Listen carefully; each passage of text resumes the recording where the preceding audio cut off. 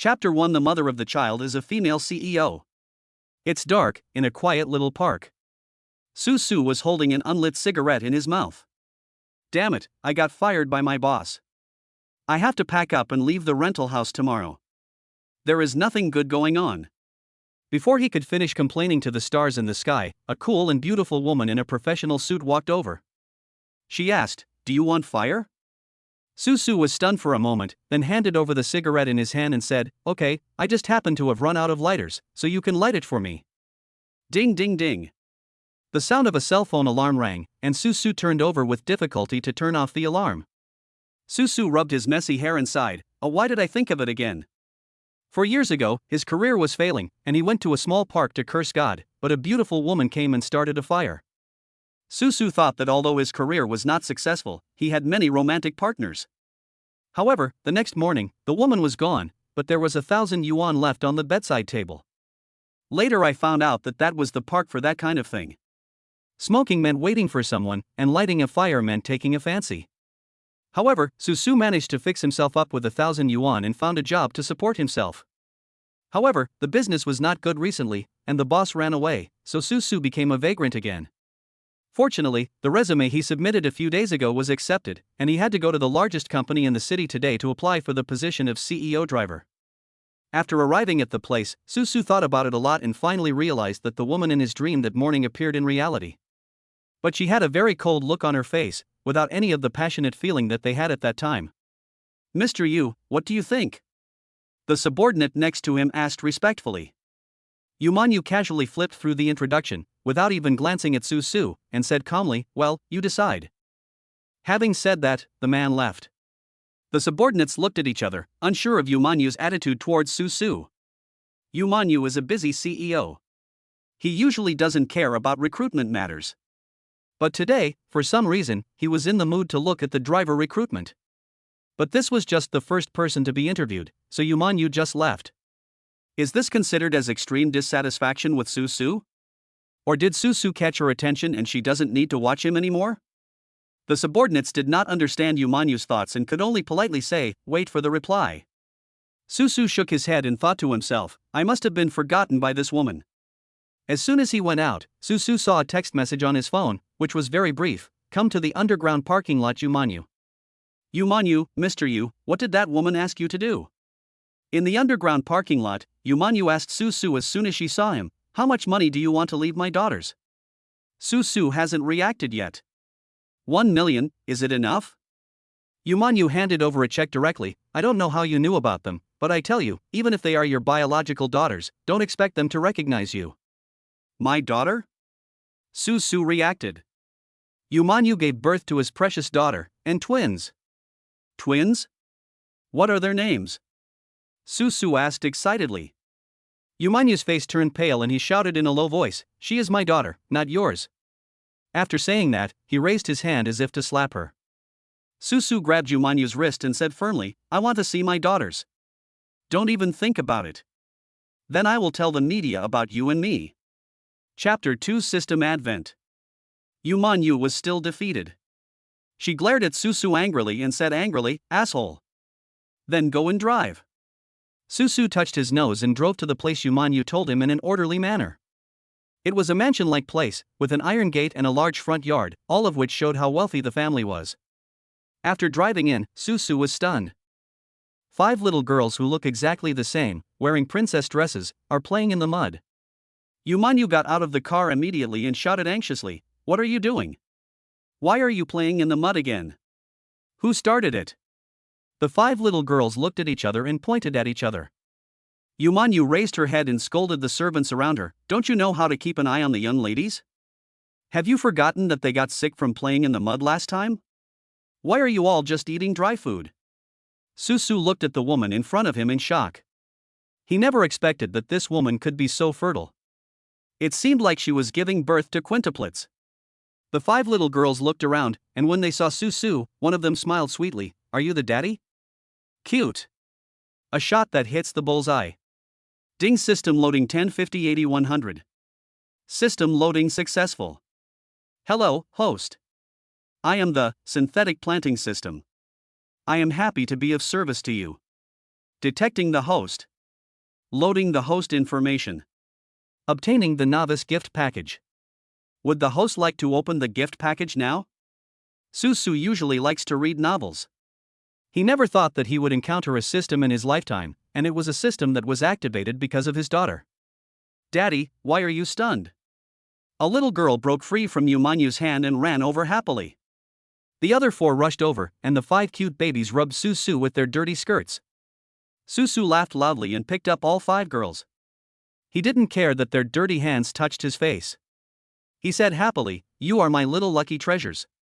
What are your names?" "My name is Zhao Zhao. My name is Hanin. My name is Xianxian.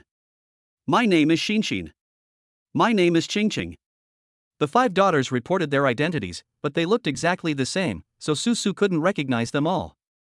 He also never expected that his wife was so gifted that she could give birth to quintuplets in one pregnancy. How come it wasn't reported in the news? Moreover, each of my daughters' names contains the word son in it.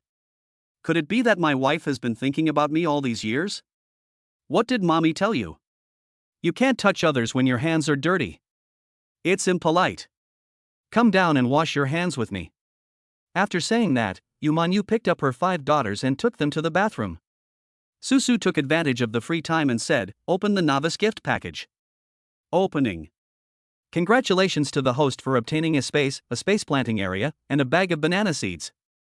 After the system finished speaking, a translucent page popped up in front of Susu.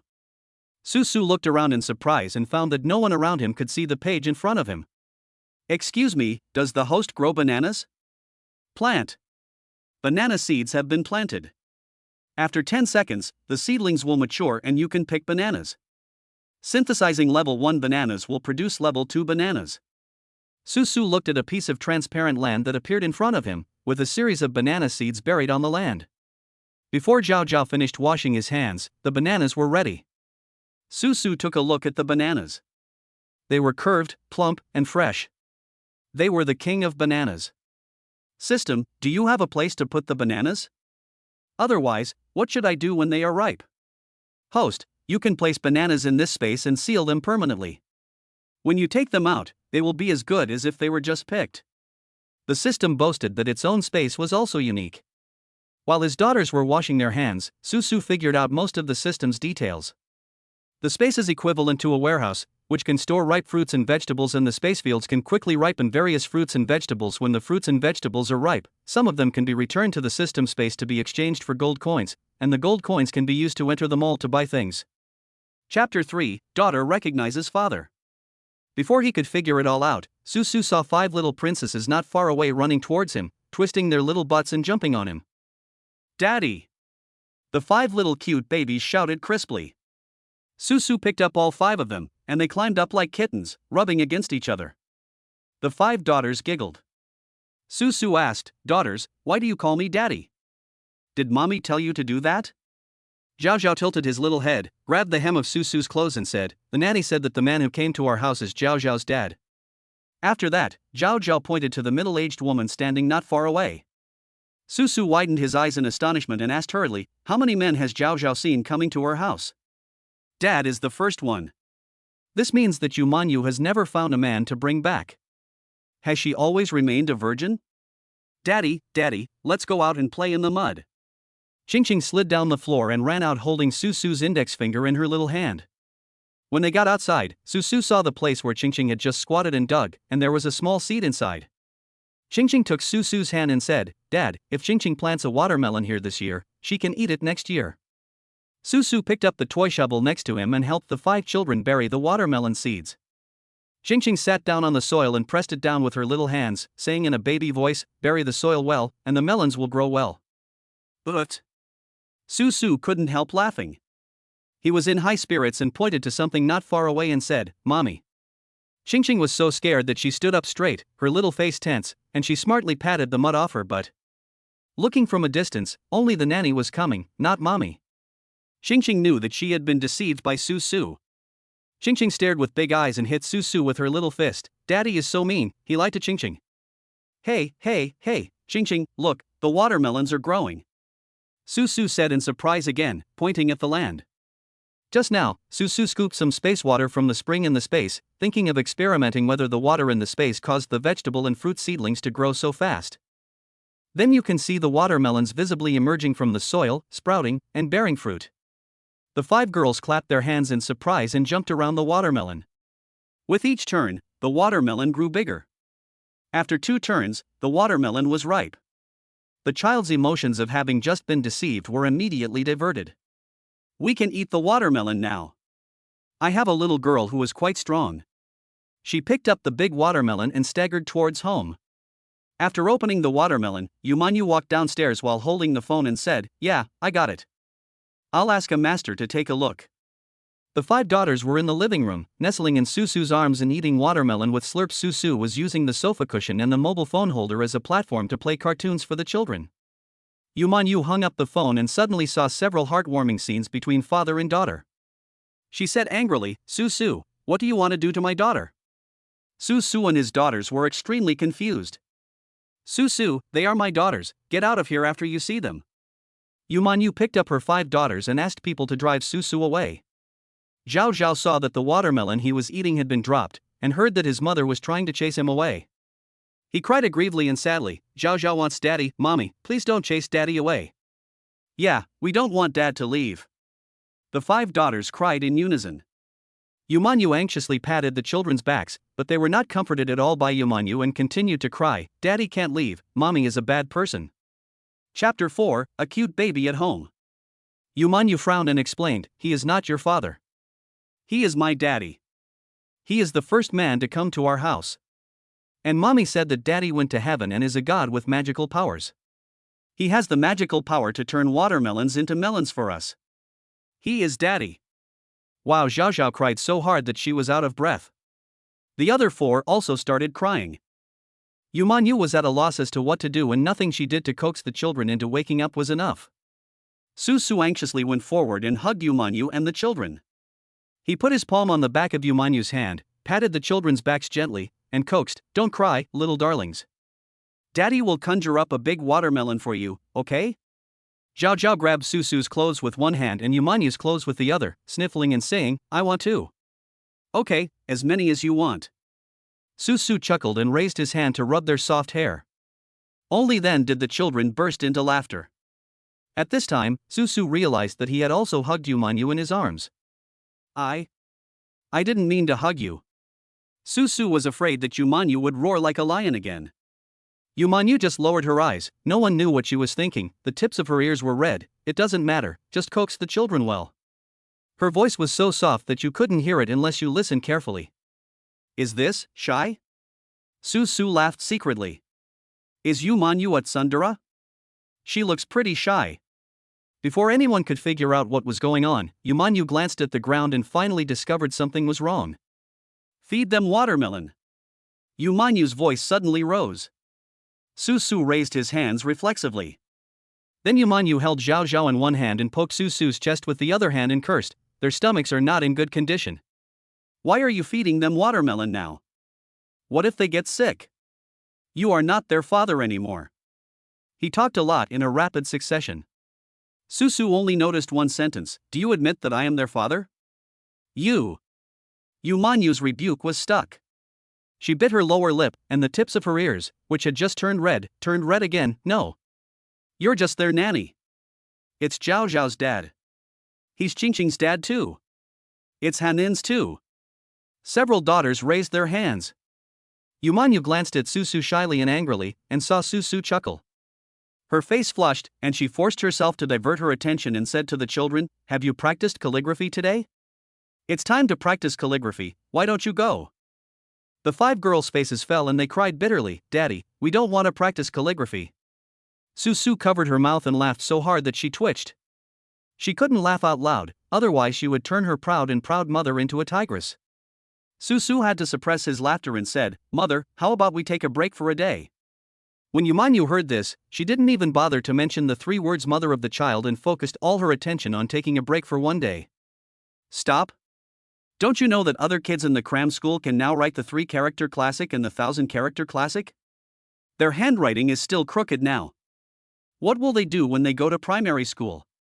Well, the way to turn a proud mother into a tigress is not only to play jokes on her, but also to stop her from learning this practice. Susu could only shrug his shoulders and helplessly watch the 5 little girls sitting in the toddler chairs, struggling to write. The 5 girls' big eyes convey one message: Dad is a traitor. Chapter 5: The Untouchable Mother. Susu finally understood why their faces fell when they heard about practicing calligraphy, because Yumanyu's requirements were too high. Shinshin is wrong. Wipe it off. Hanin is out of line. Wipe it off. The word Zhao Zhao is written too crookedly. Erase it. Qingqing's handwriting is too ugly. Erase it. Throughout the afternoon, the 5 girls completed a total of 3 words through intensive study of manhwa. One of the characters is the simplest one. When it was time for dinner, the 5 little girls could finally leave their little stools. They threw themselves on Susu and cried, "We love Daddy so much, but Daddy doesn't love us anymore. We are not Daddy's little lovers anymore." Susu's mind was full of question marks. What was this little girl thinking in her mind? Why are you saying that? You are Daddy's good babies in little cotton padded jackets, not Daddy's little lovers. Zhao Zhao bit her lips and said, "That's how it's played out in TV dramas, my sweetheart." No, Daddy didn't save Zhao Zhao just now. Daddy is bad. Zhao Zhao wants to beat Daddy. After saying that, Zhao Zhao swung his fists left and right. The other 4 little girls punched him with their pink fists. Susu let them hit him twice, and then he hugged all his daughters in his arms, and they found that they could not touch Susu. The 5 girls stared at Susu with wide eyes. Susu smiled and said, "Why don't you fight anymore?" The 5 girls pouted and cried in grievance, "Wow. Daddy is bullying us." Okay, the kid's ultimate move is activated. Now Susu could only hold them in his arms and coax them. However, Susu soon realized that coaxing children was useless, and diverting their attention was the most effective way. After coaxing them for 10 minutes, they were still pouting and angry. Finally, Yumanyu said, "Come here, wash your hands and eat." They immediately jumped out of Susu's arms, looking very happy, and shouted, "Eat, eat." At that moment, Susu couldn't figure out whether the little kid was angry about his behavior just now, or was angry that the meal was not ready yet. The 5 little girls are already 3 years old. Under Manyu's high-intensity growth education, they have learned to eat on the chair by themselves and to wipe their mouths with tissues. Susu smiled and said, "Your dishes today are very rich, colorful, and beautiful." The girls' bowls contain purple rice, vegetables, meat, etc., which are nutritious. Zhao Zhao just stared at the dessert on the adults' table, little puffs. Susu handed over a puff and said, "Want to eat it, babies?" Susu smiled and said, "It's okay, it's just one, it won't make you sick." The 5 little girls had already stretched out their hands, and they were only a palm away from touching the puffs that they had never eaten before but that other children had eaten. Other children said it was sweet inside and especially delicious. At this moment, Yumanyu said casually, They were so scared that they retracted their hands. They looked at Yumanyu nervously, then at Puff, biting their lips and twisting their clothes with their hands. Finally, he swallowed his saliva and said reluctantly, "Not eating dessert, it's not good for your stomach." Yumanyu smiled and said, "Good boy, you did a good job in resisting the temptation." After saying that, Yumanyu glared at Susu. Susu ate the puff himself. After dinner, the nanny took the children out to play. Susu suggested to Manyu, "You are 3 years old now, so you can have some snacks. It doesn't matter if you can't eat watermelon or puffs." However, another way to anger a mother is to give snacks to her child at random. Whether you are the father of the child or not, you will be taught by a mother, no. Their immunity is not yet developed. What if you feed them random food and they get upset? 3 years old is the golden age for children. Do you know how to prepare nutritious meals for them? Susu touched his nose and thought, "I can't afford to offend the mother of this child." Chapter 6: Tulip Problems. According to Yumanyu's situation, she could have talked for another half an hour, but a phone call interrupted her. "Hello, I know, the tulips will be auctioned in 10 days, right? Take them down?" "No, the company will lose millions." "Forget it, I'll think of another way." Yumanyu's expression never relaxed while he was on the phone, his brows were furrowed the whole time. Seeing her face so ugly, Susu couldn't help asking, "What's wrong?" "I heard tulips. Is there something wrong with the flowers?" Yumanyu bit her lower lip, looking aggrieved just like her daughters, only a little more mature and cold. "It's just a problem with a project in the company, you don't have to worry about it, just wait for me to support you." It is a good thing to be supported by a rich woman, but as a husband, you cannot just wait for your wife to support you. Susu's eyes turned and he said confidently, I studied gardening before, maybe I know how to do it, how about I come and take a look? Yumanyu hesitated for a long time, staring at Susu's face for a long time, and then said in a low voice, yeah. I guess she was at her wit's end. Otherwise, given her proud and self-respecting personality, she would never have asked Susu for help. Let's just try it out. The next morning, Susu drove to the tulip garden according to the location Yumanyu told him. As soon as he entered, he only took a quick glance and understood, even though he had never studied gardening, that this patch of tulips was doomed and there was little chance of saving them. One by one they drooped, and some of them never grew the same at all. Yumanyu smiled bitterly and said, these tulips were airlifted from the Netherlands by the company. We spent a lot of money to build a shed to house them. We planned to take them to the auction in 10 days. But somehow, they turned into this overnight. Susu squatted down, carefully examined the tulips, and said, is the temperature in your greenhouse set too high? Are the moisture levels not well controlled? All of these tulips appeared to be in a state of overwatering and insect infestation, but when Susu checked the greenhouse's temperature and water control, he found that the temperature and water levels were normal, and the amount of insect control on the tulips was also normal. Everything appears normal, no problem. It's strange indeed. This really stumped Susu. He scratched his head and couldn't come up with a specific plan for a long time. Yumanyu said dejectedly, we have asked the dean of the agricultural university to take a look before, but he couldn't explain the reason. The soil, temperature, and water content are all fine. We are at a loss, so we are thinking of finding a feng shui master to see if there is something wrong with the feng shui here that caused the tulips to be like this. Susu turned around but couldn't find out what went wrong. He could only hug Yumanyu to give her a little comfort. The fragile Yumanyu didn't care and half leaned on Susu, frowning. System, can you detect any problems with these tulips? Susu summoned the system secretly. The system's electronic voice sounded, the system is scanning. Scanning successful. Testing in progress? Testing successful. Host, there is a tulip here that has been genetically engineered. This is a hidden genetic drug that can change the subtle smell of the tulip and attract a special insect. Because this gene and insect are not within the detection range of the tulip, it is difficult to be discovered. Chapter 7, a small matter. Well, do you have any ideas? Yumanyu looked up at him from Susu's arms, and suddenly there was a hint of expectation in her eyes. Yes, of course. With Susu's systematic guidance, he found the mutated tulip very easily. He took a pair of scissors from the side and cut the tulip with a click. All right. Susu clapped his hands, looking as if he had accomplished something. That's it? Yumanyu looked at Susu in disbelief. Was he teasing her? No matter what, I am the president of a company after all. Is Susu treating me like this? Is he taking me for a fool? Yumanyu broke away from Susu's embrace, with a look of extreme disappointment on her face. Originally, I had no other choice but to bring him here with the last bit of hope for Susu. But she never expected that this boy actually played a trick on her. You disappoint me so much. You don't understand anything and there is no way you can say it. Why did you lie to me? Do you think I'm a fool? If I break this branch, will all the tulips in my shed be safe? Susu was stunned at that time. He didn't expect Yumanyu to react so strongly. Of course, he was just beginning to feel the power of women. If he wants to live with his daughters in the future, he must be familiar with women's tempers. No. Mother, please listen to my explanation. Yumanyu turned around and was about to leave, and Susu hurriedly chased after her.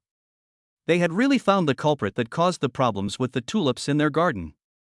As for the rest, as long as you water it well, it will basically recover.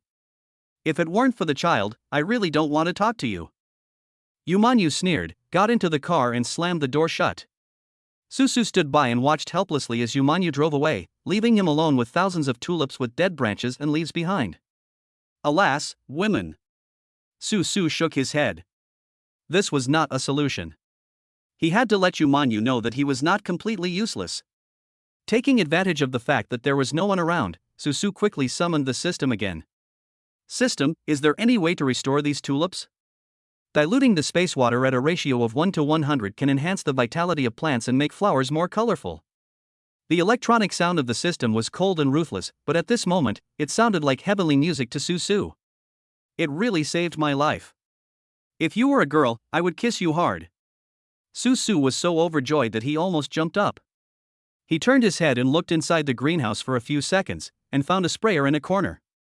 He had done farm work when he was a child and knew how to use these things. According to the ratio prompted by the system, Susu mixed the space water and ordinary water, put them in the sprayer, and carried it directly on his back. The entire greenhouse covers an area of more than 10 acres. If Susu wants to spray all of this by himself, he will probably have to work until tomorrow. However, in order to prevent his daughter from ending up on the streets and free Umanyu's business, Susu gritted his teeth and took a firm step without hesitation. Chapter 8, Outsiders Ridicule. Hey, look, the man that Mr. Yu brought started spraying something on the flowers. Yeah, is he Mr. Yu's husband? Why did he start working? Do you think he knows how to save these tulips? Forget it. The expert we invited last time couldn't do anything. He's the dean of the agricultural university. Could this person be more powerful than the dean? Looking at Susu working hard there, the staff that Umanyu had invited to look after the tulips stood by with their arms folded and watched coldly. Not only did they have no intention of coming to help, they even felt that Susu was wasting his efforts. Experts have already sentenced these flowers to death, so there is no point in doing anything else. These tulips are getting worse day by day. With the weather being so hot, it won't be long before they are all gone. Umanyu was so angry about this matter that she returned to the company. She had to find a solution quickly. Not only had the company invested several $1 million in this batch of tulips, but the preparation time alone took as long as 3 months. The city is about to hold a flower expo, and the auction at this expo is the only thing Umanyu cannot miss. The company's operating conditions have deteriorated over the past year. And being able to offer the best tulips in the country at the auction is Umanyu's final comeback. If it fails, the company may not last more than 3 months. But once successful, these tulips will quickly find their way into the market, the company will become famous, and it will be able to revive. President Yu. When the secretary saw Yuman walking into the office angrily, he looked at her cautiously and didn't dare to get too close. What's wrong? Tell me what's going on. By the way, is the professor I met with yesterday here? As soon as Umanyu sat down, she began to look through her phone's address book. She had to find some experts to see what was wrong with the tulips and whether they could be saved. Mr. Yu, you should come and take a look. The secretary was a little at a loss. Seeing her hesitating, Umanyu was speechless. My time is precious, you'd better not waste it anymore. I've already wasted a lot of time on a useless person. Umanyu said this, but still followed the secretary to the desk outside. Above the table is a screen wall, and the display shows surveillance images of some factory greenhouses. In order to keep track of the condition of her flowers at all times, Umanyu had surveillance cameras installed. The secretary pointed to one of the surveillance cameras and asked Umanyu to look at it. On the monitor screen, I saw a figure moving back and forth among the flowers.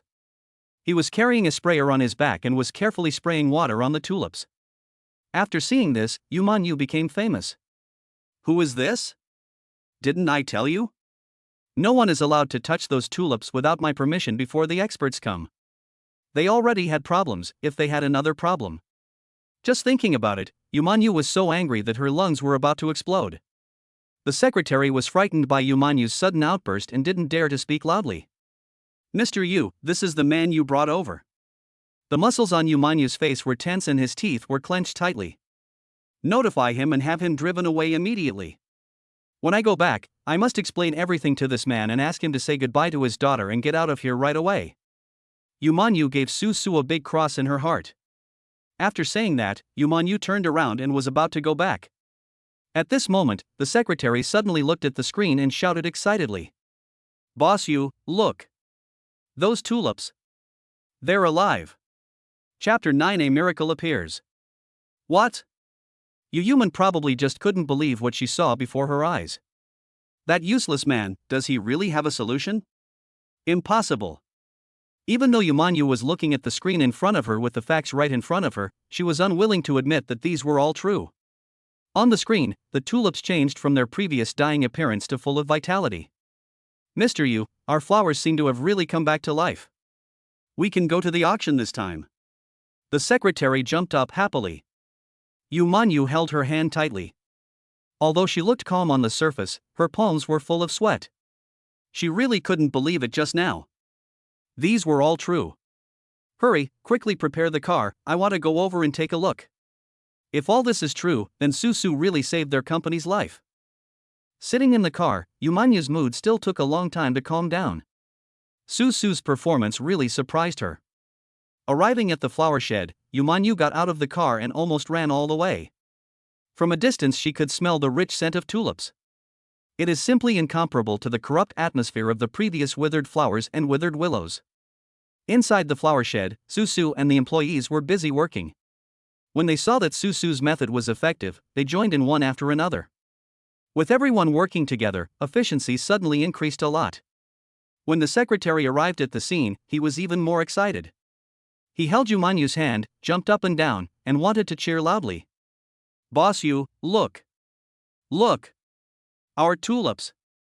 Although Yu Manyu didn't say anything, the smile on her face betrayed her inner thoughts. Yes, the company is saved now. Susu no longer needs to spray water himself. He only needs to mix the spray and let the staff do it. As soon as he finished his work here, Susu felt as if there was a pair of burning eyes looking at him from behind.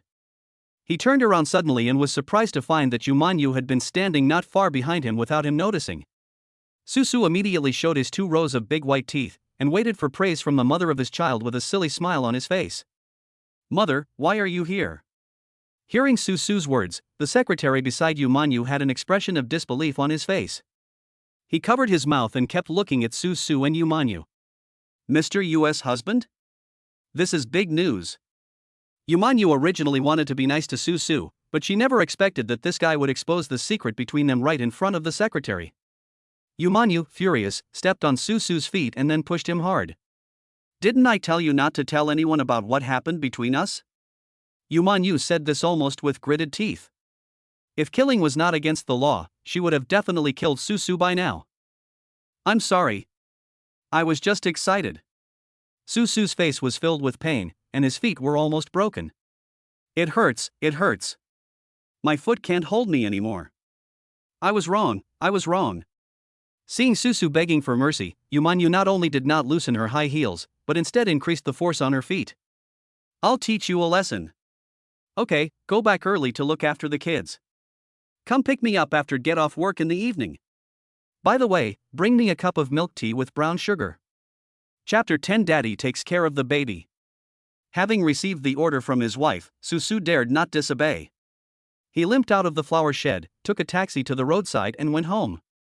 After not seeing them for a day, Susu still missed his 5 daughters very much. As soon as I arrived at the door of my house, I heard the chattering sounds of several daughters playing on the lawn inside the villa. When he was alone before, Susu thought that he would never be able to have children in his life. Susu always felt that children were the most terrifying demons in the world. But when he found out that he had 5 extremely cute and well-behaved daughters, he immediately threw away the beliefs he had once held. It's obvious that my daughter is the cutest creature in the world, okay? Now even if Susu was given a mountain of gold in exchange for his daughter, he would refuse without hesitation. Moreover, even if Yu Manyu wanted to drive him away again, he would never leave. Wherever my daughter is, there I am. My dear girls. Daddy is back.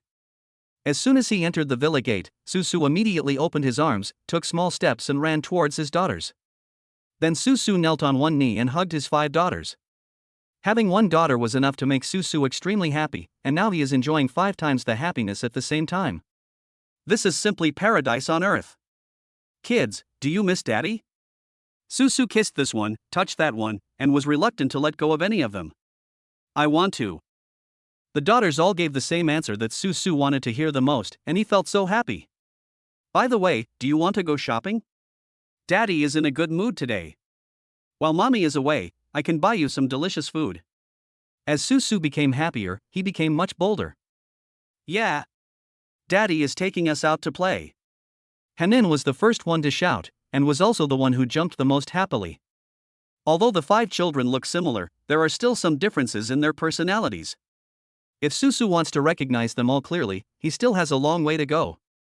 Looking at the children cheering and jumping for joy around him, Susu simply wanted to give them all his heart. After hearing what Susu said, the aunt who had been taking care of the children turned pale with fright. She hurried over in a panic and grabbed Susu. Mr. Su, you can't take the child out. Without Miss Yu's consent, that won't work. On weekdays, Yumanyu takes strict care of her children. She holds them in her hands for fear of dropping them, and holds them in her mouth for fear of melting them. If there is any possibility that the child may be in danger, I will never let my child take the risk. She's not here now. Besides, she specifically asked me to come back and take care of the child. Taking the child out shopping is also part of taking care of the child, don't you think? Nowadays, every child has to go out for a walk. It's really unreasonable to keep them locked up at home all the time. Susu is now in a situation where there is no tiger in the mountain and the monkey is king. Since Yumanyu is not at home, doesn't that mean I am the owner of this villa? Thinking of this, he no longer cared what the aunt said and walked out with the child. Seeing Susu's willful behavior, the aunts in the family shook their heads helplessly. Daddy, I want toys. Dad, I want to eat delicious food. Dad, I want to go on the slide. Dad. Dad. When they came out, Susu had very beautiful thoughts. He thought that he and his daughter would become the most beautiful scenery on the street. Chapter 11 Tulip Auction. However, the development of facts was completely different from what he had imagined. The children all have their own ideas, and there is no way he can take care of 5 children at the same time by himself. Okay, Daddy will agree to anything you ask for. Susu now wanted to take a knife and split himself into 5 pieces. Watching a few children jumping around is supposed to be a very happy thing, but I never expected it to be so tiring. Once you go out and play, time passes quickly. Susu also forgot that he had an important thing to do. Seeing that it was getting dark, Susu slowly returned home with his 5 daughters. Each girl had a bunch of snacks in her hands. The children ate as they walked, and Susu watched with a look of satisfaction on his face. Stop! Just as a few people were about to enter the door, a very cold voice suddenly came from the side. Like the devil's whisper from the depths of hell, Susu immediately shuddered all over. Mother! Susu immediately remembered that he was supposed to pick up Yumanyu. But he forgot about it. Moreover, Yumanyu saw that she was feeding snacks to the child. Susu! I gave you face. Yumanyu gritted her teeth, and her whole body began to tremble slightly with anger. No. Mother, please listen to my explanation. I am doing this for the child. By the time Susu turned around and wanted to use his daughters as a shield, those brats had already run away. It's over. Susu was already in despair. He didn't know how he got through the night. I just know that I will never dare to act rashly in front of Yumanyu again.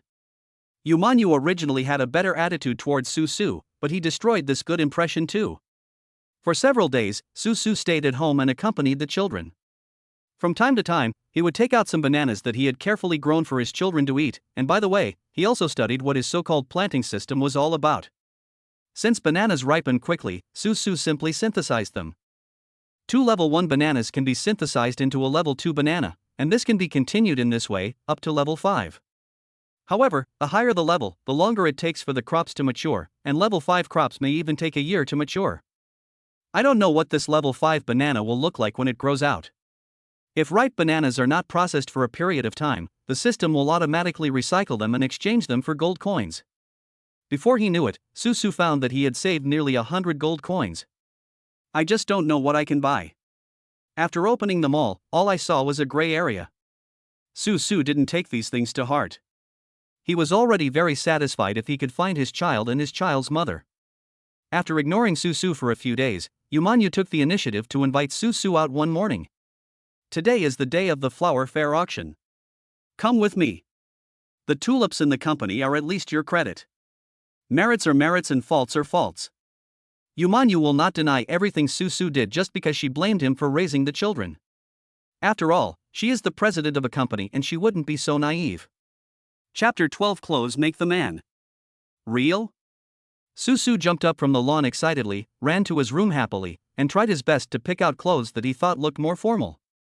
But as soon as she came out, Yumanyu covered her forehead repeatedly. You don't have anything to wear? Dad is sloppy. Dad, your suit is all wrinkled. Not only Yumanyu couldn't stand it anymore, even his own children started to make sarcastic remarks. Susu's face turned red all of a sudden, and there was nothing he could do. He bought this when he was looking for a job. At that time, in order to save money, I went to the clothing wholesale market and bought it for 200 yuan. Forget it. Wait a minute. Yuman didn't want to say anything more, turned his head away and stopped looking at Su. He picked up the phone and dialed a number quickly. Hey, prepare 10 sets of clothes for me, and they must be made of the best materials. It's a man's, about 1.8 meters tall, and weighs 60 kilograms. Speaking of which, it was the first time that Yumanyu took a close look at the father of her child. I didn't expect that he was quite good looking. It seemed that I was not blind, as I didn't find an ugly guy that night. Soon, Yumanyu hung up the phone. She had already arranged the clothes. Oh, don't you think this is a waste? I don't usually go out to discuss business or anything. Did it cost you too much? Su was taught to be thrifty since he was a child, so in his opinion, such things were unnecessary waste. If you follow me to the auction, you will represent the image of the company. If you go there dressed like this, people will think our company is going to close down. Yumanyu glared at Su fiercely, her lips pouted high. How come this kid has no drive to strive? I even wanted to arrange a more technical job for him in the company. The reason why Yumanyu brought Su this time was that he hoped he could get to know some people in the circle. But looking at Su's appearance and his attitude just now, it's obvious that he just wants to live off his wife. Children, Daddy wants to play a game with you. Come on, Daddy will teach you how to plant flowers. Seeing that it was still early, Su simply started playing with his children on the lawn again. The children cheered and ran around following Su. Seeing this scene, Yumanyu was both happy and angry. After a while, the secretary drove to their door. He rushed in with bags in his hands. Boss, the clothes you asked for are here. Yumanyu threw the clothes to Su who was still digging without even looking at them. I'll give you 10 minutes. Hurry up and change. We'll be leaving soon. Don't keep me waiting. Su didn't dare to delay, he jogged up the stairs and came down in just 5 minutes. But this time, Yumanyu took a casual glance and found that he couldn't look away. He was wearing an expensive suit and a simple tie with a pure gold brooch on it. The hair that was originally tied up by the child was combed back, and Su's whole spirit changed. Here we are, then, let's go. Yumanyu's speech was a little unsound. Su looked a little too handsome. And in every aspect, it was exactly what Yumanyu expected. Chapter 13 Auction. This expo can be said to have brought together companies and shops from the entire Hong Kong flower industry. When he arrived at the exhibition, Su felt that he had never seen so many flowers in his life. It's like entering a fairy tale world with no end in sight. The air was filled with rich floral scent. In stark contrast to Su's look of seeing everything new, Yumanyu got out of the car with a strong aura all over her body, looking like an ice queen. It's impossible not to notice her. Isn't this Mr. Yu from Yalan International? Wow, the real person is indeed worthy of her reputation. She is really a beautiful CEO. Hey, I heard their company is having an auction at the Tulip booth. Why don't we go take a look? Listening to the whispers of the onlookers nearby, Yumanyu had no expression on his face. She never cared about these compliments, nor did she belittle herself because of them. Wow, are you that famous? Su didn't expect that the icy beauty walking in front of him would be so famous among people. He originally thought that Yumanyu was just rich. It seems that I still underestimated it. She is not a pretty vase. Don't say those useless things. When we get to the auction site later, don't talk nonsense. Yumanyu gave a few instructions with an expressionless face, and the two of them quickly rushed to the auction site. Today is a tulip auction, and it is a special auction of imported tulips. Yumanyu and all the staff in the company have been preparing for this auction for several months, waiting for this day. The auction site was already packed with people. The venue was not particularly large, but it was already packed. However, as participants in the competition, Yumanyu and her friends naturally did not need to walk with the audience. She took Su through a side door and came directly to the backstage of the auction. There is another world inside. There are 2 auctions in total, the one outside is for small companies, and the auction price will not be particularly high. But the smaller auction inside is different. We specialize in business with big customers, and the price and quality of tulips have increased several times. Remember what I just said, don't talk nonsense. Those who come here are all well-known figures in Hong Kong, and many of them may be potential investors in our company. If you say something wrong and offend them, it will have a huge impact on the company. When they reached the door, Yumanyu turned back and emphasized to Susu again with some concern that she was still worried. Whether the company can turn around depends on this time, so we can't make any mistakes. Don't worry, I'm not stupid. Susu patted his chest to assure himself, and a silly smile appeared on his face again. Looking at him like this, Yumanyu sighed helplessly. This Susu, now dressed like a decent person, but he cannot speak. As soon as he opens his mouth, people will feel like he has been exposed. But now that things have come to this, we can only take it one step at a time. Pushing open the door and entering the auction house, there were bright lights and soft music playing. Many people in luxurious clothes gathered in groups of 3 or 4, holding red wine glasses in their hands, and talked loudly. Yumanyu's appearance was like a signal, attracting the attention of everyone in the audience. Chapter 14 Auction Preheating. Yumanyu? Why is she here? Isn't their company going out of business?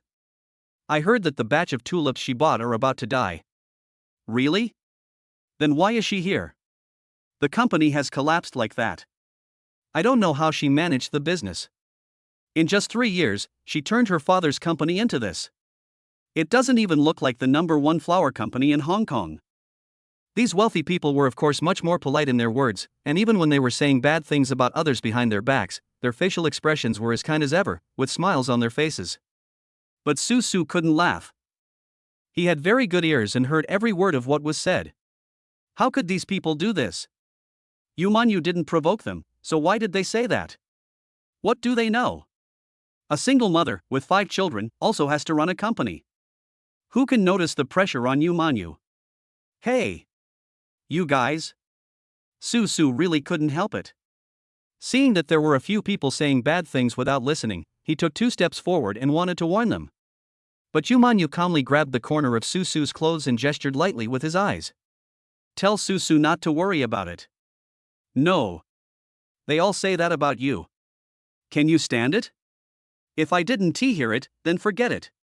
They said I can do it, but they said you can't. You are the mother of a child. I can't let you be bullied outside. Although Susu's biggest ambition now is to live off his wife, he has long regarded Yumanyu as his own relative. Looking at Susu's sincere eyes, Yumanyu felt for a moment that her heart seemed to melt. But this feeling was fleeting. Shut up. What did I just tell you? Don't bother with them. They are our competitors. The auction is about to begin. It will be considered a skill when we defeat them with tulips. Yumanyu narrowed her eyes slightly. The time was about to begin. Success or failure depended on this one move. In the middle of the venue, there is a stage of medium size. A beautiful woman in gorgeous clothes walked onto the stage. Susu had never seen such a beautiful woman before, and he was dazed for a moment. Yumanyu took a quick glance and saw Susu's stupid look, so she quietly reached out and twisted his arm hard. What are you looking at? You've never seen it before. If you look at my eyeballs again, I'll dig them out for you. Yuman's tone was not good. This Susu knew that he was around, but he dared to look at other women. No. I was wrong. Susu grimaced in pain, but didn't dare to scream too loudly. I just looked at this woman and thought she looked familiar. She looks a bit like the popular movie star Li Yingying. Susu quickly found an excuse to defend himself. Of course, he was not lying. Nonsense, she is. Yumanyu rolled her eyes at Susu, with a hint of disdain on her face. It's just an actor, what's so great about that? If it comes to beauty, Yumanyu feels that she is not necessarily worse than Li Yingying. When Susu heard the news, his eyes widened in disbelief. Such a big movie star actually chose to be the host of their auction? Oh my goodness. Amid Susu's exclamation, the auction finally kicked off. Everyone is welcome to attend our Dutch tulip auction this time. Li Yingying's voice is melodious and beautiful, like the sound of an oriole, leisurely and cool, making people intoxicated by it. The scale of our auction this time can be said to be the largest ever. Everyone is blessed this time. Of course, I won't waste any more time. Let's get ready and get started right away. Chapter 15 So Mean. Li Yingying gave a simple opening speech and then went straight to the point. The first to appear is Hong Kong's largest tulip import company, Jean Yume. As the introduction began, the audience began to applaud loudly. You have to know that these people present are all celebrities in Hong Kong. To be able to make them applaud enthusiastically, you can imagine how powerful Jean Yume is. How come this company is so awesome? So many people applaud it. Su Su was a little unconvinced. He thought that the tulips he had personally saved would definitely not be worse than any other variety from any company here. He is now the number one in the industry, everyone has to give him some respect. Yumanyu was also a little unhappy. 3 years ago, the title of first place was still held by her company. As the auction continued, Jean Yume's tulips were also moved onto the stage. Their products are really good, with pure colors and no blemishes, and they look very beautiful. You can tell at first glance that these are genuine high-quality tulips imported from the Netherlands. Great stuff! These are the best tulips from the Netherlands. Yumanyu was a connoisseur of good things. She was originally very confident, but now she couldn't help but feel a little worried. The opponent used his ultimate move right at the start, so how can we auction other people's things? Oh, that's right. I just heard someone say that this is indeed the best tulip in the Netherlands. Our company also spent a whole year to build a tulip farm in the Netherlands. This is also the result of our joint efforts with local flower farmers. Their pattern is much higher than those flower merchants who only know how to import. The person who spoke was Jean Yume's president, Shi Yangfu. Boss Yu, how are you? Shi Yangfu walked up to Yumanyu with a smile, holding a wine glass in his hand, and gently clinked the glass with Yumanyu's hand. I don't know how you've been doing these past 2 years.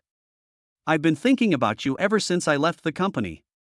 Shi Yangfu had a smile on his face, but his calm words continued to uncover the scars in Yumanyu's heart. Boss Yu is so busy, so you don't have to worry about him. Yumanyu casually handed the wine glass to Su Su, without even looking at Shi Yangfu, and turned to look in another direction. Shi Yangfu was not angry when he received this treatment, he just laughed. Boss Yu, let's talk about this another day. By the way, if the company can't sustain itself, you can consider selling Airland International to me. Even if Su Su didn't know what this person did, he now understood that this person came here specifically to cause trouble. The people watching nearby couldn't help but chuckle. Shameless. If Yumanyu hadn't stopped him, Su Su really wanted to go up and slap this kid twice. Don't worry about him. If you hit him, the police will arrest you immediately. I'm not even sure I can bail you out.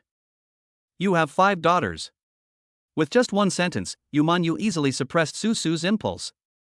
I won't let him off. Su Su looked at Shi Yangfu's back, clenched his fists and gritted his teeth. He silently memorized Shi Yangfu's name in his heart. Wait. Chapter 16 Expensive Price. Apart from anything else, as soon as these golden and beautiful tulips came out, the whole venue was filled with their fragrance. Those buyers who had been eager to try the auction could no longer wait. They began to raise their number plates, ready to bid for the beautiful tulips. The starting price is 100 yuan per stick, and each increase must not be less than 10 yuan. As soon as Li Yingying announced the rules, the venue was immediately filled with the sounds of bidding. 150. 200. 300. In just a few minutes, the price rose from a few hundred yuan to more than 1,000 yuan. Oh my god. No way, one flower costs 1,500? Su Su was really eye-opening this time. He felt that he had lived in vain for the past 20 years. That's nothing. 3 years ago, one tulip from our company was sold for a record-breaking $3,000. Yumanyu didn't care about Su Su's surprise, but looked at Shi Yangfu on the stage with envy. Although I don't like this guy, their company really made a profit this time. In just a short while, tens of thousands of tulips were sold. The sales volume alone is in the tens of millions. And if they grow all these tulips themselves, their gross profit will be higher. But my own tulips, will I be able to fetch a good price for them later? Yumanyu herself began to lose confidence. Mother, are you okay? Su Su watched Yumanyu's body sway twice, and quickly reached out to support Yumanyu's back. I'm fine. Take your hands away. Men and women shouldn't touch each other. Yumanyu gently supported her forehead with her hand. She felt so nervous that she could hardly breathe. But she still tried her best to push Su Su away. She couldn't accept that a man she had only met for a few days was treating her so intimately. Even if the other person is the father of his own child. People outside the venue were busy with the auction, and it was very lively. But the tulips that Jean Yume brought were quickly sold out. We even received long-term orders worth hundreds of thousands. In today's auction, in addition to Jean Yume, there is another highlight, that is our Hong Kong, the leader of the flower market in the past few years, Airland International. Li Yingying suddenly started to introduce Yu Manyu's company, and she even went out of her way to make the halo of the past sound very grand. It's our turn. Su Su looked towards the stage with great excitement, a look of pride on his face. Ha, isn't there something wrong with their flowers? Why are you still here for the auction? Did you temporarily draw other sources of goods? Forget it. It's impossible to order flowers from the Netherlands at this time and have them delivered so quickly. I guess, they must be some flowers of poor quality, nothing to look at. Many onlookers were optimistic and did not think that Yu Manyu could come up with anything that would impress them. Some even planned to leave. These people are so arrogant. I will show you what a truly noble tulip is in a moment. Su Su was very angry, but he couldn't lose his temper at the auction. He could only sulk in secret. Yu Manyu beside her was looking at the stage nervously. She had no idea how the situation would develop next. But the fate of the company is closely related to the performance of this auction. If something goes wrong, the company might really go bankrupt. Chapter 17, There are always higher mountains. Mother, mother. Su Su suddenly found that his hand was tightly held by Yu Manyu. He could feel that Yu Manyu's hands were full of sweat. It hurts a little. Su Su, a grown man, was almost unable to bear the pinching. Don't talk, the show is about to begin.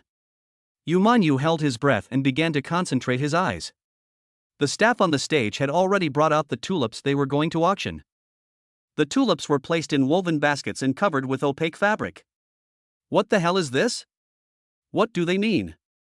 The people below were all stunned. It was the first time they saw someone bringing flowers up like this at an auction. Well, not to mention the buyers, even Li Yingying didn't know what to say for a moment. It seems that our Yalan International is really creative. Maybe he has some special skills and wants to show them to us. As he finished speaking, Yu Manyu nodded to the staff on the stage. The covering cloth on the flower basket was also lifted up little by little. Hiss. Everyone in the audience started to gasp in surprise at the same time. This flower. So beautiful. If the tulips of Jean Yume are considered beauties among flowers, then the flowers of Yalan International are fairies among flowers. Queen of flowers. Noble, dignified, and beautiful beyond words. This is so beautiful. Li Yingying's eyes were wide open, and she was muttering to herself, and the microphone almost fell to the ground. Sure, Yangfu, who had a smug look on his face before, still had an arrogant look on his face. But his whole face was already stiff at this time. He originally came from Yalan International. It would be better to say that he was sent there as a spy. After he came out, he revitalized the family business Jean Yume in one fell swoop and snatched many customers from Airland International several times. This is how he earned the reputation of being the #1 flower company in Hong Kong today. But even so, after seeing Yu Manyu's flowers, Shi Yangfu was instantly overwhelmed. I knew you would react like this. Su Su was laughing so hard that everyone in the audience was stunned. He was the only one who remained calm and composed. He already knew that this would be the result. The system had reminded Su Su at the beginning that after spraying the spray he had prepared, the tulips would not only come back to life, but their flowering potential would also be maximized. The color, smell, shape, posture, etc. of the flower can be said to have reached the top of tulips. As for improving further, the potential of these tulips is limited by their varieties. This is the tulip imported from the Netherlands brought by Yalan International. If there are any interested buyers, please raise the number plate in your hand and start the auction. Li Yingying quickly came to her senses. After the initial surprise, she did not forget her job. Oh my god, are these flowers really grown by humans?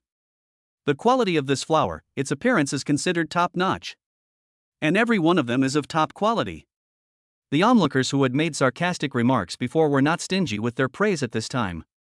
For a moment, the place was bustling with noise. Chapter 18, Refreshing the Historical Record. Seeing that the situation was very good, Su Su returned to Yu Manyu proudly and couldn't help but ask her for credit.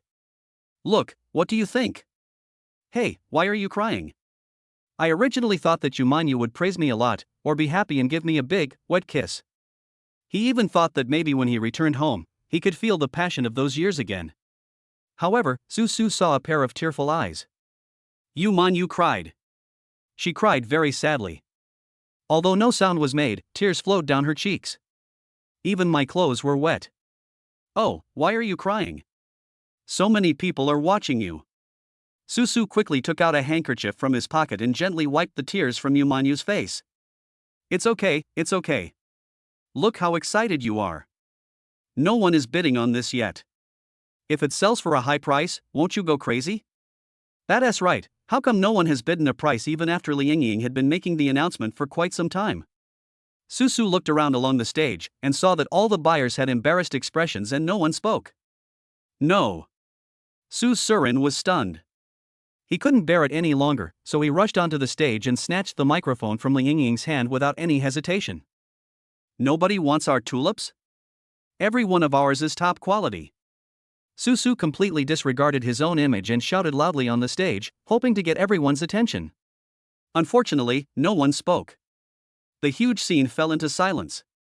As the host, Li Yingying also felt a little embarrassed at this time. With such an incident, it can only be said that Yaland International was very unlucky. It's not that we don't want to shoot, it's just that our company has already placed an order with Jin Yume. Yes, we spent all our money on his flowers. Several voices explained sporadically. It's not that these people are unwilling to buy flowers from Airland International, but that they no longer have enough budget. Judging from the quality of these flowers, you can tell that the price is definitely not low. Even if they have a little money left, they probably don't have the confidence that they can outcompete others. So no one said anything, which resulted in no one daring to come up and shout out the price. 3,000. Just when Susu was almost in despair, a voice suddenly came from the crowd. A price sign with number 38 on it was raised, with 3,000 clearly written on it. Very good. Finally someone bid. Once someone took the lead, others finally reacted and started bidding immediately. The bidding process lasted almost 10 minutes, and the price kept rising. The only ones who persisted to the end were number 38 and number 50. Although he was standing on the stage, Susu could only see bidding signs being held up continuously, but he could not see who the bidders were. However, it doesn't seem to matter now, as long as they can sell their tulips. 20,000. Card number 38 was raised again, setting a new record for the price of a single tulip. 20,000 once, 20,000 twice. 20,000 three times. Deal. Congratulations to Airland International Tulips for selling at a price of 20,000 each. Chapter 19, Masculinity. The price of a single flower can be as high as 20,000. Can you believe it? If it had happened before, Susu would have definitely said that this person was just bored. It's just a flower, what's so great about it and why can it be so expensive? But this time, the price was called up little by little in front of Susu. The tulips he cultivated were actually sold at a high price of 20,000 yuan each. The moment the hammer fell to confirm the deal, the entire auction venue was in an uproar. Everyone in the audience began to cheer and witnessed the birth of this historic moment together. Is Airland International going to make a comeback? Li Yingying was also very excited, as such scenes were rare. Mother of the child. Susu also jumped down from the stage excitedly, opening his arms and ready to hug Yu Manyu. Miss you, how are you? Before Susu squeezed through the crowd, he saw a handsome figure coming in front of Yu Manyu. The man was very handsome, his hair was neatly combed, and the fabric of his suit was of extraordinary quality, making him look extremely luxurious at first glance. Looking at the way he spoke, and how close he was to Yu Manyu, it felt like they were old friends who had known each other for many years. Is it you? Yu Manyu was startled, but quickly calmed down, and her original happiness was suddenly gone. If you want to pursue me in this way, just forget it. Manyu, you are still so strong, but I still like you so much. The man was still confessing his love, but before he finished speaking, Susu couldn't bear to listen any longer. He rushed over, grabbed the man's arm, and then pulled him back violently. This sudden action really scared the man. He took 2 steps back before he steadied himself, frowning slightly. What are you doing? Susu stood beside Yu Manyu and took her into his arms. What are you doing? This is my wife, the mother of my child, what are you doing? You actually teased my wife in broad daylight. You really looked down on me. Susu narrowed his eyes full of anger. Although he is usually timid and fearful, he clearly saw the dissatisfied expression on Yu Manyu's face just now. It was obvious that she didn't like this man, otherwise she wouldn't have shown that expression. Besides, Yumanyu is his Achilles heel. Wife? Child? The man paused noticeably, as if he couldn't believe his ears. His eyes widened, his legs went weak, he almost fell, and he stumbled away. Who is this person? Susu complained with disdain, then turned back worriedly to check on Yumanyu in his arms. I'm sorry, I just pulled you over here on a whim. Seeing the anger in Yumanyu's eyes, Susu quickly let go and kept a safe distance of 1 meter from Yumanyu. Yumanyu stood still, took a deep breath, and calmed himself down. Do you know who that person was just now? Susu spread his hands indifferently. It doesn't matter who you love. Even if the mayor of Hong Kong comes and dares to tease you, I won't be polite either. What a manly statement. He is the young master of Shangjiang real estate. Moreover, the number plate in his hand is number 38. The flowers we took just now were all taken by him. Chapter 20 Tulip has a problem. Yumanyu looked solemnly at the direction the man escaped, picked up a number plate from the ground, and sighed softly. What? Susu was dumbfounded on the spot. Shangjiang Real Estate is the largest real estate developer in Shangjiang City. And he seemed to have offended their big client just now. 2. No. Susu stuttered, unable to speak, and sweating profusely from anxiety. He knew that his face didn't matter, the key was not to let the interests of the company and Yumanyu suffer. I am willing to apologize to him, as long as it does not affect the company's orders. No need. He will have to know these words sooner or later. He thinks he can take me down by spending some money. How foolish of him. Yumanyu didn't care much about this matter and forced a smile. Before Susu appeared, Yumanyu still had several suitors. And this young man number 38 is the most persistent one among them. Even though Yumanyu clearly stated that she didn't want to fall in love or get married. People still keep pestering me. It would be great if he could just give up on this idea. Now that the auction has been successful, Yumanyu's burden has been relieved a lot. There was an unconcealable smile on his face. Wait a minute. Suddenly, in the noisy auction, a figure rushed onto the stage and snatched the microphone from Ling Yingying's hand again. Yumanyu. There's something wrong with your flowers. Your flowers have not been inspected. According to regulations, they cannot be auctioned. I'm sorry, as a professional, I cannot tolerate such a low-level mistake. I'm going to call the police now. Shi Yangfu's face flushed red, and he held up his cell phone with one hand, his finger even on the call button. With a little more effort, the call to the police was made. As soon as these words were spoken, the whole audience was in an uproar. Everyone expressed disbelief. Yumanyu would never make such a low-level mistake. All imported products, especially fresh products, require a certificate of qualified inspection before they can be sold. Anything that has not been inspected can be considered contraband. Not only is it not allowed to be auctioned, even exposing it to the public is illegal. Shi Yangfu's voice was so shocking that the whole audience was in an uproar. The people below started talking about it. This kind of thing is no small matter. No way, Mr. Shi. Airland International is a big company after all. Yes, Mr. You can't possibly make such a mistake. Everyone questioned it, but Susu looked at Yumanyu and the expression on her face was obviously not right. Hey, could it be that Shi Yangfu really got it right? Susu's heart also skipped a beat. This kind of thing was no joke. If it gets really serious, the company's business license might even be revoked. Mother, you should refute them.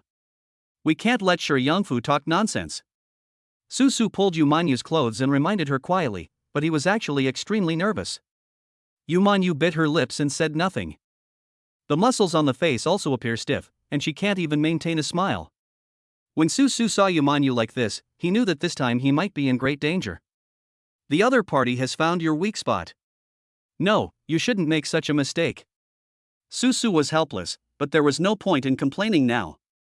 We have to think of a solution quickly, otherwise if Shi Yangfu really calls the police, Yumanyu will be arrested. Chapter 21, Eat Raw. Ahem. What makes you say our flowers don't have a certificate of inspection? These are genuine imported tulips.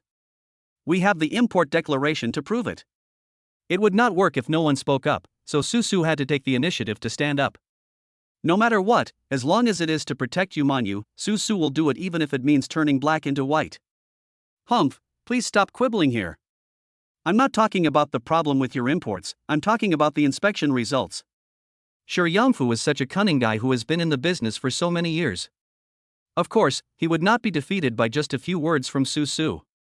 We didn't even bring this with us. We forgot it in the flower shed. Su Su was speechless for a moment, and it was really difficult for him to refute. After all this talk, there's still nothing. These tulips of yours are illegal. I'm calling the police right now. Everyone, I'm not sure Yangfu trying to crack down on my peers. I'm the leader in the flower industry, and I can't allow flowers like these that don't have safety certification to enter the market. I think everyone doesn't want problems to arise due to these flowers and affect the reputation of our entire industry. This hat is too big. Sure, Yangfu pulled the entire industry together and tied it to his chariot. For a moment, some people wanted to say something good about Yumanyu, but after hearing this, they all shut their mouths. Businessmen are all profit-driven. No one is a fool. From a moral point of view, it's okay to say a few words, but when it really comes to personal interests, everyone knows what to do. Susu's face flushed red, and he was holding a box tightly in his hand, squeezing it so hard that it was almost deformed. Don't you just want to prove that our tulips are poisonous? Well, I'll prove it to you right here and now. Susu gritted his teeth, turned around, faced Yumanyu, and suddenly knelt on one knee. He took out the box from behind and opened it leisurely in front of Yumanyu. Mother, this is a tulip I specially left for you. Susu took out a tulip from the box. Unlike the others, this tulip is actually bicolored. Each petal has two colors on the top and bottom, gold and red complement each other, like an exquisite work of art. As soon as it was taken out, it caught the attention of everyone present. Yumanyu was also stunned for a moment. She didn't expect that Susu actually had a trick up his sleeve for her. But before she could feel moved, she saw Susu pinch the flower off, stuff it into his mouth, and then chew it with big mouthfuls. Hey, spit it out. Spit it out. Yumanyu's eyes immediately widened and her face turned pale with fear. Tulips are indeed poisonous, but in recent years it has become popular to breed non-toxic tulips. But who knows whether the flower in Susu's hand is poisonous? She quickly patted Susu's cheek, trying to make him spit it out, but it was too late. Susu had already eaten the flower completely. Well, what else do you have to say? Sure, Yangfu was standing on the stage, also dumbfounded. He didn't expect that this kid would be so reckless. It's very likely that what you ate was prepared by you. You can't prove that these tulips at the auction are not poisonous. You can't eat every one of them. Speak, there is nothing you can say. I knew you couldn't produce this certificate. Then I'm sorry. Chapter 22 Mr. Yen. Sure, Yangfu did not hide the smug smile on his face and picked up the phone to dial. Although the people in the audience felt sorry for Manyu, there was nothing they could do. Who made sure Yangfu find the flaw now? Now, no one can help you, Manyu. I am afraid that Yaland International will soon become history in Hong Kong. Wait. Just as Sure Yangfu was about to make a call and press the call button, an old but powerful voice suddenly came from the crowd. When everyone heard the voice, they were shocked and looked over. Susu looked over with gratitude. He wanted to know who had shouted to spare the life at such a critical moment. Master Yen. Yumanyu shouted in surprise, and the gloom on her face completely disappeared when she saw the old man. If it were someone else, Yumanyu might not be so surprised. This Mr. Yen is a well-known master of floral art in the industry. All the people working in the flower industry in Hong Kong are well known for the name of Mr. Yen. Master, you are here too. Sure, Yangfu quickly put on a smiling face. He did not dare to offend Mr. Yen. Unless he doesn't want to work in this industry anymore. I knew you couldn't stand this kind of fraudulent behavior. Don't worry, I will definitely handle this matter without you saying anything. Sure, Yangfu didn't know what Mr. Yen was planning, so he decided to strike first. I spoke first to silence Mr. Yen. Even Mr. Yen could not object to such a righteous reason. You kid! Old man Yen snorted and ignored Sure Yangfu. Instead, he shifted his attention to Yumanyu. He smiled with great relief and felt quite emotional. Your father and I were good friends for many years. I thought that after he died, Hong Kong would never see such beautiful tulips again. But what I didn't expect was that his daughter finally surpassed her father. Xiao Yu, you did a great job today. Mr. Yan's eyes were full of care. That is the consideration and approval from an elder to a younger generation. There was thunderous applause at the auction, and many people even shed tears because of this scene. More people are envious. Being able to receive praise from Mr. Yen is more effective than any advertisement in Hong Kong. Master Yen. Shi Yangfu was immediately dumbfounded. What was going on with Mr. Yen publicly supporting Yu Manyu? But what Xiaoshi said just now makes sense. No matter how beautiful your flowers are, you still have to follow the rules. Mr. Yen changed the subject and his expression became stern again. Shi Yangfu's heart felt like it was on a roller coaster, up and down, but finally his heart settled into his chest.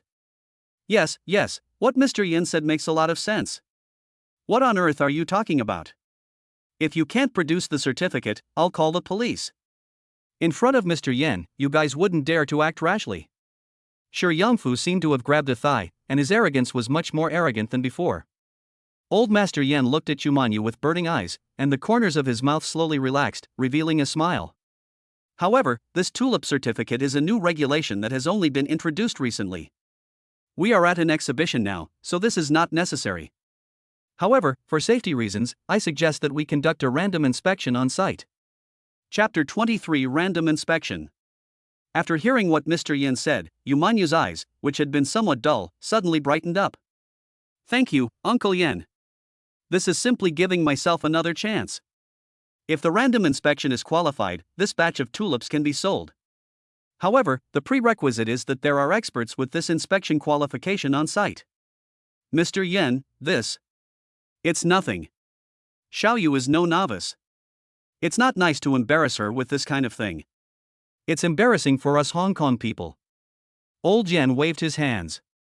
He knew what Shi Yangfu was going to say, and his displeasure immediately showed on his face. Yes, what Master Yen said is true. Shi Yangfu was speechless for a moment. What else could he do after things had come to this?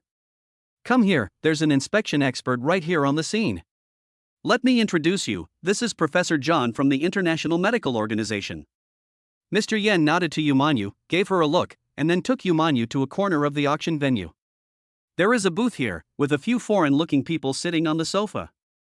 One of them was a man with gray hair, wearing glasses and looking very knowledgeable. He was introduced to Yu Manyu by Mr. Yen.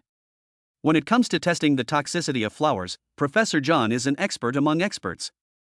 I think if he were to do the testing, no one would have any objections. Mr. Yan's words were not only spoken to Yu Manyu, but also to everyone else present. Thank you, Uncle Yen. Yu Manyu was grateful and quickly bowed. If it weren't for Mr. Yen today, she really didn't know how to get off the stage. It's okay. Take Professor John with you to get tested. Mr. Yen just nodded slightly, without any major emotional fluctuations. Old Yu, your daughter has finally made it. Looking at Yu Manyu's figure, Mr. Yen couldn't help but sigh, and even a tear flowed down the corner of his eye without anyone noticing. Susu finally breathed a sigh of relief. The changes in this situation were a little faster than he expected.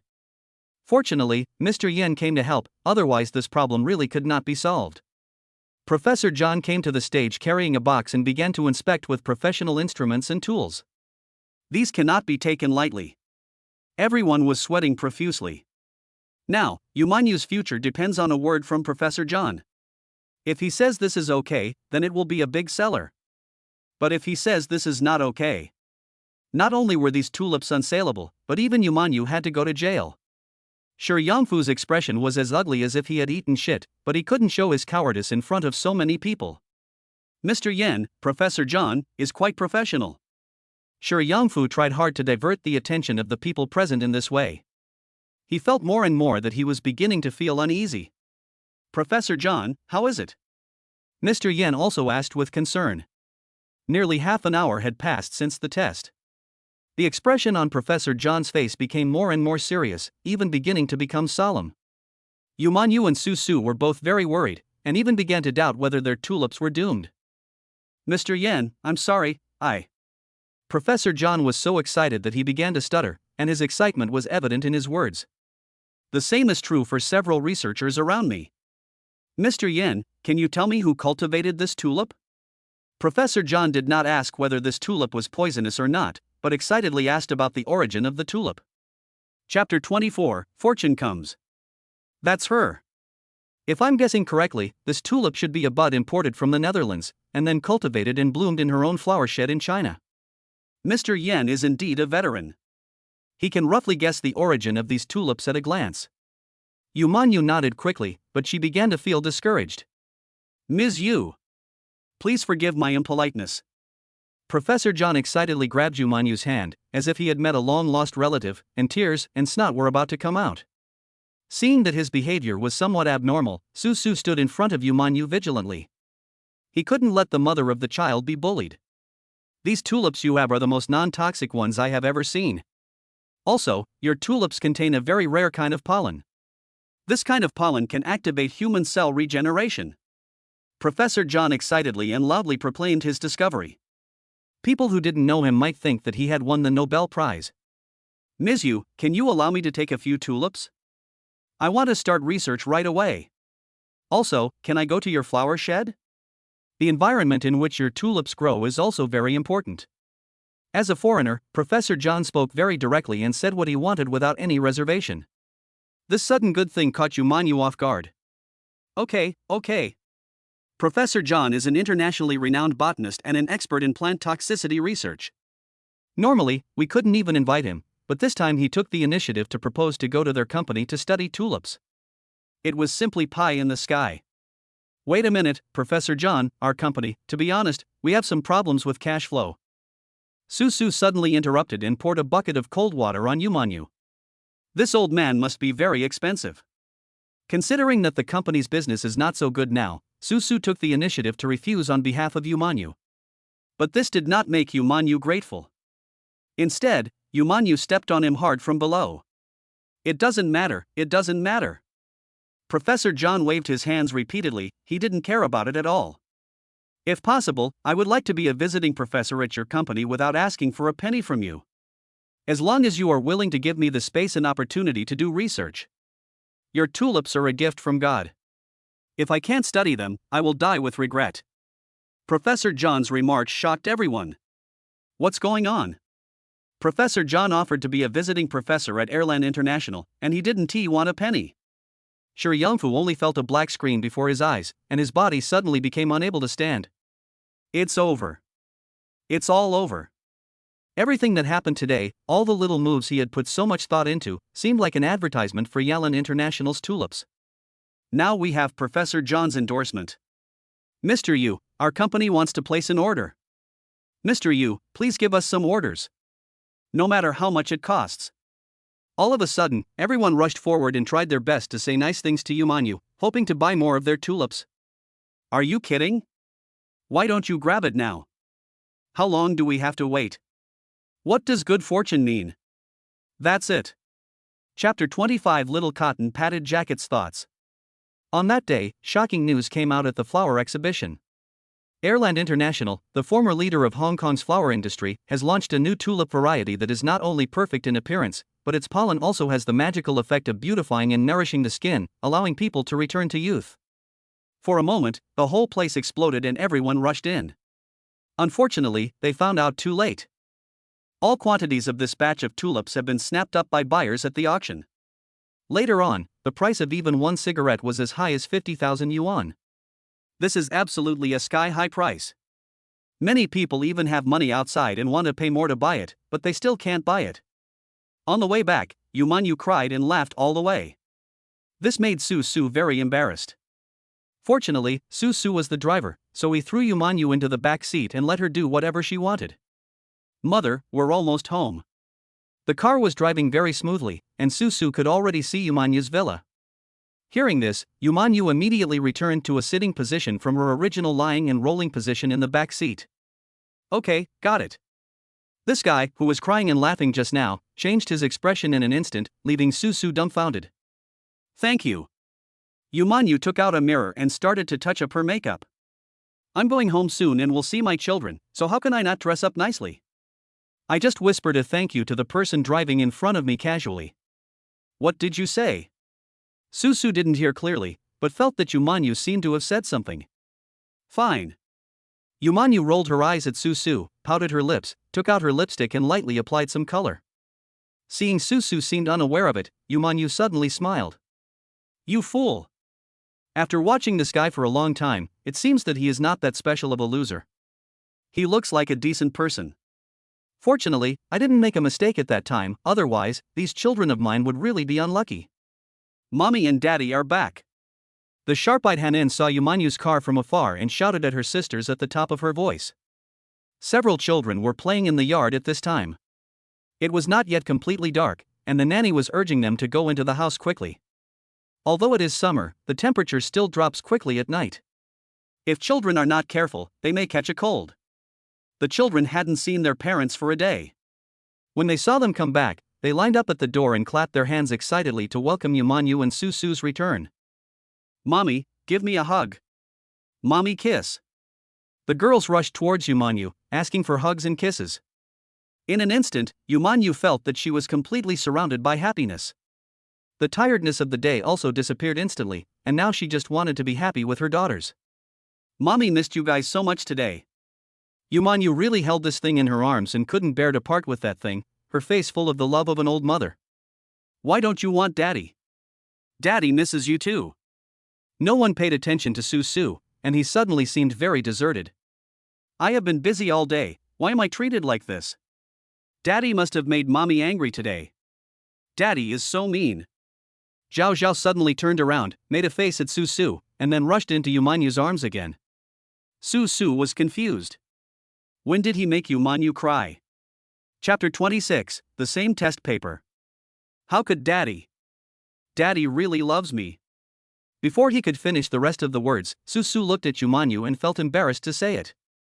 What qualifications do I have to say that I love the woman in front of me? They have only been together for a few days. It's Daddy, it's Daddy. Dad is so bad. Zhao Zhao, along with a few of her little sisters, rushed over and hit Susu lightly with their little fists, but ended up falling into the tiger's mouth and was picked up by Susu. He forcefully kissed her on the face several times. Dad, your beard is prickly. No matter how smart Zhao Zhao was, she had never expected Susu to do this. Unable to struggle, she had no choice but to throw herself into his arms. Susu and Yumanyu, holding their 5 children, walked happily into the villa. As soon as they entered the room, the little ones started to make eye contact. After getting Zhao Zhao's nod, Xinxin suddenly grabbed Yumanyu's clothes, with tears in her eyes, looking pitiful. What's wrong, Xinxin? Did the kids in kindergarten bully you? When Yumanyu saw her beloved daughter like this, her heart immediately felt like it was broken and tears began to well up in her eyes. Xinxin, don't cry, and don't be afraid, Mommy is here, and Mommy will protect you. Susu couldn't help it and looked at the child with heartache. If there's anything, tell Mom and Dad, don't be afraid. When Xinxin saw that both of them had been successfully put into her emotions, her little mind immediately became active. Mommy, Teacher Huang said we cheated. But we didn't, woo woo woo. The more they talked, the harder Xinxin cried, and the other 4 children also started to repeat themselves. What's going on? Teacher Huang wrongly accused them of cheating? When Yumanyu heard this, his mind was confused. This shouldn't be the case. Isn't Mr. Huang usually very nice to you guys? It's okay. Mommy will ask what happened. If you are really wronged, Mommy will ask Teacher Huang to apologize to you. Yumanyu hesitated for a moment, but still decided to check it out. Daddy will teach you a lesson about that Mr. Huang later. Seeing that the children did not come to him to talk, Susu felt a little unbalanced and began to show off his abilities in front of the children. What nonsense are you talking about? Teacher Huang is usually very nice to children. Don't you dare bully that little girl? Otherwise, I will never forgive you. But this spirit did not last for 10 seconds before it was ruthlessly crushed by Yumanyu. I'm just saying. Susu quickly shrank his neck and followed closely behind Yumanyu and the child. After taking only 2 steps, Yumanyu suddenly turned around and looked at him in confusion. What are you doing following me? I'm concerned about the child. I am the child's legal guardian and have nothing to do with you. Yumanyu's attitude suddenly became firm, and she refused to give in on this point no matter what. You are just a guest in this house. In the company, that is, my driver. These words made Susu's originally happy mood suddenly depressed. No. I was so close to the child before. Susu was a little unconvinced. He felt that he had already become friends with the children. Why don't you let me recognize my child? Chapter 27 Teacher Huang Huang. It's a different time now. You want to be their father, but do you have the ability to raise them? You know their schooling expenses, daily expenses, clothes, food and supplements, cram schools, outings, so many things. How much can you earn? How much can you provide? Yumanyu's string of sharp words made Su feel depressed. He really had nothing to say about this. The fact is that I don't earn as much as Yumanyu. Just wait here. Seeing that Su stopped talking, Yumanyu secretly grinned, then turned around and went into the house with the child. Teacher Huang Huang is correcting the children's homework in the study. She is a young girl who just graduated from college and looks very young. Sister Yu? When Teacher Huang Huang saw Yumanyu coming in, he immediately stood up and was polite to Yumanyu. It's okay, Mr. Huang Huang, please sit down. I came to you today just to understand the situation. Well, the children said you wronged them, what's going on? Yumanyu tried her best to keep her tone gentle. She didn't want to put too much pressure on Teacher Huang Huang. About this matter. You came just in time. Teacher Huang Huang breathed a sigh of relief. She originally thought that Yumanyu came to her to vent her anger on the children. But she didn't expect that Yumanyu was not as unreasonable as she imagined. Look, the 5 test papers they just gave are almost identical. I tolerated the correct answers, but even the small mistakes are the same. There is a reason why Teacher Huang Huang was angry. Normally, everyone would think that they cheated and copied the test paper. Otherwise, how could all 5 of them be the same? Is there such a magical thing? Su took the test paper with a look of surprise, held it in his hand and compared it for a long time, marveling at it as he read. How did you get in? Didn't I tell you not to come in? It was only at this time that Yumanyu noticed that Su had appeared beside her at some point. This guy is so secretive and unaware, it's very strange. I thought about it and decided that since I had already missed out on the first few years of my child's growth, I couldn't miss out on the latter part. No matter what you say, no matter if I have this legal status or not, I am the father of the child. This is undeniable. I don't have much money, and I may not be able to give them such a good life. But for the sake of my children, I am willing to devote all my love, even my life. Su suddenly made a heartfelt statement in front of Teacher Huang Huang, which made Yumanyu's nose start to feel sore. Snort. She didn't agree, but she didn't object either. Let's not talk about me for now. What's going on with this test paper? Did you really write it? Su looked at Shinshin with a serious face. Although this little girl was small, she was the one who took the lead and organized everything. She is like the big sister among these 5 little girls. Dad, we wrote it. We didn't cheat. Shinshin looked aggrieved and pouted her lips as if she was about to cry. Chapter 28, Admitting Mistakes and Correcting Them. Hearing the child's words, Su chose to believe his child without hesitation. Good. Teacher, I have already asked the children, and they really did not cheat. Teacher Huang Huang was speechless. Was this just an explanation? Sir, we can't tolerate children lying. She was obviously still unwilling to believe what the children said. We didn't lie. Shinshin suddenly started shouting loudly, and several children started to get angry. All right, let's all calm down. Teacher Huang Huang, you should calm down too. Seeing that the situation was about to get out of control, Su quickly tried to stabilize the situation. Yumanyu had a helpless look on her face. She waved her hand and asked the nanny to come over and take the children away. Seeing that there were no children around, I decided to slowly tell him what had happened. You may not know that these children are identical twins. When we were in the hospital, the doctor noticed that the 5 cubs cried for about the same amount of time. But I asked the doctors, and they said that the brainwave frequencies of these 5 children can sometimes communicate with each other. But I don't know much more after that. Yumanyu was quite troubled, but this was not a disease and there was no cure. Su slapped his thigh. He had actually heard of similar things. It seems to be true. It was reported on TV before that twins can sense each other. The 5 of us are all identical, so it's not surprising that we wrote the same test paper. Now it was Teacher Huang Huang's turn to feel embarrassed. She really hadn't considered this aspect at all. I'm sorry. I don't know these. You mentioned the child and you still wrongly accused them. However, it is indeed a good thing that Teacher Huang Huang corrects his mistakes. Very commendable. It doesn't matter. The misunderstanding is also my fault for not explaining it to you in advance. Yumanyu took the initiative to apologize to teacher Huang Huang, and both of them were quite polite. So you plan to end this like this? Susu seemed very confused and had no intention of letting teacher Huang Huang go. Although teacher Huang Huang looks only in her 20s, young and beautiful, Susu will not give in even a bit when it comes to matters involving her own children. So what if you are beautiful? You are still wronging my lovely daughter. What are you doing? Hasn't this misunderstanding been resolved? It's better to have less trouble than more. That's it. Yumanyu glared at Susu unhappily. This guy shouldn't have been allowed in the first place. Not only did he break in here without permission, but he also made unauthorized comments here. Yes, sir, you are right. I was definitely wrong in this matter. I wronged the children and I owe them an apology. Teacher Huang Huang was filled with guilt. Although she was a teacher, she did not insist on having the authority of a teacher. Even if it is an adult or a teacher who has done something wrong, they should apologize.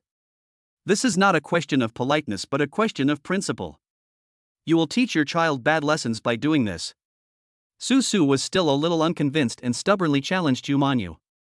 We should teach them from a young age to be honest and trustworthy, and to apologize when they do something wrong. We must practice this kind of thing ourselves. This time, teacher Huang Huang was wrong, but if she doesn't apologize, isn't that teaching the children that there are no consequences for people who do wrong? Susu spoke these words in a series of threads, leaving Yumanyu speechless. Chapter 29 Scars. Of course she knows this truth, but sometimes, due to emotional considerations, she has to involuntarily bring this way of dealing with interpersonal relationships in society into educating her children. Do I need you to tell me? Yumanyu became the one being lectured, and obviously looked a little embarrassed. Please stop arguing, this gentleman is right. As a teacher, if I do something wrong, I should apologize in person. Teacher Huang Huang smiled and took the initiative to comfort Yumanyu. Sister Yu, we can't be careless about children's affairs. After saying that, teacher Huang Huang put away her things and took out a few little red flowers from her bag. Turn around and look for these kids. Susu followed behind and watched teacher Huang Huang give red flowers to the 5 children as rewards, and then apologized to them solemnly. Of course, the children cheered immediately and gave teacher Huang Huang a big kiss on the face. Goodbye, teacher. The sweet voices of the children are like the sound of nature. This must be a gift from God. Susu felt like he was melting. Bite. Trigger mission, find your daughter's specialties. Suddenly, the system in his mind issued a task to Susu. What is your daughter's specialty? Susu was stunned for a moment, then noticed that this task had 5 progress bars. In other words, his 5 daughters probably have different talents. This immediately made Susu curious. Could it be that his 5 daughters had some special abilities? Otherwise, why would the system specifically ask me to investigate? Come on, babies, let daddy hold you. Thinking of this, Susu squatted down, opened his arms, called the children over from a distance, and planned to observe them carefully. The children are very energetic. Although they have been studying for a whole day, they are still full of energy. When he ran over, he bumped into Susu and almost made him fall over. He held his daughters in his arms and rolled around on the grass, completely disregarding his image. Yumanyu caught a glimpse of this scene from the upstairs window, sighed and shook his head. How can a man like this support this family? How can I be a father to my daughters? But you say he has no ability. It was this guy who saved Yumanyu's tulips. If it weren't for Susu, their company would probably be on the road to bankruptcy now. Facing this man, Yumanyu felt touched and disgusted, and extremely conflicted. After playing with the children on the lawn for a while, Susu noticed that Qingqing's clothes were lifted up, so he hurried over to help her put her clothes on. Come on Qingqing, Daddy will help you get dressed. Susu carried Qingqing out of the crowd. Just as he sat on the ground and was about to tidy up her clothes, he saw several purple bruises on Qingqing's exposed skin under her clothes. Qingqing, did you fall on your back? Why are there so many bruises on it? Susu didn't think too much about it, because children are just crazy and silly. Sometimes bumps and bruises are unavoidable. But Qingqing did not respond to Shueshu's question. Instead, she held Susu's hand tightly with her little hand and squeezed it tightly. The child was not very strong, but Susu noticed something was wrong. Chapter 30 It was the nanny who did it. What's wrong with Qingqing? Are you unhappy? Daddy will perform a magic trick for you. Susu stretched out one hand and covered his palm with his clothes. Then he lifted up his clothes and suddenly there was a banana in his hand. Ching Ching, look, is it fun? Susu tried hard to make Ching Ching laugh, but Ching Ching still looked timid and didn't smile at all. Ching Ching, let's go play together. At this time, the other girls ran over and pulled Ching Ching away, and the children continued to play house on the grass. After seeing this scene, Susu's expression slowly became gloomy. There must be something wrong here. If it was just a fall, why didn't Ching Ching tell the truth? There must be some reason why she dared not and could not say it. Thinking of this, Susu couldn't sit still anymore and rushed into the house. When they reached the door, the nanny blocked Susu and refused to let him in no matter what. I'm going in to talk to you, Manhwa. Susu is very anxious now. The injury on the child is not a trivial matter. The lady has already said that you are not allowed to enter the villa unless there is a special situation. We've arranged accommodation for you in the bungalow in the backyard. The nanny pointed in the direction behind her with a hint of contempt on her face. Don't you see what you are like? A toad wants to eat swan flesh. Are you crazy? Miss, you are allowed to meet the children. This is already very generous. Don't be so shameless. Susu has been in this family for a long time, but has never been scolded so badly. And this time, the person who scolded him was even just a nanny. You. What are you talking about? Go away.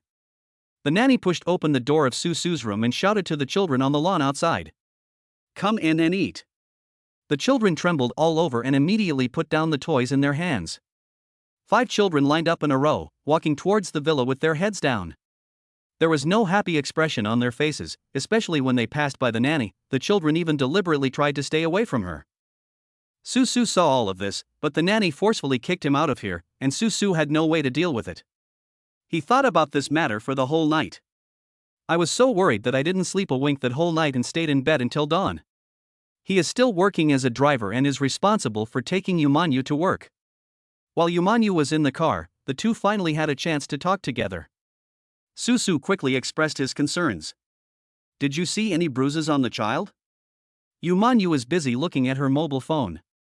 The company's business is extremely busy right now and many things need her to deal with.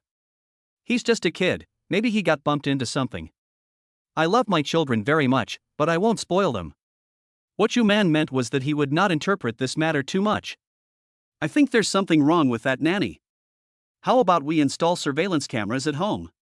Recently, there have been a number of cases of nannies attacking children. For safety reasons, it would be better for us to install surveillance cameras. Susu spoke very humbly, and there was nothing he could do.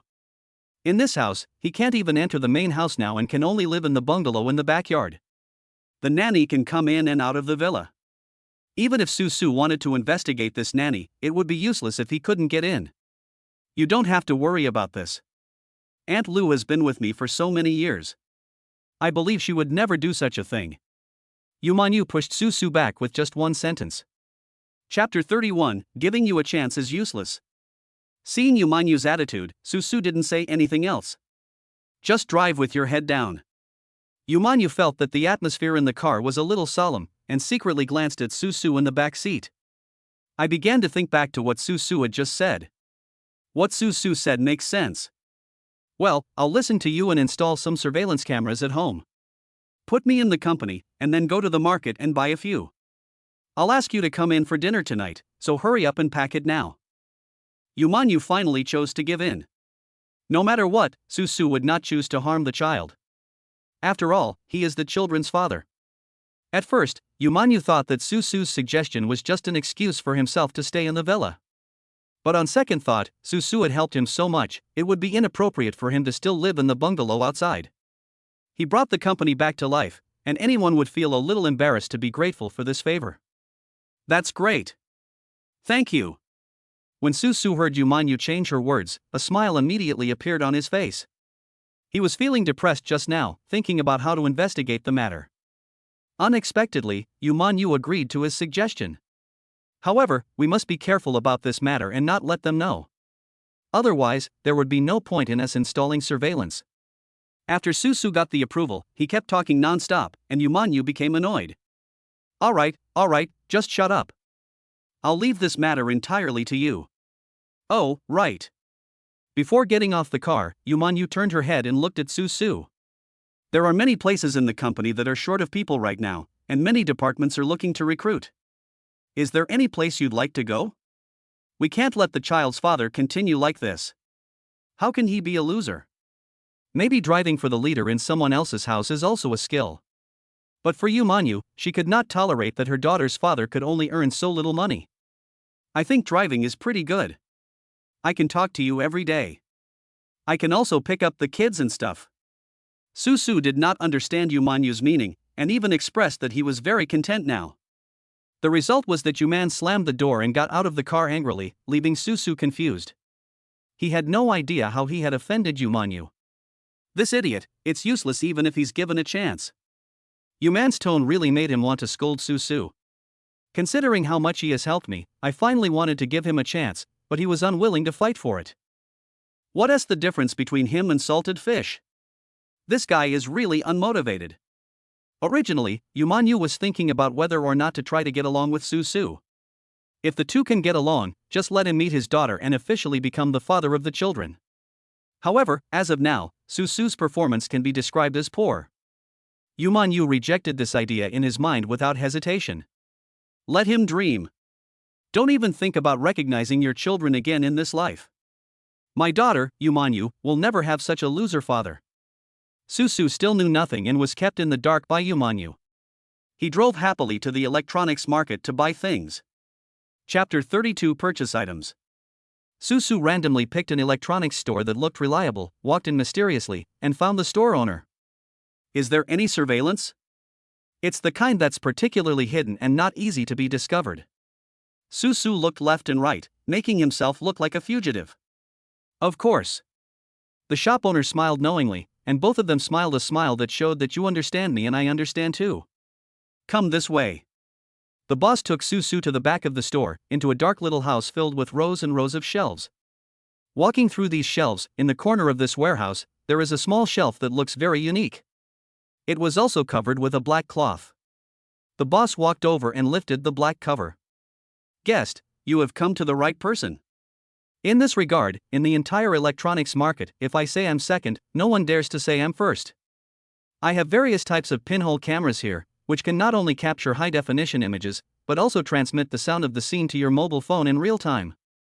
The more the boss spoke, the more erotic the atmosphere became, and his smiles became more obscene. Su also understood what the boss meant. Are you sure this is okay? We won't be discovered. Don't worry, come to me if there's any problem. The boss patted his chest and made a solemn promise. Look, these pinhole cameras are so small. If you put them anywhere, no one will notice them. How much? Su was ready to pay for it. This kind of camera was exactly what he wanted. Then when you have nothing to do, you can also see how the children live in the villa. Or even. The scene of that night began to emerge in Su's mind, although he could not remember it very clearly. But when he thought of Yumanyu's sexy figure, Su's urge to buy it became even stronger. Hey, 1,000 yuan for one movie. The boss rubbed his hands with a wicked smile. Why don't you go and grab it? Su cursed loudly. Make it cheaper, or I won't buy it. After arguing with his boss, Su still bought a bunch of these surveillance devices and took them home. It really shows how advanced technology is. Things like this can now be made very small. The place they found to hide it is very secretive. Apart from the person who put it there, anyone else can basically only rely on chance to find it. But after buying the things and arriving home, Wang Xuedong was in trouble. He couldn't just walk in so carelessly, because the nanny would definitely stop him. Moreover, doing so would be too conspicuous, and it would be easy to reveal that he was here to install surveillance. What shall we do? Sitting in the car, Su held his chin, looked at Yumanyu's big villa, and hesitated to move forward. Just as Su was muttering to himself, he suddenly saw a truck coming from behind. There are some advertisements on the cargo box of the truck, and it seems that it is specially used to transport vegetables and fruits. The truck slowly drove to the side door of the villa. The driver, wearing a uniform and a baseball cap, got out of the car and went straight to knock on the door with the order in his hand. Seeing this scene, Su suddenly had an idea. Isn't this God helping me? He was originally worrying about what to do, but unexpectedly, the solution came to him. Chapter 33 Disguise. He parked the car in a secluded place and walked carefully towards the truck. The truck cargo box was loaded with various vegetables. The truck driver handed over the goods to the nanny and then prepared to move the things in. It really looked a bit strenuous for him to move so many things by himself. Susu walked past the driver very naturally and then took the initiative to step forward. "Hey man, do you need help?" When the driver saw someone talking to him, he was overjoyed. He was worrying about what to do. "Great. Come here, brother, help me move these things inside. I won't let you work for nothing. I'll pay you a day's wages." The driver is not a stingy person, and he earns a lot of money by delivering goods here. It's good enough to be able to ask someone to come and help. "Okay, no problem." Susu rolled up his sleeves, walked over happily, and just as he was about to do so, he suddenly hesitated. Do you have your company's uniform or something? If I go and dress like this, the host will think we are unprofessional." When the driver heard this, he immediately felt that what Susu said made a lot of sense. "Wait here for a moment, I'll get it for you." He ran to the cab, rummaged around for a while, and found a baseball cap. "This is all we have left. Make do with it. Anyway, as long as there is something similar, it will be fine. It is not necessary to wear a full-body uniform." After everything was ready, Susu and the driver began to unload the goods into the villa. The nanny was playing with a few children on the lawn, glancing over at them from time to time. But no flaws were found. Susu would keep his head down when he passed by. In addition, they were wearing baseball caps, so they couldn't see clearly what their faces looked like. When he was almost done, Susu looked at the few boxes left in the car and knew it was time for him to take action. "Brother, wait for me. I feel a little uncomfortable in my stomach. I may need to go to the toilet." Susu held his stomach and leaned against the wall, making a painful expression. "Brother, hurry up." The driver didn't think much about it. This kind of thing is actually very normal. Everyone has to have some accidents when doing work. Susu seized this opportunity and slipped out in an instant. He quickly grabbed the surveillance cameras that he had prepared earlier and began to set them up all over the villa. Fortunately, this thing is not difficult to install. However, when the installation was almost completed, Susu stopped. He found himself standing at the door of Umanyu's room. Susu couldn't help but put his hand on Umanyu's door. "All I have to do is give it a gentle push. You can appreciate the beauty of Umanyu's boudoir. If you want to be more evil, put the remaining camera in." Susu could already imagine what kind of scene he would see. It would definitely make his blood boil. "No. How can I do this? Wouldn't it be extremely shameless to do this when no one is at home?" But this is the only chance. Two concepts, one positive and one opposite, were arguing with each other in Susu's head. Damn it. Never mind. People die for money and birds die for food. I, Susu, want to see the mother of my child. What's the problem? After convincing himself with this reason, Susu gritted his teeth and put his hand on the door handle. "Have you finished moving?" Suddenly, the voice of the nanny was heard downstairs, and Susu was so scared that he retracted his hand as if he had been electrocuted. "It's done. Only the last box is left," the driver said politely, and then watched Susu walk quickly down the stairs. "How did you get up there?" "I couldn't find a toilet on the first floor." "Never mind, just move it quickly." Chapter 34. There is always darkness that the light cannot reach. Although he felt it was strange, the driver didn't say anything. The two of them quickly finished the last bit of work and then prepared to leave. Before leaving, Susu passed by the children and made a face at them. Xingxing had a serious expression, but after seeing Susu, she felt relieved. "Our hard times are coming to an end," Xingxing whispered, and then she saw the nanny coming out of the villa. She immediately put her hands behind her back with a nervous look. The children stood in a row obediently, not daring to move. "Behave yourself today. Just play here, and if anyone gets into trouble, watch out for your butts." The nanny was not at all gentle as she was towards Manyu, and looked fierce. Xingxing pouted and looked away. Although she was not big, she looked quite angry. Naturally, she received special attention from the nanny because of her unique behavior. Even though they were only a few years old, the nanny was not polite at all. Seeing that Xingxing seemed unconvinced, she walked over, grabbed Xingxing, slapped her hard on the butt twice, and then pinched her arms and thighs. "Woo woo woo." Xinshin didn't cry, but the other sisters around her all cried, especially Qingqing. She was sensitive and timid to begin with, and even though she was not hit this time, she was still quite frightened. Stop crying. If anyone cries, I will beat her like I did just now. After saying this, the children all shut their mouths obediently as they looked at the nanny with her hands raised in the air.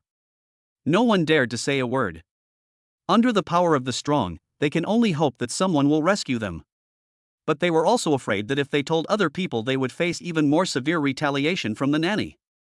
The nanny threatened them that if anyone dared to say anything, she would beat their butt. No one would have thought that in such a luxurious villa, these lovely little girls would be abused like this. After Susu walked out, he returned to the car without saying a word, and then drove home with a calm expression as usual. Of course, when she came back, the nanny stared at Susu carefully, as if she was on guard against a thief. In order to avoid arousing the nanny's suspicion, after Susu got home, he made up an excuse, saying that he was going out for a day, and then left. But he didn't really leave. Instead, he sneaked back to his room. There are 2 rows of bungalows in the backyard of Yumanyu's villa. This is where the villa's maintenance staff live. Because sometimes, trimming branches and lawns requires strong labor.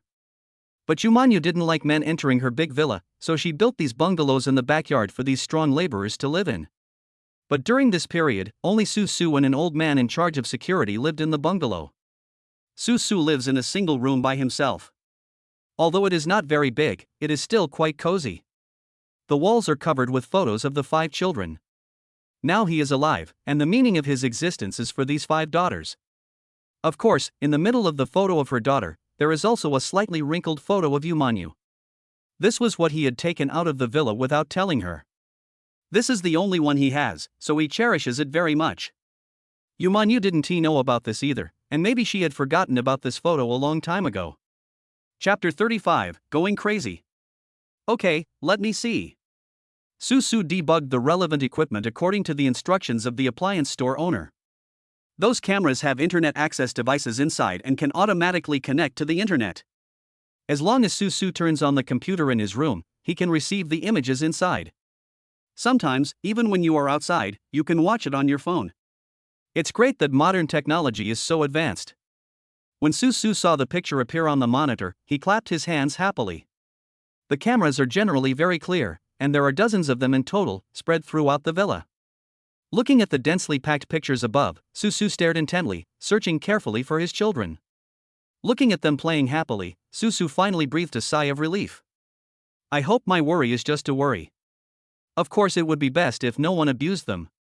Just as Susu was thinking, he saw a figure suddenly flash across the screen. It was the nanny, who walked past the children carelessly. Hanin was playing with the other daughters and seemed to be blocking the nanny's way. The next second, veins popped up on Susu's forehead, his fists clenched, his back teeth clenched together, and he wished he could rush out right now and beat up the nanny. Because in the surveillance footage, the nanny casually pushed Hanin aside. How heavy could a little girl of such a few years old be? This time, Hanin fell down directly, hit his head on the table leg, and burst into tears. But the nanny didn't show any intention of going over to help. She even walked over and slapped Hanin on the face. Cry, cry, cry, there's nothing to cry about. If you keep crying, I'll beat you to death. Hanin's crying stopped abruptly. The nanny's threat was no joke. Susu's tears flowed down his cheeks. He silently intercepted the video, transferred it to his mobile phone, and sent it to Yumanyu. A sentence was added at the end of the video. If I go to jail, you must tell my daughters that I love them. Although Susu was not tall or strong. But he rushed out of his room like an angry lion. He even broke his door with such great force. The old man living in the bungalow was frightened by the noise and ran out in a hurry to check. Susu was seen running towards the villa without looking back. Susu, with red eyes, doesn't care about anything. Even if he has to go to jail, even if he is caught and shot, he will die together with this nanny today. How dare you hurt his daughter? Just thinking about the scene that appeared on the screen just now, Susu felt as if his heart was torn apart. He didn't even dare to imagine where the other scars on the children came from. How long have these lovely daughters suffered such inhuman treatment? I am obviously their father, but I didn't notice it earlier. Bang! Susu pushed open the door of the villa and rushed inside with big strides. The nanny was startled, but her face immediately darkened and she walked quickly towards Susu. This is not the place for you. Get out of here right now. The nanny wanted to scold Susu and drive him away as she usually did. Dad. When the daughters saw Susu rushing in, they burst into tears. Hearing her daughters crying, Susu's heart almost broke. Chapter 36. The evil will end here.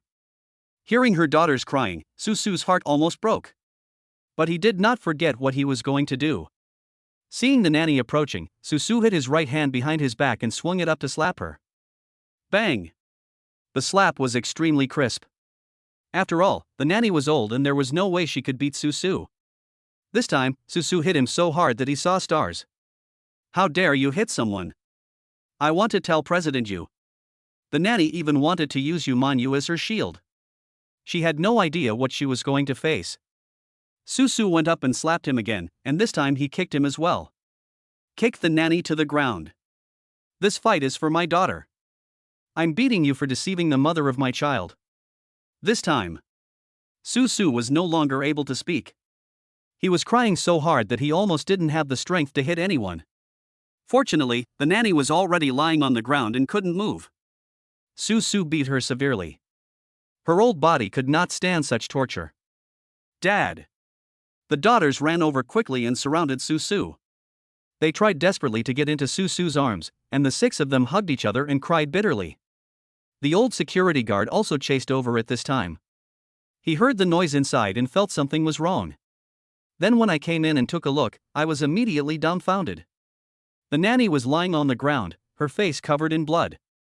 Susu knelt beside him, holding his children. What's going on? Susu ignored this. He was not in the mood for that. Aunt Lu, are you okay? The old man hurried over to help the nanny up, but as soon as he got to the side, Susu glared at him fiercely. Don't help her. The old security guard trembled all over.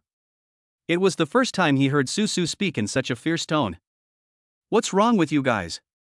The old security guard was completely confused and had no idea what was going on. But at this time, the little girls also remembered the various abuses inflicted on them by the nanny. Although they are small in stature, they have big tempers. Under Susu's care, they ran over and kicked the nanny with their feet. Children! Yu Manyu finally rushed back home and rushed into the living room with disheveled hair. He stretched out his hand to the door and looked inside in panic. Only after seeing a few children did Yu Manyu feel slightly relieved. Are you all right? Yu Manyu almost came here crying. She was in a meeting when she saw the video Susu sent her. Before she finished watching the video, Yu Manyu had already burst into tears. She didn't care about the meeting or not and rushed out of the company. I drove back as fast as I could, stepping on the accelerator to the floor all the way. I couldn't even remember how many red lights I ran through. Mommy! When the children saw their mother appear in front of them, they could no longer hold back their emotions and they all started crying loudly. The scene suddenly became chaotic, and the old security guard didn't know what to do, so he could only stand aside obediently. After crying for a long time, the children were tired. They huddled behind Yu Manyu and looked at Susu and the nanny timidly. What's going on, Susu, tell me. Yu Manyu wiped her tears. She had to get to the bottom of this matter today.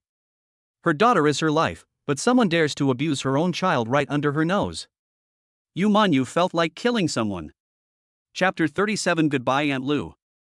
What exactly is going on in this situation? Now it seems that there is no need for such pale words to seek justice for the children. Susu pointed at the nanny lying on the ground with great grief and hatred in his heart. Look at her. What's her attitude towards children? I don't think you need to ask me. Susu walked gently to the children, lifted up their sleeves, revealing dark bruises underneath. It's impossible that our children dropped everything by themselves. Seeing the injuries on the children's bodies, Yu Manyu looked at the nanny in disbelief. Aunt Lu, is this true? Did you really do this? The nanny lay on the ground without making a sound.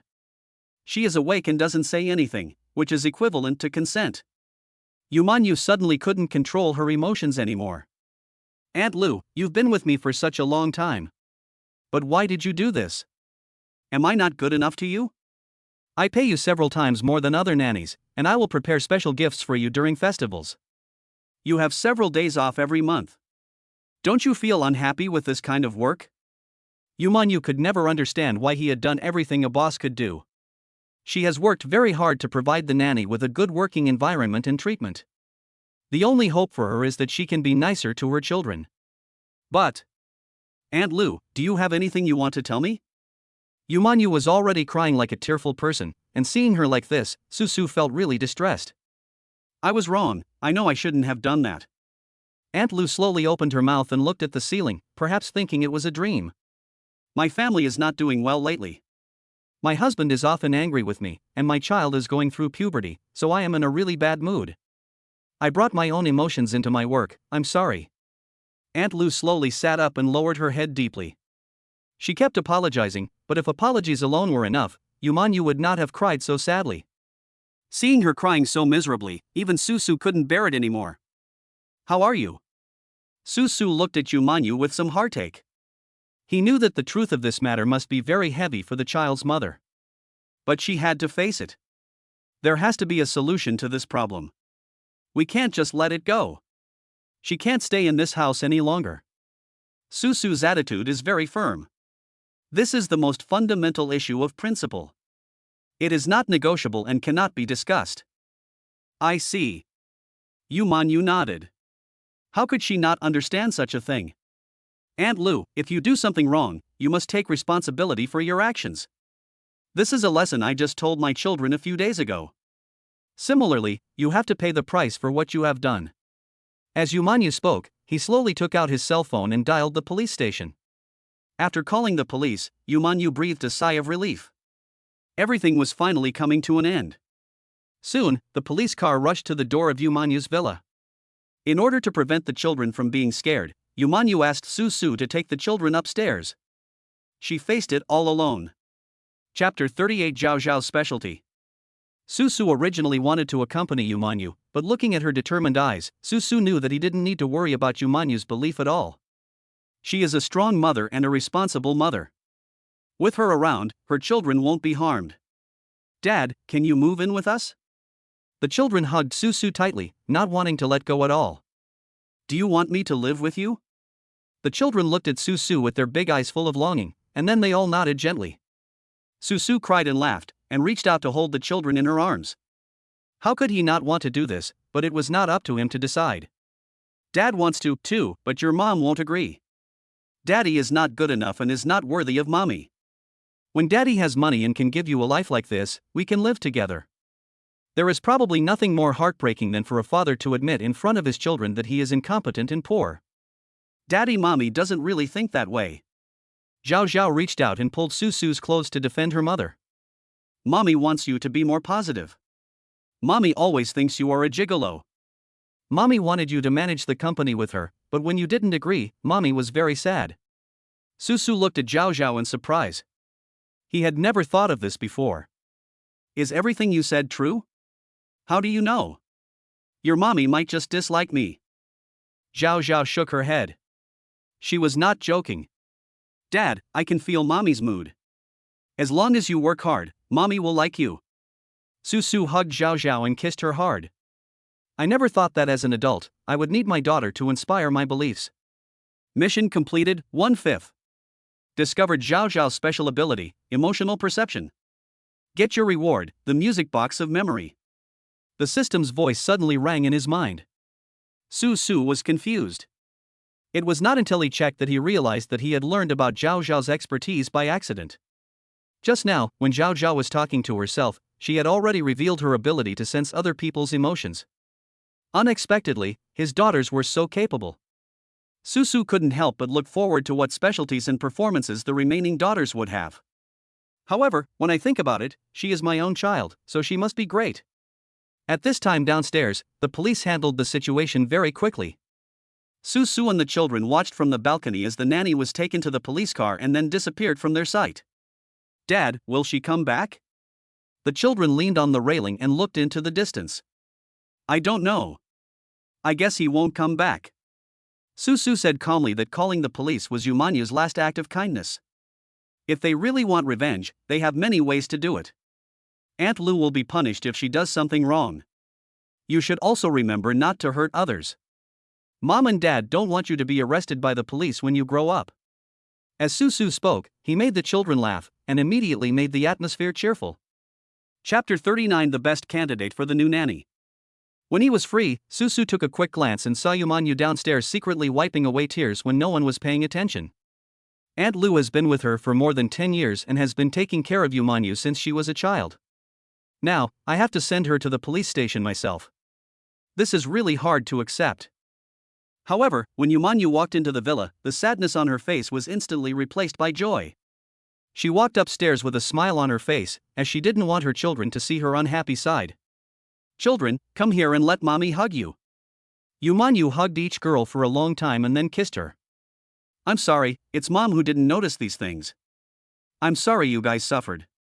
Yumanyu believes that he has an unshirkable responsibility in this matter. Susu reminded me of this at the beginning, but I didn't take it to heart at all. Just because of years of trust, I unilaterally believed that Aunt Lu would never do such a thing. Mommy, it's okay. We don't blame you. Zhao Zhao was very considerate and rubbed Yumanyu's face gently. Such an intimate gesture made Yumanyu feel very warm. Mommy, but without Aunt Lu, who will take care of us in the future? Qingqing stood aside and stretched her little head to ask Yumanyu a question. They really had not considered this question carefully before. Now that it has been brought to the table, it is indeed an important matter. This. Yumanyu hesitated for a moment. Qingqing's words made sense. This problem had to be solved as soon as possible. Although hiring a nanny is easy, it is really hard to find a reliable one who will really treat the children well. Mommy, why don't you let Daddy take care of us at home? Qingqing saw Yumanyu's hesitation, so she took the opportunity to run over and pull Susu in front of Yumanyu. Dad is very good to us, and he doesn't have a proper job now. Being told so directly by the child, Susu felt his face starting to get red. This was too embarrassing. Let him come? Yumanyu frowned and looked at Susu in front of him. Why are you standing so high? To show off? Yumanyu and the children were sitting on the ground, and Susu was the only one standing. This made Yumanyu feel very tired when looking at him. I'm sorry. Susu quickly squatted down, thinking that this was his daughter trying to get him a chance to enter the villa. He quickly smiled. I hope to get a higher score here. You are such a loser, you just listen to whatever I say. Yumanyu had a look of disappointment on her face. How could such a man become the father of her child? Unfortunately, this blood relationship cannot be changed. I really regret why that night. Yumanyu pounded the ground angrily, then looked at his children. The girls all looked at Yumanyu eagerly, their eyes full of anticipation. She also knew that Susu had a good relationship with them. Mommy, just let him stay with us. Mommy, he still has the strength to work. Mommy, just promise us. The children saw that Yumanyu began to hesitate, so they took advantage of the excitement and kept begging. Okay, let's do as you say. Yumanyu finally chose to surrender. How could she not agree to the request of such a lovely daughter? But first I have to tell you that you have to take good care of the child. And then, the hygiene of the house must be meticulous. I check it every day. Yumanyu fiercely laid out 3 rules for Susu, and at the end she couldn't help but add one more: don't enter my room. If I find out, you'll never see your daughters again in your life. Chapter 40 Signed a contract to sell my body. In fact, after saying so many other things, the last sentence is not as useful as this one. When Susu heard that there was a high possibility that he would never see his daughter again, he immediately became timid. How dare I? Don't worry, I will definitely do these things. I'll show you what a professional nanny is. Susu seemed very confident about this matter and even looked very proud. I'm really impressed by you. Come on, sign this contract. Susu was stunned. Why did he need to sign a contract for such a thing? Come here. We are in a labor relationship, so we must sign a contract. Susu walked towards Yumanyu's desk without knowing what was going on and picked up the contract from the desk. Only $1,000 a month? When Susu saw the salary column above, he was completely dumbfounded. You eat and live at my place, don't these cost money? How much money do you think you will be paid? If you want money, go earn it yourself. Yumanyu was not polite at all. From the tone of her voice, it seemed like it was up to you whether you wanted to take it or not. Okay. I admit it. But what does it mean to be available 365 days a year, and to be on call 24 hours a day? Sister, I'm not a robot, I need to rest too. Su really wanted to kneel down to Yumanyu. This was not recruiting a nanny at all, this was clearly signing a contract to sell one's body. He even suspected that the conditions of slaves in ancient times were better than his own. Do you think that's enough? Eating should not exceed 10 minutes each time, and bathing should not exceed 15 minutes. Clean the house every 2 days, clean the yard every 3 days, and mow the lawn once a week. Also, when cooking, you have to change the dishes every day. Rotate them once a month. And we require that carefully prepared nutritious meals be made specifically for each child according to their different tastes. Clothes must also be separated. Your clothes, and mine, and the children's clothes must not be mixed together. Su suddenly felt that his protest was a wrong choice. He thought that what was written in the contract was already too much, but he didn't expect that what Yumanyu said was even more excessive. What does this last column mean? What does it mean that the employer has the right to fire the employee at any time without any reason? Your thing violates the contract law. Su raised his hand to protest. He could accept all the previous conditions, but this one was the only one he found difficult to agree to. You can't do this to me. Sign it or not. If you don't want to sign, you don't have to sign. Yumanyu reached out to take the contract back, but Su held the contract tightly with his hand, preventing Yumanyu from taking it away. Who said I won't sign? I'm not doing this for others, not for you or for my children. For my daughter, I am willing to sacrifice everything. Su gritted his teeth, took out a pen and signed his name on the contract as if he was going to the battlefield. Once the name is filled in, it means that the contract will come into effect. I will become the hardest working and happiest person in this villa. For my daughter, it's all worth it. The work starts today. It's getting late, hurry up and prepare dinner. Yumanyu had no intention of giving Su any time to adapt. After taking the contract, he immediately began to urge him to work. Chapter 41, Let's Farm. The children were also cheering in the background, now they could stay with their daddy all the time. No way, so fast. Su wailed in pain, but his body involuntarily walked out. He thought that his cooking skills were pretty good, and when he thought about being able to use this recipe to cook for his daughter, he suddenly felt full of strength. Come on. Old goo. Watching Su rushing out of the villa full of fighting spirit, Yumanyu stood on the windowsill, with the corners of her mouth slightly raised to the side, revealing a knowing smile. It seems that this man is not as bad as she imagined. At least when it comes to her daughter, he has done something that makes her satisfied. At this time, my daughter Zhao suddenly came over with an exercise book in her hand. Mommy, can you teach me this question? Of course, my dear. Yumanyu quickly squatted down, took the exercise book, and prepared to check the questions on it. Zhao looked around and saw that there was no one around, so he quickly leaned close to Yumanyu's ear and whispered something. Mommy, if you like him, why don't you just say it directly? Yumanyu's face immediately turned red to her ears and she began to stutter. What do you know, little kid? Who said I like him? People like him, losers, can't make any money. Of course Yumanyu refused to admit it and was trying to be stubborn in front of her own daughter. But mommy, it was daddy who saved the company, and it was daddy who discovered Aunt Lu's affairs. We all feel that daddy is very good to us and he is a good man. After saying that, Zhao kissed Yumanyu on the cheek, turned around and ran away with a smile. Let Yumanyu stand there in a daze. What's so good about that man? Why do you always speak for him? Several days have passed since I was a full-time dad.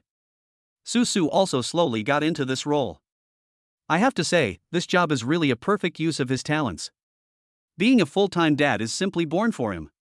Su was at home, working in an apron while chatting and laughing with the children. The furniture was spotless and the lawn was neatly manicured.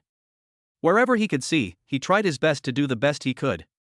Yumanyu's original prejudice against Su also began to fade away little by little. This man seems to be quite capable. In terms of academic qualifications, he is at least a graduate of a reputable university. I have worked for a few years before, so I have some work experience in society. This made Yumanyu feel incredible. Why would such a man live such a failed life? While eating breakfast, Yumanyu was struggling to think of the answers to these questions in his mind. Mother of that child, I have something I want to discuss with you. I think our yard is quite empty. Can I plant something here? It's very expensive to buy vegetables now, and you don't know whether they have been sprayed with pesticides or whether they are unsafe. Susu suddenly made this suggestion at the dinner table. Yumanyu originally thought that he would complain about his job. But I didn't expect that he never mentioned such a thing at all. Can. As long as it doesn't affect the safety of the children, you can do whatever you want. Yumanyu doesn't care about these things, it's not a big deal. Chapter 42, Don't use your abilities indiscriminately. As long as you can take good care of the children, Yumanyu will definitely not have any objection even if you grow grains or wheat, let alone vegetables. That's great. Susu was suddenly extremely happy. He has been planting bananas in the system these days and then exchanging them for gold coins in the system. But just growing bananas would not satisfy Susu. He was not a monkey, so what did he need so many bananas for? The children have been eating bananas every day these days and they feel a little sick of the sight of bananas. By the way, security guard Wang has asked for leave these days, so you will be responsible for sending the children to school. This breakfast was ordinary, plain, but it had a very harmonious feeling. If you have to say it, it's like they are a family that has been together for a long time, and there is no disharmony at all. No problem. I'll take them to kindergarten after dinner. Susu agreed readily, then looked at his daughter next to him with food all over her mouth, and wiped her mouth with a handkerchief with a happy look on his face. Yumanyu stared at his movements and became fascinated by them. When I came to my senses, I realized that I seemed a little out of control. What is going on? How did I become like this? Yumanyu secretly blamed herself in her heart, but she couldn't help wanting to look at Susu more. She didn't know why, but she always felt that Susu became more and more handsome and pleasing to the eye the more she looked at him. It was as if the two eyes were glued together and slowly they could not be moved away. Well, I won't eat yet. I have something else to do at the company, so I'll leave first. Yumanyu felt that if things continued like this, the situation would become dire, so she quickly found an excuse and ran away from home. Mommy is so weird today. The children also felt that something was wrong with Yumanyu, but this was a good thing for them. Hanin looked at Yumanyu's receding figure, then glanced meaningfully at Zhao Zhao beside her. Let daddy and mommy solve their own problems. We were just kids. Hanin saw through Zhao Zhao's little tricks behind his back and shook her head in a contemptuous manner. Don't be fooled by the fact that these little kids are only a few years old, they are all very shrewd. Especially Zhao Zhao, her eyes were so bright that even Susu didn't dare to look her in the eye. Because he always felt that as long as he fell in love with her, Zhao Zhao would see through him from head to toe, including the depths of his heart. Obviously he is just a child. Okay, everyone hurry up and eat, it's time to go to kindergarten. Susu asked the children to finish their meal, pack up their things, and line up to get on the car. We sang and laughed all the way, it was so happy. The kindergarten my daughters attend is the best private Keller kindergarten in Hong Kong. Not only is the tuition expensive, but one also needs a certain number of recommendations to get in. It's not like you can go there just because you have money. Moreover, the kindergarten only enrolls 100 students each year. Once the quota is full, no one will be admitted no matter who applies. Therefore, this also leads to the fact that Kale Kindergarten is almost the ceiling of kindergartens in Hong Kong. But we have to say that Yumanyu is very capable. There are 5 children in his family who go to school here, which means that 5 of the limited places are taken up by Yumanyu. This requires connections and background. It would be really difficult to achieve this without some skills. Chapter 43, Men's Distress. Susu drove to the gate of the kindergarten and dropped the children off. You must listen to your teacher in kindergarten. Don't make the teacher angry. As the time was almost up, Susu was still reluctant to part with the children. What a great relationship. I really envy you. A man in a suit stood next to Susu and patted his shoulder. Listening to his voice, one can feel that he is very steady and has the flavor of a mature man. This is simply the standard for successful people. Hello, my name is Susu. Susu turned his head, greeted the man and shook his hand. I've heard a lot about you. My name is Yifeng, and I run a travel company. You have such a good relationship with your daughter. I really envy you. Yifeng's eyes were filled with jealousy, and at the same time, a hint of sarcasm towards himself. Look at what you said. Whose father doesn't love his children? Susu was quite proud of being praised. This showed that he, as a father, had done nothing wrong. Ha, I'm the father who was disliked by my daughter. Yi Feng laughed miserably and sighed again. The contrast between the way he looked now and the way he spoke just now was huge. What's wrong? Did you make your daughter angry? Mr. Su, do you have time? If you can spare a moment, can I buy you a cup of tea? Yi Feng grabbed Su Su's hand, as if he had met an old friend he hadn't seen for many years, and was afraid that Su Su would run away. Seeing how excited he was, Su Su couldn't refuse. He could sense that this man had a very strong desire to talk, and he didn't know what he had endured at home, to be forced into this state. No problem, no problem. Yi Feng took Su Su to find a tea house that looked pretty good, and they went in and chose a quiet seat. I'm so sorry to have to listen to me complaining here. But I have no one else to tell except you. I'm the boss of the company and I can't let my employees see me like this. Yi Feng's life is difficult too.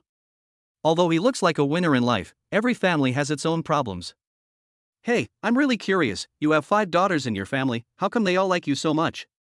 Seeing Yi Feng so eager to learn, Su Su couldn't help feeling a little proud. This pride was expressed from the heart to the corners of his mouth. Hee, this is of course due to my own ability. You might as well teach me so that I can learn from it. To be honest, ever since her mother fell ill and passed away, the relationship between my daughter and I has become increasingly worse. I saw it with my own eyes and was worried inside. But no matter how much good things I bought for her or how many delicious meals I took her to eat, she still kept a certain distance from me. The more Yi Feng talked, the more his emotions began to break down. These things touched the fragile part of his heart, and all the past events began to reappear before his eyes. Brother, the dead cannot be resurrected.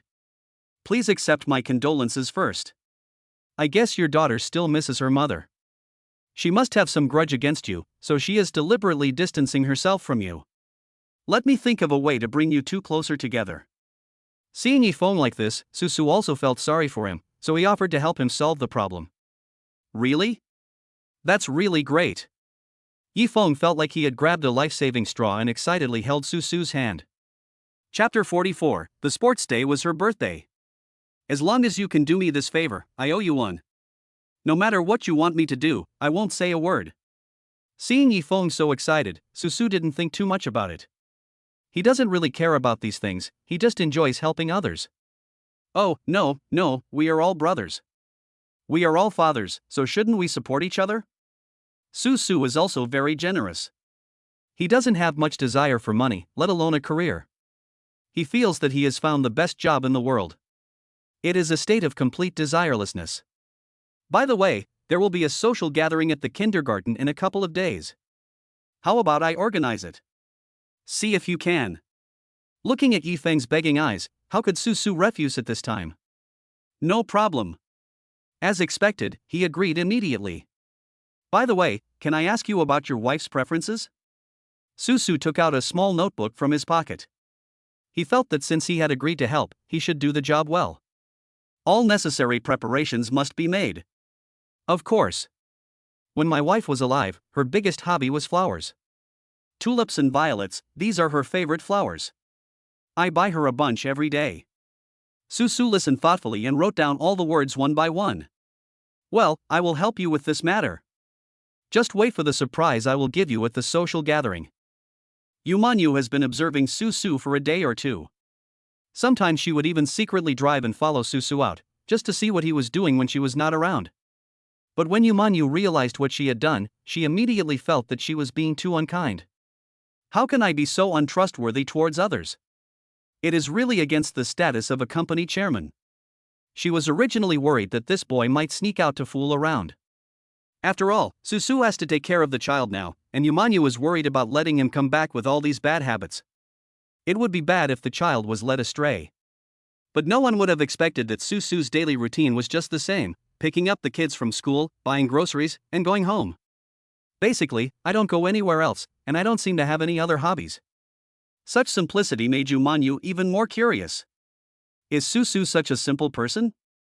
Yumanyu didn't believe it in her heart. At dinner that day, Yumanyu thought of these things again. While eating, she stared at Su Su carefully. Mommy, what are you looking at? Zhao Zhao had an anti-smile on her face. Although she was young, the smile on her face was quite meaningful. One can't help but wonder what is hidden inside this little girl's body. Nothing. Yumanyu quickly lowered her head and concentrated on eating, not daring to look directly at Susu. Dad, there will be a sports meet at the kindergarten tomorrow, and teacher Xiaohua asked us to bring mom and dad to participate. Zhao Zhao gave Han Han a look and asked Han Han to come forward and make a request that made Susu and Yumanyu feel a little embarrassed. Ah? Yumanyu was stunned for a moment. Wasn't it possible to have only one person attend a sports meet in the past? She felt completely different from before.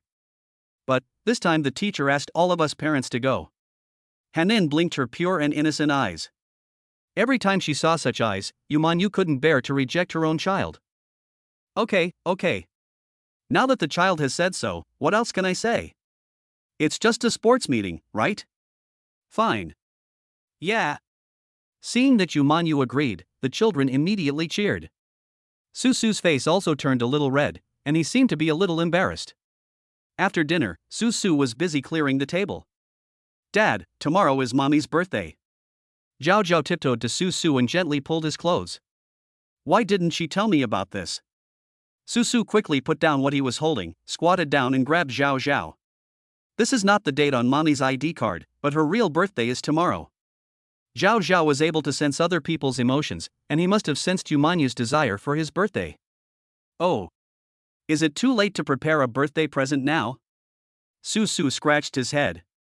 The news was so sudden that he didn't know how to respond. That's your own business, Dad.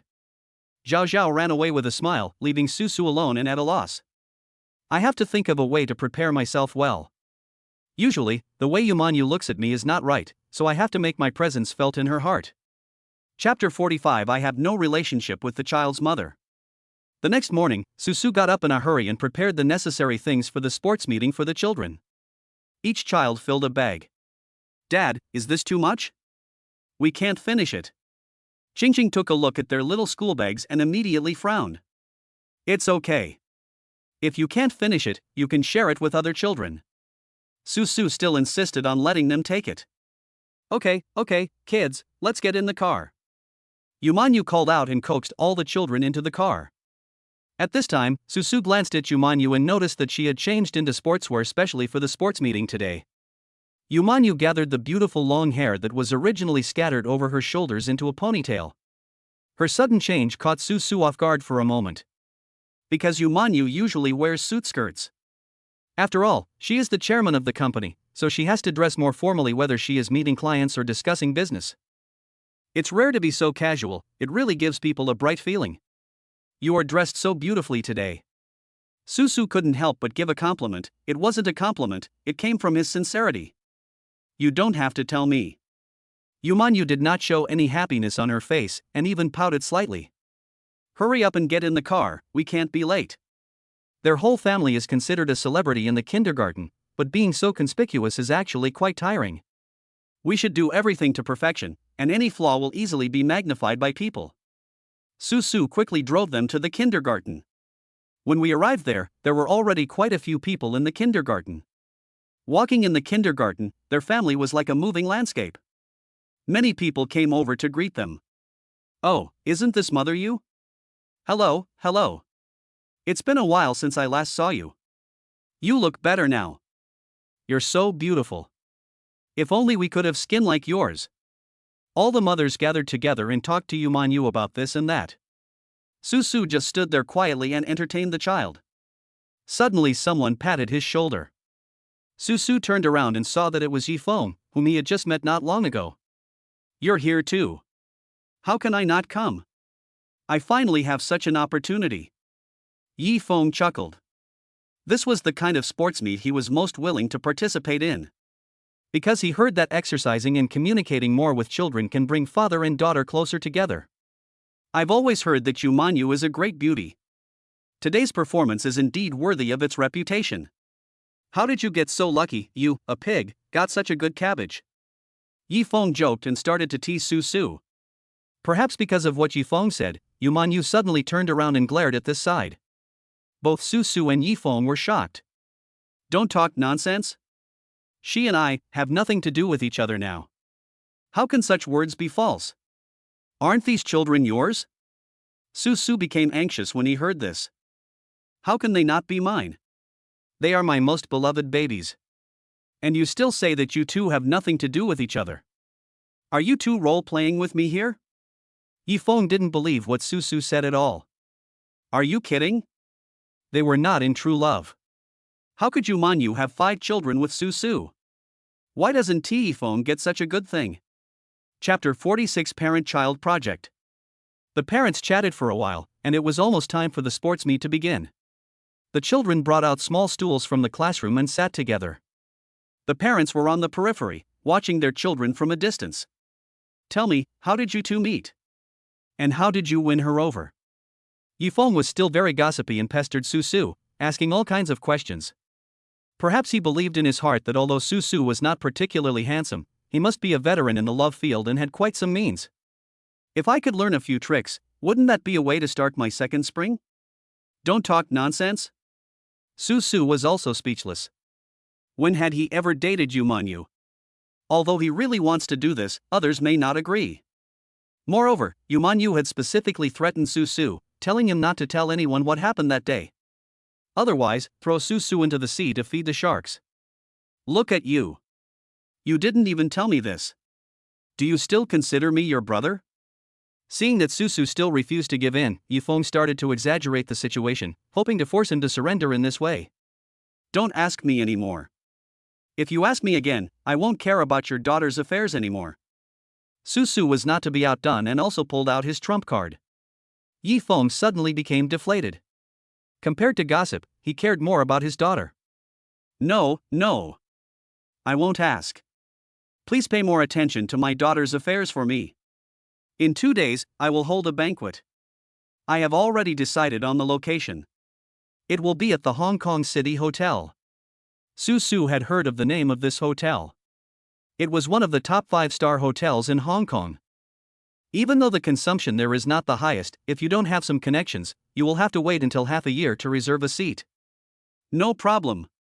At this time, the kindergarten teacher held a big loudspeaker in his hand and began to announce the opening of the sports meeting. The children cheered and began to participate in the project enthusiastically. Manyu was like a star among the group of mothers, and many people gathered around her to chat. She was also happy to exchange parenting tips with these mothers and seemed very happy, with laughter heard from time to time. Susu was about 10 meters away from her, and his eyes would glance at Manyu from time to time. He did not forget that today was Manyu's birthday. But why didn't she show any sign of it at all? Could it be that Manyu didn't plan to do that? For the next project, please invite the children's parents to participate. 2 people writing. When Susu heard this term, he was a little confused and didn't understand what this project meant. Dad, we want to join in too. Before Susu could react, Shinshin and her sisters ran over, grabbed Susu and dragged him inside. The situation was almost the same with Manyu. The children forced the 2 of them together and then went to the kindergarten teacher to register. Here, your number plate is 8, please go to runway 8 and get ready. Come on, Daddy. Come on, Mommy. Shinshin held Susu with one hand and Manyu with the other, and jumped towards track 8. Run slowly, and be careful not to fall. Susu was already driven by the atmosphere and had a smile on his face. On the other hand, Manyu next to him had a red face and did not dare to look at Susu, and kept turning his head away. Chapter 47 Isn't it just riding on the back? The parents were already in place on the track, but they didn't yet understand what this double horse riding meant. The kindergarten teachers simply demonstrated it to them. The father must first carry the mother on his back, and then hold the child in his arms. It looks like 2 people riding on one person, so it is called a double horse ride. After seeing this scene, Manyu's face immediately turned red. She even wanted to withdraw from the competition. But seeing Shinshin looking so eager to try, Manyu was embarrassed to say such words. She really didn't want to hurt the children's feelings. Parents, please get ready. Following the kindergarten teacher's order, other parents began to make preparations. But when it came to Susu and his team, some problems arose. Susu hugged Shinshin in his arms, which was nothing. Then he also squatted down and motioned Manyu to lie on him. But after waiting for a minute or 2, Manyu didn't come over. Mother, what's wrong? Susu turned around and looked at Manyu in confusion, wondering what was wrong with her and why she was lying there motionless. Manyu lowered her head, her face flushed red, and her little hands kept pinching the corner of her clothes. This is so bad. Hurry up, mommy, the game is about to start. Shinshin also began to urge, seeing that the other parents were indeed ready and were waiting for their group. Yumanyu felt that everyone's eyes were focused on her, and her face turned even redder. Seeing this, Susu reached out to pull Yumanyu, but unexpectedly, Yumanyu pushed his hand away. Men and women should not touch each other. Why should I? Why should I lie on your back and let you take advantage of me? After hearing her reasons, Susu was speechless. It's already this late. We're at a sports meet. You can cut me however you want after we get back. They have to finish the sports meet now. Even if we don't get a rank, we still have to work hard. We can't let the kids think we are just giving them a pass. Susu tried to persuade her earnestly, but he could probably understand why Yumanyu was so unwilling. After all, to be honest, the two of them don't have much of a relationship. Even though they live together, apart from some basic conversations, there is not much communication between the two sides. There is not much difference between them and strangers. The only connection is the child. Mommy, hurry up. Shinshin started to urge again, and even the kindergarten teacher in the distance had raised the gun in his hand. Yumanyu frowned, clenched her fists, and hit herself lightly. Let us fight. Looking at Susu's not-so-broad shoulders, Yumanyu gritted her teeth, leaned forward, and put her arms around his neck. Then he lay on his back and put all his body weight on Susu. At this moment, Susu felt that he almost couldn't get up. It wasn't because Yumanyu was so heavy on his back, but because it was the first time since that night that he and Yumanyu had such a close contact. That familiar touch is back. Susu even felt his nose starting to itch, and his blood was rushing up. What are you doing? If you lose, I'll show you what I can do. Yumanyu looked at Susu motionlessly, reached out and pinched her, and threatened her harshly. There is no trace of the shy little woman she had just now. When it comes to winning or losing, Yumanyu is the undisputed winner. If she can get first place, she will not allow herself to be second. Chapter 48 Happiness should be multiplied by 5. At the sound of the starting gun, the fathers on the track put all their strength into rushing towards the finish line. Susu is of course no exception. He originally wanted to take it easy, but with this guy on his back, he almost wanted to put a gun to his head. Hurry up, hurry up. When she really started running, Yumanyu no longer cared about her previous reserve. He was urging Susu desperately, wishing he had a whip in his hand. But Susu was distracted. Although his legs were running, his mind was thinking about other things. He didn't know how many years it had been since he had such close contact with a girl. Yumanyu is not very heavy and her body is very soft. Susu carried her on his back and felt like he was carrying a fairy. He held Yumanyu's legs tightly with both hands, rolled his eyes, and Susu felt that this was the greatest enjoyment. The hand felt firm and soft. If it had happened before, Susu wouldn't even dare to think about it. Dad, be careful. It's beautiful, but not taking the game seriously will only bring one consequence. Susu didn't pay attention to the road and was almost tripped by his shoelaces on the track, and fell forward. Be careful. Yumanyu also screamed in fright, which immediately drew Susu's attention back. He stepped forward suddenly to support his body. I took a deep breath, my legs felt weak, and the force from leaning forward took away my motivation to rush forward. The speed of their group improved rapidly. We were almost at the end of the group. Come on, Dad. Come on, Mommy. The remaining children kept cheering on the sidelines. Listening to his daughter's cheers, Susu also felt full of strength. The faster you run, the more energetic you become. Hurry, hurry, hurry, hurry. He felt that Yumanyu on his back was also starting to get excited. This kind of competition was the easiest to get people involved in. Susu glanced out of the corner of his eye and saw that there was only one group left in front of him on the track. But they were less than 10 meters away from the finish line. Whether you can win or not depends on this one move. Susu took a deep breath, then held it and exerted the strength of his legs to the maximum. Go! Amid the cheers from the mother and daughter, Susu finally surpassed the group of competitors in front of him at the last moment and crossed the finish line first. First place, Shinshin team. Hearing the good news coming from the kindergarten teacher's loudspeaker, Susu and Yumanyu excitedly hugged Shinshin, and the whole family cheered together. And neither of them noticed that they had kept a certain distance from each other before, but this time, they had touched each other countless times. How's it going, Mommy? Is she awesome? Yumanyu happily sought praise from her daughter and received a sweet kiss from Shinshin. Mommy is the best. Daddy is great too. Okay, Mommy will take you to participate in other projects. Yumanyu happily picked up Shinshin and was about to turn around and leave when she was stopped by other children. Mommy, we want to join in too. At this time, the kindergarten teacher's small loudspeaker sounded again. Second round, Zhao Zhao team, please prepare. That means, they have 5 children in their family, and they have to take each of them to run this trip. Yumanyu suddenly felt a little desperate. Chapter 49, Swearing a Bloody Swear. Although it was a little unexpected, but since it happened the first time, I won't be afraid of the second time. It's hard for Su. Yumanyu is a very competitive woman. She won once with Shinshin, so she can't lose when she leads her other daughters. Run, run, run. We're almost caught up. Hey, hurry up. Try harder. Haven't you eaten yet? Similar sounds were heard constantly, echoing throughout the sports field. Originally, he thought this was a kind of happiness, but after running all 5 games, Su was tired like a dog and wished he could lie on the ground and never move again. Mommy is awesome. Daddy is awesome too. We love you.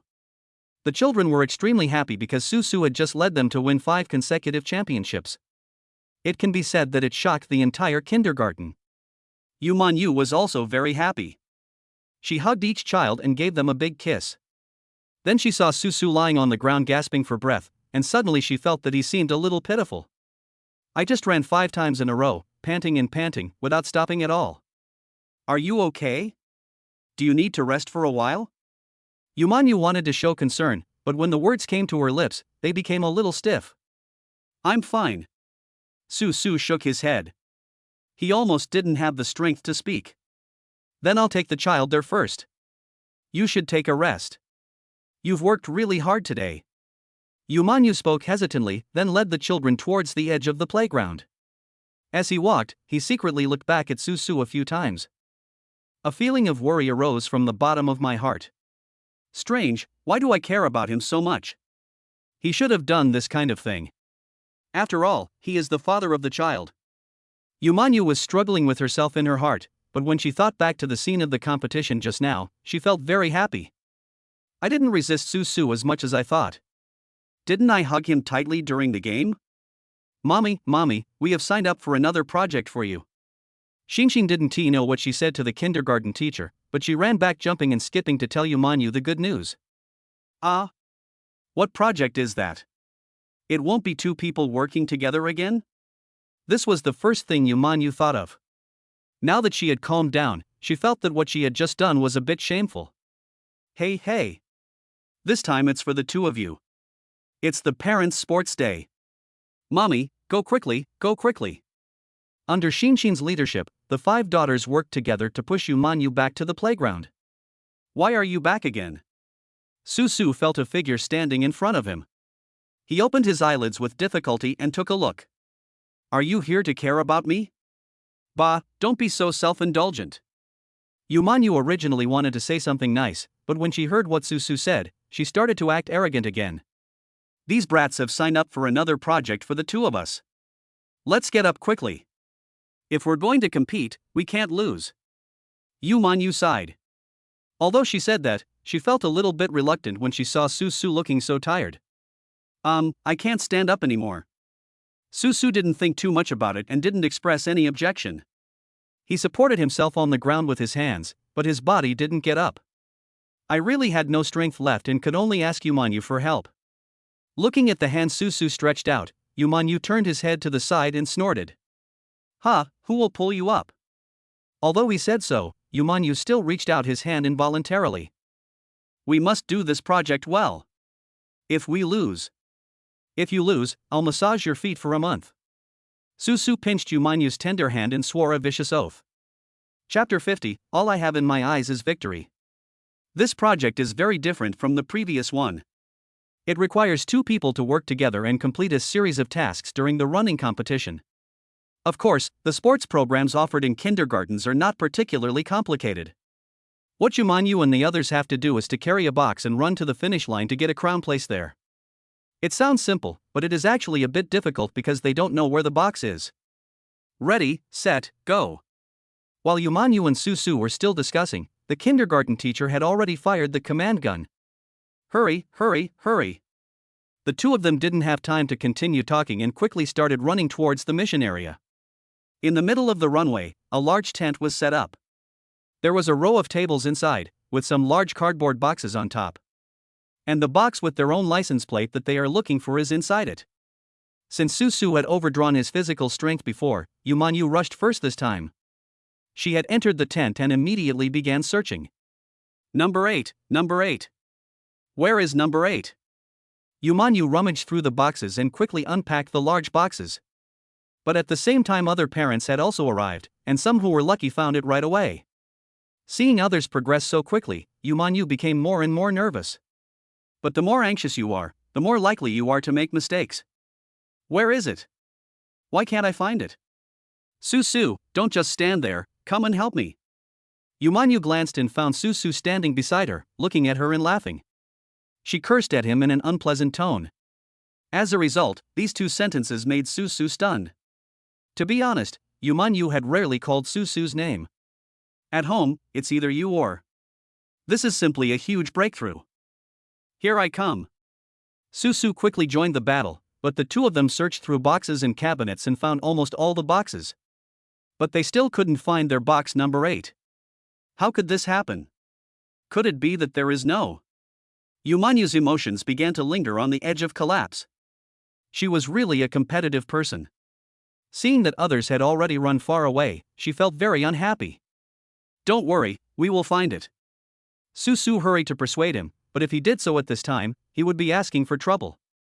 Don't just stand there and talk, hurry up, the children are looking at us. We can't embarrass them. At this time, Susu opened the last big box and took out a box from it. Staring blankly at Yumanyu. Did you just say we?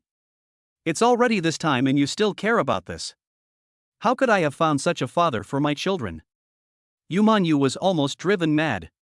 She was about to lose, but Susu was still interrupting her. Look at this, isn't there a number 8 on it? Susu smiled slightly and raised the box in his hand. But the next second, the box in his hand disappeared. Because Yumanyu had already snatched it away, and then ran towards the finish line at the speed of a 100-meter sprint. There is still time. They still have a chance to win the championship. As long as I can grab that crown. Chapter 51, Winning the Championship Again.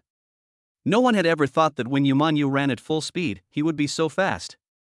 She was like a beautiful flash of lightning, drawing a perfect arc on the track of the sports field. In a jaw-dropping manner, he surpassed several parents in front of him. But this alone is not enough, because some parents have already reached the final destination. Fortunately, reaching the finish line does not guarantee victory, you also have to grab the crown. The crown was placed on a stick, the top of which was about 3 meters from the ground. If you want to get the crown, you have to find a way to take it off this. Ordinary people can think of either putting the stick down or climbing up from the cabinet. Either one is very troublesome, and other parents will not watch you do this. Several pairs of parents adopted the same tactic, which was to let the mothers find a way to take the crown, and then the fathers defended each other from below. Since we are all parents, we don't think winning the championship is that important. So most parents just go along with the situation and keep their kids laughing. However, unexpectedly, Yumanyu's sudden rise caught everyone off guard. Judging from her speed and momentum, it was clear that she was going to take the crown by force. When the fathers saw this, they instantly became angry. How can that be possible? They have already won 5 championships. We can't let them win this one. Hold on, don't let it pass. The fathers shouted together, then ran to the front and formed a human wall. He wanted to prevent Yumanyu from passing through in this way. But they still underestimated the desire to get the first mother. Seeing that the situation was not good, Yumanyu dodged to the left and pretended to go around to the left. The parents quickly moved to the left, but Yumanyu's move was a fake, her body just swayed to the left. Then he immediately retracted it and ran to the right. Of course the fathers were unable to react in time. Only when they saw Yumanyu passing by them did they realize that they had been tricked. Careful! The mothers who were trying to find a way to pick the crown heard the warning and looked back, only to see Yumanyu rushing towards them aggressively. Many people simply avoided it out of fear. But there are still some people who are unwilling to give up, and they also want to win a championship for their children. The mother worked together to block the pole with her body and refused to let Yumanyu touch it. Yumanyu walked around for several times but had no idea where to start. She tried to jump and reach it, but it was simply impossible to reach it. The pole is 3 meters high. What should I do? Yuman stomped her feet in anger. If this continued, she would have no chance of winning the championship. Don't worry. I have a solution. Susu came slowly from behind. He took a look at the scene and immediately came up with an idea. Since one person is not tall enough, why not just stack 2 people on top of each other? Susu slowly squatted down, patted his shoulder, turned his head and explained to Yumanyu. Come here, first sit on my shoulders, and then step on my shoulders. But Yumanyu hesitated for a moment. She vaguely felt that this method was feasible, but this method. It's too late. The time is about to expire. Their event has a time limit. If no one can obtain the crown within the specified time, the winner will not be determined. Thinking of this, Yumanyu gritted his teeth, stomped his feet, and decided to fight. Wait for me.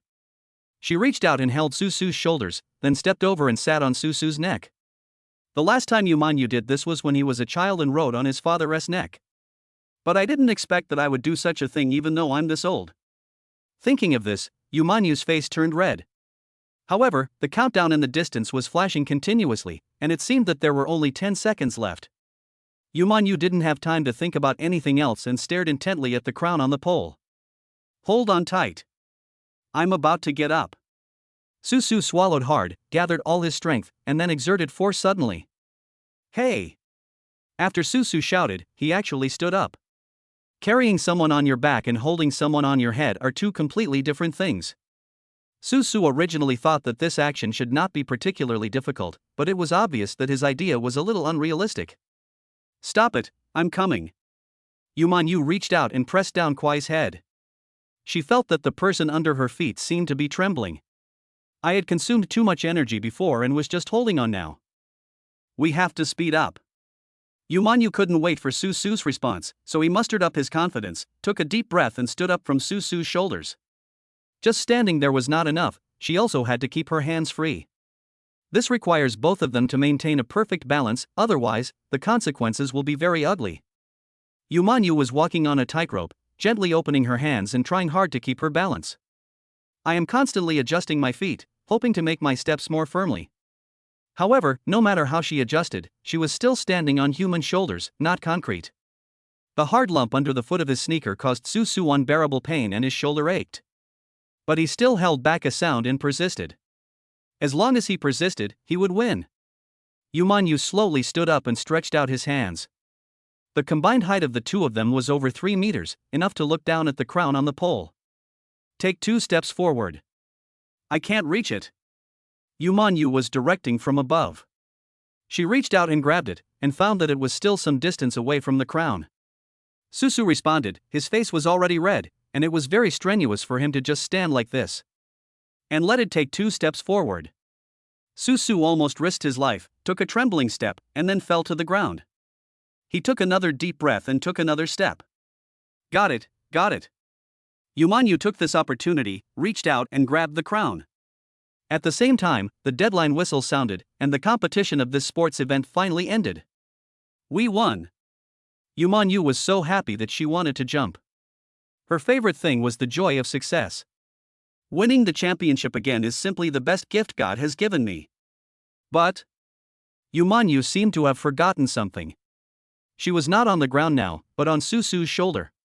When she jumped, Susu suddenly felt a strong pressure from above that made his shoulders unable to support him any longer. The whole person suddenly went limp and collapsed downwards. The human body that was so hard to put together collapsed in an instant. Yumanyu screamed and fell to the ground.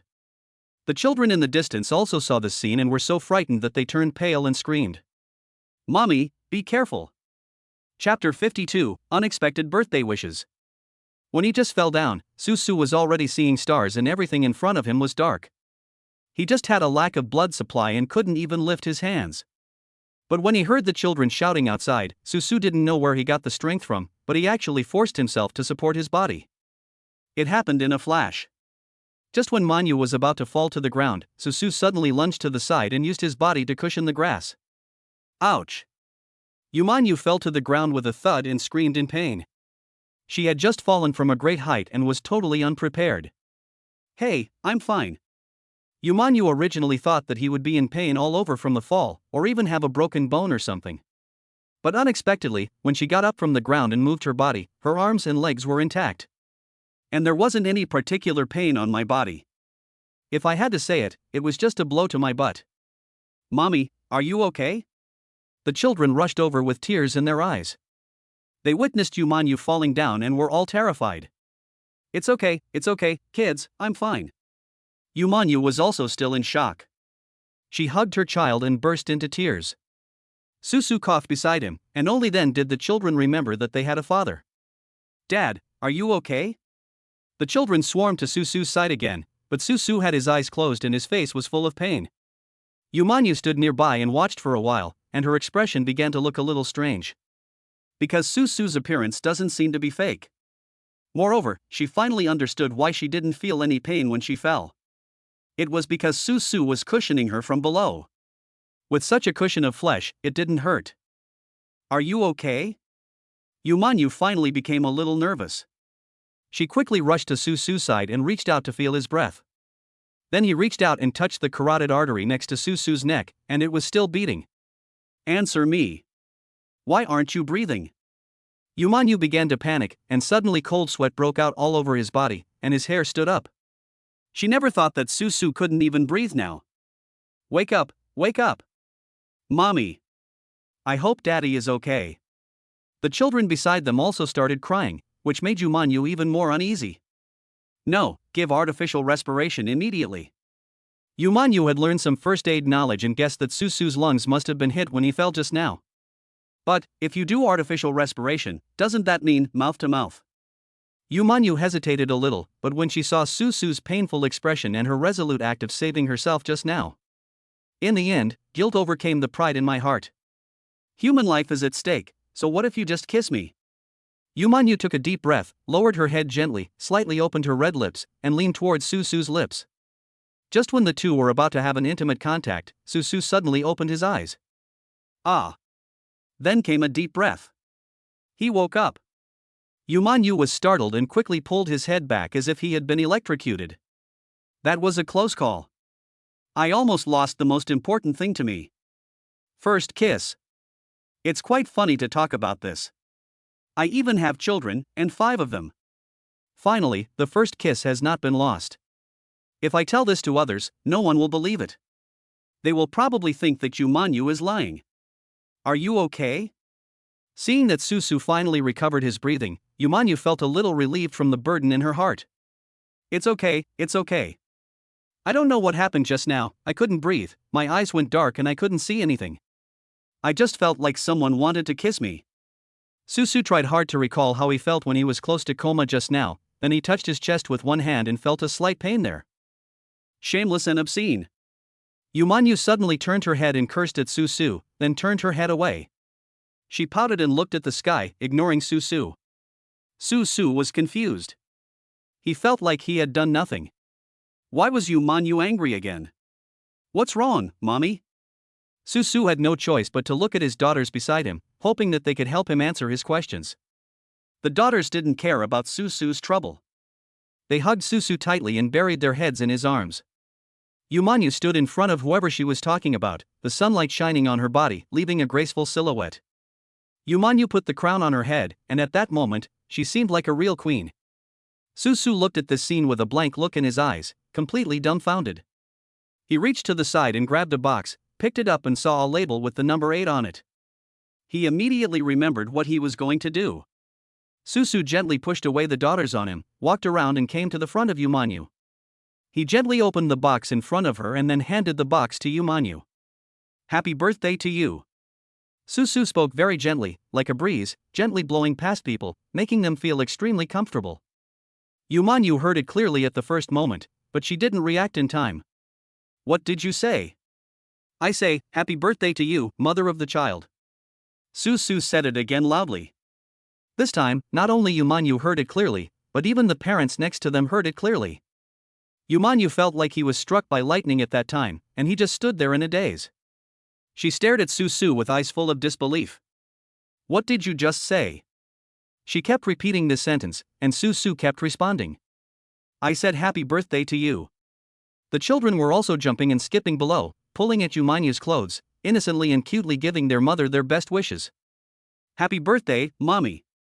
Yumanyu suddenly felt her eyes starting to blur and tears filled her eyes without her knowing. It flowed down her cheeks. Seeing this scene, Yifeng felt the same way and couldn't help but applaud. As he led the crowd, they also began to applaud. I didn't even know who took the lead in singing happy birthday. At this moment, Yumanyu suddenly felt as if the whole world was embracing her. From childhood to adulthood, she has celebrated no more than 5 birthdays. This sudden emotion made her burst into tears. Thank you. Thank you. Chapter 53. You are worthy of being my wife. If you think that's all there is to it, you are totally wrong. Accompanied by the happy birthday song, Su took out a small but exquisite music box from the paper box. This music box is not new, it even looks a little old. The style is also very old-fashioned, and it feels like a product from more than a decade ago. This was the reward Su received when he completed the system task. The system said that this thing was called the music box of memory. At that time, Su didn't know what it was used for, so he put it aside. Later, when he learned that Yumanyu was going to have a birthday and he had not prepared a birthday present in advance, he had no choice but to bite the bullet and give this thing to Yumanyu as a birthday present. If Yumanyu was already extremely moved before, when she saw the music box, she finally couldn't hold back any longer and burst into tears. She hugged Su regardless of anything, and her makeup was smudged by her tears. She hugged Su tightly and cried loudly. At this moment, Yumanyu finally let go of all his guard and gave himself completely to Su. She cried like a child, so miserably, but also so heartily. It was unknown how long it had passed before the crowd gradually dispersed, and Yumanyu finally calmed down from her sobs. I'm sorry, can you let me hold you for a little longer? Yumanyu said as she choked up. She didn't want to let go of his hand. I didn't expect that hugging Su would feel like this.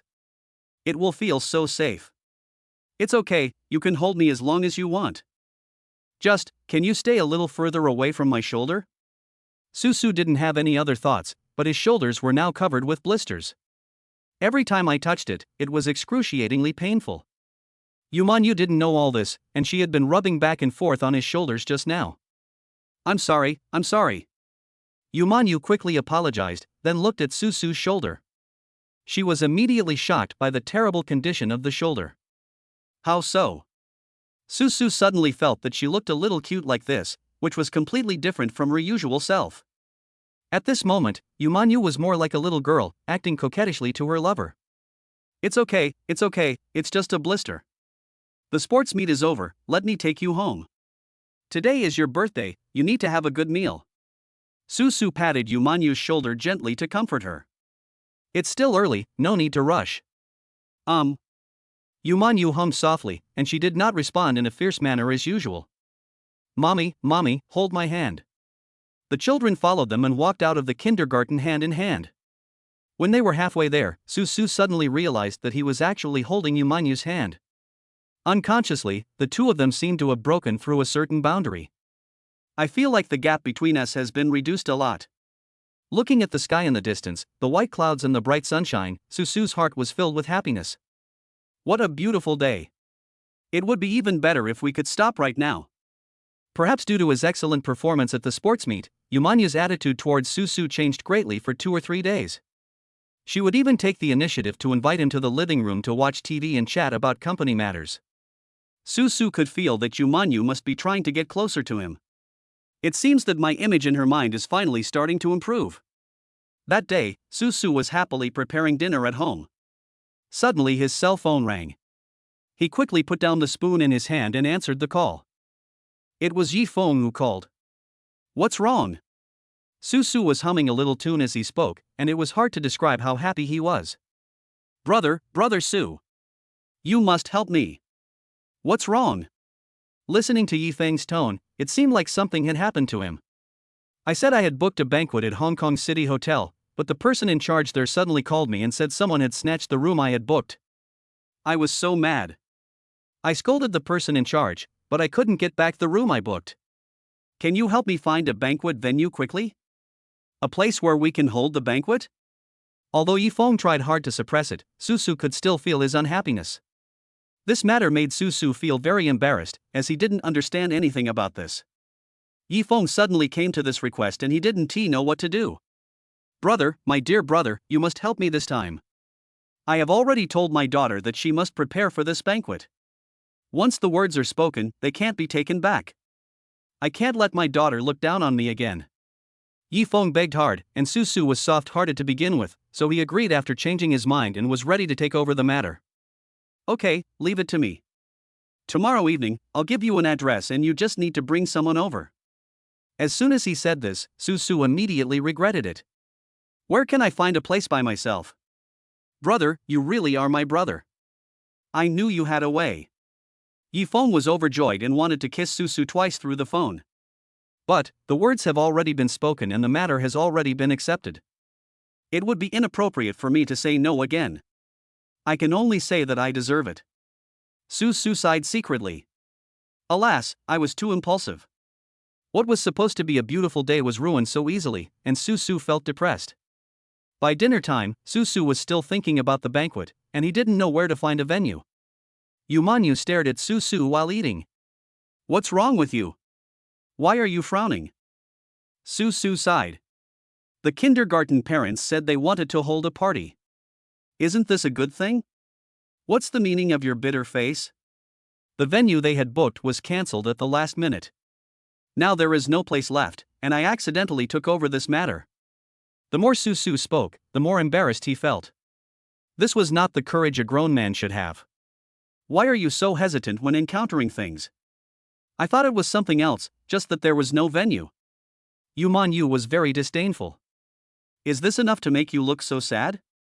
As the father of these children, can you please take some responsibility? She even took this opportunity to lecture Susu. But I can't help it. There's a party tomorrow. Where can I find a venue for them? Do you remember the flower shed where we grew tulips before? That place was originally intended to be used for parties and weddings. Anyway, no one has booked it now, so you can go and clean up the place. Yumanyu slowly and methodically pointed out a clear path for Susu. It turns out that he is the chairman. The way and speed of handling problems are indeed different. Oh my god, you really are my wife. Chapter 54 Banquet Preparation. When Susu heard this, he immediately jumped up from his chair excitedly and kissed her on the face excitedly. Susu's initiative was greeted with a warm greeting from Manyu. A big slap came over. Bang! This slap was so crisp. Susu immediately understood what it meant that men and women should not touch each other. Sorry, I got a little excited. Yumanyu glared at Susu fiercely, then wiped her face with a napkin. If it happens again, without my permission, I'm telling you, I will call the police. This kind of thing is no joke. I know. Susu lowered his head and admitted his mistake. He was not stupid. He knew that what he did was indeed wrong and that he was being too casual. To be honest, there is no special relationship between the two of them now. You are just a babysitter at home. I hope you don't get your position wrong. Yuman was so angry that she didn't even eat her meal. She turned around and went back to her room. At the dining table, Susu and a few children were left facing each other. Zhao Zhao sighed like a little adult. Susu stared at his child and muttered to himself. I wasn't careless, why do you have to be so petty? Zhao Zhao sighed even more. Dad, you really don't understand mommy's thoughts. Susu was stunned for a moment. What did that mean? What did Yumanyu mean just now? No, what's wrong with me? Didn't I do well? Susu still looked confused.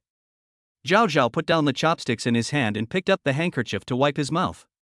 Dad is fuller than me. After saying that, he didn't care about Susu and went to play nearby. Susu had no choice but to look at the other children, but they all turned around and ran away. There was no other way, Susu could only place all his hopes on Xianxian.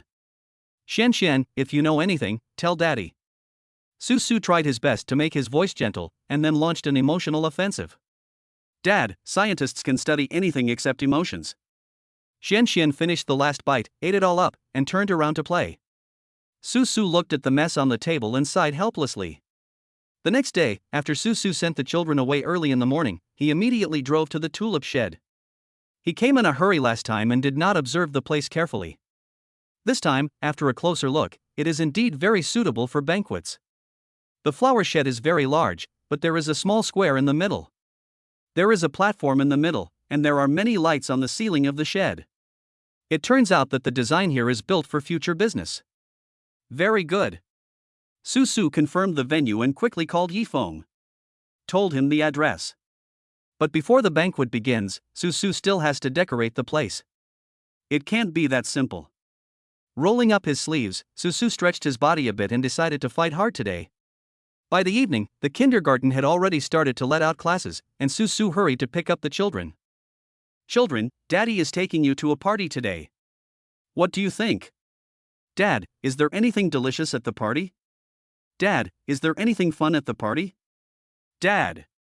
Su didn't expect that these little brats had so many things to consider. Of course I did. It was held just for you kids. I built a little amusement park in the middle. Su spent a lot of money on this thing, and he and the workers spent most of the day to complete the installation. Yeah. Hearing this, the children cheered and excitedly began to look forward to the start of the banquet. When Su arrived, many cars were parked outside the flower shed. Each car was very luxurious. This banquet was announced in the parents' group a long time ago, so everyone is looking forward to it. But no one expected that the banquet would be held in such a remote flower shed. At the door of the flower shed, many people were surrounding Yifeng and questioning him. Old Ji, what's going on? Didn't we agree to meet at the city hotel? Yifeng wiped the sweat off his forehead. He was really incoherent now and didn't know how to explain it. Everyone, I'm so sorry. Hey, Su, you're finally here. Just when Yifeng was almost unable to cope with the situation, he suddenly saw Su and the children strolling towards him from afar. He seemed to have found a life-saving straw and ran towards this side desperately. Oh, you're finally here. Come on, explain it to everyone. They all think this place is not good. Yifeng said this with sweat all over his forehead, although he was the CEO of a company after all. But who among those here is not a well-known figure in Hong Kong? Poof. It's all because of you. You can't even do such a small thing. Before Su could say anything, a little girl next to Yifeng pouted and started to criticize Yifeng rudely. Su immediately focused his attention on the little girl.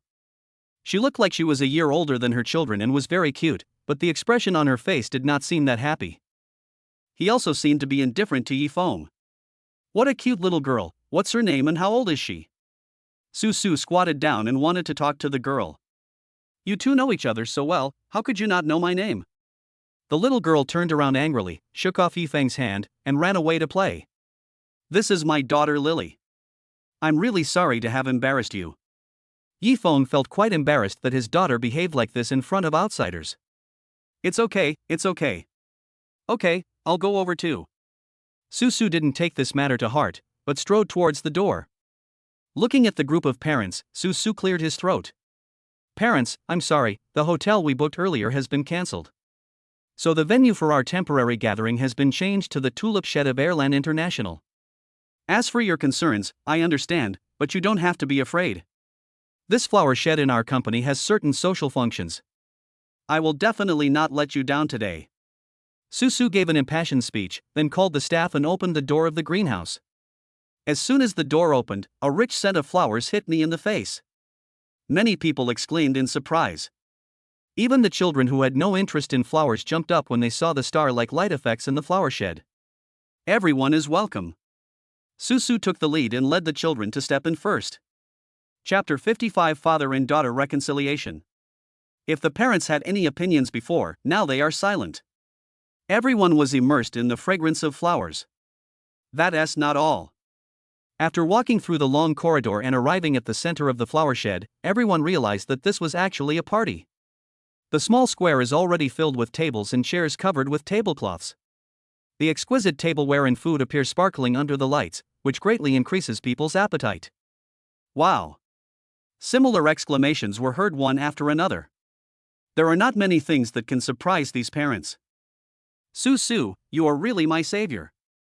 When Yifeng saw the layout here, he was stunned and completely dumbfounded. He didn't have much confidence in the scene at first, but everything here was beyond his imagination. Since I promised you, I will definitely do my best.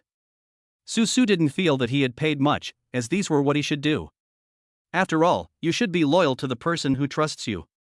When you promise something to others, you should do it to the best of your ability.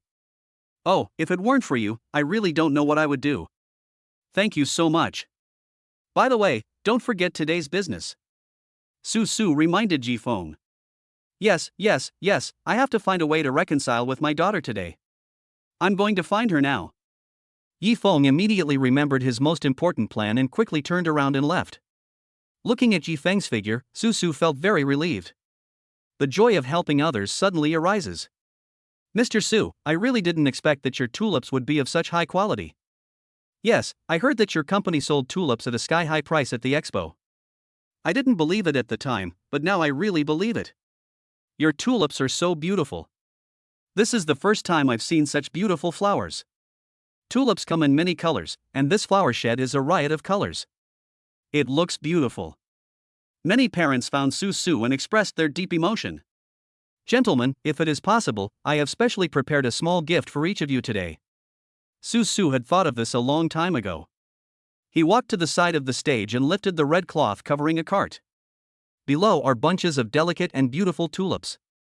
On behalf of Yalan International and our chairman Yumanyu, I would like to present a bunch of our tulips to everyone. Susu generously distributed the tulips to everyone. Although these cost a lot of money, most of them were actually made by Susu himself using space water. Besides, this place is a tulip shed, so picking some of them won't have much of an impact. Mr. Su is so generous. There was an endless stream of sighs, and Susu himself felt extremely satisfied. Everyone, you are really too polite. Susu accepted everyone's praise and glanced to a place not far away where Yifeng and her daughter were talking under the light.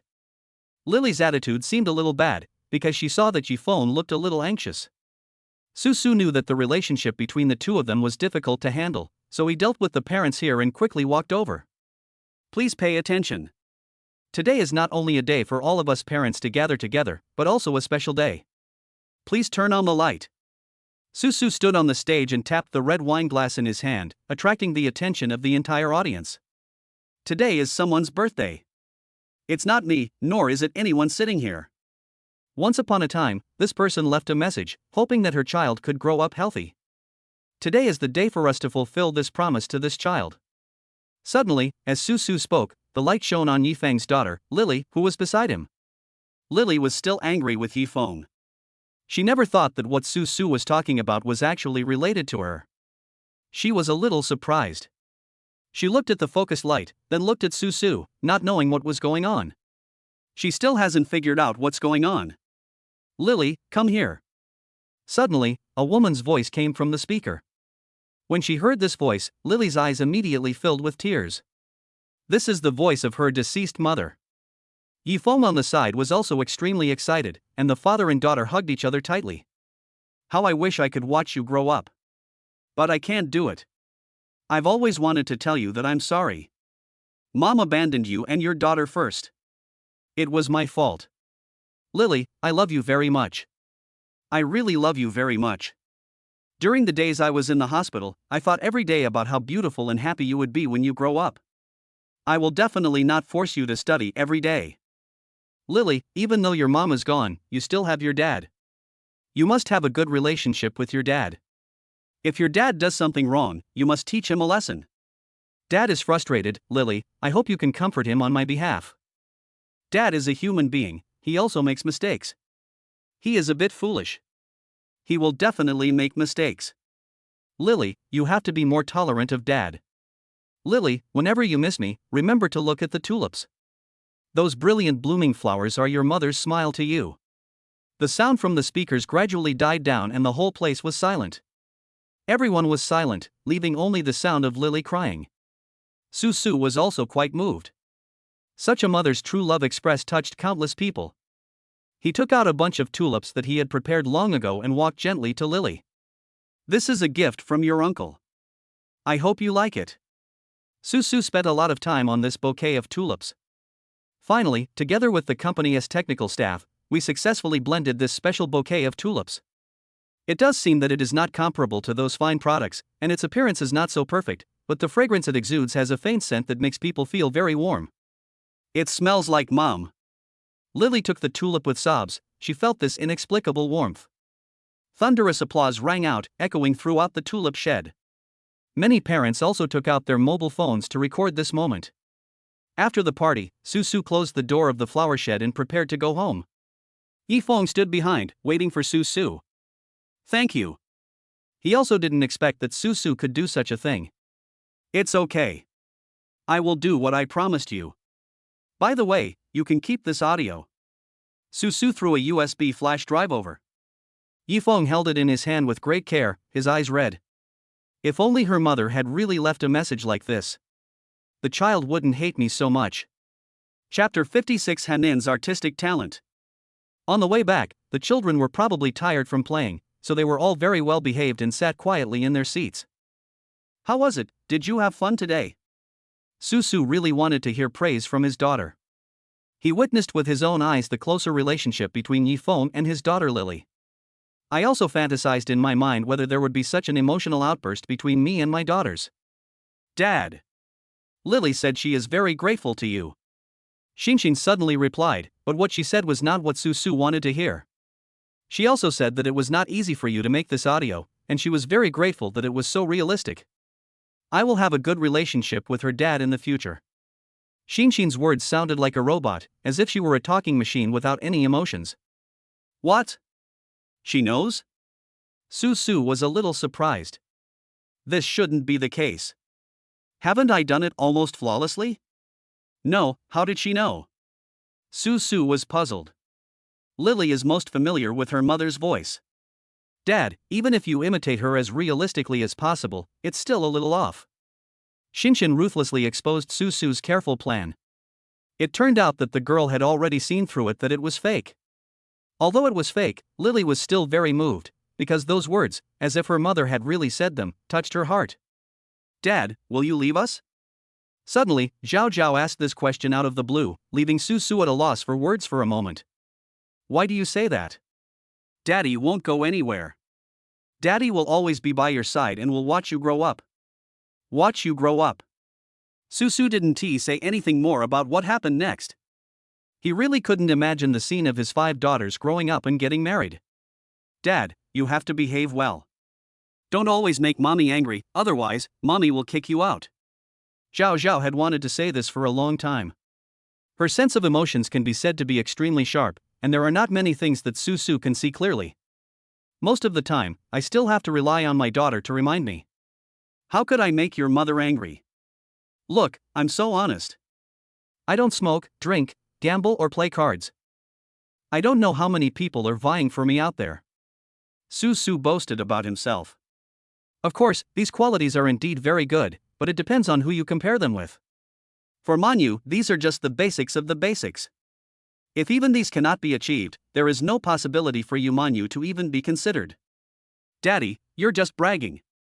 If you keep going like this, it won't be long before mommy kicks you out of the house. At that time, Dad had no job and no money, but he was thinking about us kids. He would squat at the door of the villa every day, waiting to see us when we went to school or came home from school. We lived frugally every day, and we didn't have money to trim our hair when it grew long. Even when we grew up, when we met, Dad would probably be picking up cans and water bottles. Seeing the huge gap between himself and his daughter, he didn't dare to recognize us. In the end, Dad was alone at the garbage station, reciting our names alone, and then he closed his eyes heavily. Hanin slowly and leisurely described the scenes that she had imagined in her mind, causing Su to shiver all over. Oh my God. He thought about what Hanin said and felt that it made sense. Given my personality and my dedication to my children, maybe what Hanin said might happen in the future. No. I don't want this. Su quickly shook his head. The more he thought about it, the more terrifying it seemed. Hanin was in the back seat of the car. She took out her small sketchbook and started drawing on it with a brush. In just 10 minutes, she drew Su's last moments on paper. That painting really makes anyone who sees it sad and anyone who hears it cry. The whole piece exudes a feeling of desolation and helplessness. Looking at himself in the painting, Su immediately decided that he would never become like this no matter what. He didn't want to end his life like this, nor did he want to say goodbye to his children like this. Daddy will definitely work hard. I will definitely not let your mommy kick me out. Susu's tears were streaming down her face. She had never thought about it so much before, but now she realized that she had no choice but to think about it. If I continue to mess around, and Yumanyu is really disappointed in me. She is looking for a stepfather for these kids. It doesn't matter what happens to me, but I can't let my children suffer. Susu wanted these 5 girls to grow up under their father's love, and family affection was the only thing that could not be absent. Especially after witnessing the story between Yifeng and his daughter. That would be really pitiful. Dad, don't be too nervous. That was just Hanin's imagination. Zhao Zhao sensed Susu's high mental tension and quickly spoke out to persuade him. These children looked indifferent, as if they had experienced this kind of thing many times. Hanin is just like that, whatever she thinks is what she wants. Only then did Susu realize that no matter how realistic the painting was, it was just a painting. That's not reality. Susu then breathed a sigh of relief, but he must also take it as a warning. Just as I was almost home, the system suddenly made a ding-dong sound. Mission completion rate is 40%. Discover Hanin's special abilities, an artistic genius, an imagination expert. Susu hurriedly checked and found that he had completed the task of detecting a child without realizing it. No wonder my emotions were so volatile just now. With the help of Hanin's narration in her paintings, I'm afraid few people can bear it. When she got home, Susu continued to do what she was supposed to do, washing clothes, cooking and taking care of the children. When Yumanyu came back, he looked at her nervously. Because yesterday, I kissed Yumanyu in a hurry and ended up getting slapped. He was afraid that Yumanyu would still be angry because of this. What are you doing standing here, blocking my way? Yumanyu had a blank expression on her face. She originally wanted to push the door and walk into the living room, but she didn't expect Susu to stand in front of her without saying a word. That. Susu hesitated for a moment, he hadn't decided whether he should say it or not. What are you going to do? If you have something to say, then don't let it go. Yumanyu's attitude was very bad, which made Susu feel even more that he had no hope this time. I want to ask if you are still angry. I am sorry for what happened yesterday. I sincerely apologize to you. Susu gritted his teeth and finally said this. As a real man, you are responsible for your own actions. But Yumanyu burst out laughing, covering her mouth with her hands and giggling. Chapter 57 Becoming Famous. Look at how nervous you are. I won't take that little thing seriously. Yumanyu seems to be in a good mood today. The stern face I had just now was actually just an act. She just wanted to see how Susu would react. I didn't expect him to be so cowardly. I still remember what happened last night, and I even planned to come over to apologize to her. Oh, how can I not worry? Susu let out a long sigh, and finally felt a little relaxed. But I'm warning you. If it happens again, I'm not kidding when I say I'll call the police. Moreover, for the sake of the children's educational development, if you are taken away by the police, you will never see your children again. I need to explain this to you clearly. Yumanyu was able to clearly explain whether public was public or private, and her thinking was very clear. Don't worry about this. Susu nodded quickly in response. He usually didn't steal or rob, and didn't do anything bad, so how could the police come to arrest him? Why are you so happy today? You seem much happier than usual. Susu looked at Yumanyu's happy expression and felt quite curious. You don't know, our company is now famous. Didn't you have a party in the flower shed today? That party was really good. When Yumanyu talked about this, smiles appeared in the corners of his eyes and eyebrows. Many parents have posted it on their WeChat moments, and specifically marked that these tulips belong to our company. Now, all the important people in Hong Kong are asking us to order these tulips. Do you know how big a market this is? Susu immediately understood why Yumanyu was so happy. The tulips he gave to the parents were of good quality and had a strong fragrance, which of course made them satisfied. These parents are all powerful and famous. If they post it on their friends' circle or promote it, it will certainly have a huge diffusion effect. And with so many people posting at the same time, it's natural that some people would think that this is a new trend in Hong Kong's upper-class society. If you want to keep up with the times, the best way is to buy this kind of tulips as soon as possible. So just like that, Yumanyu got a lot of tulip orders. That's great. I'll go add a dish now. Since it was such a great thing, Susu felt that he shouldn't eat ordinary food like usual. While eating, Yumanyu looked at Susu again. This guy's appearance is pretty good. Although he is not the most handsome, he is definitely better than the average guy. If Susu had the temperament of a loser before, now after such a long period of baptism, his every move and gesture already has the air of a rich man. Susu, do you want to change jobs? Yumanyu asked tentatively. To be honest, it would be a waste to have such a person take care of the children at home. Susu was able to get so many orders without making any noise, which in a sense is enough to demonstrate his strength. I think it's great. I can take care of the children every day, and I can spend a lot of time with them today. Look how happy we are. Susu still looked so heartless. What he wanted was very simple. He just wanted to live happily with his daughters.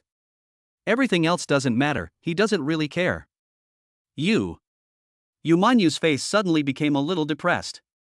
She just didn't like boys like this. Being satisfied with the status quo and not wanting to change it. If everyone is like this, how can society develop? No matter how powerful Yumanyu is, she is still a woman. If a man doesn't go out and work hard to build a career, Yumanyu will never be able to bring it to the table. Do you want to live like this forever? Susu didn't take Yumanyu's words seriously until Zhao Zhao gave him a look. Then Susu realized that something seemed to be wrong with him. Of course not. Well, I'll do anything you ask me to do. Susu gritted his teeth, and he remembered the miserable scene that Hanin had described to him. In order to avoid the final scene, Susu decided that necessary sacrifices should still be made. Humph, you report to the company tomorrow. Do you know that the video of you talking to that little girl has gone viral on WeChat Moments? People all over Hong Kong are sharing your video. Susu rarely even plays with his own mobile phone, so he has no idea about this information. Besides, he doesn't have many friends on WeChat. Even if you look, you probably won't find these. If you don't believe me, check it out for yourself. Yumanyu turned on the TV, and sure enough, the news on TV was reporting this incident. The scene on the TV was the one where Susu presented the pot of flowers to Lily. This scene moved many parents present to tears. After the video was released, it quickly became popular throughout Hong Kong. You are no longer an ordinary you. Now you have a more important value. I won't allow you to waste like this. Come to the company tomorrow. I'll take some photos for you and let you be the spokesperson for our tulip. Yumanyu's words did not allow for any questioning. In other words, this was just a notice and an order, and there was no room for negotiation. She doesn't care what Susu thinks. Although he was reluctant to leave his children, for the sake of long-term interests, Susu had decided to grit his teeth and listen to Yumanyu's request. Turning around, Susu drove the car and took Yumanyu to the company. As soon as he got off the car, many female employees of the company surrounded him and took pictures of Susu non-stop. Wow, our general manager Yu's husband is so handsome. And he's so gentle, oh my god, he's the perfect husband. If only my boyfriend had half his personality. These girls were not stingy with their praise for Susu. Don't you need to go to work? Seeing these people surrounding her, Yumanyu glared at them, which immediately scared the female employees. She still has some prestige in the company. After hearing this shout, the female employees ran away one after another. You don't have to yell at them. I don't think they have any bad intentions. Susu felt that Yumanyu's behavior was somewhat inhumane. How do you think you are better than them? Stop talking nonsense and come here. Chapter 58 Image Packaging. Yumanyu put a lot of thought into this promotion. She specially found a professional advertising company to tailor-make a package for Susu. People rely on clothes and Buddhas rely on gold ornaments. Since it is necessary to package, the first thing to focus on is the appearance. Susu was dragged into a dressing room with a confused look on his face, and then watched a dozen people surrounding him and fixing him for most of the day. It's hair cutting, hair perming, and skin care. Anyway, after all the trouble, in the end, Susu actually almost changed into a different person. Apart from the fact that his face was still the same, his hairstyle and his overall look made him look like a very mature and upper-class person. Not bad. After reading it, Yumanyu nodded with satisfaction. It seems that my money was not wasted. Oh, this is the most important thing that can't be forgotten. Yumanyu took a tulip from the side, cut off the bottom branch, leaving a small piece, and then put the flower in Susu's chest pocket. It's perfect with this. Since we are going to do publicity, how can we not promote our own flowers? Okay, see if it looks good on you? Handsome. Originally, he thought that Yumanyu was making trouble, but when Susu saw himself in the mirror, his attitude immediately took a 180-degree turn. How can what I prepared for you be any worse? Yumanyu was very satisfied, otherwise he would not have chosen him to be the spokesperson. But, you made it so nice for me, what are you going to do with it? Susu felt that the way she was dressed and the way her hairstyle was done, to be honest, it was a bit inappropriate to go back and do housework. It's not suitable to bring children. Wait for me to come over. Yumanyu did not explain much, but led Susu to another room. When we got here, we saw a large group of photographers already ready. There are all kinds of cameras and video cameras, both long and short. Looking at this scene, Susu shuddered all over. He has some camera phobia. What is this for? Yumanyu rolled her eyes at Susu. Is there any need to ask about this kind of thing? Take a picture for you. Do you know what packaging is? Having said that, Yumanyu pushed Susu inside and turned around and left. She still had things to deal with, so she was too lazy to care about the situation here for the time being. Don't leave. Susu wanted to keep Yumanyu, but as soon as he said this, several staff members in charge of taking pictures came up and stopped him. Mr. Su, our filming is about to begin. Please come over here. Susu felt that the number of photos he took today was more than all the photos he had taken in the first half of his life combined. By the time he was let go by these people, it was almost sunset in the afternoon. Susu basically didn't eat much all day and his stomach was growling with hunger. But even so, no one paid any attention to him. Mr. Su, you can take a rest now. When he heard these words, Susu felt that he was finally free. Very good. Susu cheered and rushed towards the company entrance. He thought that it was time to pick up the children, otherwise he would be late. But before he reached the door, when he just arrived at the company lobby, Yumanyu's secretary was already waiting for him there. Mr. Su. The secretary grabbed Susu. What's wrong? Susu looked puzzled. How come he seemed to have become a big star? Everyone wanted to stop him. Mr. Su, President Yu has instructed us to stop you when we see you coming down. Here is your schedule for tonight, please take a look. As he spoke, the secretary handed over a document with a bunch of densely packed forms on it, which made Susu's head hurt. Schedule? Isn't this something that only celebrities and big business owners have? Yes, you heard it right. Mr. Yu has arranged a lot of dinners for you. Today you will attend these dinners on behalf of the company. Boss Yu also told me to tell you not to worry about the children. She has left work early to pick them up from school. The secretary relayed Yumanyu's words to Susu expressionlessly and without any emotion. Oh my god. After hearing this, Susu was stunned. What kind of thing is it that suddenly asks me to attend a banquet? I can't do it. I really can't do it. I don't have a high level of education, nor am I very rich. Won't it be revealed immediately if I go there? Susu shook his head like a rattle and said he didn't want to go no matter what. It's okay to embarrass yourself by yourself, but if you go on behalf of the company and embarrass yourself again, that would be inappropriate. Anyway, this is Mr. Yu's order. The secretary still looked indifferent. Susu felt like crying now. He felt like he was being kidnapped. The control of the body is now completely in Yumanyu's hands. I will accompany you throughout the day and supervise your behavior as a gentleman. The female secretary was like an emotionless machine, and she spoke without any emotion at all. Even every pronunciation is almost the same. Okay, I'm convinced. Susu had no other choice as he couldn't persuade Yumanyu. In the end, there was no better way than to obey and accept it. Then what should I call you? Susu felt that he couldn't keep silent to the secretary. Since they were colleagues now, it would be better to make things clear. My name is Jean Sancher. The secretary had a blank expression on her face. She was actually quite good looking, but the large black framed glasses on her face overshadowed her beauty. What? Hearing this name, Susu couldn't help but want to smile. It's really funny for a girl to have such a name. However, he soon felt the sharp gaze from Miss Sanchi's secretary. This power is even stronger than Yumanyu's. If Yumanyu's eyes were a threat, then Miss Sanchi's eyes were simply an ultimatum. I just remembered something funny. Well, let's go. I hope to finish this sooner rather than later. Susu quickly straightened his face and cleared his throat. The two walked out of the company lobby and went to the parking lot outside. There was already a very handsome Porsche parked there.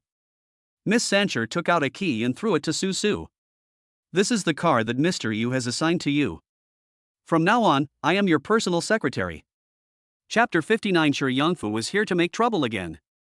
Although he knew that this arrangement was just to package his own image, Su still felt that it was a bit too much. "What are you doing? I already have a daughter. And there are 5 daughters. Mr. Su, we can go now. We need to arrive at the city hotel on time in 20 minutes.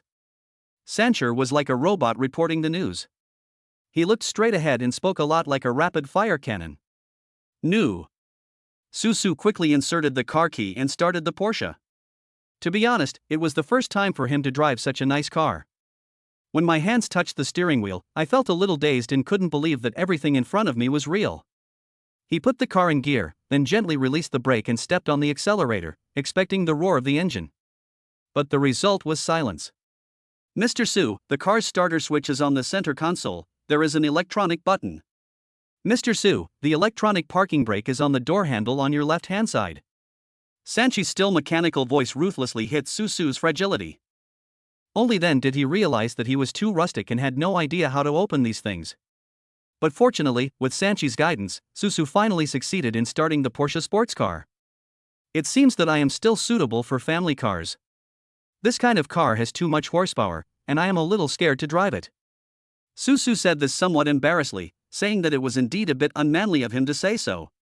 But in order to break the awkwardness in the car, he always had to find some topics to talk about. "This is your own business." Sancher said that he didn't want to talk to you and simply retorted. Su's attempt to communicate failed. "So, what should I do for this dinner tonight?"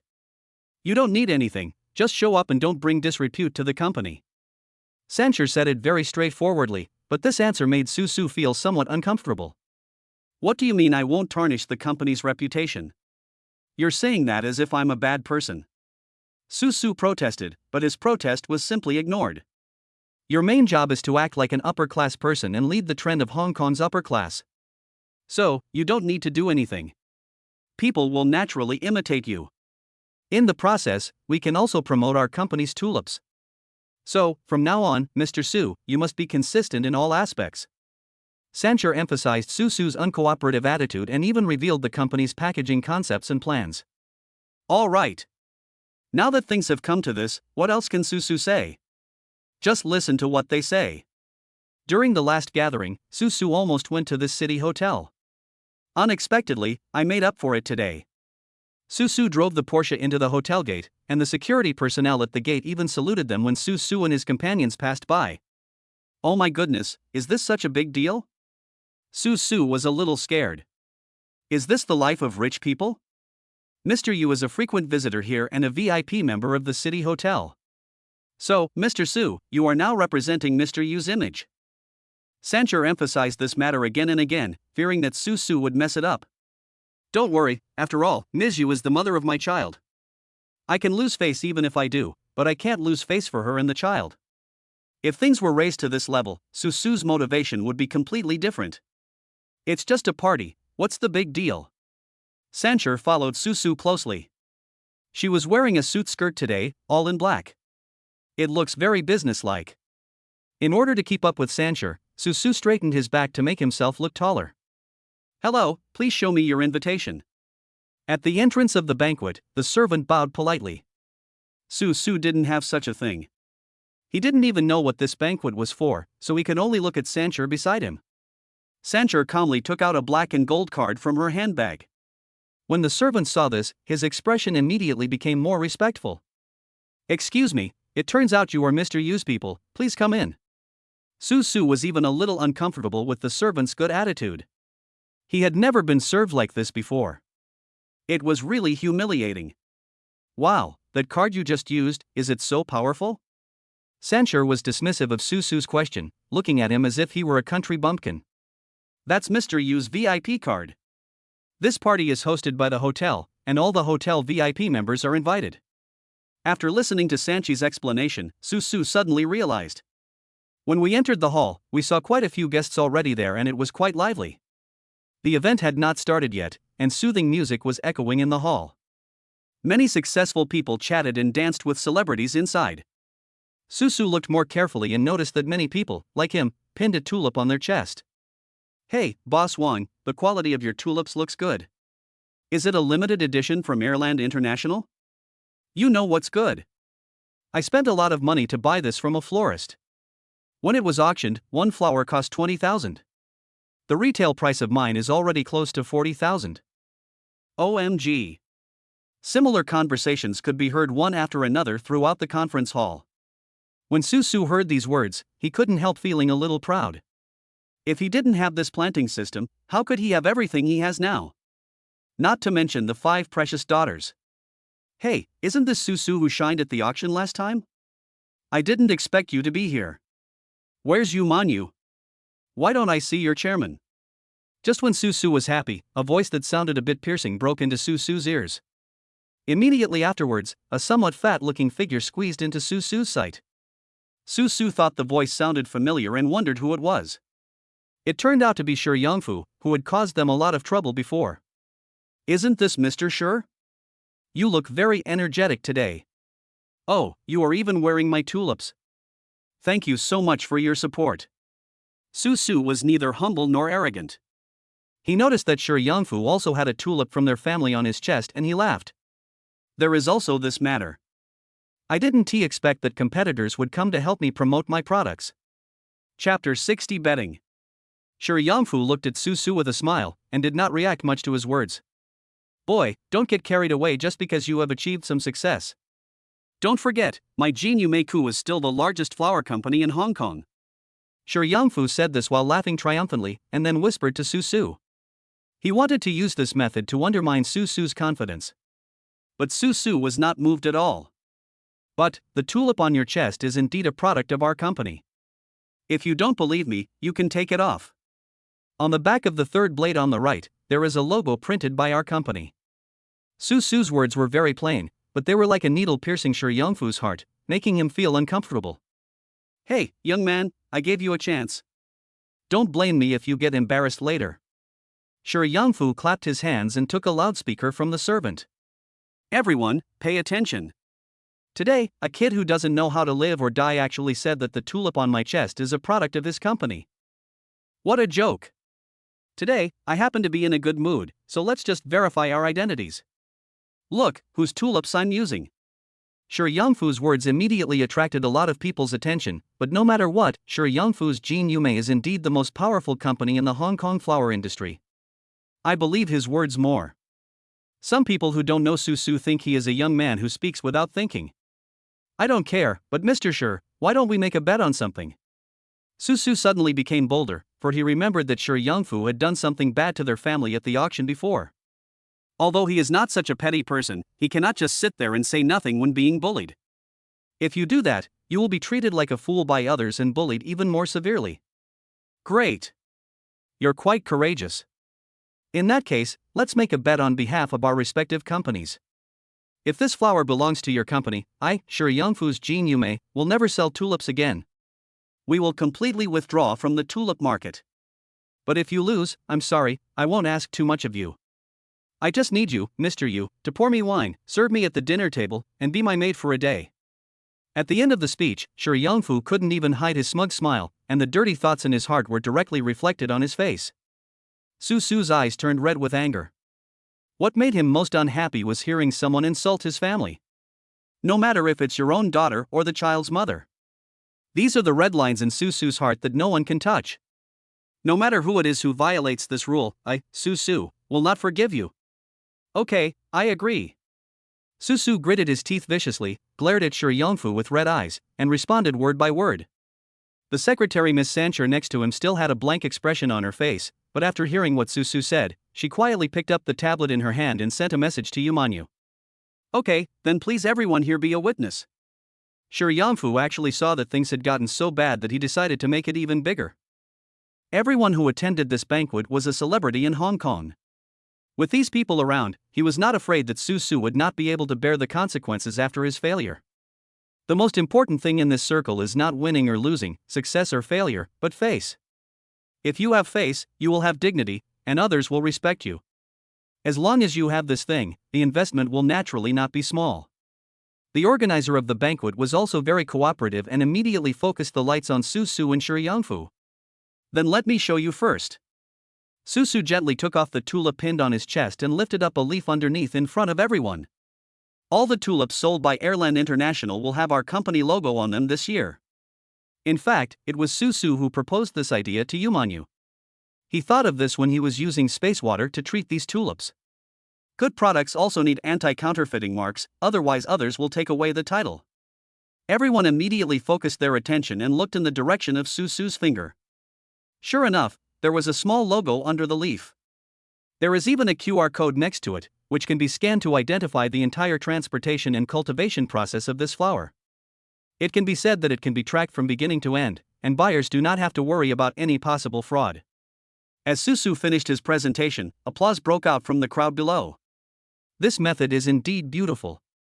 It's just a trick. All these fancy tricks, but in the end, don't you still have to watch the flowers? Shi Yangfu was very disdainful and didn't know where his confidence came from. Secretary, take this flower over and show it to everyone. Let them see whose flower this is. Shi Yangfu casually took off the flower from his chest and handed it to the male secretary next to him. What he didn't notice was that the male secretary looked a little nervous, and his hands were shaking when he took the tulip. Su narrowed his eyes and looked at this side, thinking that he had probably a 90% chance of winning. Show me, why are you taking so long? Do you have some secret that you cannot let others know? Are you too embarrassed to reveal it because you feel that you have failed? Su looked at the male secretary hesitating and couldn't help but start to stimulate him with words. Mr. Su, don't be so proud. Hurry up and show it to everyone, so that everyone knows who is lying. I, Shi Yangfu, can't possibly gamble with my company's reputation here. What Shi Yangfu couldn't stand the most was this kind of accusation. He couldn't accept someone accusing him like this to his face. The male secretary swallowed hard and tried to lift the tulip leaves with trembling hands. Everyone in the audience held their breath, staring at this sight intently, thinking that the outcome would soon be known. Suddenly, the male secretary tore off the leaf and stuffed it into his mouth. This sudden change caught everyone present off guard, and they all exclaimed in unison.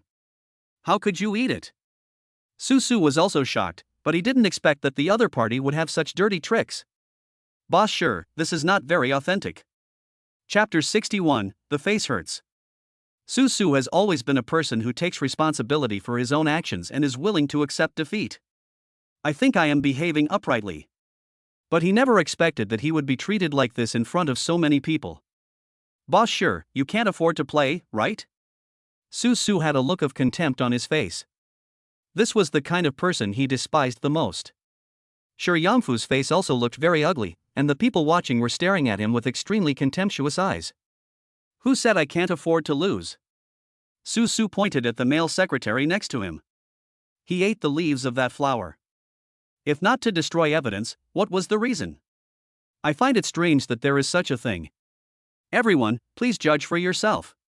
What kind of thing is this? You still have the nerve to say that you are the leader in the flower industry. Can a leader really not afford to lose? Su spoke very loudly.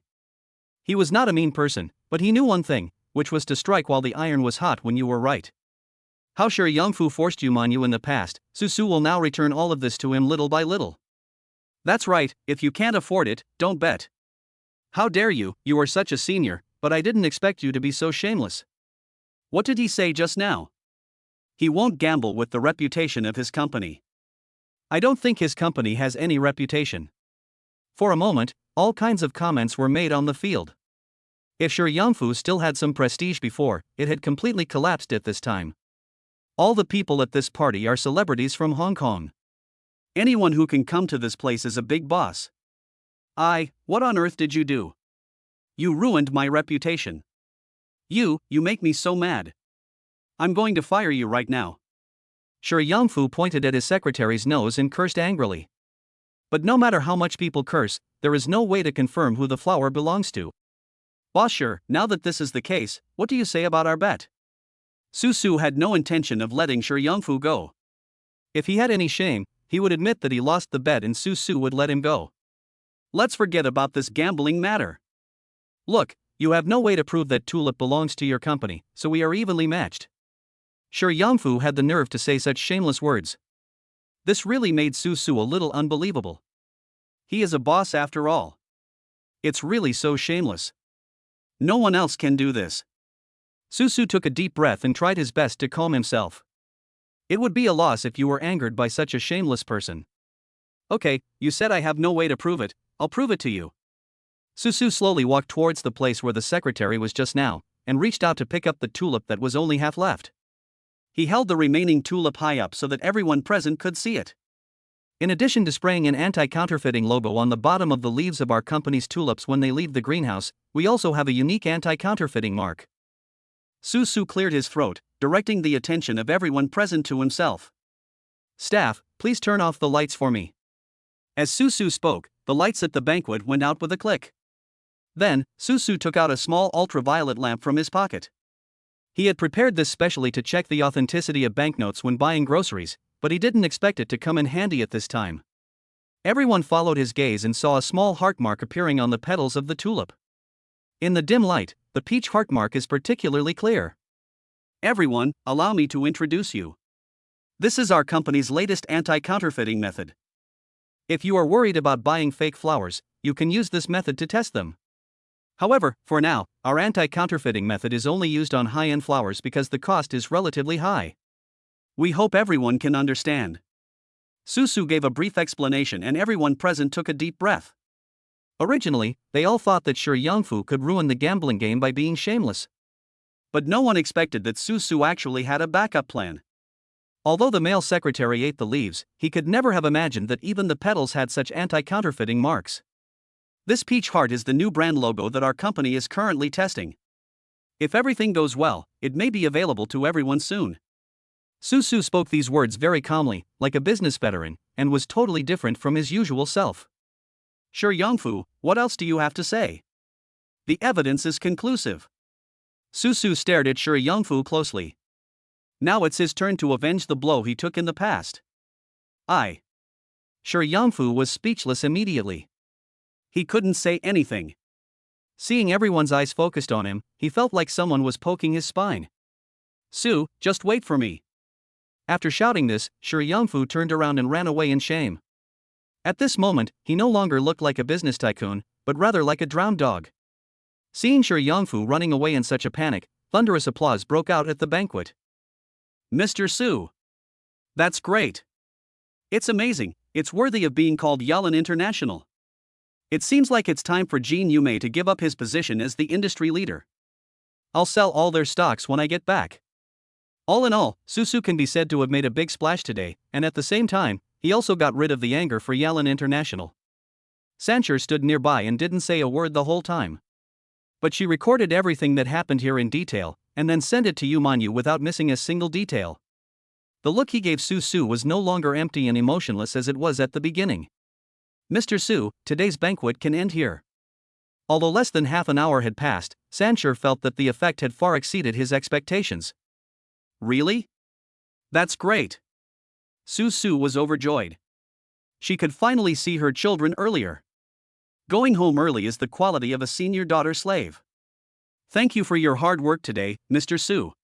Su was really surprised that Sancher said such words about something other than work.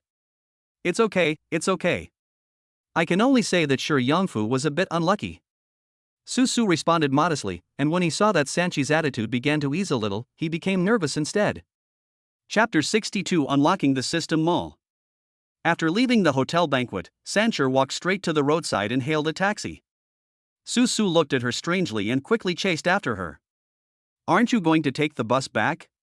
We all came here together by car, why did she suddenly want to leave alone? Is there any other job? No, you can drive this Porsche away.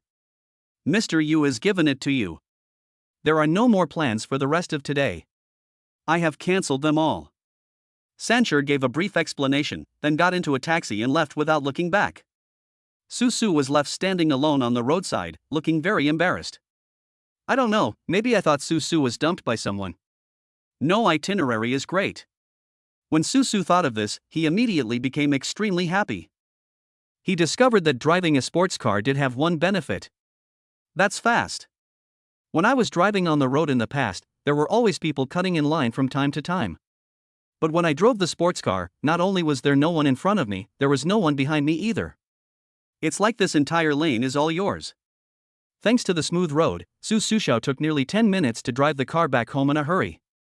When Su Su arrived at the gate of the villa and parked the car, he saw Yamanyu and 5 children playing on the lawn in the yard. Laughter and joy, very happy.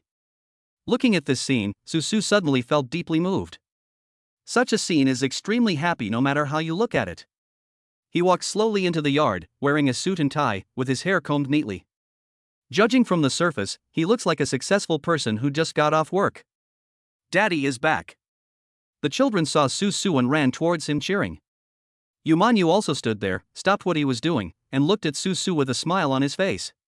Girls, do you miss your daddy? Su Su squatted down with a doting look on his face and kissed his 5 daughters hard on the cheek. This is exactly the feeling he wants. There is nothing that could make him happier than he is now. Thanks a lot. Yamanyu walked towards her slowly with a very warm smile on her face. Just looking at it like this made Su Su a little intoxicated. The gently blowing breeze, the warm afterglow of the sunset, the lawn villa, everything seemed so wonderful. Su Su even hoped that his life could be frozen at this moment. He felt like he was the master of this house. In a trance, Su Su felt that he suddenly understood something. Why did Zhao Zhao and Yamanyu both say that they hope they can stand up? Being a successful father doesn't seem to be a bad thing. Su Su. However, just when Su Su was still fantasizing about that beautiful moment in his mind, Yumanyu's face suddenly turned gloomy. Tell me, what are those anti-counterfeiting marks on the flowers? How come I don't know this? What Yumanyu hated was not these actions, but the fact that Su Su had done so many things but did not tell her. Yumanyu has always felt that his understanding and grasp of the entire company should be very comprehensive. But right under his nose, this man actually did something that he had never heard of or seen before. Isn't this a slap in Yumanyu's face? No matter how good-tempered she is, it is impossible for her to be indifferent to everything. This kind of thing is not a big deal if you look at it in a small way, but if you look at it in a big way, it involves the control of the company. Are you, Su Su, trying to seize control of the company? This. Su Su hadn't woken up yet and was still looking at Yumanyu with a puzzled look on his face. As a result, Yumanyu took a step forward and grabbed Su Su's collar. Although she doesn't have much strength, she is very powerful and she pulled Su Su over with one hand. Explain it to me. Hurry up. Seeing Su Su still hesitating there, Yumanyu's tone was very unfriendly. Well, I'm not afraid. I'm afraid that there will be fakes on the market and ruin my reputation. After all, the quality of these tulips is still very high. Su Su spoke hesitantly, and his mind was desperately thinking of reasons. I don't think you'd dare to do that. After listening to this, Yumanyu smiled secretly, but immediately hid her smile. Okay, let's go cook. I'll give you half a day off tomorrow morning. In the afternoon, go contact Sanshur to see if you have any plans. After listening to Su Su's explanation, Yumanyu didn't pursue the matter any further. As long as you know his true thoughts, that's enough. And its anti-counterfeiting method is indeed very good and worthy of promotion. When Su Su received the pardon order, he felt as if he had received a treasure. He felt relaxed all over and started to work with a smile on his face. It was at this time that he discovered that he had saved up nearly 500 gold coins from growing bananas in the planting system. Suddenly the system sent a prompt. Ding! The Gold Coin Master achievement has been completed. Mall system is open. Hearing this, Su Su immediately became interested. He never knew what these gold coins could be used for, but now that he heard the word mall, he knew he could definitely use it to buy things. Everything in this planting system is magical. Su Su used the water used to grow plants to revive a batch of dying tulips. If nothing goes wrong, the things in the mall should be more useful. Su Su excitedly opened the mall, and sure enough, there were many categories and a big search box. The host can search for the treasures he wants to exchange here. Su Su couldn't wait to test the waters. Can everything be exchanged for gold coins? You can search for anything here. There is nothing you can't find here as long as you can think of it. But if you want to exchange it, the prerequisite is to pay enough gold coins. At the same time, each search will consume 100 gold coins. Su Su was a little dumbfounded at the time. My god, it's a robbery. This is too expensive. After all these days of hard work, I only earned 500 gold coins. One search costs 100.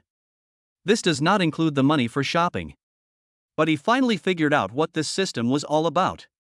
Simply put, as long as you can obtain a large amount of gold coins, you can exchange them for everything you want from the system.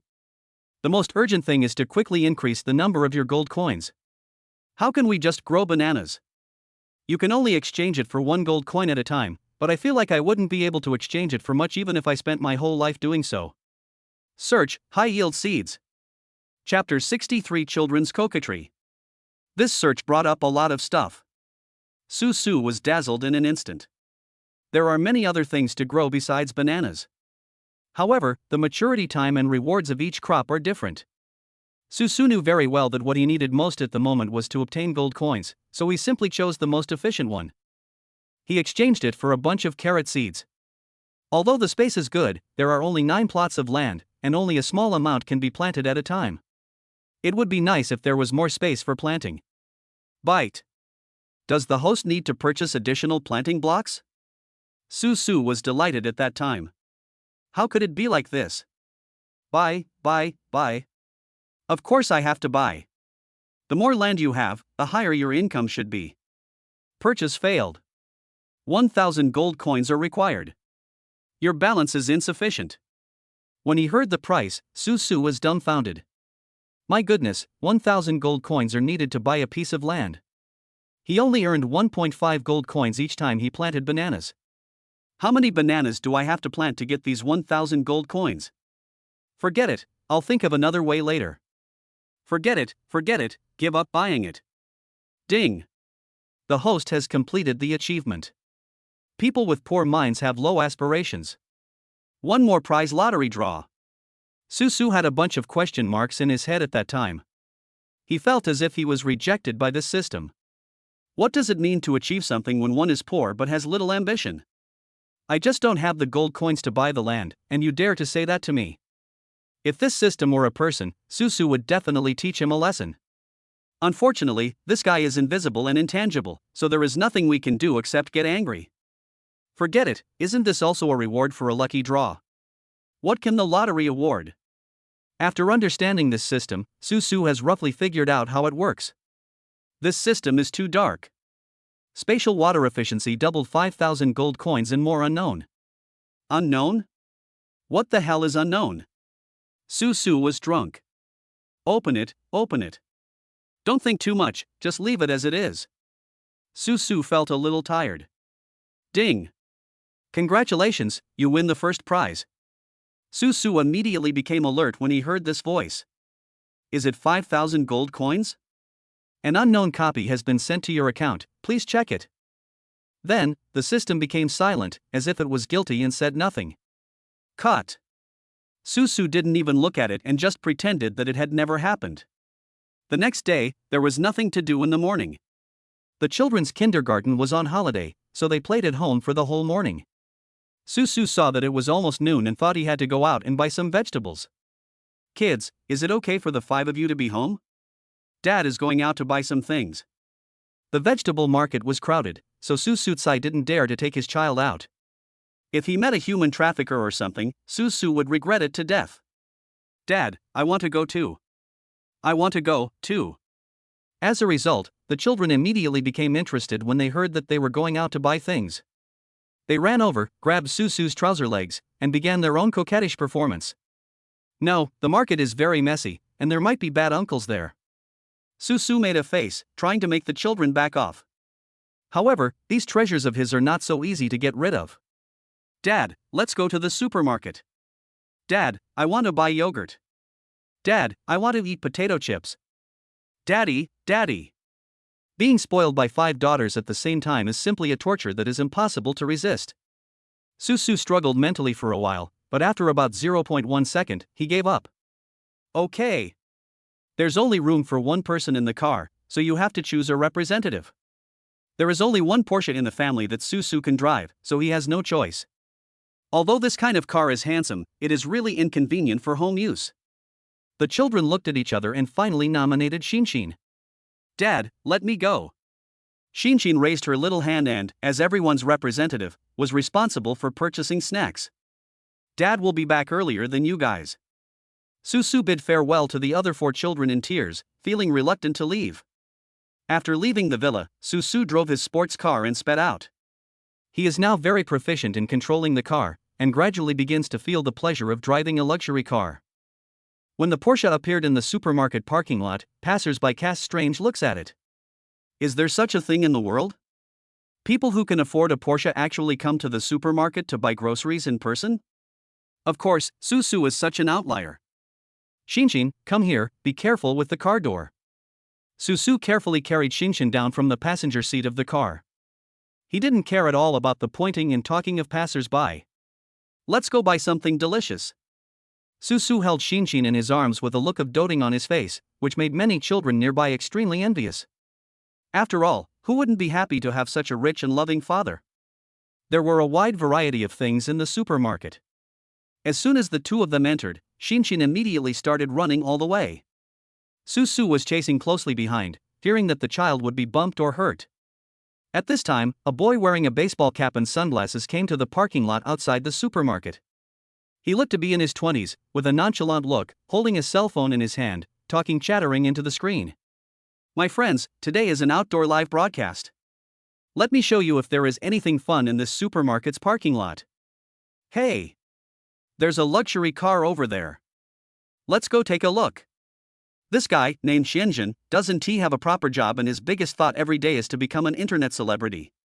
Isn't this kind of thing popular these days? It's relaxing and fun to watch.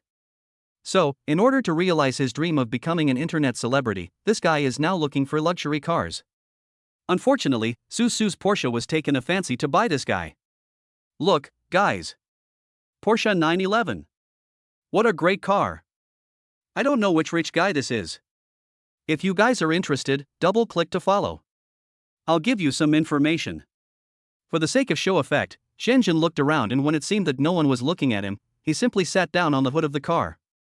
For a moment, Shenzhen's bold move immediately caused a wave of popularity in the live broadcast. The number of followers and likes soared rapidly. My friends, thank you for your attention.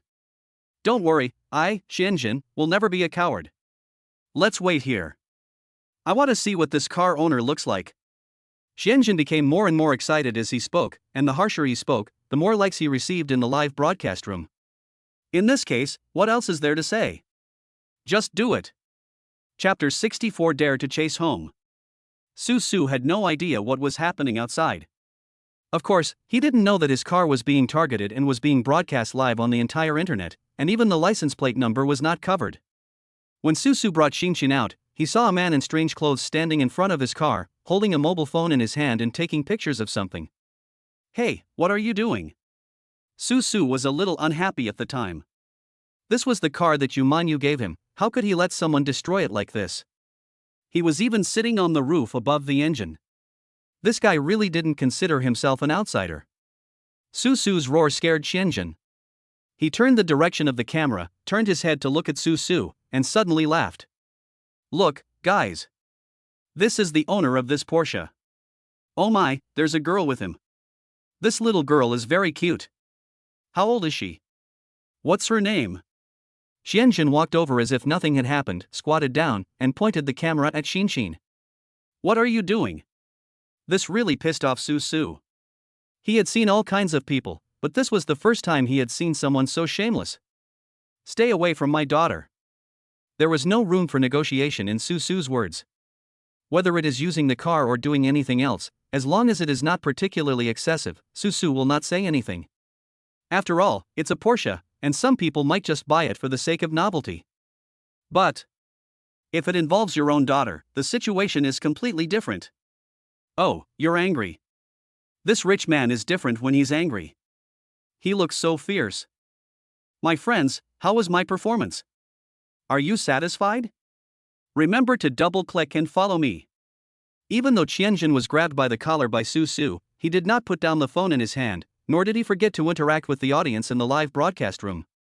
Who would have thought this guy would be so dedicated? I'm talking to you, can you hear me? Susu narrowed his eyes, his patience was almost running out. For such people, Susu always likes to give them a slap in the face. In recent years, their tempers have improved a little, and some people are less likely to reveal their original nature after having daughters. But now, he really couldn't help it anymore. Susu felt that he had never seen such a shameless person since he was a child. And so proud of it. Is this person mentally ill? Brother, I'm sorry, I was just broadcasting live. Xianjun turned off his phone and his facial expression changed immediately. The arrogant and complacent look he had just had completely disappeared. Instead, there was a face full of flattery. It's just a show effect. I hope you don't take it seriously. If you think it's inappropriate, I won't do it next time. Xianjun apologized quickly and repeatedly. He was not stupid and knew that what he did was very annoying. Roll. Susu glared at Xianjun, then let go and pushed him aside. This idiot, you're wasting your time talking to him. Come on, let's get in the car and go home. Turning around, Susu held Xianjun in his arms and got into the car calmly. Brother, I have a suggestion for you. Why don't you do a live broadcast? I feel like you have great potential in this area. You should be pretty good at it. Brother, listen to me, brother, please don't leave. Xianjun talked for a long time in the back, but Susu didn't listen much. He stepped on the accelerator and quickly left the parking lot. What bad luck, how could I meet such a person? Xianjun, are you okay just now? Did that person touch you? On the way, Susu asked with some concern, fearing that his daughter might have been hurt. Xianjun shook her head slightly and said, this is not the case. Dad, what is live streaming? She had always had a deep memory of this new word in her mind, and her head was full of curiosity. This. Susu didn't know how to explain it for a moment. He never read these things. Because he feels that live streaming is not even a legitimate industry. Being a stay-at-home dad at least means taking care of the children. But live streaming, talking to the phone all day long, can make a lot of money. This is too ironic. Xianjun, don't worry about him. We don't want to understand these things. It's all useless. Susu thought about it and decided to purify the environment around his daughters and not let them always think about this kind of things. Dad, just tell me. Xianjun felt that Susu didn't want to tell her, so she pestered Susu and acted coquettishly. Susu could not withstand such an attack, and after a short while, he chose to surrender. Okay, I'm telling you, isn't that enough? It's just a person holding a mobile phone and showing his or her life to these online viewers. This is called live streaming, everything is online. Susu could only say out what little he knew in his mind. Dad, then why would anyone watch the live broadcast? This question really stumped Susu. If he knew the answer, he probably wouldn't have been so disgusted with live streaming. Maybe, some people are really boring. After thinking about it, Susu felt that this was the only reason that was the most reliable. Xianjun seemed to understand and nodded thoughtfully. Feeling that Xianjun seemed to have lost all interest, Susu finally breathed a sigh of relief. Let's go home, Dad will make you something delicious later. 2 people drove to my house and no one mentioned the matter. It was as if this little episode never existed. Susu was busy cooking and soon forgot about it. But what Susu did not expect was that at this moment, in a small square not far from their villa, Xianjun started the live broadcast again. My friends, Xianjun is going to play a big game with you today. We have found the home of the Porsche we just saw. Let's see what other luxury cars they have. If you're interested, don't forget to double-click and follow us. Because Xianjun's actions at noon brought about a huge surge in attention and likes, he immediately realized that this might be a very good way to increase his followers. So without saying anything, he quickly hailed a car and followed Susu closely. Chapter 65, The Truth is Revealed. After a day's work, Yumanyu returned home leisurely as usual. Seeing several children jumping around and being as happy as usual, I suddenly felt a lot more relaxed. Seeing Yumanyu coming back, Susu took the initiative to greet her. He felt that there seemed to be a hint of sadness in Yumanyu's eyes. She usually behaves like this only when she is in trouble. I made some soup, would you like to try it? Susu did not bring up the matter directly, but changed the subject. Okay. Yumanyu smiled, then followed Susu into the house. As she walked, she looked around the hall. It was still as clean and tidy as before. This shows that Susu cleans very thoroughly. But one thing seemed to have fallen on the carpet. Yumanyu walked over, squatted down, and took a closer look. I didn't expect that the thing left on the carpet was actually a potato chip. Yumanyu's face began to turn gloomy at that moment. Su, did you buy snacks for the kids? How many times have I told you not to let them eat snacks? Those things are harmful to the body. If you spoil them, it's not good for the children, it's harming them.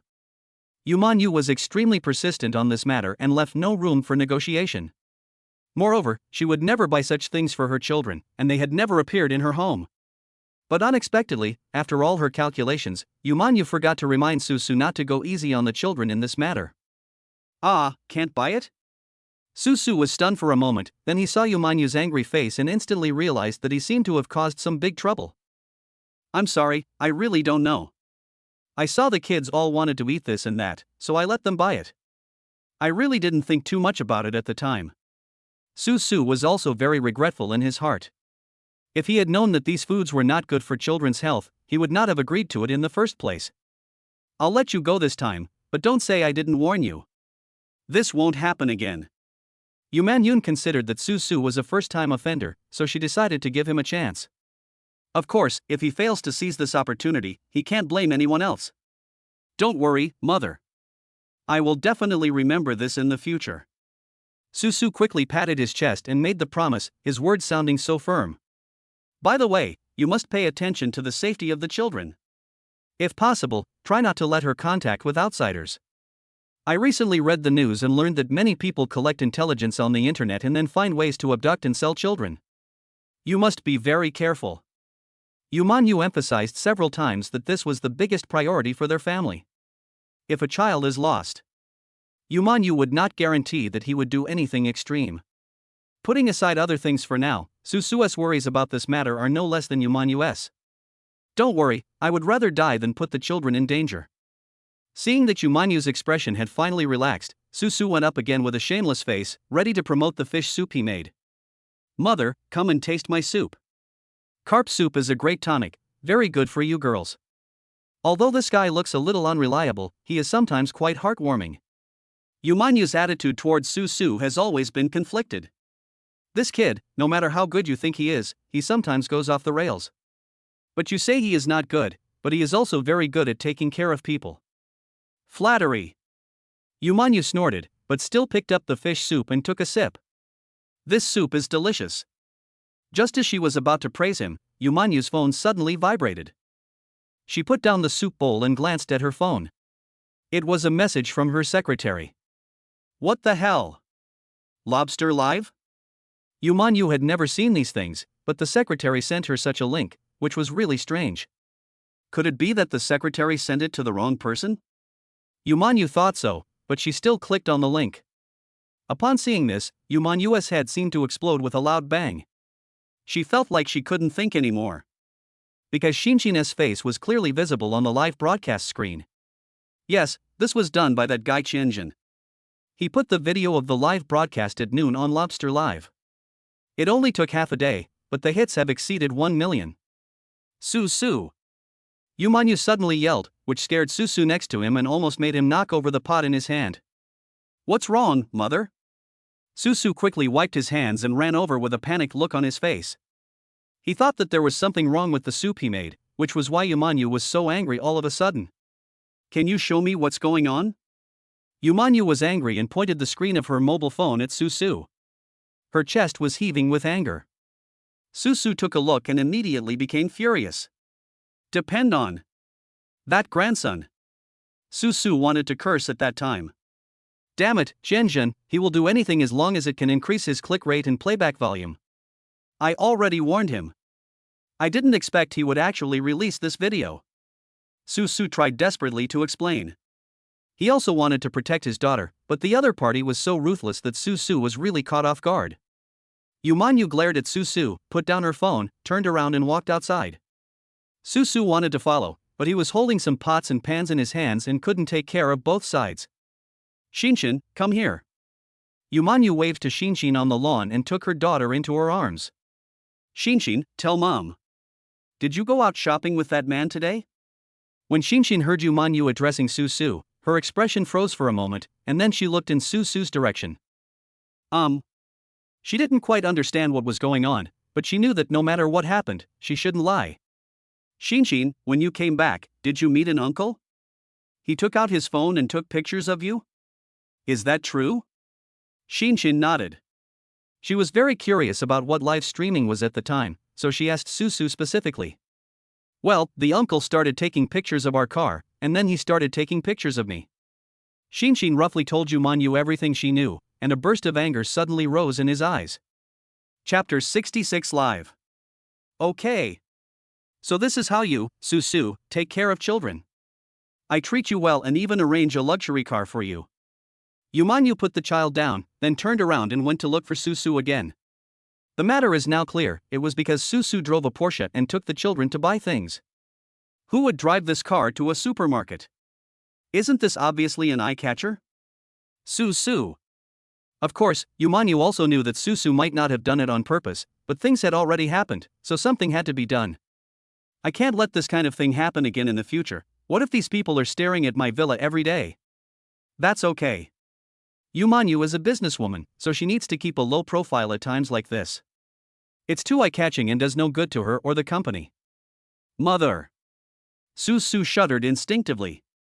Yumanyu's angry look really made it difficult for him to resist. I took back that car. Yumanyu's words were very decisive, leaving no room for negotiation.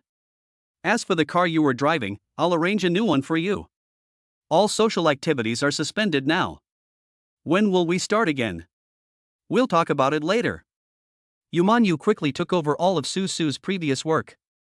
But what she probably didn't expect was that this was not a bad thing for Susu, but rather a great joy. Really? Very good. I can be with my kids every day again. Susu cheered to the sky. He hadn't been so happy in these days. As for the sports car, he didn't care much about it. With that thing, he could only take one child out to play at a time. Susu was already disgusted. What a lack of ambition. Yumanyu looked at Susu with disdain. This guy really has no ambition at all. When I saw that I had lost my job, I was not worried, but happy instead. The more Yumanyu looked at this guy, the angrier he became. Your salary will be stopped now. You are now responsible for all expenses of the villa, including the children. Yumanyu suddenly threw this heavy burden on Susu, which caught him off guard. I think you also need to know the importance of making money. Susu, I don't mean to look down on you, but do you really think raising children is that simple? Just play with them every day and that's it? You don't have to worry about anything now. I'll take care of everything. But you are their father, so I think you have to do your part. Yumanyu said this coldly, then picked up her bag, turned around and walked upstairs. Susu stood blankly in the living room downstairs, still wearing an apron. That, fish soup. Lose weight. Don't drink. Listening to the voice coming from above, Susu shrank his neck. At this point, he could only choose to accept it. Looking at the children playing happily on the grass outside, Susu felt uncomfortable. To be honest, he did spend a very happy time with the children during such a long period of time. But now, Susu really has to bear the expenses of the entire family. It would be a lie to say that he is not worried. Go out and work by yourself? This is obviously not realistic because I am also responsible for taking care of the children. At night, Susu lay on his bed, staring blankly at the ceiling. He had been thinking about this matter alone for several hours. But no solution has been figured out. Because no matter how you look at it, it seems like you've been forced into a dead end. If you want to make money, you can't take care of your family. If you want a family, there's no way you can make enough money. This seems to be a natural, irreconcilable contradiction. Ding, the system prompt sounded. The carrots you planted are ripe, please harvest them in time. Susu was not in the mood for that at the moment. He just took a quick look, harvested all the vegetables expressionlessly, and then planted new ones. Thinking back to what happened today, it was all because of that guy who was doing the live broadcast. If it weren't for him, I wouldn't have fallen to this point. He would rather die than be separated from the children. At this time, the words that Qianzhen had said to him suddenly began to linger in Susu's ears again. You guys are very suitable for live streaming. Suitable for live streaming. Live streaming. These words kept echoing in Susu's mind. He suddenly had an idea and felt that this might be possible. If this can really make money, then all I have to do is live stream it at home. Moreover, you can take care of your children and play with them without any delay. The most important thing is that I can make money. As long as I can achieve some results in this matter, I believe Yu's attitude towards myself will change greatly. Okay. Let us do the live broadcast. Susu patted the bedboard excitedly several times. If he wasn't worried that his bed couldn't take it, he really wanted to jump on it a few times. The next day, Susu started going out early in the morning. He had never done live streaming before, so he felt that if he wanted to get into this industry, he had to find the guy who was causing trouble for him. But the world is so big, where can he find this person? Susu stood on the street outside, looking left and right, confused, without any clue at all. Just when he didn't know what to do, he suddenly remembered, didn't he still have a system mall? As long as you have gold coins, you can buy anything you want in it. Does that mean that if you want to find someone, you can also buy his location and know where he is? Susu thought this was feasible. Without saying anything, he opened the mall and started searching. Xianjin's location. After entering the search content, the system will quickly send back a prompt. Please pay 250 gold coins to purchase this item. This price really made Susu feel heartbroken. It took him a long time to save up 500 gold coins. I spent part of it some time ago, and recently I worked hard on planting and harvesting, so I only have 300 gold coins in total. After buying this, there are only 50 gold coins left, and with that little money, I can only buy seeds. Susu felt the pain, but he would not hesitate to buy what he had to buy. He gritted his teeth and chose to pay, then Susu received a note. Xianjin, target location, Jasmine District Morning Exercise Park. Why does this name sound so familiar? Susu hesitated for a moment, then immediately realized that this park was near his home. It turns out that this kid lives next to the Yu family villa. Chapter 67, Finding Out the Truth. My friends. Xianjin was extremely excited early in the morning, as if he had taken some medicine. If you don't know, you might think this guy has mental problems. We are in this morning exercise park now. We will squat in front of that big brother's house in a while. We need to see what their home looks like. When Xianjin was facing the camera and speaking very emotionally, Susu walked over with a gloomy face and patted him on the shoulder. Stop broadcasting it. Xianjin looked back at Susu, and the two looked at each other for a few seconds, then Xianjin turned his head away again. My friends. The big brother driving the Porsche is here. This is not my show effect, they really came to my door, don't forget to double-click to follow. Xianjin didn't forget about his live broadcast at this time. He deserves an award for the most dedicated live broadcaster. Susu was very upset to see that he was so disrespectful to her, so she went up and forcibly took away Xianjin's phone, then opened the back cover and took out the battery inside. What are you doing near my house? Believe it or not, I will call the police and sue you for harassment. Susu had seen shameless people, but it was rare to find someone as shameless as Xianjin. Brother, can we talk it out? Don't step on my feet. Xianjin's face was as bitter as a gourd. Susu didn't notice it just now and stepped on Xianjin's foot. The boy grimaced in pain. Speak nicely? Didn't I speak nicely to you yesterday? You even posted the video online. The more Susu thought about this, the angrier he felt. If it weren't for him, would I have ended up like this? Brother, look, your video has almost 2 million hits now. Do you know what this concept is? Ha! You are simply the most perfect traffic. Xianjin became more and more excited as he spoke, and even started dancing. Susu was a little scared by this person. He felt like he was not talking to a normal person. I'm warning you, stay away from my house from now on. Susu glared and warned Xianjin sternly. But at the same time, both eyes looked towards Xianjin's pile of equipment from time to time. You are a live broadcaster, can you make money doing this every day? Although Susu's tone was still like that of an adult lecturing, his attitude was much softer than before. When Xianjin heard that Susu was interested in this matter, he immediately became interested. Brother, you don't know, this live broadcast is really interesting. Just take your phone here and broadcast something about your daily life or something you do. As long as you broadcast it, people will watch it. You broadcast well, the audience likes you, and some people even give you tips. Isn't this better than earning money at work? Look, I have 500,000 followers now. Just by taking a photo of you yesterday, I got 200,000 more. Xianjin became happier as he spoke. This was the first time he had seen such a large-scale increase. Is it that powerful? Susu was really tempted now. If making money was really as easy as Jianjin said, then he could have the best of both worlds. Is there any threshold for this? Or if I want to live stream, what do I need to prepare? Susu went around the bush and asked Xianjun carefully. The relationship between the two of them has changed from confrontation to friendship. Basically, you don't need to prepare anything, all you need is a mobile phone. Just take this, broadcast it live everywhere, and interact more with your audience. That's enough. Xianjun knew these things very well, so he became happier the more he talked about them. In the end, he wanted to take his own phone and let Susu study it. Susu is a very smart person, and he knows a lot about mobile phones and computers, so after playing around with them, he understood most of it. What's up, brother, you want to live stream too? Seeing that Susu kept asking questions about these things, Xianjun came over with a smile on his face. Don't worry about this. Susu's face immediately turned stern, as he was also a man who cared about his reputation. Brother, you are really humorous. But if you really want to broadcast live, remember to contact me. Join our guild and we'll help you gain popularity. Susu waved his hands repeatedly. He didn't have that idea. I have always hated crowds and I also hate being controlled.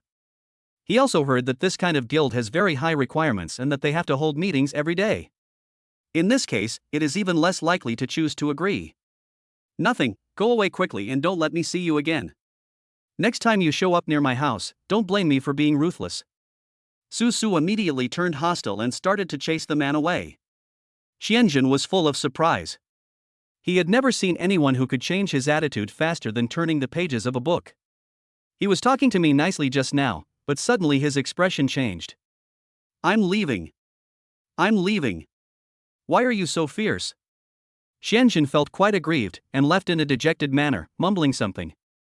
Susu turned around and went home, feeling very happy, and began to look forward to his life as a live broadcaster. You have to try everything, maybe you are really suitable for live streaming. The children have been sent to kindergarten today, so Susu has almost a day to prepare at home. He needs to think carefully about what content to broadcast live. Nowadays, there are countless anchors of all kinds on various live broadcast platforms. It's not easy to stand out from these people.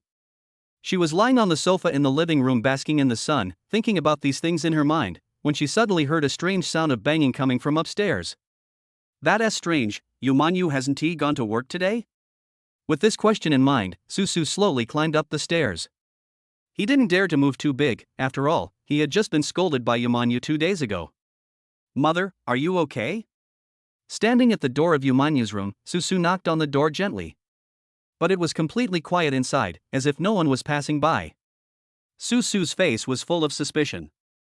Could it be that he had heard it wrong? But that shouldn't be the case. It was such a loud noise and my ears were not damaged, so how could I have heard it wrong? Could it be that a thief broke in? When Susu thought of this, he became nervous. This was no small matter. He didn't care about that. He reached out and grabbed the door handle, moving it left and right. He found that the door was not locked. Susu took a deep breath. Yumanyu had repeatedly warned him not to enter this room before, but given the special circumstances at this time, he couldn't care less. Chapter 68 The Mother is Sick. Susu didn't know how long he had been waiting for this moment. She had fantasized countless times about pushing open the door, walking in, and hugging Yumanyu. However, fantasy is always just fantasy and never becomes reality. And this time, Susu finally no longer has any psychological burden. Mother of a child? When he opened the door, Susu first smelled a fragrant aroma. This is the taste of Yumanyu. But before he took a few steps, he seemed to hit something with his feet. Susu didn't react for a moment and rushed forward. With a cry, Susu fell directly to the ground and fell heavily. What's wrong? Susu quickly got up and looked back, and saw a person lying on the carpet. Yumanyu. Why is she lying on the ground? Susu was shocked and didn't think too much. He rolled over and crawled to his feet, supporting Yumanyu. As soon as Susu touched Yumanyu's body, he felt her skin was very hot, her face was red, and she couldn't open her eyes. That's not right.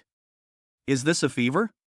Susu compared her body temperature with his own and felt that the two were completely different temperatures. How can this be possible? We need to send him to the hospital. Susu was about to carry Yuman downstairs to the hospital, but he only heard Yumanyu whisper, I don't want to go to the hospital. Let me lie on the bed for a while. Since Yumanyu said so, Susu hesitated for a moment, but still put Yumanyu on the bed. He glanced at the room and saw that the window seemed to have been open all the time. Although it is summer, it is still quite cool in the evening when the breeze blows. No, I have to make some porridge for her. Yumanyu has a fever, so Susu certainly cannot be negligent. I was busy taking people's temperatures and wiping their sweat, inside and outside the house for almost the entire day. It was almost evening when Yumanyu slowly opened his eyes. She now feels weak all over, her muscles ache, and she can't even lift her arms. I'm at home. When Susu saw that Yumanyu had woken up, he quickly stood up and asked with concern. Are you awake? He reached out and touched Yumanyu's forehead. The temperature had dropped a lot now. Why are you in my room? Didn't I tell you? Not allowed to come in? Even at this time, Yumanyu was still thinking about making a request to Susu. If I don't come in, aren't you afraid that something might happen to you in there? Susu was not afraid this time. Yumanyu was sick, and even when she was scolding people, her voice was soft and cute. That won't work either. Yumanyu finally reacted at this time, but was unwilling to admit it, so she turned her head and looked away, pouting and mumbling. You should just take good care of yourself. I'll get some hot water for you. Take a bath, drink some porridge, and have a good sleep. You'll be fine. Susu picked up the basin of water next to him.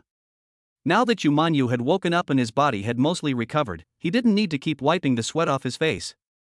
Have you been here taking care of me? Yumanyu looked at Susu's figure, and when he was about to go out, he suddenly stopped him. Susu turned around, smiled at Yumanyu, and said nothing.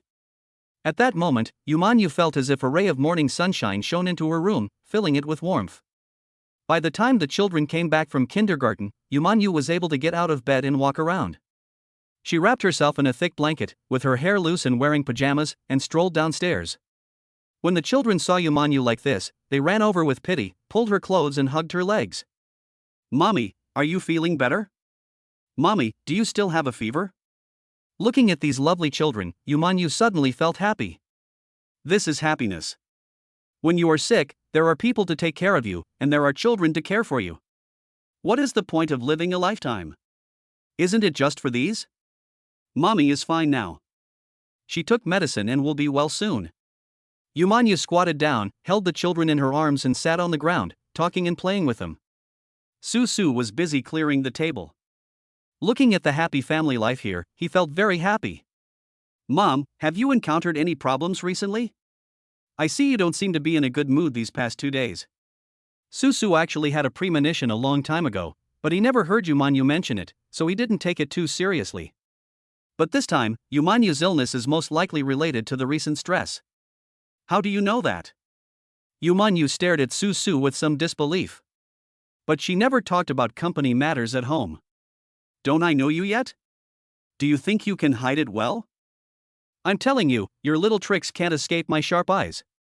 Susu laughed as a response. He couldn't just say, I'll just stare at you when I have nothing to do.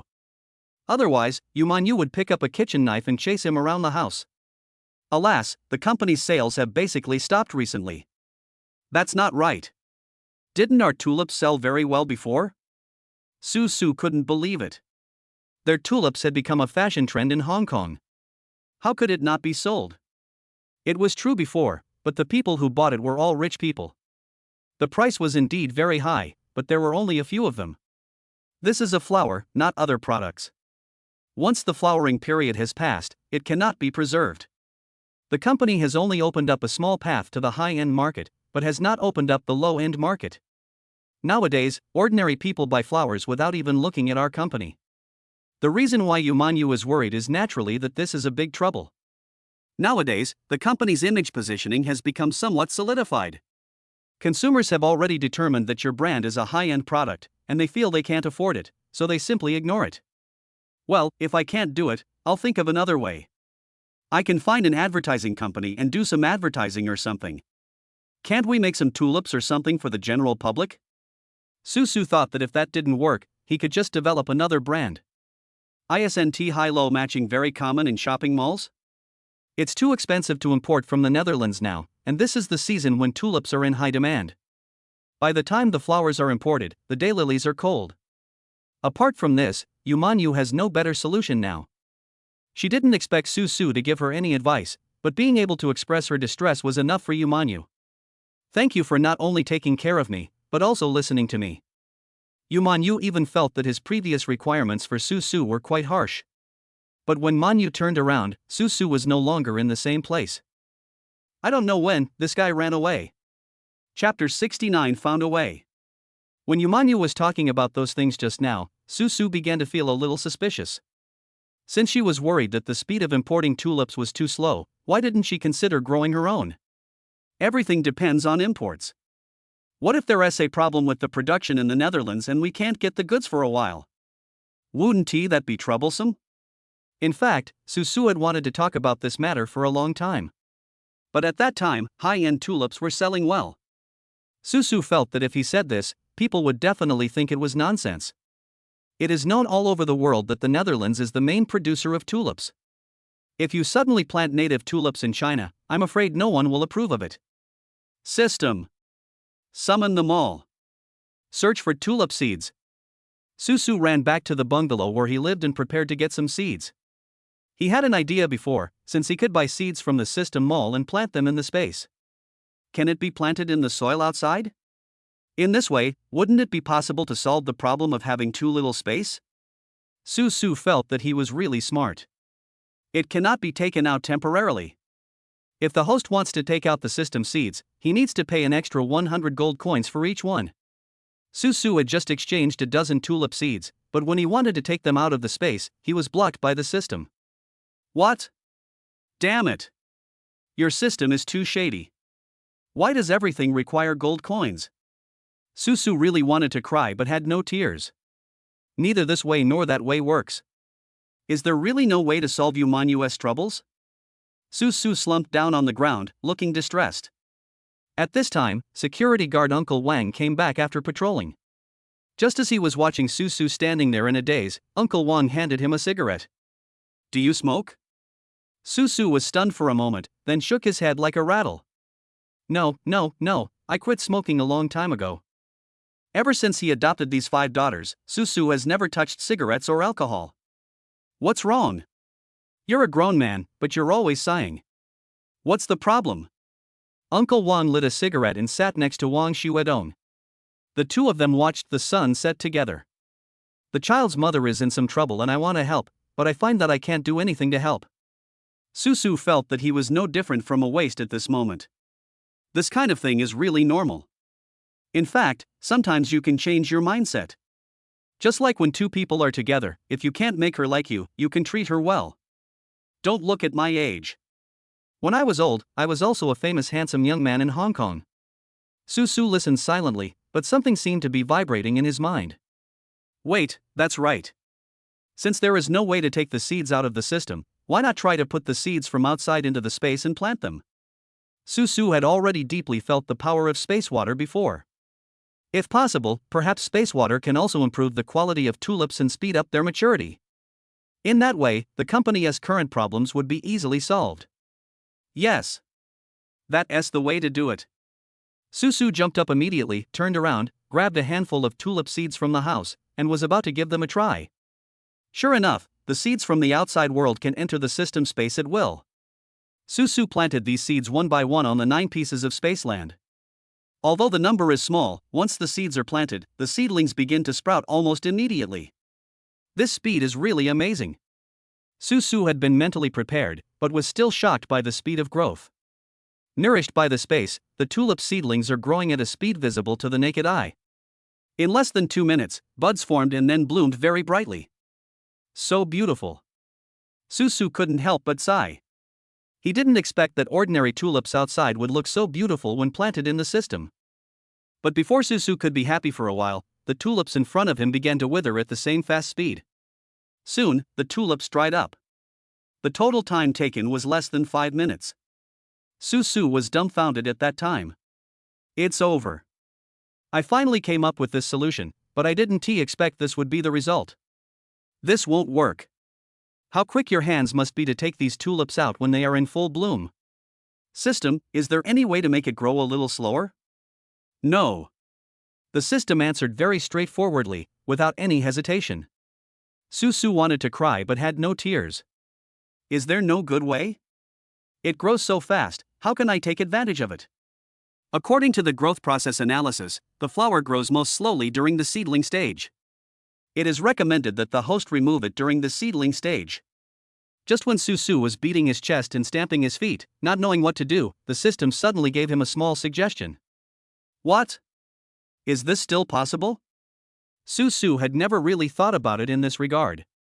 He always thought that he could only take out the mature tulips. But unexpectedly, the system suggested that he should transplant the tulip seeds immediately after they grew into seedlings. Of course.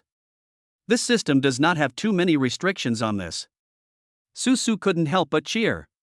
It is true that after many twists and turns, you may think there is no way out, but suddenly you see another village with willows and flowers. Just when he had begun to despair, the system suddenly gave him hope again. Susu quickly dug up all the withered tulips and replanted new seeds.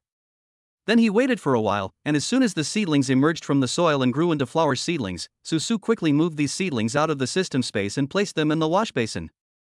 After half an hour of hard work, I collected a whole basin of them. Behind the house where Susu lives, there is a small garden, which he opened up when he had nothing to do. It is just right that these seedlings can be transplanted into this garden. The next thing is to wait for these tulips to mature. System, is there any way to make them grow faster? Susu found that when he had a question, it was much easier to just ask directly than to study hard. The host can take out the space water, dilute it to 1/10, and water it on the seedlings. This will promote the growth of the seedlings to the next stage. Okay. Susu could no longer contain his excitement. Chapter 70, Finding New Sales Channels. Susu now has a method to produce tulips in large quantities. Moreover, this method is very low cost and does not require much work on your part. All that is needed is a large number of flower seedlings. With this method, Susu immediately found Yumanyu and excitedly told her about his great achievement. Mom, I planted a bunch of tulips in the backyard. This is a new product I cultivated. It can mature quickly and can be sold on the market within a few days. Susu held a few freshly picked tulips in his hands and showed them to Yumanyu. Yumanyu originally thought that Susu was here to deceive her and did not take it seriously. But when she saw the tulips in Susu's hand, she still had some doubts in her heart. How come I didn't know you planted tulips here? Are you kidding me? Don't play this kind of joke on me. I'm not in the mood for it right now. Yumanyu is already very annoyed now. She doesn't want to use part of her limited energy to deal with Susu's possible unreasonable behavior. I didn't lie to you, I was telling the truth. Looking at Susu's determined expression, Yumanyu recalled the time when Susu dealt with the tulip outbreak. It only took him one day to solve the problem of the tulips. It really helped Yumanyu a lot at that time.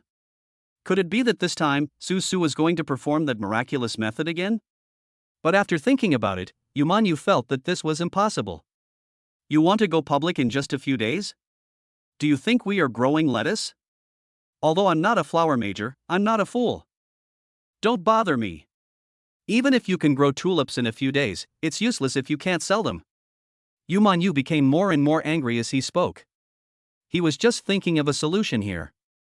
This guy Susu insisted on coming over and talk so much, but ended up interrupting his own train of thought. Seeing Yumanyu becoming increasingly unhappy, Susu shrank his neck and simply shut his mouth. Since she doesn't want to believe it, I'd better not provoke her for the time being. On the way back, Susu walked across the lawn holding tulips. Looking at the 5 children playing there, Susu remembered what Xianjun had said to him. If I do a live broadcast myself, can I promote these tulips to the general public? As soon as this idea came up, it immediately caused a wave of waves in Susu's mind. Yes, why did I only think about making money before? Live streaming can not only make money, but also promote it. Thinking of this, Susu made up his mind and decided to act first and report later.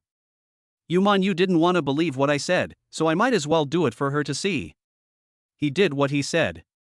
Back in the room, Susu rummaged through the drawers and found a selfie stick. He put on a set of clothes that looked relatively decent, adjusted his phone, and installed the live broadcast software. Just when he was about to start his live broadcast career, Susu got stuck on the issue of naming. This is what bothers him the most. Every time he registers an account and needs a username, Susu can't think of one no matter how hard he tries. Damn it, I can't care less. In the end, there was no other choice but Susu just filled in a random name, Sunny Dad. When he saw that the name was successfully registered, Susu slapped his forehead hard. This name is too rustic. But dirt is dirt, as long as it works, I will accept it even if it is dirted. When Susu clicked the live broadcast button and actually saw his own face appear on the mobile phone screen, his heart started beating fast. It would be a lie to say he wasn't nervous, as this was the first time he had done something like this. Now thinking about how Qianjin could speak so naturally and interact with the audience, Susu couldn't help but admire him. I have to say, being able to express yourself fluently in front of the camera is a skill. Susu took his cell phone and walked around the yard for several laps, then talked a lot to the camera. But what is the result? He is a new anchor, and the number of viewers watching him in the live broadcast room can be counted on two hands. Even most of them are robots given by the system by default, and there are only a few of them. Someone passed by and clicked in, but saw Susu's live broadcast content which was so boring and tedious that it was not interesting at all, so he exited directly. Others all had a good start, but Susu had a bad start. This anchor is really unprofessional. I can't see the picture clearly, and I don't know what he is saying. How can anyone be a host these days? Go back. Sunny Dad, then am I a Sunny Grandpa?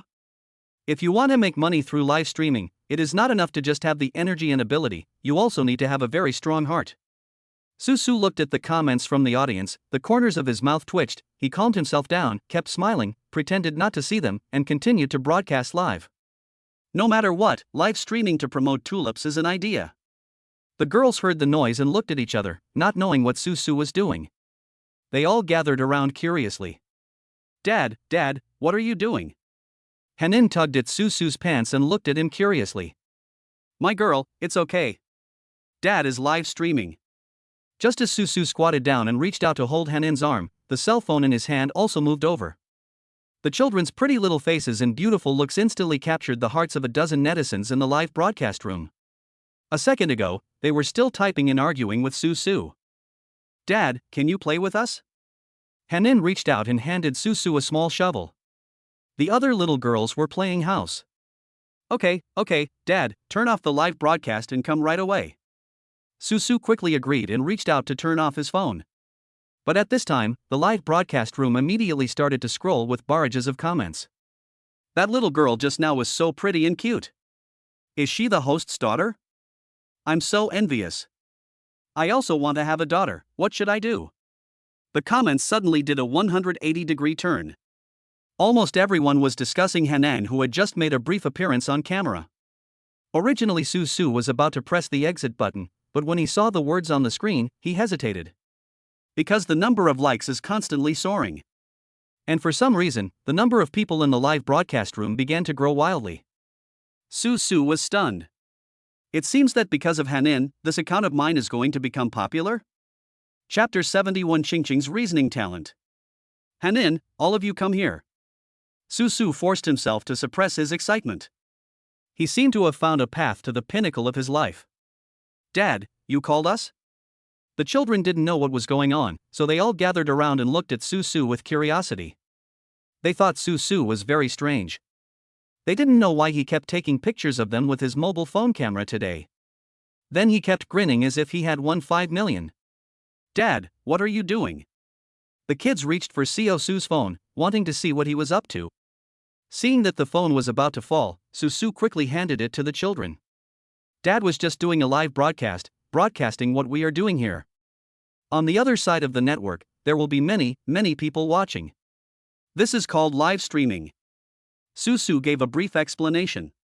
He just glanced at it and found that the number of likes and attention on his phone was skyrocketing and was about to break 10,000. You know, just now.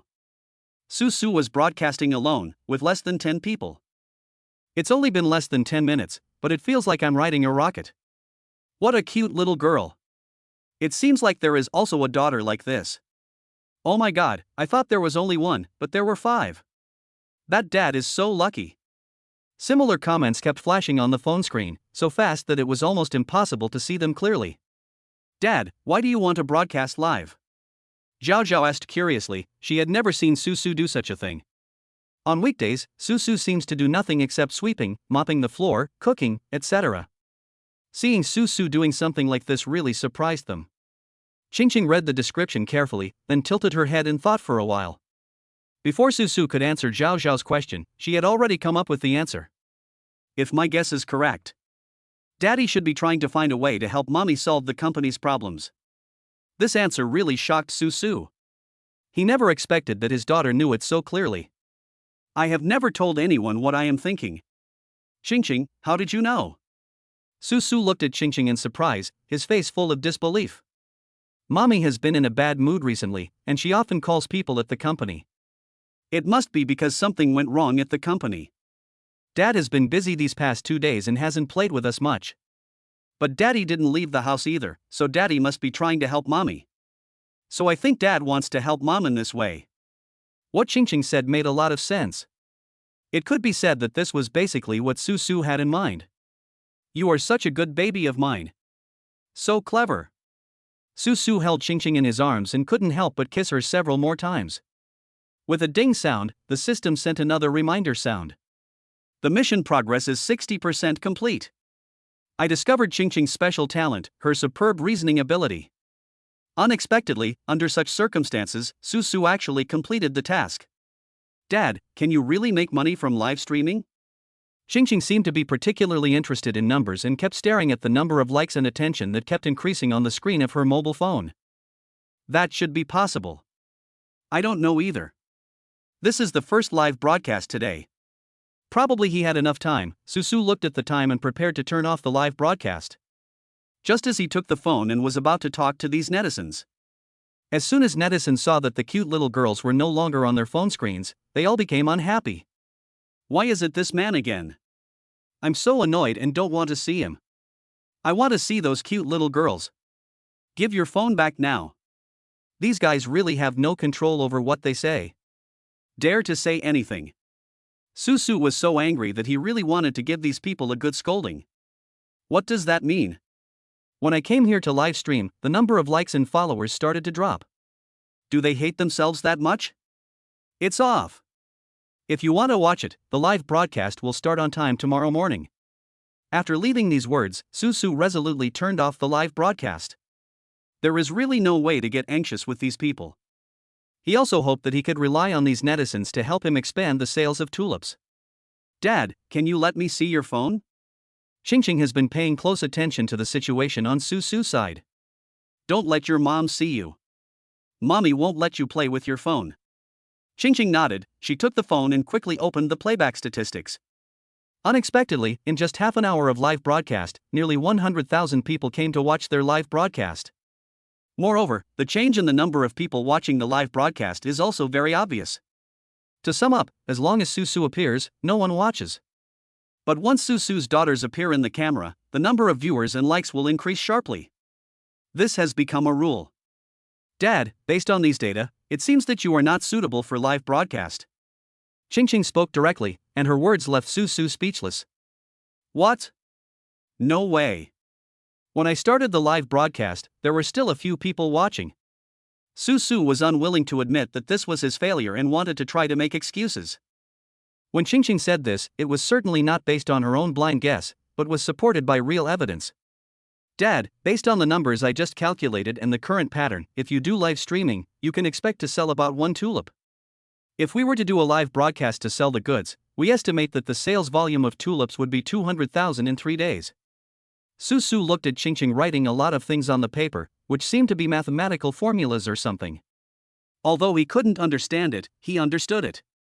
To put it bluntly, Su's live streaming is not going to work.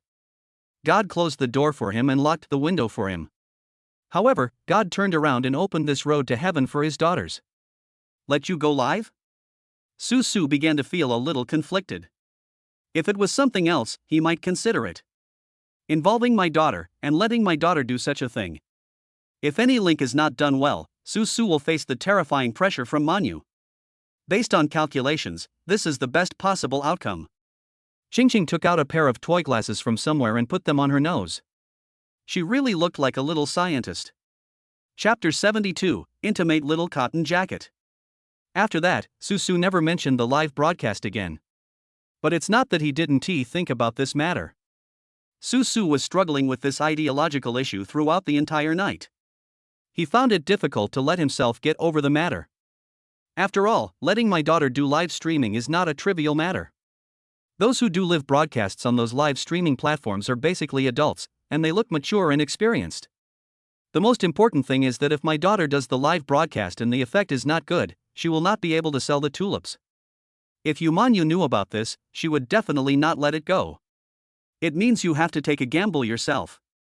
If the bet is won, the children will become great contributors to the company, and Yumanyu will definitely not have any objections. But if I lose the bet, then I will have to bear all the responsibility myself, and I might even be kicked out. I will never see my daughters again.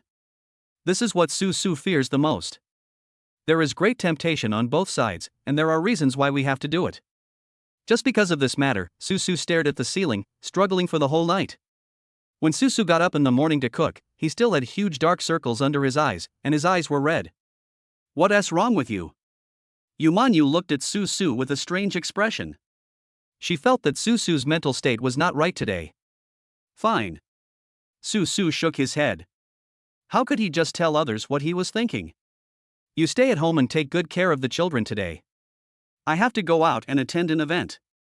Although Yumanyu spoke very energetically, his brows were slightly furrowed. It can be seen that she is still worried about market sales and has no appetite. Is the situation at the company not good? Su asked carefully. He didn't dare to say too much. Afraid of exposing something. Fortunately, it's not that exaggerated. Yumanyu just nodded in response. When she was at home, she tried her best not to show her negative emotions. In front of her children, Yumanyu hopes that she can always be a kind and amiable mother. Don't worry about the company's affairs. I'll take care of it alone. Yumanyu's words sounded more like self-mockery. Yumanyu had not expected things to develop to this point. But what else could she do? At this time when no one can be relied upon, the only thing to do is not to give up any hope and to work hard. Let us go. After hastily eating a few bites of breakfast, Yumanyu left in a hurry. Su looked at Yumanyu worriedly, but he didn't have the courage to chase after her. Daddy, is mommy gone? Not long after Yumanyu left the house, several children peeked out from the upstairs stair railings and asked Su secretly. Let's go. What's wrong with you? Why are you speaking so quietly? Su nodded and looked at the children, feeling that they seemed to be planning something. After confirming that Yumanyu was no longer at home, the children ran downstairs excitedly. They didn't pay attention to the breakfast on the table, but surrounded Su. They all stared at Su with wide eyes and expectant expressions, which made him a little overwhelmed. What's wrong? Daddy's good girls, don't you want to eat breakfast? Dad started making your favorite white rice porridge today, and I secretly added some white sugar in it for you. Su picked up the bowl of porridge on the table and gestured in front of the child. Dad, we have something to tell you. Shinshin grabbed Su's hand. Su didn't know what these children were going to do, so he let them pull him all the way to the living room. Dad, sit down. Shinshin pushed Su down on the sofa, and then the 5 children stood in a row in front of Su's sofa. What's going on? Don't play any pranks on me. Su looked confused, but still smiled, thinking that the children were joking with him. Dad, we have already thought about it. We want to do a live broadcast and help Mom sell flowers. Shinshin announced this decision made by the 5 children to people like Su in a childish voice. What? Live broadcast? Su was stunned for a moment. He felt as if he was dreaming. You don't understand these things at all, don't talk nonsense. He didn't take what the children said seriously, thinking that they were just finding this thing new and fresh. Children will be more or less interested when they hear new things. Dad, what we said is true. We really want to help Mommy sell things. Shinshin saw that their explanation didn't seem to have any obvious effect on Su. Then the only option is to use the ultimate move. Xingqing. Shinshin called Xingqing's name. Since there was no way to convince Su with just this reason, the only thing she could do was to convince him with data. Dad, we conducted an investigation and collected some data on the internet. According to my calculations, if nothing unexpected happens, there is a 70% chance that we can sell tulips through live broadcast. 30% of us will become the most popular anchors on the entire network. That means our chance of success is almost 99.9%. For an ordinary person, such a probability basically means success. Although the system proved his daughter's talent, Susu was still a little hesitant. After all, they are just children. But, if you fail, you're mommy. When thinking about this, Susu actually thought that he was very selfish. Just so that he could see his children in the future, Susu wanted to give up live streaming. That would be equivalent to giving up support for Manhwa. Dad, we beg you. We don't want to see mommy looking so troubled. The children became more and more excited as they talked, and one by one they began to cry. When the children started crying, Susu himself couldn't hold back his emotions. Don't cry. Won't I be soft-hearted if you guys cry? Dad, can you promise us? We want to broadcast live. Shinshin seized this opportunity and once again made a request to Susu. At this moment, Susu, who was so emotional, had no choice but to refuse. Dad is willing to give you this opportunity. Dad is willing to gamble the rest of his life. As long as it's for you and for the mother of my child. In the end, Susu gritted his teeth and went for it. Done. Chapter 73 Popular Live Broadcast. Hearing Susu's agreement, the children immediately cheered. Then he skipped towards the dining table. Now that the business was over, the children could finally start their meal. Susu watched them playing and fighting from the side. Now he placed all his hopes on these 5 daughters. If the performance is not good, Susu will have to prepare for the worst. However, words spoken cannot be taken back, and since he had already promised 5 children, Susu had no way of going back on his word. When it comes to live streaming, you just have to grit your teeth and do it to the end. By simply taking care of the housework, Susu freed up all his free time. Of course, in order to protect their own privacy as much as possible, Susu decided not to take pictures of these things indoors. He plans to renovate his room to some extent. In this case, if anyone had any bad intentions, their primary target should be Susu, not the children. Shinshin, you are responsible for leading everyone to live broadcast here. If you have any questions, please let me know. Susu cleaned up everything here, and then gave his daughters an earnest warning. Dad has to move the tulips in. We must not forget that our ultimate goal is to sell these flowers. If it is just a live broadcast, it would be meaningless. The most important thing is to sell goods. Don't worry, Daddy, just believe in our abilities. Shinshin is like a little adult, managing her sisters in an orderly manner. It is clear who is good at what and who should do what.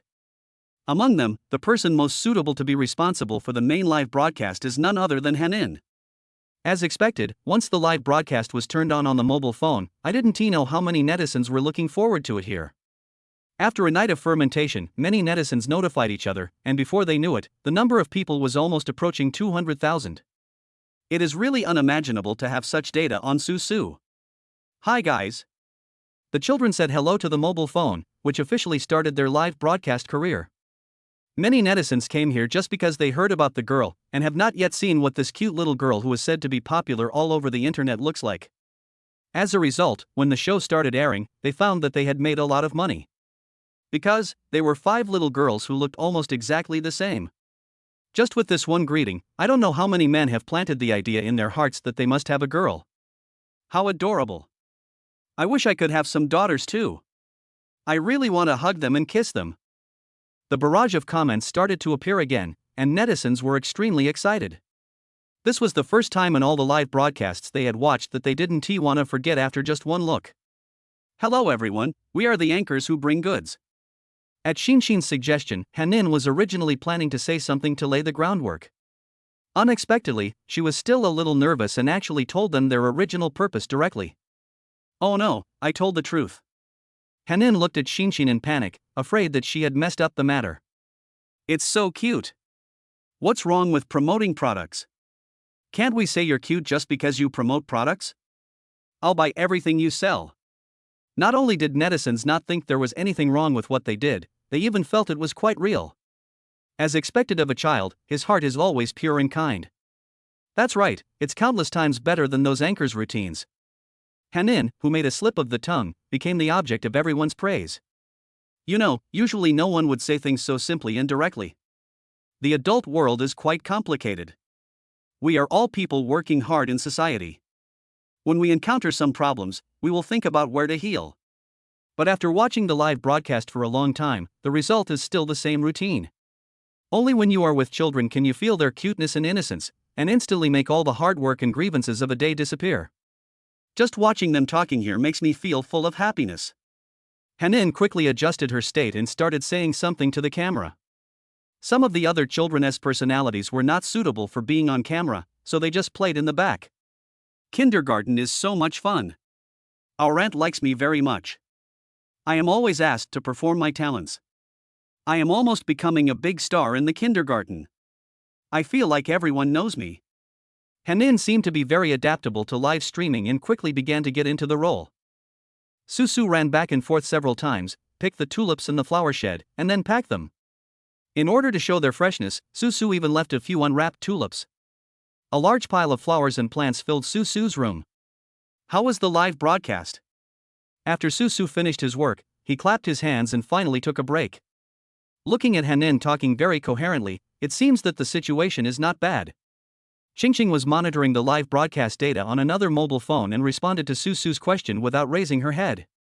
The growth of the data is a bit beyond my previous expectations. According to the original model, our followers should have increased to about 300,000 by now. So what does our data look like now? Susu swallowed hard. He didn't expect everything to progress so quickly. Now our number has risen to 350,000 and we are approaching 400,000. The data doesn't lie. Xingxing even showed the screen to Susu. Oh my god.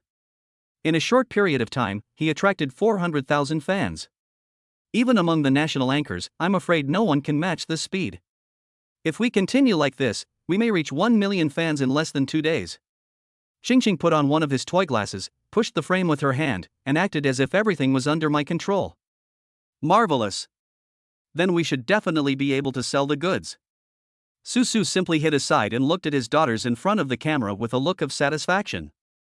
To be honest, he felt that if he were a spectator, he would definitely be willing to pay attention to these cute little girls.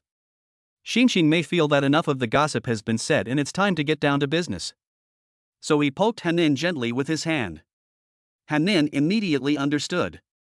Today I would like to introduce to you our flagship product, tulips. Hanin spoke like a TV shopping host, vividly and rhythmically. This is a domestic brand that we developed ourselves. Whether it is the planting environment or the planting process, we strictly abide by the relevant technical regulations. Hanin didn't understand what these words meant. After all, she was just a little girl who was in kindergarten. But this did not prevent Susu from taking a small blackboard and writing the lines in advance on the back and asking Hanin to read them. Chapter 74: Xingxing's Leadership Talent. Hanin's clumsy appearance and her tendency to read the script word by word soon became almost one of her most significant characteristics. Netizens were so delighted to see this, they didn't even pay attention to what kind of goods Hanin said she was going to sell.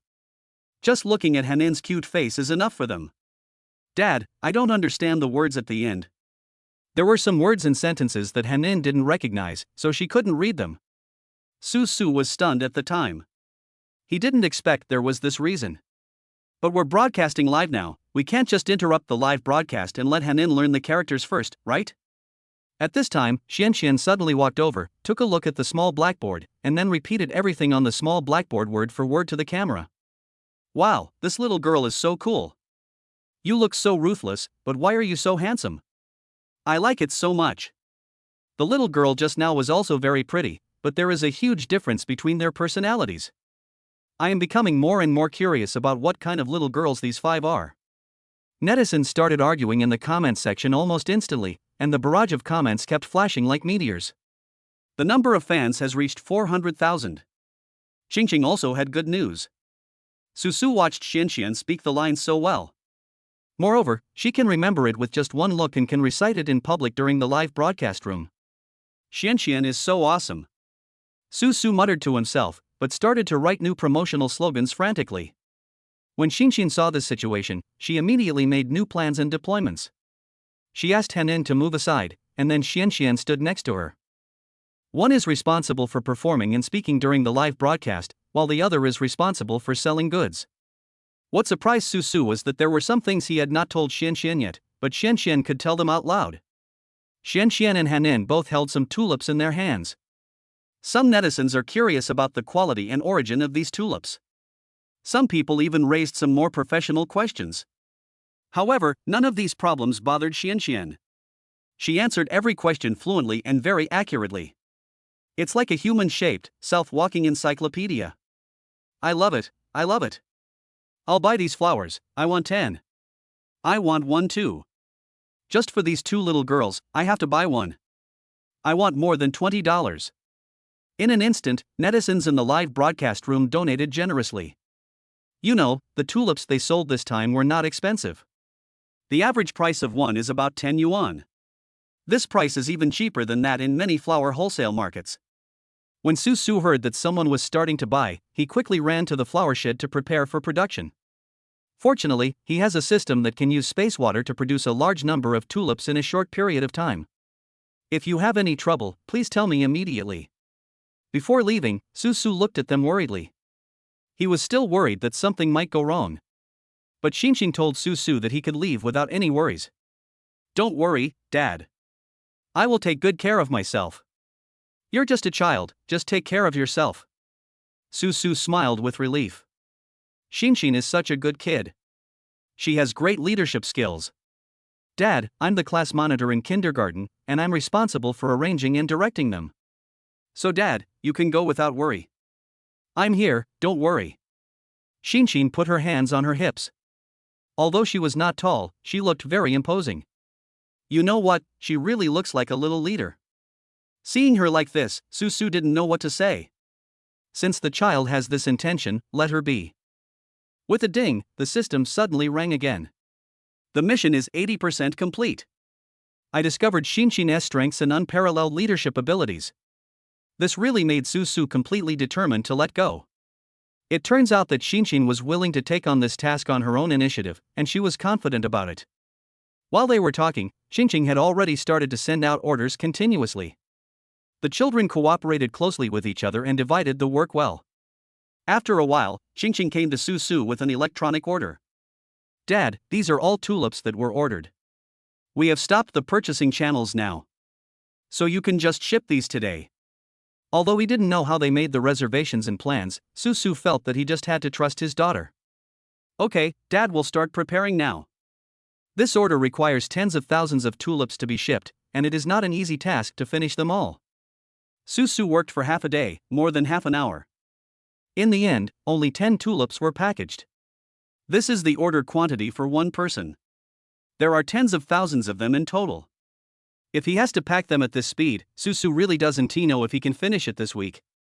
No, this is not a solution. Su Su began to think hard. On the one hand, there were not enough people, and on the other hand, there was not enough space.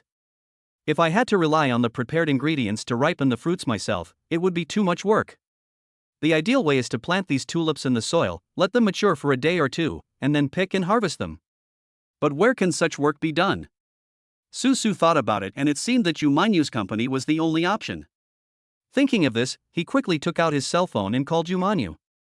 Hey, what are you doing? Yu Manyu's voice sounded a little impatient, and the background music was very noisy, as if she was attending a trade fair. I have good news. I have an order for tens of thousands of tulips. Su Su excitedly told Yu Manyu the good news, and he also hoped that the other party could feel the same happiness as himself. Are you sick? Stop joking about this kind of thing at this time, okay? Yu Manyu didn't believe it at all. She thought Su Su must be making fun of her. How is that possible, with orders for tens of thousands of units? Yu Manyu ran around for so long and worked for so many days, but she only got orders worth 10,000 or 20,000 yuan. How could Su Su be so virtuous that he could sell tens of thousands of items in just 2 or 3 days? I'm really not kidding, I'll send you the order in a minute. I mean, time is very urgent, why don't you adopt my method? Transplant my seedlings and cultivate them on a large scale. In this way, we can deliver tens of thousands of tulips in just 2 or 3 days. Su Su's words were firm and there were no logical loopholes. Yu Manyu's heart finally began to waver. Is what you said true? Of course it's true. There's no need for me to lie to you about something like this. Yu Manyu took a deep breath and his voice began to tremble. Okay, I'll do as you say this time. Chapter 75. Don't think too much. Things that were about to be given up suddenly began to take a turn for the better, which was something Su Su had never expected. But it's better this way.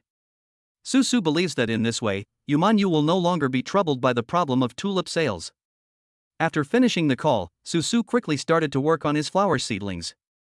Fortunately, he is now very skilled in the operation and keeps taking the seedlings out of the system. This way, there is almost no cost. The seeds are already made in the outside world, and they just need to be cultivated in the system space, which does not require any gold coins. By the evening, Susu had prepared nearly 2,000 tulip seedlings. In order to facilitate packaging, Susu also put the seedlings in phone boxes. Daddy, Mommy is back. Hearing the children's voices coming from outside the flower shed, Susu hurried out of his small work area. Sure enough, at the gate of the villa, there was a truck with refrigeration function parked, and Yumanyu was standing next to the car. Here it comes. Susu quickly greeted Yumanyu and started the moving work. The daughters watched Susu carrying the things back and forth again and again, and they joined in. They were not strong enough to lift anything heavy, so all 5 of them just lifted it together. Seeing the children working so hard, Susu felt very pleased. Is that all? Is there anything else in there? Yumanyu anxiously counted the number, and seeing the children also joining in to help, she felt a little distressed, so she went over and kissed them each hard. No, that's all for today. Tomorrow, I will try to get more, but the speed of cultivation is still limited. You need to establish your own tulip production base as soon as possible. Susu has tried his best today. Well, thank you for your hard work. Yumanyu nodded, her eyes moving as she looked deeply at Susu. Of course she knew that the origin of this flower might be strange. Where did Susu get so much power to get so many flowers? However, she did not investigate further and turned around and got on the truck. Mommy has to work overtime tonight, so you can let Daddy take care of you. Due to the heavy workload, Yumanyu even suspected that he might not be able to come back tonight. In order not to worry the children, greet them in advance. The children said goodbye reluctantly and seemed to be reluctant to leave their mother. But there is no way, Yumanyu cannot shirk this job. Mommy will be back soon, you have to listen to Daddy. After emphasizing it several times, Yumanyu got on a truck and left their sight. The children hugged Susu's thighs tightly and watched Yumanyu leave. Okay, let's go back and make dinner. Susu felt that the atmosphere was a little sad, so he picked up the children and brought them into the house with a smile. For Susu, taking care of children is not a job but a pleasure. Without Yumanyu's pressure, they can do whatever they want in the house. Play whenever you want and however you want. The children soon forgot their mother's sadness about having to work overtime today and spent a wonderful evening happily. Such wonderful time always passes quickly, of course. By the time the children fell asleep, it was almost 12 o'clock. Seeing that there were still a pile of unfinished business on the table, Susu did not rush to go to bed, but tried his best to do every step well. At this moment, he heard the sound of the villa gate in the distance and looked outside quickly. Yumanyu, wearing a white uniform skirt, appeared at the door of the villa and walked towards the villa. Susu quickly turned on the street lights outside, then stood at the door and looked at Yumanyu with a smile. What are you laughing at? Yumanyu seemed to be in a good mood and even started joking with Susu. Nothing much. How's it going? Have the flower seedlings been settled? They are all in the garden shed. I have also given them the spray you provided. Susu handed over a towel. Yumanyu had been busy all night and must have sweated a lot. After entering the room, Susu hurried to the kitchen to heat up the remaining dinner. You must be exhausted today, take a rest. Yumanyu hummed, sat down on the sofa, and stared at Susu. How did you sell these flowers? In fact, she had wanted to ask this question for a long time, but she had never had the opportunity before, so she put it aside. This. Susu was stunned for a moment. He really didn't know how to answer this question. Because Yumanyu was very clearly against live streaming before. She felt that this kind of thing was, on the one hand, not classy, and on the other hand, exposing the contents of her daily life to others made her feel a little uneasy. Don't be angry if I say so. Susu decided to give Yumanyu a shot of prevention first, and wait until she was sure that she would not take revenge later. How could his little calculation escape Manyu's discerning eyes? If you don't tell me, I will definitely be angry. If you tell me, it depends on my mood. Yumanyu spoke quietly, staring at Susu with eyes that made him feel creepy. Speak, I will speak. Isn't it enough for me to speak? That's right. I met someone before. I heard him say that live streaming can make money. Live streaming can also help sell goods. I thought, since your tulips can't be sold, I might as well give live streaming a try. Susu stood at the edge of the kitchen like a primary school student being taught a lesson, not knowing where to put his hands and speaking timidly. So, you sold all these things through live streaming? Yumanyu still couldn't believe it. She didn't think Susu's live broadcast could attract so many people. Of course not. There weren't even 10 people watching my live broadcast. Hearing this, Yumanyu burst out laughing. I'm sorry, I couldn't help it. Her guess was not wrong, Susu's live broadcast effect was indeed very poor. Later, I accidentally took a photo of my daughter during a live broadcast, and the number of followers and likes went up. I thought maybe I'm not suitable for live streaming, but our daughters are, so I took the liberty of giving it a try with them. The results were very good. Now they have nearly 500,000 fans, and this is just the result of one live broadcast. Susu finished speaking and lowered his head, waiting to be scolded. But unexpectedly, Yumanyu's eyes became gentle instead. Thank you for helping me through this difficult time. The company's debt is about to mature. If I don't have this batch of orders, I don't know how I'm going to repay the company's debt. Susu felt secretly delighted as he heard the footsteps gradually approaching him. He looked up and found Yumanyu standing in front of him. A fragrant breeze blows in my face. Suddenly, her lips gently touched Susu's face. This is a reward for you. Don't think too much. Chapter 76 This Damn Softness. What is going on? Susu didn't sleep all night. He kept recalling the time when Yumanyu kissed him.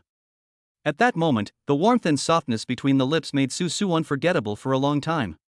He could no longer remember the feeling of the two of them enjoying each other's company a few years ago. But this kiss made Susu rekindle hope in himself. What is going on? Is she interested in me? Susu guessed that because Yumanyu's attitude towards him was not very good before, she suddenly changed her attitude this time. Could it mean that I have successfully ascended to the top? No, it's not that easy. Didn't she say something at the last moment, telling me not to think too much? In other words, maybe it was just a kiss and there was no other meaning. Similar thoughts kept interweaving in Susu's mind, like two little people constantly quarreling. Susu didn't close his eyes until dawn, and his dark circles became much darker. Wake up!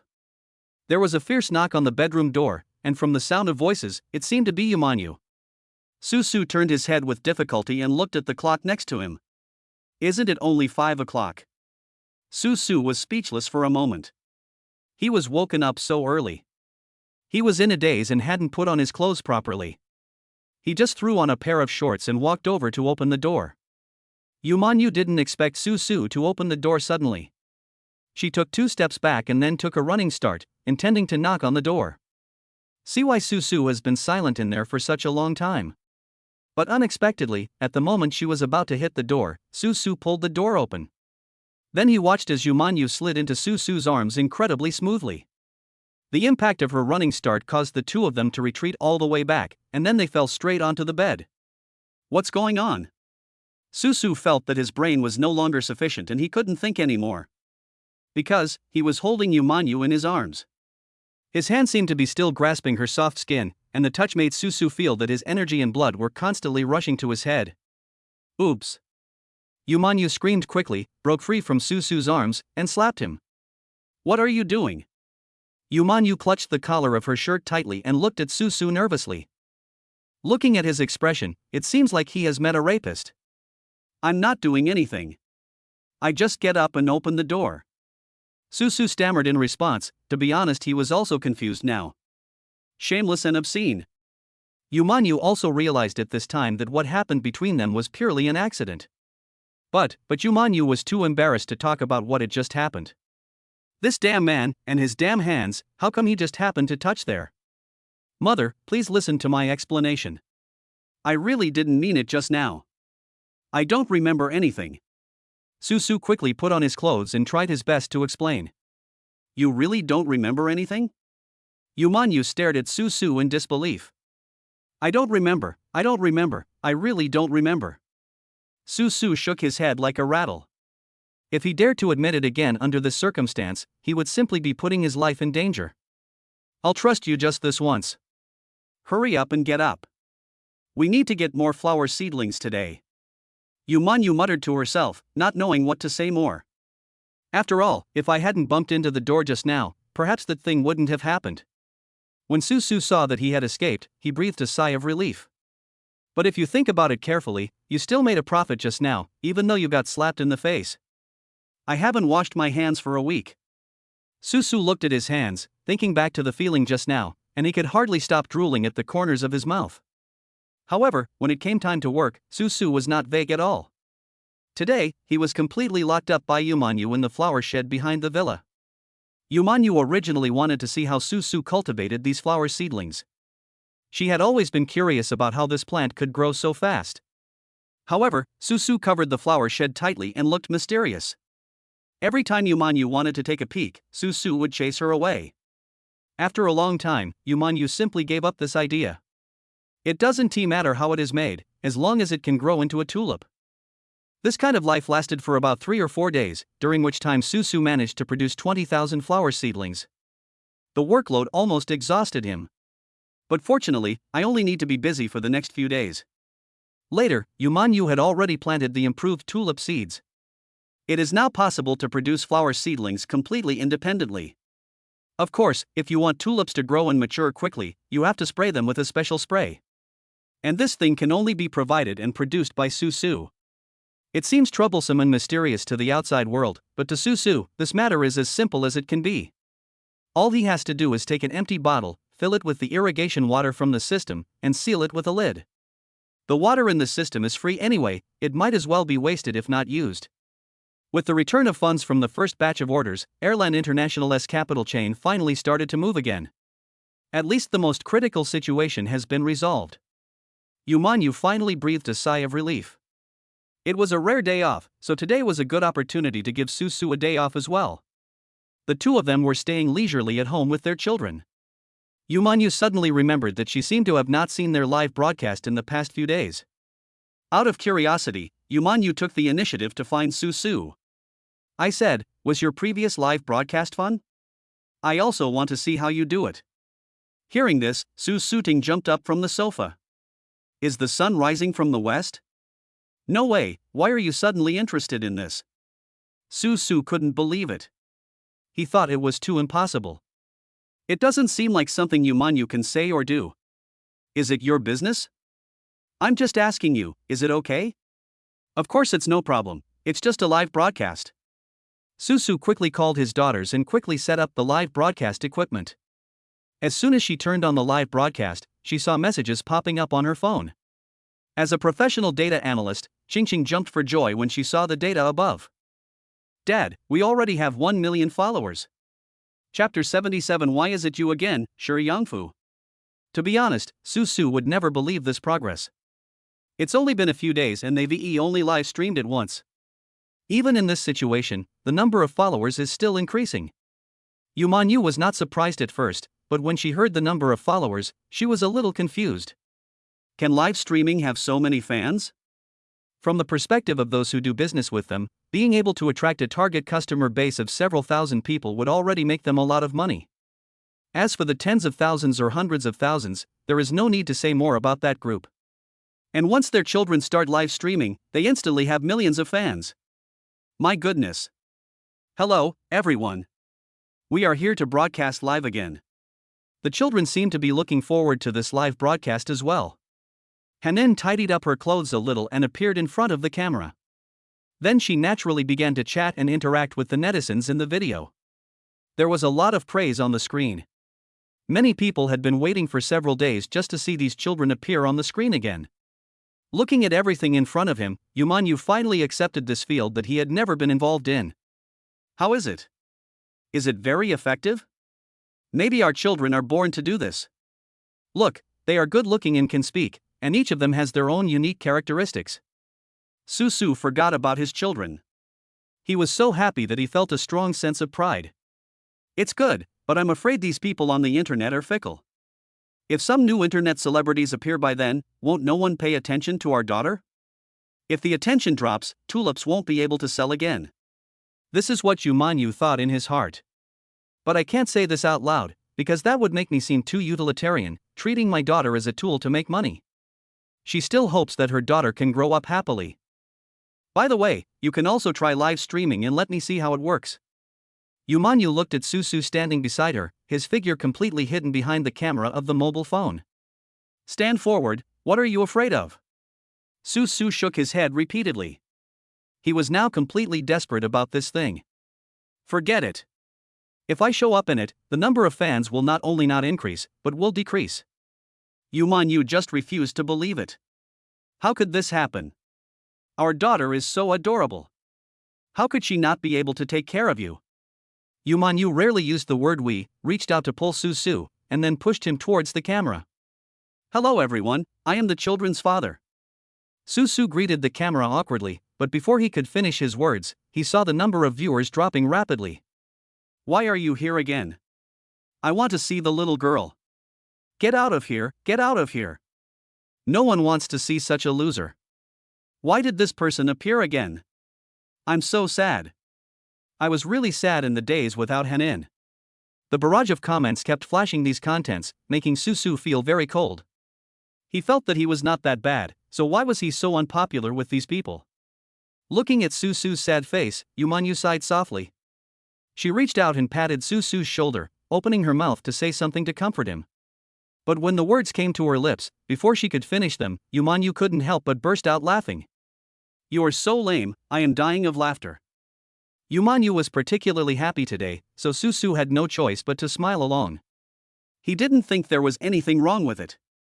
Anyway, Yumanyu usually insults himself countless times a day, and he has long been used to it. I actually think I can accept it. Since I can't broadcast live, I can just help my daughters. It's the same whether it's on stage or behind the scenes. And I discovered a feature today. Look, there are so many short video platforms. We can just shoot a short video and upload it. And we can also promote our tulips in the video. Susu has done a lot of research in the past 2 days, especially studying the rules of these short video platforms and live broadcast platforms. They do not prohibit you from promoting your own products. In that case, since the kids have such a large fan base, why not promote them well? After listening to him, Yumanyu nodded slightly. I think what you said makes sense. I'll leave this matter to you. As they were talking, Yumanyu's cell phone rang.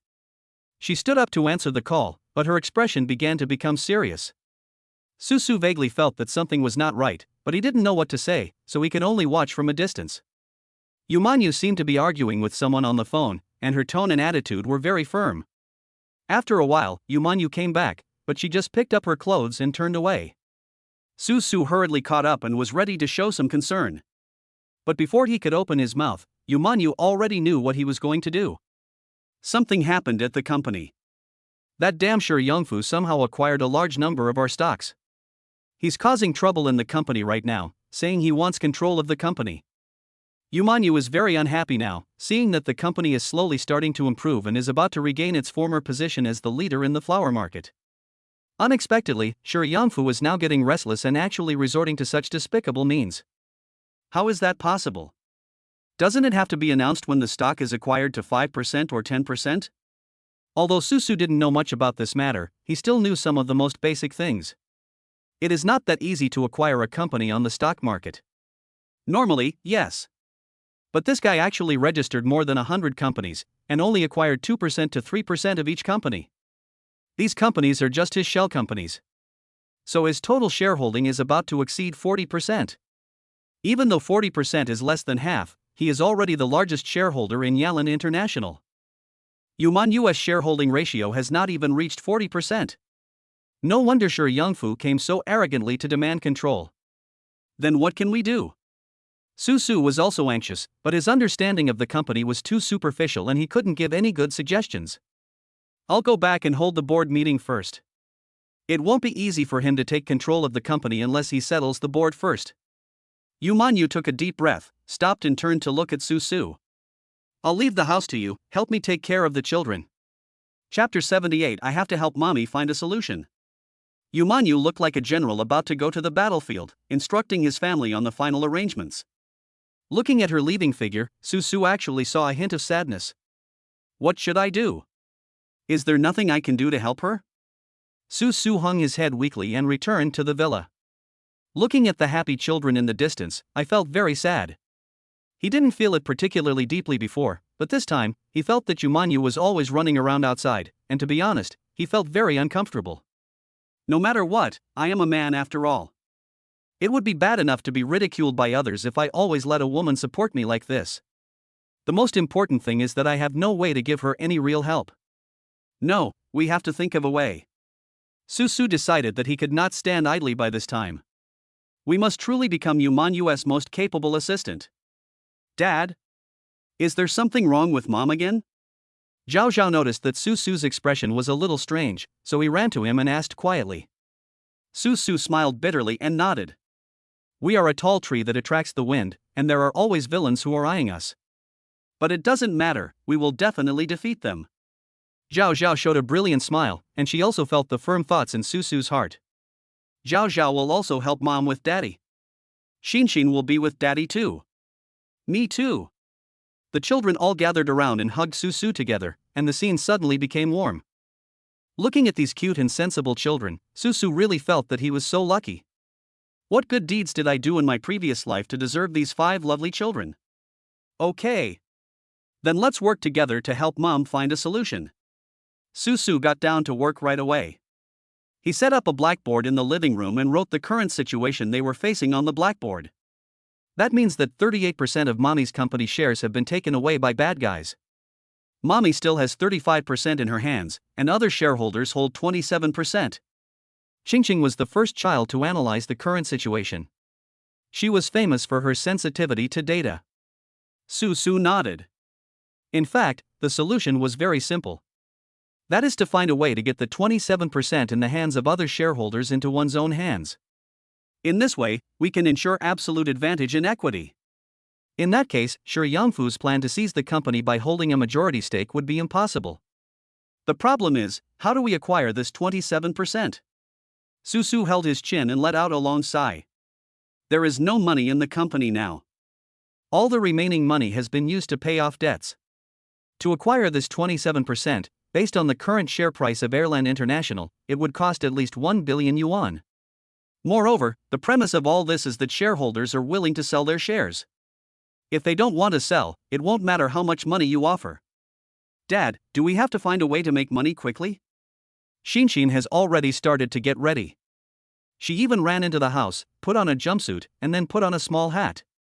When we were in kindergarten, we often went outside to pick up bottles and sell them to the scrapyard.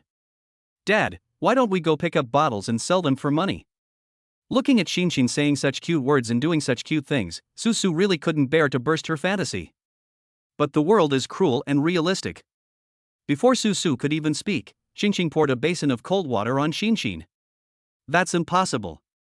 We can only earn $10 for every 100 bottles we pick up. If we want to earn 1 billion, even if we pick up all the bottles in our country, we still can't get it. Although she was hit hard, Xin was not discouraged. Then let's think of another way, Dad. How about we go sell flowers on the road? After hearing Xin's idea, Hanin also expressed his agreement. Dad, I can also sell flowers live, and then we can give the money to Mommy to buy stocks. Susu held them all in his arms with a loving look on his face. Kids, let me figure out the money issue. Although your method can make money, it will take a very long time. We simply can't afford to wait now. When the children heard this, they suddenly became depressed. To be honest, with their little heads and limited life experience, they can't think of a better way. Dad, if you have money, we can also go to the stock market to trade stocks. Or, we can also participate in those quizzes with prizes on TV. Xian, who had been quiet all this time, also put forward her own ideas and suggestions. Seeing her determined look, Susu began to hesitate. Really? My knowledge level is not that good, even though I graduated from university. The subjects I studied were too niche, and I had no idea what was popular at the moment. Susu quickly shook his head. To be honest, he had no confidence at all in asking him to participate in these things on TV. No, Daddy didn't ask you to go, he wanted me to go. After Xian and Xingqing discussed it for a while, she pointed at herself with her little finger. You're allowed to go? Susu was stunned for a moment. He didn't know whether it was good or bad to do this. But looking at Xuan's expectant eyes, it seemed inappropriate for me to keep rejecting their enthusiasm. Are you really confident? Although, Susu knew that each of his daughters would have special abilities. But he was still not quite sure what Xuanxuan's abilities were. Susu had no choice but to confirm with her again. Well, Dad, just let me go. There was no choice but Susu nodded in agreement. Shanghai TV has a special program called Millions of Questions and Answers. Due to the high prize money, the ratings of this program are also very high. Many people come here to take the challenge. Unfortunately, the high prize money also means that the program is very difficult. It has been several years since the program was first aired, but no one has been able to successfully pass it. At this point, everything has been taken for granted. There is no way this program will pass. It is impossible for someone to be knowledgeable about almost all subjects. Then Daddy will sign you up. Xian, you must keep working hard. Xian nodded heavily and put on a confident smile. My daughter is so brave, so I can't give in as a father. Without saying a word, Susu picked up his phone and started dialing the TV station. Chapter 79 appearing on the show. The next day, the program team approved Susu's application and even allowed them to participate in the latest episode of the program in advance. So Susu brought the children and secretly went to the TV station. Kids, we are at the TV station now. Don't be nervous. Susu told the children not to be nervous, but his palms had already started sweating.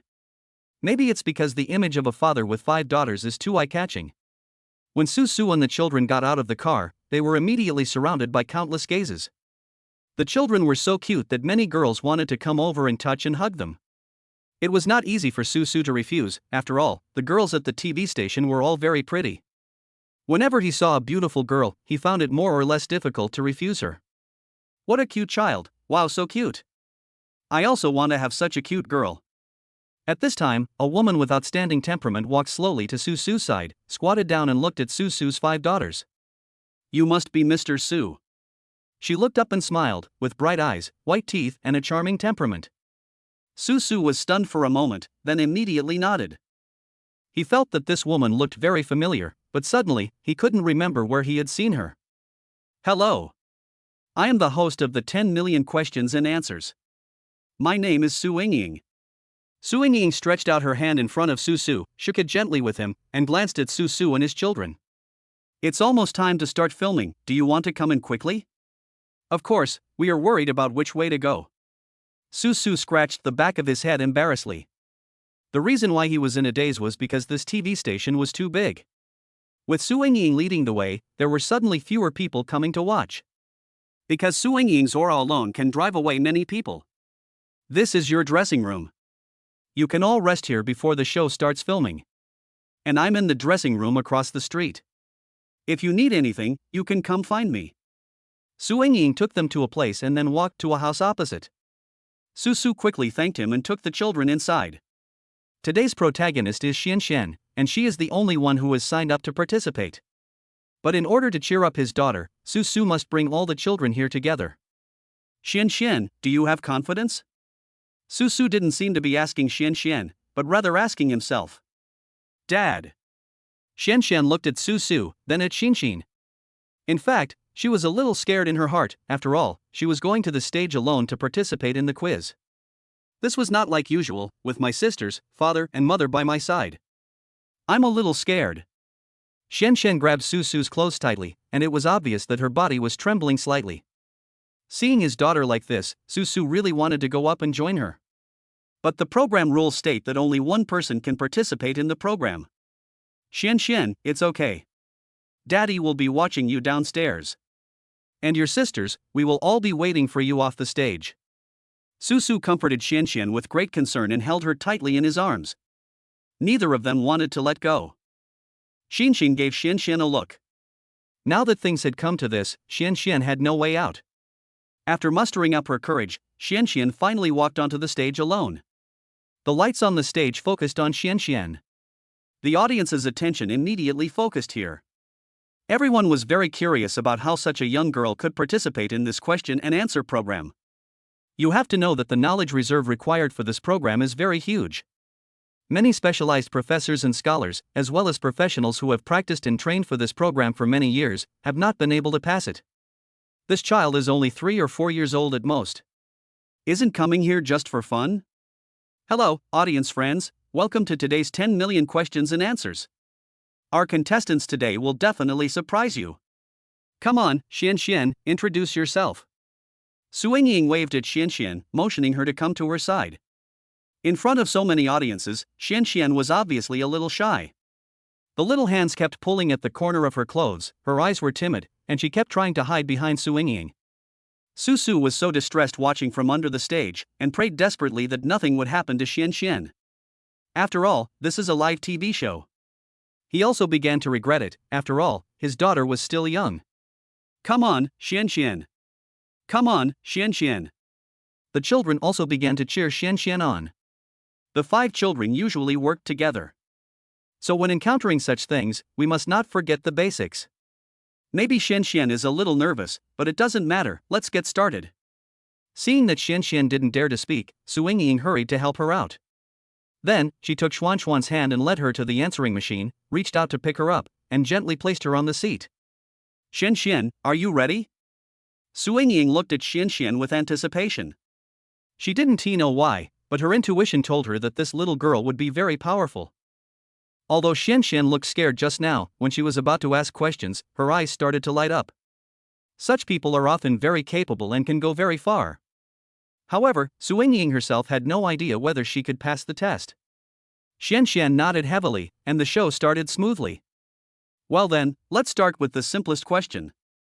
There are a total of 100 questions. As long as you can answer all 100 questions within the limited time, you can win the final prize pool of 50 million. This amount is no small sum. No wonder so many people are flocking to this show. However, there is no need to say much about the difficulty of the program. So far, the amount of prize money has been increasing because no one has been able to pass it. So people basically didn't have too high hopes for Xian this time, and thought it was a gimmick deliberately created by the program crew. Who would have thought that this 3 or 4-year-old child could answer all the questions? This child is very cute, but it's a pity that the production team won't let her off just because she's a child. That's right. I might get stuck on the first question. The audience was talking about it and said that they were not optimistic about Xian. But when the question was released, everyone present exclaimed, "Are you kidding me? Is the first question so difficult?" The first one is a math problem, but the content of the question is calculus. You have to know that this kind of thing is usually done by college students. Xian is obviously just a child. Isn't it a bit of an overkill to use such a question to deal with her? Okay, Xian, the first question has been given. Which one do you choose? Su Ying looked at Xian with some worry. In fact, she no longer had any hope for Xian. This question is too difficult. I choose C. Xian pressed the selector without hesitation. Chapter 80. She must be cheating. Suddenly, laughter began to spread from the audience. Children will be children. Although this question does not require calculation, it tests the concepts. But without a graduate degree, it's not easy to solve this problem. The knowledgeable audience members shook their heads gently. They felt that Xian must have made a guess to make the choice so quickly. It should be wrong. If the answer is correct, it must be a guess. Anyway, no matter right or wrong, this result will not affect the audience's judgment of Xian. Congratulations, you got the first question right. This is not an easy question. Su Ying revealed the answer, and it was indeed the one Xian chose. See, I said she guessed well. Don't worry, I don't think she will be able to do the next few questions.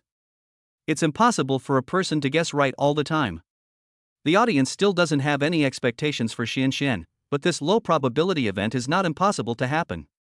After all, there are 4 options, and the probability of choosing the correct one is 25%.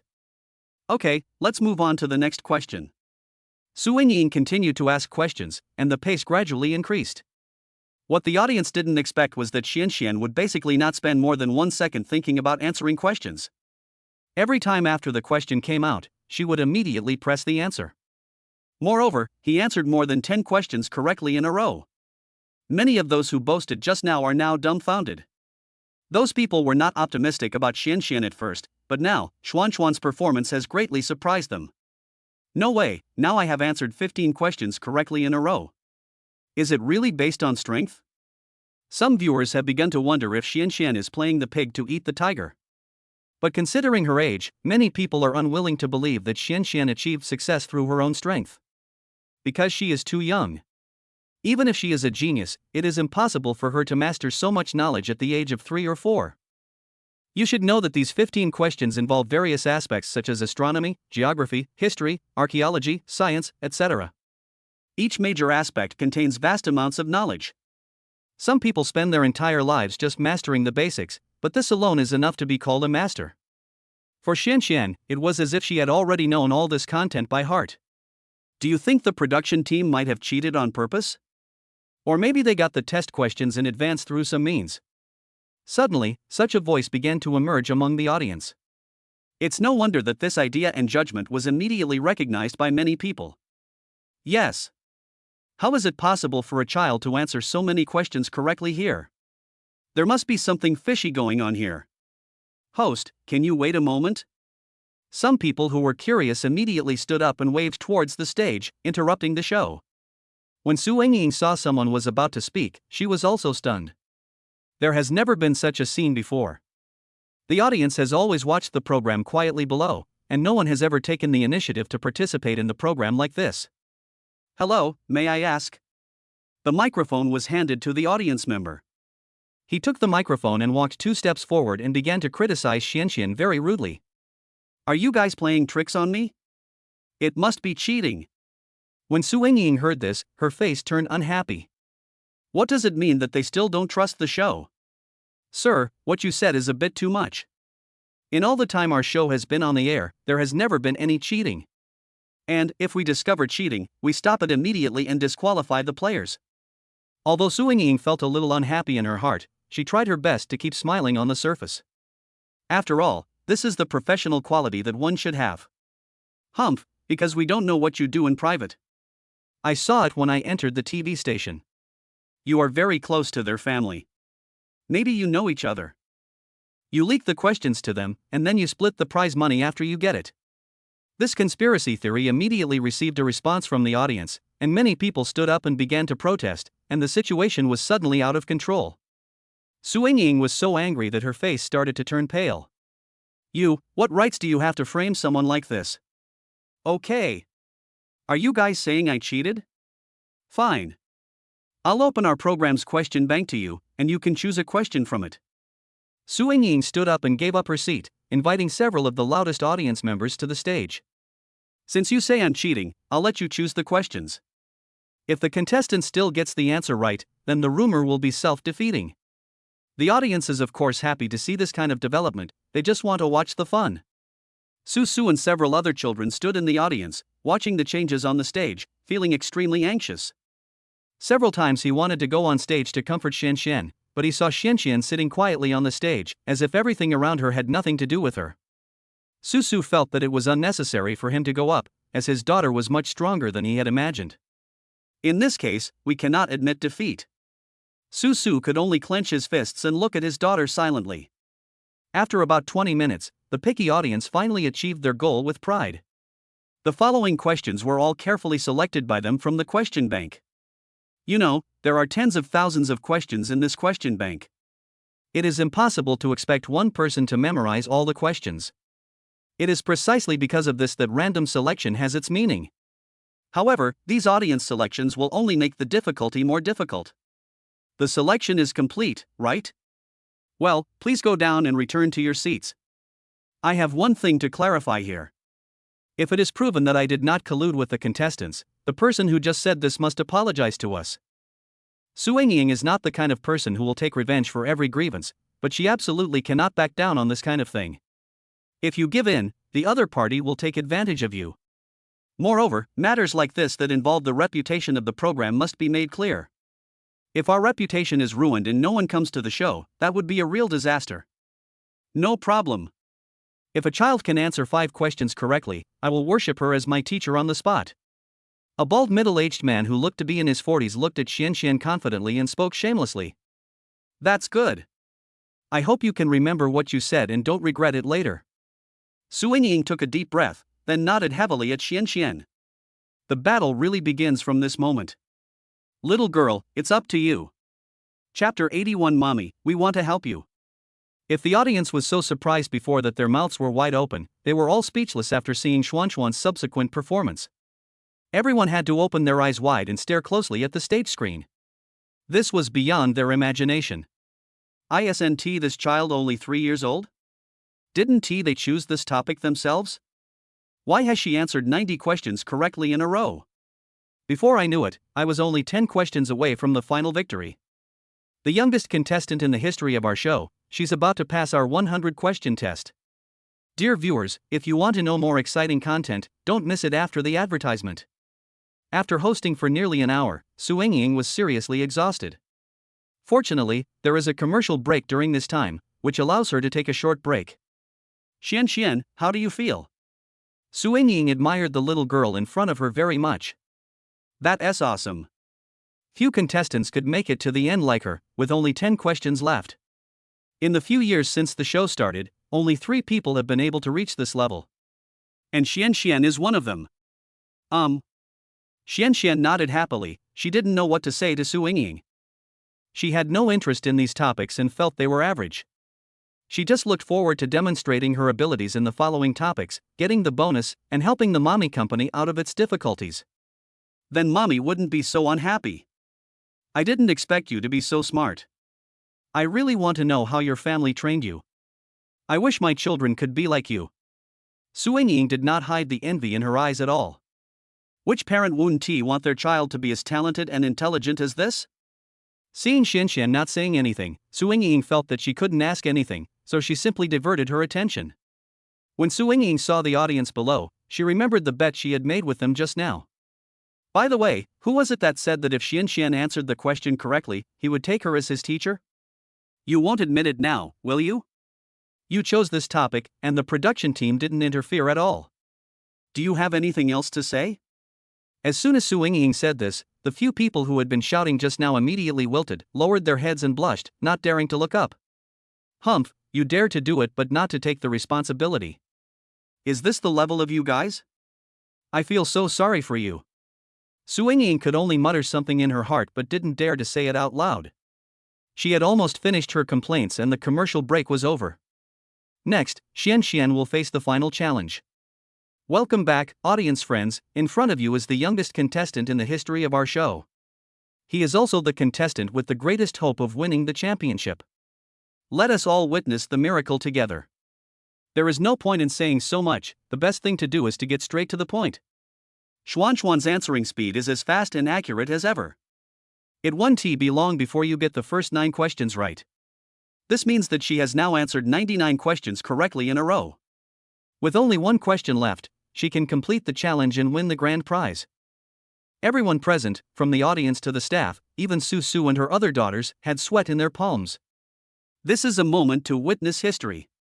As long as Xian answers 1 more question correctly, the tens of millions level prize that no one has ever been able to get will have its owner at this moment. The atmosphere of the show also reached its peak at this time. Sister, can I make a phone call? What was a little different from just now was that Xian suddenly made this request. This caught Su Yingying off guard. In fact, every contestant has 3 opportunities to call for help. But Xian never mentioned these rights from the beginning, and people almost forgot that she could still call for help. What's wrong? Don't you know how to do this question? Su Yingying couldn't believe it because the difficulty of this question was not higher than the previous ones. In theory, Xian should be able to get this bonus easily. I just wanted to make a phone call. Xian looked at Su Yingying with pleading eyes. The look from a little girl was extremely lethal. Good. Su Yingying felt like her heart was about to melt. How could she choose to refuse? Who do you want to call? I want to call mommy. Xian glanced towards the audience. She remembered her father saying that they would always watch her and accompany her until the end. But now, all the lights below were shining on the stage, and Xian couldn't see the people on the stage at all. Good. Su Yingying answered the phone for Xian.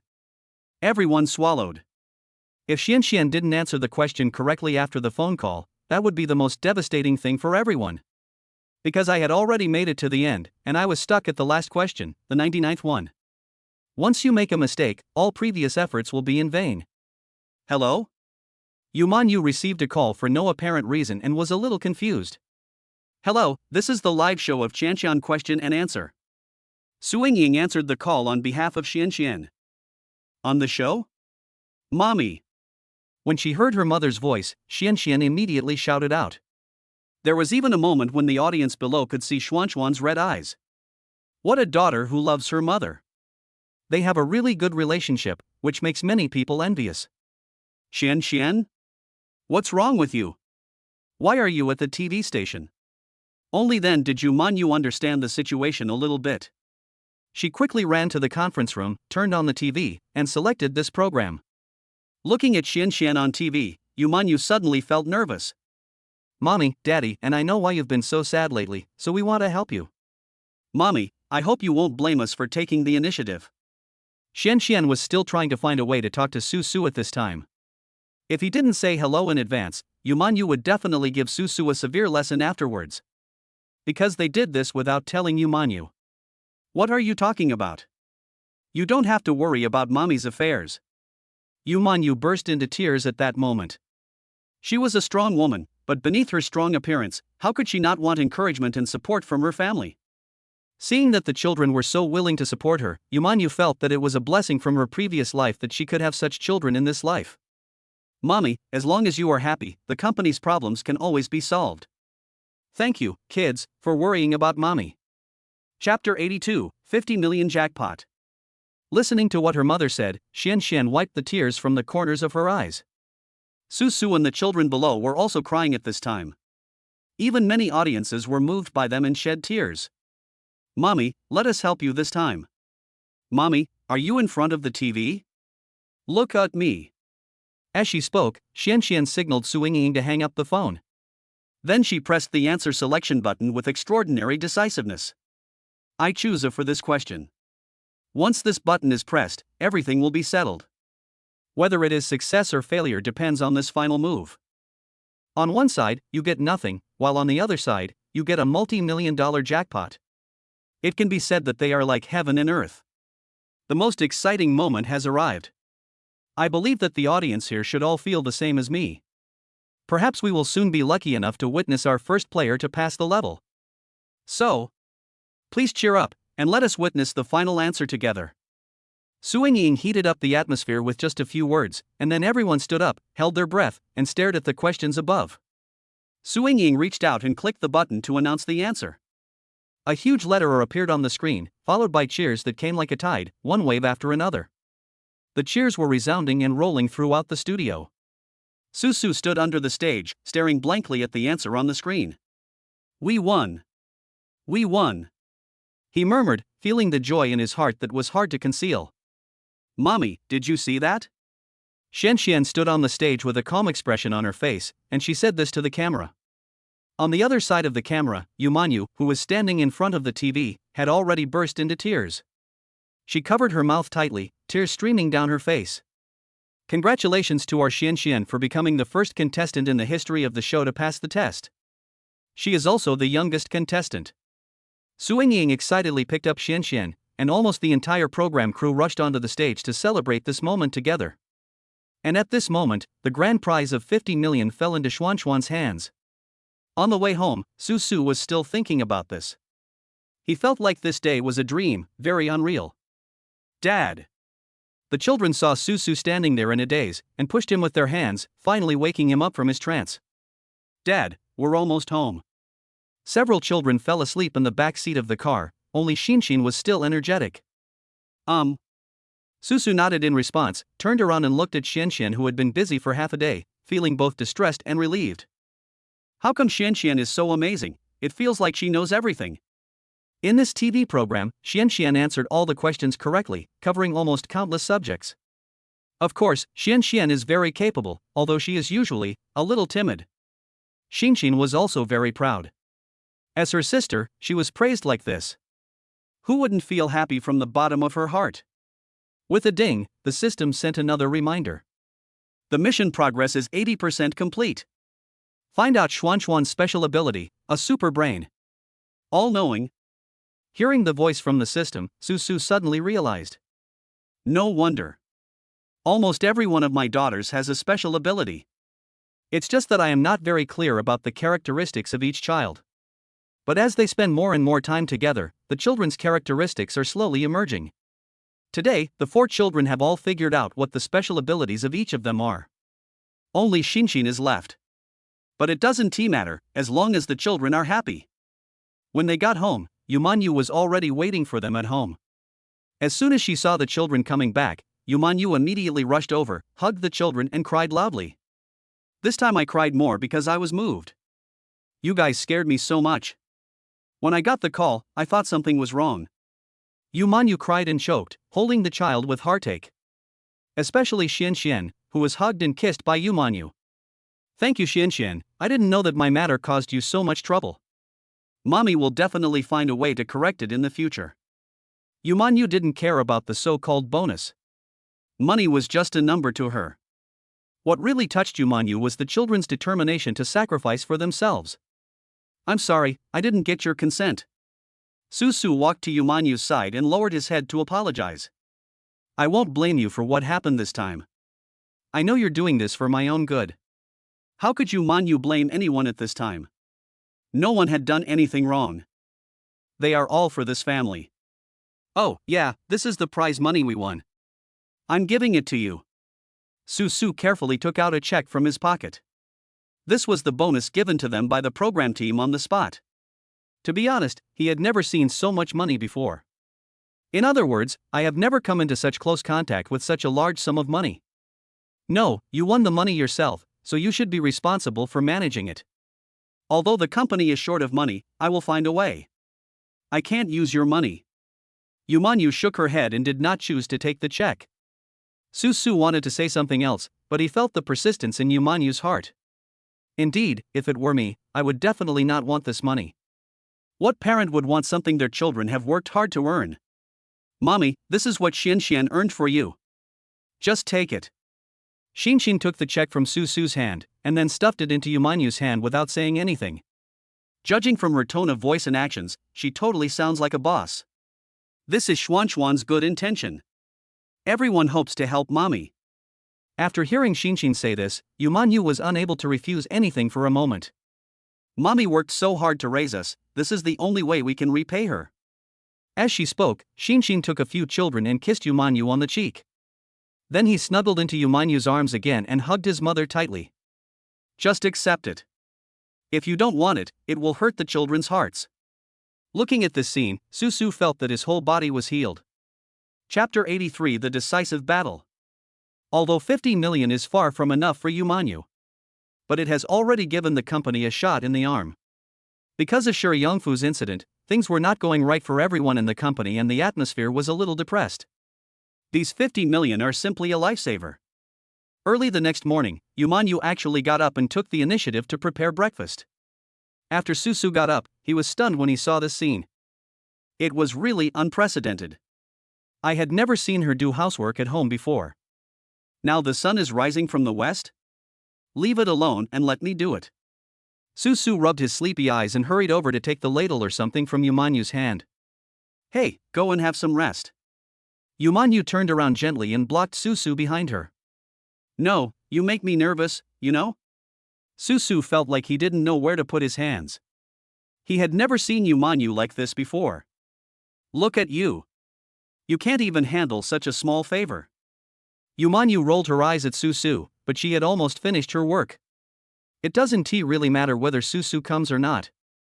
Breakfast is freshly prepared. Sitting at the dining table with the children to eat, Susu kept glancing at Yumanyu. Today, Yumanyu wore a different outfit from usual, with a hat on her head, and looked very casual. It doesn't feel like going to work, but more like going on vacation. The way you dress today. Susu hesitated for a moment, and when the words came to his lips, he didn't know how to start. It's good or bad, I feel like neither side is suitable. What's wrong with dressing up?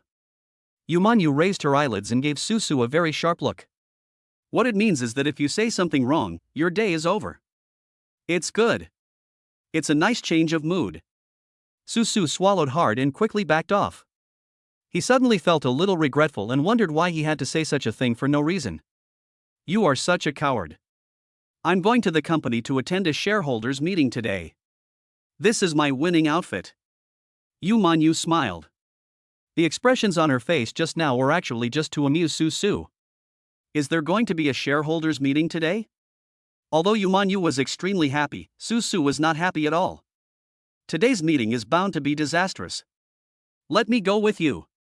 It's such an important matter. Su was a little worried about letting Yumanyu face so much pressure alone. It can be said that the success or failure of the company depends on today's meeting. If Yumanyu could successfully take over the shares from the shareholders, he wouldn't have to worry about Shi Yongfu's threats. But if you fail, then Shi Yongfu's shareholding ratio may exceed that of Yumanyu. By that time, the company would no longer belong to Yumanyu. The only thing that neither Su nor Yumanyu wanted to see was this. The company was founded by Yumanyu's father. From scratch to where it is today, countless people have invested decades of hard work in it. If it were to be ruined and become someone else's wedding dress, Yumanyu would rather let the company go bankrupt. That's not necessary. When Yumanyu heard Su say this, she was actually quite happy. But deep down I felt that this was not quite appropriate. After all, he is not a senior executive of the company now. There will always be a subtle feeling when Su appears at the shareholders' meeting. It is very likely to give people a chance to criticize you. After all, none of the shareholders here are easy to deal with. Mommy, we want to go too. This time it's not just Su, even the children want to get involved. Yumanyu looked at the children's cute and innocent faces. Although she didn't want them to participate, she couldn't bear to refuse them. Mom is going to a meeting. You will be bored if you go. It is definitely not appropriate to bring children to a meeting. Mommy, can you take us there, please? Zhao pulled Yumanyu's clothes, blinked her eyes and started to act cute, with a hint of coquettishness in her tone. Okay, but you have to promise not to make any noise during the meeting. Then you must stay close to your father. Yumanyu couldn't persuade her children and had no choice but to agree. When the time really came to go out, Yumanyu still felt a little excited. After all, going to work with children is really unprecedented. Have you discussed this with the shareholders before? What is their attitude? On the way to the company, Su was still thinking about these things and looked at Yumanyu with concern. Their attitude is not very good, to be honest. Now that the company is starting to become profitable, none of them want to sell their shares. Yumanyu sighed. In fact, she could fully understand why these shareholders had such thoughts. After all, the shares in his hands can make money, and now the future trend of Yellen International is very clear, and it is rising all the way. No matter how you look at it, it is definitely better to hold it for a long time. In this case, how could shareholders choose to give up their shares? So how are you going to convince them? If we get their shares, and we can't hold more than 50% of them, all our previous work will be in vain. Su sighed quietly. This was the reason why he didn't like working in the workplace. There were too many things going on here. Moreover, it involves the conflicts of interest of many parties, so it is not so easy to settle this matter. Even, just thinking about it makes my head hurt. I can only try my best to persuade them. Many of the shareholders are my father's friends. If I talk to them, there may still be some hope. When Yumanyu said this, she was actually unsure herself. That being said, if the other party really doesn't want to give you face, there's nothing you can do. Selling your shares is a token of affection, not selling to you is a moral obligation, and both sides make sense. If you want to use this kind of moral kidnapping to ask these shareholders to do something, without the temptation of huge benefits, the possibility of success is almost slim. Would you like me to help you at the meeting? When I arrived at the company, the feeling of pressure became even stronger. Su became even more worried about Yumanyu. Forget it, it's good enough that you don't make trouble for me. Yumanyu doesn't think that Su and the others understand these business negotiation skills. If we let them talk nonsense, it might backfire. Chapter 84 Money Offensive. As soon as he entered the company, Su felt the gazes of the employees around him were very solemn. I guess this news has already spread in the company. Come on, Mr. Yu. Boss Yu, we will always support you. Mr. Yu, we don't want to leave you, we don't want to lose you either. Many female employees wiped their tears at this time. They gathered in front of Yumanyu and used this method to express their thoughts. Seeing the employees expressing their true feelings, Yumanyu herself felt very emotional. Don't cry, seeing you like this, it makes me sad too. My makeup has been ruined by crying. The shareholders will laugh at me later. Yumanyu was already choking up when she said this, but she still held back the tears from her eyes. Alright, look at you all crying your faces off. My boyfriend will dislike me when I go back, so let's just break up. You dismissed these employees while joking. I didn't expect you to be so respected by your employees in the company. I thought you were the kind of boss that your employees didn't dare to talk to. Susu complained quietly beside him, but what he got was not an explanation from Yumanyu, but Yumanyu secretly pinched his thigh. Like tightening a screw, she pinched Susu's skin and twisted it hard. Susu grimaced in pain and couldn't utter a word. That's all you talk? Shut up. A few people walked along and soon arrived at the door of the meeting room.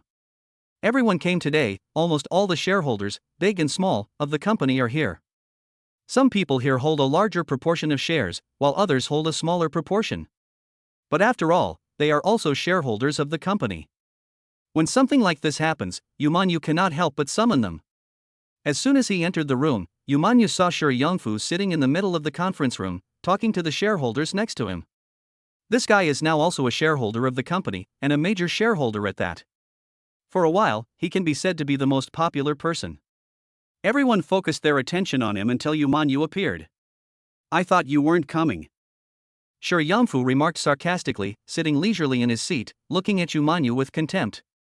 You think I'd be like you? A coward. Yumanyu's mouth is not just for show. If she really wants to start arguing with someone, she is quite capable. I won't talk to you about this. Don't talk about that useless thing. I know what you want to do today. Let's see if you can get the shares today. In fact, everyone knew it well. Although some things were not said directly, this meeting was held in response to Shi Yongfu's threats. Shareholders, especially those with a high proportion of shares, now all look embarrassed and conflicted. Almost everyone has arrived today, so let's not waste time. Let's get started. Yumanyu took the position of chairman and scanned the entire conference hall with his eyes sharply. Today's meeting is mainly to target someone who maliciously acquired the company's shares some time ago. In order to preserve control over the company, I want to acquire the shares of some of our shareholders. Yumanyu went straight to the point. There was no point in talking so much nonsense, so he had to deal with it head on. The only thing that made her a little unhappy was the existence of this guy Shi Yongfu. Now I hold 35% of the shares. A certain major shareholder now holds 38% of the shares. The remaining shareholders hold a total of 27%. However, since our company does not implement one share one vote, I am still the current chairman. Yumanyu briefly introduced the current situation. In fact, the situation has become very critical. She has lost her position as the largest shareholder, and to be honest, her control over the company's shareholders' meeting has been greatly reduced. As long as Shi Yongfu makes a request to the board of directors, the chairman will be changed.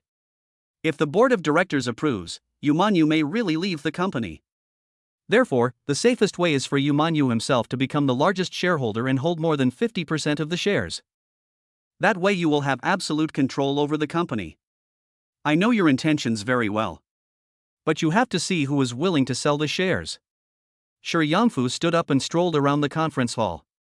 His words lingered in the ears of these shareholders, and he watched as they struggled mightily. Uncle Lu, you are my dad's good friend. We have known each other for many years. Uncle Lee, you and my dad started working together.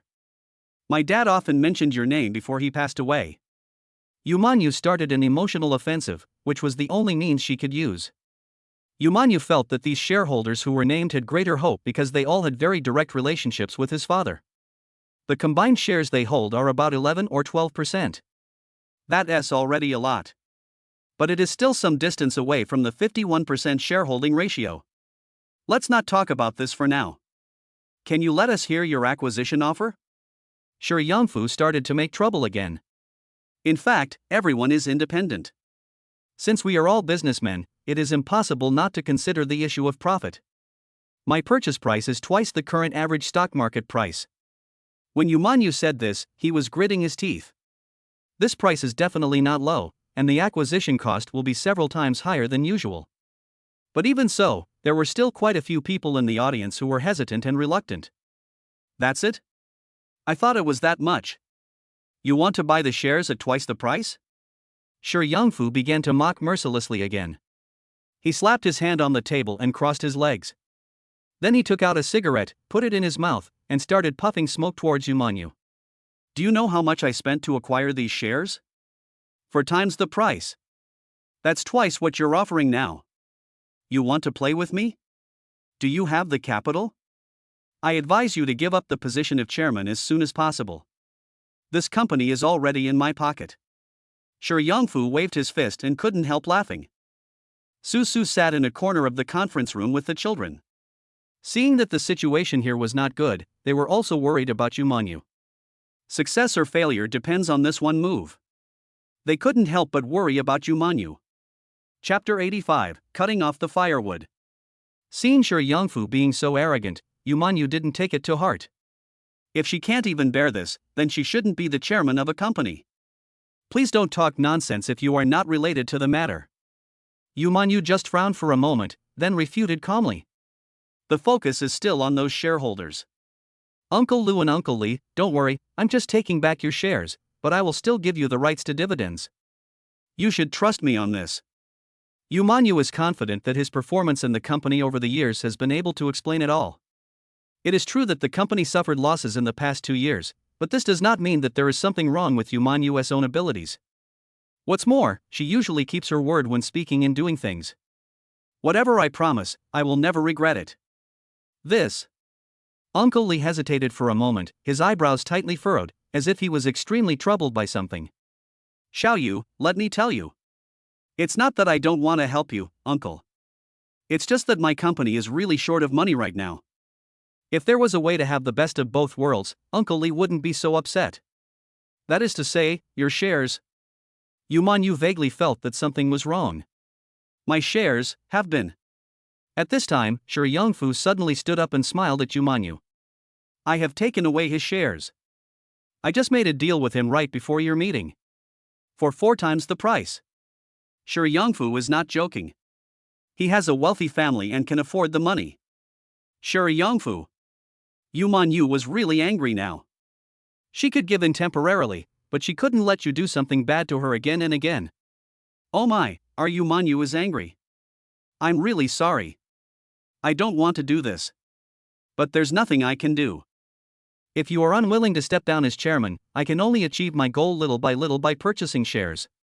Uncle Lee had 4% of the shares, and Shi Yongfu acquired his shares, which means that he now holds nearly 42%. The 50% mark is almost within reach. Yumanyu finally felt something was wrong, and sweat was faintly visible on his forehead. Su kept watching Yumanyu from the side, feeling extremely worried. Dad. At this time, Zhao Zhao suddenly poked Su and looked at Su with worried eyes. What's wrong, Zhao Zhao? Su looked down and pulled Zhao Zhao to his side.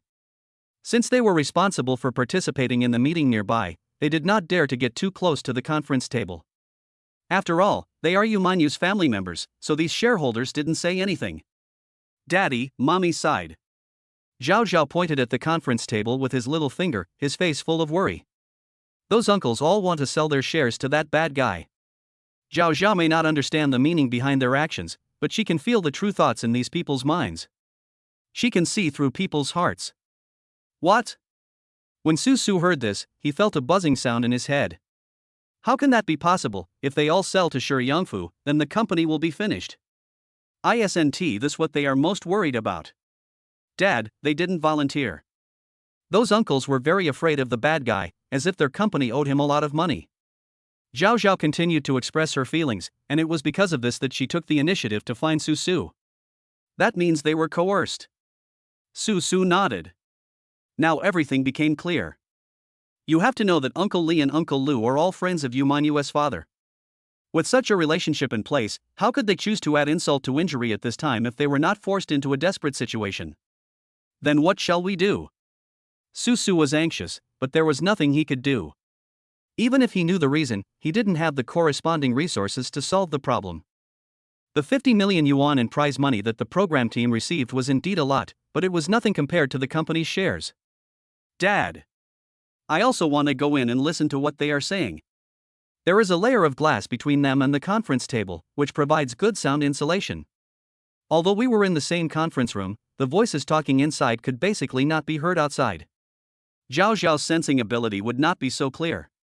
But Mommy won't let us in. Su Su hesitated for a moment, then made up his mind. It's time to get to this point, why bother with so many rules? Daddy will take you in. With a determined heart, Su Su picked up Zhao Zhao and walked into the meeting room. Knock, knock, knock. Su Su knocked on the glass a few times, then pushed open the glass door and walked in. All the shareholders in the audience turned their eyes over. What do you do? I'll look for the chairman.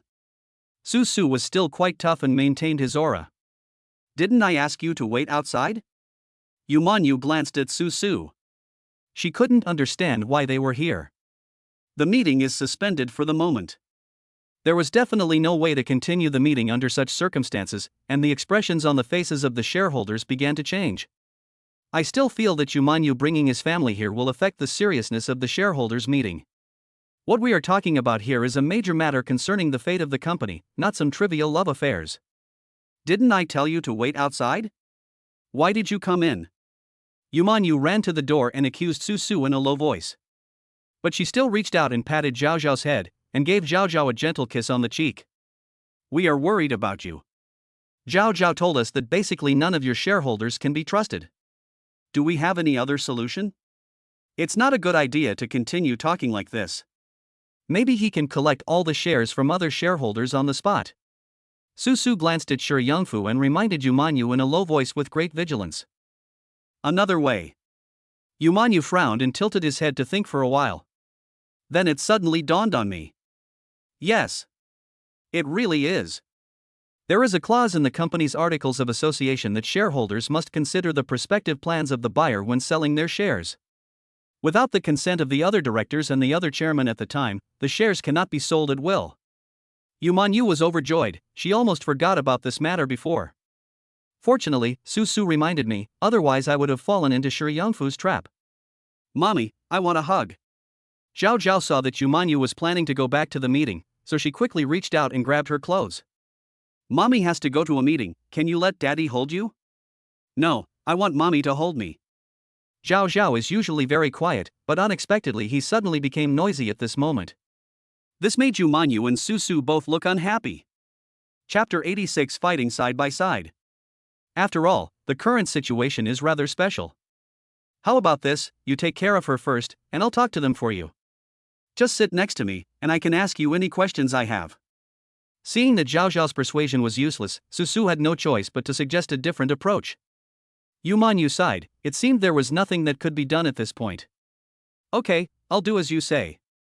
The two of them walked back to the conference table with the child. Everyone present looked at each other in astonishment. I've never seen anyone bring their children to a meeting.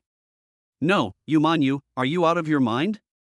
You brought all the children to the shareholders' meeting? Is this child also a shareholder? Shi Yangfu's words immediately caused a burst of laughter, and the laughter was like a knife, lingering in Su Su's ears. It stabbed his heart with great pain. Mr. Shi, you don't treat this as a shareholders' meeting either. What other reason do you have to talk about us? You bought out other shareholders' shares at the shareholders' meeting, crossed your legs and smoked. I don't think you have much respect for this place. Su Su changed his usual timid look and his eyes and expression became cold. He just doesn't like to show his bad temper, which doesn't mean Su Su has never had a bad temper. You! How dare you say that to me? Shi Yangfu was so angry that he cursed loudly and slammed the table hard. Who do you think you are? You're not even a shareholder. Su Su sneered. Vulgar people would only vent in such a vulgar way. It is true that I am not a shareholder, and I do not own any shares in the company. But I remember that there seems to be no provision in the company's articles of association that non-shareholders cannot attend this meeting. Su Su glanced at the company's articles of association hanging on the wall and applied what he learned immediately. If they really brought up rules and regulations, he didn't believe Shi Yangfu could find any reason to argue. Boss Shi, he really didn't violate the company's rules. Let's just leave it at that. Uncle Lu stepped forward at this time to balance the dispute between the two sides. Let's get on with the next meeting. Shi Yangfu sat back in his seat angrily, but immediately revealed a smug and cunning smile. Okay, then we have to take stock of the issue of shares. In that case, I'll just speak frankly. Whoever is willing to sell the shares to me, I will buy them at 4 times the market price. Shi Yangfu said this directly and clearly. Yu Manyu's face immediately turned pale. Lack of funds was her biggest problem at the moment. If they really had to compete for funds, Yu Manyu would definitely not be able to beat Shi Yangfu. Su Su looked calm and was not affected too much. Shi Yangfu proudly showed off to Su Su, looking greedily at everything in the conference room. It seemed as if this place was already in his pocket. According to our company's articles of association, I remember that whenever we want to sell shares, the company's shareholders are the first to purchase. In principle, we must first sell to the company's original shareholders. Mr. Shi, although you are one of the shareholders, your holding time is too short and is not within the scope of this support. Su Su remained motionless and expressionless, but he spoke fluently and clearly. Many small shareholders below nodded one after another. Uncle Lu looked at Su Su with approval. Well said. The company does have this rule. In fact, when those shareholders sold their shares, they should have brought this rule up to the board of directors for application. What they did before was already a violation. Under such circumstances, it is obviously impossible to sell it to Shi Yangfu again. Those who originally wanted to sell their shares at a high price suddenly looked panicked. No. Does that mean we can't sell it to him now? Some people looked disappointed, as they had thought they could sell their shares and cash out. Obviously, this situation is very unfavorable to Shi Yangfu, but Shi Yangfu's expression does not make people feel that he is worried. Go on, please continue. Shi Yangfu looked at the people present with a smile, then took out another cigarette and started smoking. Who told you that I bought their shares directly? I bought their company directly. This step is much more direct and more flawless than the process they imagined. If a shareholder's company is acquired, then of course the shares are also taken away. Although such expenses are relatively high, to Shi Yangfu, money is just a number. Su Su's face began to look a little bad. Although it was only for a moment, he still felt a trace of panic in his heart. Zhao Zhao reached out and touched Su Su's hand. The warm hand gave Su Su a sense of security. Dad, it's okay. Yu Manyu also patted Su Su's shoulder gently. Su Su's performance just now was really beyond Yu Manyu's expectations. I'll take care of the rest. Yu Manyu took a breath, and now her thoughts were beginning to become clearer. I recognize your previous 38% stake. There is no problem with that. But from now on, you are already a shareholder of the company. If you want to acquire another company, you must submit an application to the board of directors and let us assess the prospects of your acquisition. If you don't get the board's approval, I'm sorry, you won't be able to buy back shares from shareholders. Yu Manyu once again showed her side as a strong woman. She spoke very accurately and aggressively, almost suffocating people. Okay. Shi Yangfu clapped his hands. This was exactly what he had been waiting for. Bring it on. Who among you thinks that there is no future in selling the shares to me? Do you look down on my Jin Yume? What Shi Yangfu was most proud of is his company. The leading flower brand in Hong Kong. Although some time ago, due to a series of operations by himself and the impact of the tulips created by Su Su, Jin Yume Company's profits declined. But a centipede is still alive even after its death. Even if someone has declined a little, he still has a large family and a great fortune. After hearing what Shi Yangfu said, the shareholders fell silent. Look, isn't there anyone objecting to this? Yu Manyu snorted softly, showing disdain for it. From what I understand, your company is facing 12 lawsuits right now. 3 of them were commercial disputes, 4 were unpaid wages to employees, and 5 were applications from your suppliers for compulsory execution to pay off debts. I don't think this kind of company has any future.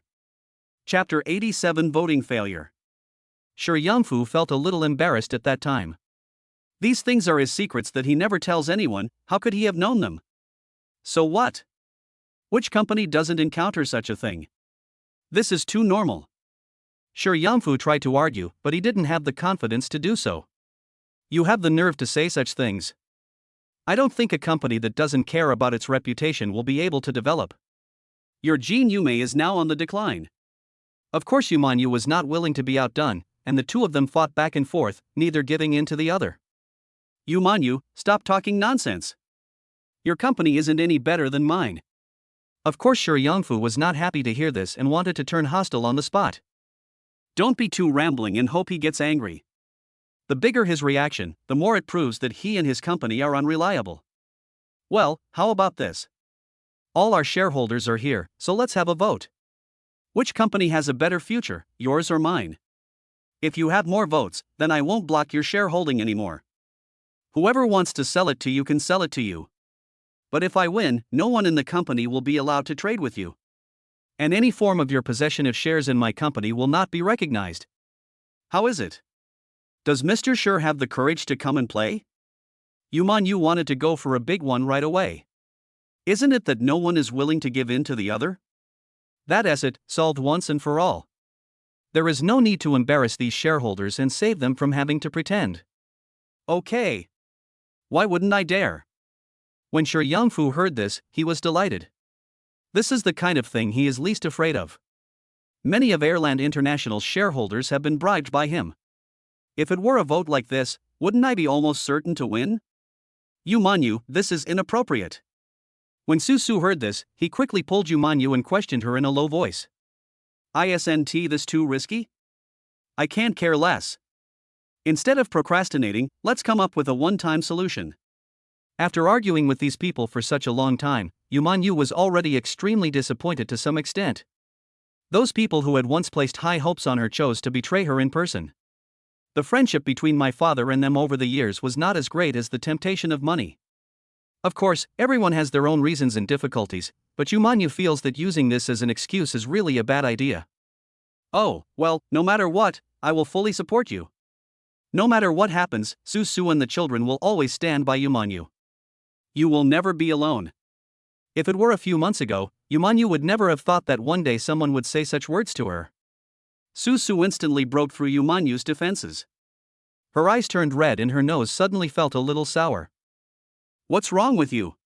Are you crying? Seeing Yu's tears in her eyes, Su quickly took out a tissue from his pocket and wanted to help Yu wipe away her tears. It's okay. Don't you ever say something like that again. This is a foul. Yu was crying and laughing at the same time. She didn't know what she was thinking in her heart. It seems that my impression of this man is getting better and better. He seems to be a bit unruly at ordinary times, but when it comes to the critical moment, Su is always by his side. As a woman, this is actually her greatest need. Soon, everyone else in the meeting room finished the discussion and everyone agreed to Yu's proposal. Yu was speechless about this. These shareholders never get less when it comes to dividends. But who could have imagined that none of these guys would raise any objections? To put it bluntly, they still have their own little tricks in mind and secretly want to favor Shi Yangfu. But this is just right. Yu can now clearly see what kind of faces these people have. I have no problem with that, but Mr. Shi, you promised me, so you can't go back on your word. Yu said this first. As long as Shi Yangfu cared about his reputation, he would not object to this statement. By then, there is no need to worry that he will regret it if he really loses. Humph, who do you think I am? It's just a small matter, there's no point in regretting it. Shi Yangfu was indeed dismissive of this. He had never thought that he might lose. Well then. Let's stop talking nonsense. Uncle Lu, please preside over the voting. As the person being elected, Yu certainly cannot participate in it, otherwise the fairness of the vote will be questioned. Each shareholder was given a piece of paper and then wrote the name of the company on it. Finally, Uncle Lu took them all back. Yu looked at Uncle Lu expectantly, and the two of them exchanged glances. Unexpectedly, Uncle Lu actually winked at Manyu. This instantly made Yu feel warm in her heart. It seemed that she still had supporters. After all, Uncle Lu is more reliable. Ahem. All the votes are in my hands now. Now I'm going to announce the results. Uncle Lu cleared his throat, then stood in front of the small blackboard, holding a pen and writing correct words on it. After a period of counting votes, the results came out quickly. There are 15 shareholders in the room, except Yu and Shi Yangfu, big and small. It is actually very easy to count. Jean Yume Company, 8 votes. Airland International. Uncle Lu did not read the following words aloud, but looked at Yu with a serious expression. Once this number comes out, the result has been determined. Yu lost by 1 vote. Ha ha ha. What else do you have to say? Shi Yangfu was so excited that he couldn't stop smiling. Now your company belongs to me. Yu listened to all this woodenly, but there was no big expression on his face. Oh. Su looked at Yu nervously. He didn't expect that he would be defeated so easily. Just one vote difference. Mother, are you okay? Susu saw that Yumanyu didn't react at all and was extremely worried. You know, many people express their emotions, but some people are particularly introverted and won't show them easily. If Yumanyu keeps these things in her heart, it will be troublesome if it hurts herself. Daddy, Mommy. Zhao Zhao suddenly shook Susu and Yumanyu's clothes, and the expression on her little face seemed to be a little strange. Chapter 88 Ticket Check. Susu looked down at Zhao Zhao, then reached out and held her on his lap. What's wrong? He felt that Zhao Zhao must have something important to say. After all, Zhao Zhao can see through people's hearts. Perhaps these shareholders present here have some secrets in their hearts. Dad, that uncle, he cheated. There was one vote for Mommy, but he lied. Zhao Zhao glanced at Uncle Lu timidly and spoke in a low voice so that only Susu could hear it. Susu looked in the direction of her finger and saw Uncle Lu was talking to Yumanyu. Look at him comforting Yumanyu in a serious manner. I didn't expect this result. I helped you secretly. Uncle Lu felt very sorry. Yumanyu shook her head gently and tried hard to make herself laugh. It's okay. I'm mentally prepared. I can fall from here, and I can get up from here. I just don't believe that with my abilities, there is still any place that can trap me. Yumanyu had completely gotten rid of her depressed mood at this time. When she becomes strong, she becomes even more beautiful and charming. This kind of beauty is far beyond the beauty supported by cosmetics. Uncle Lu believes in you. Work hard. You will definitely be able to carry forward your father's business. What the two said was so affectionate that if Susu hadn't heard what Zhao Zhao said, he would probably have been moved to tears. It's a pity that although Uncle Lu was able to put on airs, he happened to meet Zhao Zhao. All his thoughts were exposed in front of Zhao Zhao and could be seen through at a glance. Thank you, Uncle Lu. Take care of yourself. If you encounter any difficulties, come to me. Uncle Lu will definitely help you. After saying this, Uncle Lu turned his head and walked towards Shi Yangfu. Susu took this opportunity to quickly pull Yumanyu to his side. What's wrong? Yumanyu noticed that Susu looked like something was not right and asked with a strange look on her face. You better be careful with that guy. Zhao Zhao just told me that Uncle Lu cheated. You actually have 8 votes. Shi Yangfu only has 7 votes. Susu lowered his voice and told Yumanyu the secret. He actually felt quite complicated at the moment. Yumanyu would definitely be heartbroken to know the truth, but for the sake of the company, he couldn't care less now. What did you say? Impossible. Uncle Lu has such a good relationship with my father, how could he possibly harm me? Of course Yumanyu couldn't believe this fact. Uncle Lu just came to comfort her. If he didn't want me to be elected, why did he come to comfort me? Why not just expose your face? Susu sighed. This matter was difficult to explain now. I know you don't want to believe it, but what I said is true. Just wait, I'll prove it to you. After saying that, Susu put Zhao Zhao in Yumanyu's arms and walked towards the conference table. Everyone, be quiet. Susu knocked heavily on the table, attracting all the attention of these shareholders. What? The election results are out, do you have anything else to say? Don't tell me that your boss you wants to cheat. A real man should stick to his word. Oh, your Mr. Yu is not a real man, ha ha. When Shi Yangfu looked at Susu, his eyes were full of hatred. After the auction, he investigated and found out that Yumanyu's tulips were cured by Susu. If it weren't for this man, how could my company be what it is now? Boss Shi, when we were counting the votes just now, we didn't announce the election ballots, did we? I now suspect that someone cheated in the election. Susu stared at Shi Yangfu closely and spoke slowly. What on earth do you want to say? You want to check your ticket? Shi Yangfu narrowed his eyes, leaned forward, and supported himself on the conference table with both hands. That's right. I don't know if you have the guts. Susu began to use provocation, but his method was too childish for Shi Yangfu. Humph, you still want to play this kind of trick on me? You want to check your ticket? Sure. I'll give you this chance. But there is one thing, do you dare to make a bet with me? Shi Yangfu had a wicked smile on his face, and no one knew what evil idea he had in mind, waiting to set a trap for Susu. Why not? Susu has actually stood up, so there is no way out for himself. Not to mention the mountains of swords and seas of fire ahead. Even if it means sacrificing his own life, he must stand in front of Yumanyu to protect her and the child. Okay. I'll let you check the tickets. Announce them one by one in front of everyone. But there is one thing. If I still win the votes, you have to kneel down and kowtow to me, and call me Grandpa Sure 100 times, saying I was wrong. Yumanyu, get out of Hong Kong from now on, and never set foot in Hong Kong again. How about it? Do you have the courage? After Susu said this, Yumanyu next to him looked at him nervously. Kneeling down and kowtowing and calling someone grandpa is a challenge to a man's dignity. Susu looked at Yumanyu instead. For the sake of his wife and children, it was nothing for him to suffer a little bit of injustice. Besides, he believed in Zhao Zhao's ability. There is no mistake in his baby's ability. But he was a little worried about Yumanyu. If she lost and left Hong Kong forever, wouldn't that be too cruel for her?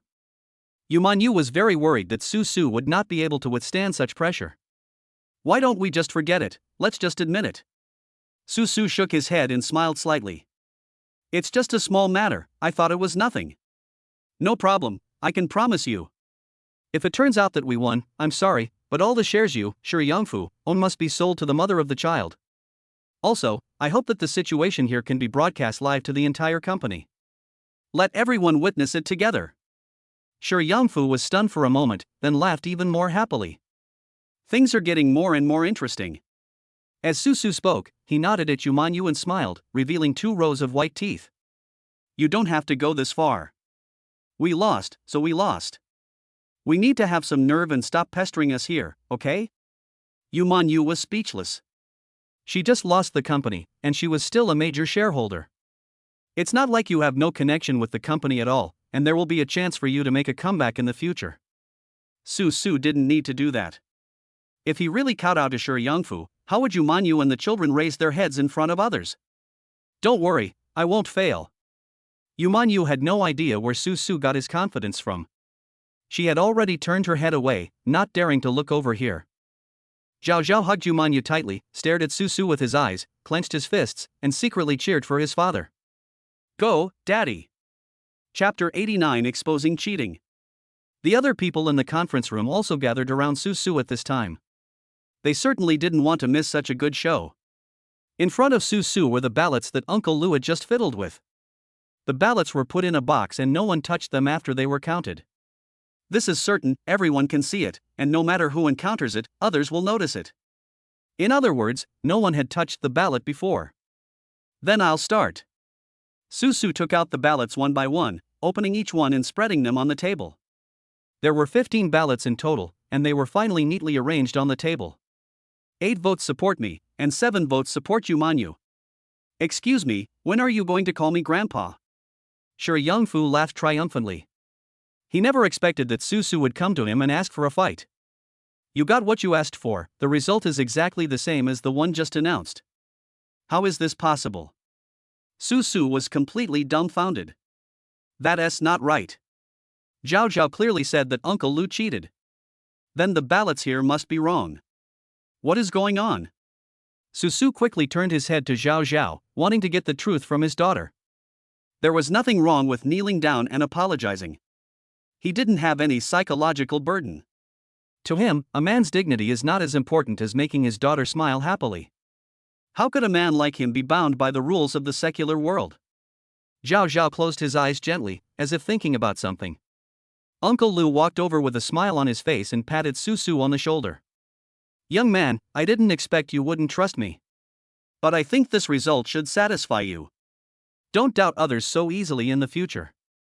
Susu glared at Uncle Lu with displeasure. But faced with such a result, no matter how angry he was, he could do nothing about it. The only hope is Nyonyo. Oops. Yumanyu closed his eyes, put his hand on his forehead and sighed deeply. Unexpectedly, the worst result still happened. She just couldn't understand why Susu deliberately provoked her and caused such a big trouble. Now that their whole family has lost all their face, how can they face these shareholders in the future? I don't care, you don't have to go back anymore. Yumanyu hugged Nyonyo and turned around to leave. She really didn't want to endure the scene of Susu kneeling down. Yumanyu's greatest expectation for Susu is that he can support the family like a real man and give the children the best protection in life. At this moment, Susu felt a chill in his heart, as if he had fallen into an icy cave. Never mind, let it be like this. Now that things have come to this, there is no need for me to resist. Daddy! It was at this moment that Zhao Zhao suddenly opened his eyes, waved his little hand and pointed at his sleeve at Susu. Her movement was not big, but it successfully attracted Susu's attention. He looked at Nyo Nyo doing this action, was stunned for a moment, then turned around and looked in the direction Nyo Nyo was pointing. There was only one person in that direction, and that was Uncle Lu. Susu immediately understood what was going on. I saw him striding towards Uncle Lu and suddenly reached out and grabbed his wrist. Young man, what are you doing? Uncle Lu's face changed immediately. He looked at Susu nervously and tried desperately to retract his hand. But Susu's strength was far beyond his ability to break free. What? To reveal the truth of all this, of course. Susu suddenly lifted Uncle Lu's wrist, stretched 2 fingers inside, and indeed touched a piece of paper. Susu pulled out the piece of paper with a swish and slammed it on the table. Uncle Lu's face suddenly turned pale, as if a statue had collapsed. His body slumped back and he slumped into the chair, unable to utter a word. No one present paid attention to what happened to Uncle Lu. Even Shi Yangfu was curious about what Susu took out. If I'm not mistaken, this should also be a vote. Susu slowly raised the paper and waved it in front of everyone. Sure enough, the 4 big words Yellen International were clearly written on the paper. There was an uproar in the audience, and the shareholders took a deep breath. You looked at me and I looked at you, neither of us could say a word. Shi Yangfu felt like there was something stuck in his throat and the corners of his mouth twitched. Apart from wanting to curse, he couldn't think of any other words to describe his mood. You farted. That's just an excuse you made up. Why do you say this ballot is real? Isn't this cheating on your part? Of course, Shi Yangfu would not admit this, as he didn't understand the situation in the first place. Please look, if my guess is correct, there must be 2 ballots with the same handwriting among the 15 ballots on the table. At this moment, Susu was like Sherlock Holmes, speaking very logically, and there was nothing wrong with him. Yumanyu, who had already given up all hope on Susu, now stood beside him with his eyes wide open, looking at Susu in disbelief. This man, is he a monster? Other than this, Yumanyu couldn't think of any words to describe Susu. Can you find the flaw in such a situation? What's going on? Yumanyu rushed over regardless, and accompanied by many shareholders, began to check the 15 ballots. Then, as expected, 2 ballots with almost identical handwriting were picked out. The truth should have been revealed by now. Uncle Lu, you alone wrote 2 votes for Jin Yumei? Then when the votes were counted, he saw that something was not right and used some tricks to replace a ballot. In other words, the actual voting result is that Yellen International has 8 votes, while Jin Yumei only has 7 votes. We won this election. Susu's voice became louder and louder, and his emotions became more and more excited. What does it mean to survive from the brink of death? The entire conference room suddenly erupted in applause, regardless of who these shareholders had voted for before. At this moment, everyone was impressed by Susu. If he didn't have such a strong vision and didn't persist for so long, the company would probably have fallen into the hands of a villain. Yumanyu lay on the table and burst into tears. She experienced a huge blow today and climbed from the bottom to the top in an instant. Such a gap made Yumanyu feel a little overwhelmed for a moment. Chapter 90 The Dust Settles. At this moment, joy, guilt, disappointment, and many other emotions all flooded into Yumanyu's mind at once. She could not think of anything except crying. Susu stared at Shi Yangfu. This time he wanted to see what else this guy could say. We just agreed that this would happen in front of so many people, and everyone is a witness. Once the ticket inspection reveals any problems, you will have to sell all your shares to us at market price. Shi Yangfu was still in a daze and he hasn't recovered from the shock just now. It shouldn't be like that. Shi Yangfu muttered to himself and looked around in disbelief. None of the shareholders dared to look at him and turned their heads away. Great! I gave you so much money and this is how you repay me. What did we agree on before? How come you don't have any credibility at all? Shi Yangfu was now both angry and amused. You know, he has spent a lot of money in this month to bribe these shareholders. It's both treating people to a meal and giving gifts. In total, at least 20 to 30 million yuan was spent, and basically all the necessary things were taken care of. That's why Shi Yangfu felt that he should be able to grasp the goal this time and achieve 100% success. But he never expected that these shareholders would betray him at the last moment. Isn't it a waste of my money? Uncle Lee stood up, frowned tightly, pointed his finger at Shi Yangfu, and cursed angrily. How dare you talk about others? The reason why I'm in debt is because I took on your company's project. Not only did they owe me construction fees, they even turned around and acquired my company. That's it, you still expect me to vote and write your name on it? Dream on. Even though Uncle Lee's company has been acquired, he has become the person who stands most firmly on Yumanyu's side. However, Uncle Lu, who had always spoken very appropriately, was actually causing trouble and had no good intentions at all. Su Su approached Shi Yangfu step by step. There was no point in saying so much. The important thing was to get the shares back as soon as possible. You won't forget what you promised me just now, will you? Su Su looked at Shi Yangfu with a smile, crossed his arms, and waited for his reply. I don't accept it. No such thing. We just made a verbal agreement, it doesn't count. Shi Yangfu is now starting to act like a rogue. He thinks that as long as he refuses to admit it, Su Su will definitely not be able to do anything to him. After all, they had no contract binding on the bet. Yeah. Don't forget that everything we do now is being broadcast to the entire company. If you really don't want to abide by this agreement, in less than half a day, what happened here will be announced to the whole of Hong Kong. When your name is known to everyone on the street, what will people think of you and your company? Su Su never digs a hole for himself to fall into. On the contrary, all those who underestimate him will often fall into this hole in the end.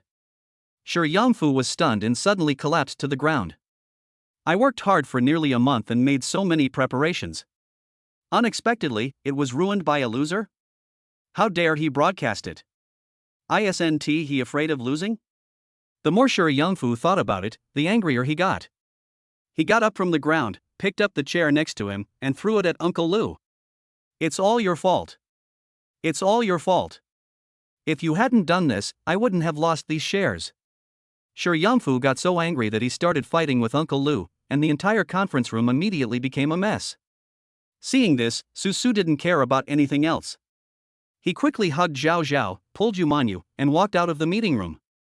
Unexpectedly, when I arrived at the door and opened it, there were company employees standing outside in 3 layers. As soon as they saw Su Su and others coming out, the employees cheered. Several boys came over, grabbed Su Su's arms and legs, and lifted him high above their heads. The happy people threw Su Su into the air and hailed him as a hero. They really didn't expect that Su Su could actually pull off such a Jedi counterattack. If he hadn't stepped up at the critical moment, the company's boss would probably have been replaced by someone else. Yumanyu wiped her tears while watching everything in front of her, feeling mixed emotions. When Yumanyu thought about the excessive words he had just said to Su Su, he wanted to slap himself hard twice. Why am I never willing to believe Su Su? He saved me again, but I never really said thank you to him once. Put me down now. I'm afraid of heights. The atmosphere was cheerful, but it wasn't that fun for Su Su. He was most afraid of heights, and being thrown up like this, he was always worried that if no one caught him from below, he would fall down. Half an hour later, Shi Yangfu and Uncle Lu were taken away by the police for fighting. As the matter of shares is supported by video evidence, it can also be used as evidence to apply for legal enforcement. Now, the share crisis of Yaland International is finally over. Yumanyu took this opportunity to quickly convene a shareholders' meeting. At this meeting, she bought a large number of shares from shareholders, ensuring her absolute control over the company. At the same time, Uncle Lu and some other shareholders who intended to sell the company's shares were also fired. For such people, Yumanyu does not want to share the company's wealth with them. As the saying goes, we share happiness and we share difficulties. Those who flee on their own when faced with disaster cannot find a companion. Shareholders not only share the dividends, but also share the losses.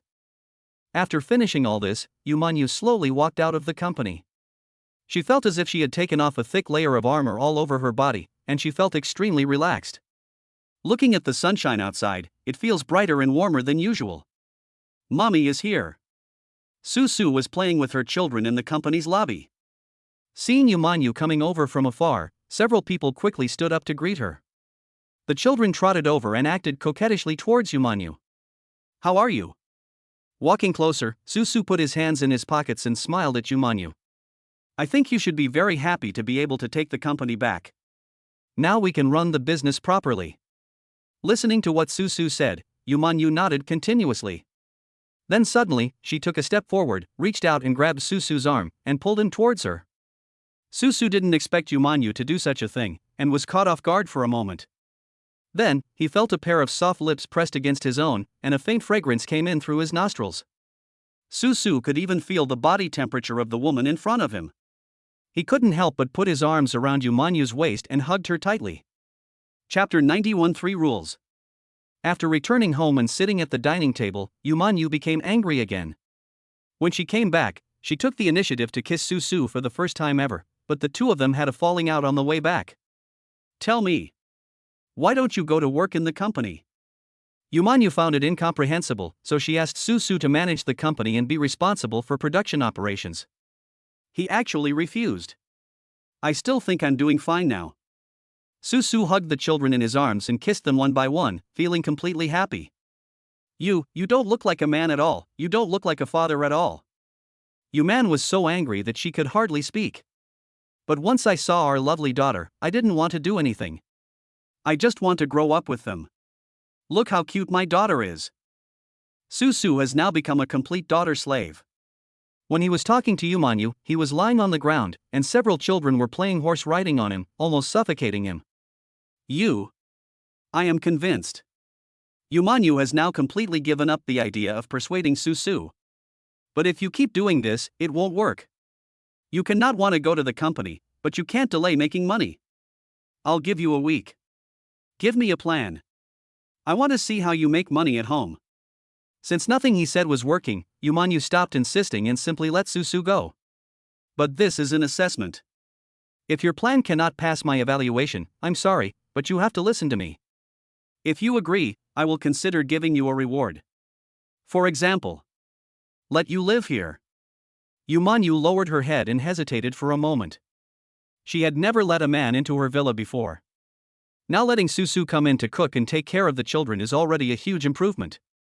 This time, the proposal to let Susu move in is a huge concession that can be compared to humanity's landing on the moon. What did you say? Can I move in? Susu's voice began to tremble with excitement, he could no longer hold it in. Yumanyu nodded weakly, but immediately turned stern again.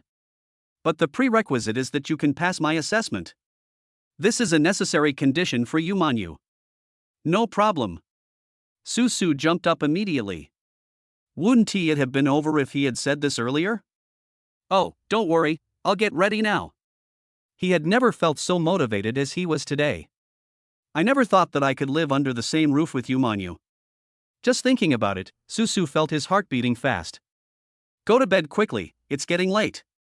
Kids, let's go back to our rooms. It was already dark outside, and Yumanyu was feeling so sleepy that she could hardly open her eyes. When I turned around, Susu had disappeared. The guy ran back to his cabin as fast as he could, lay on the bed wrapped in a quilt, and rolled back and forth happily on the bed. That's great, I can get closer to the kids.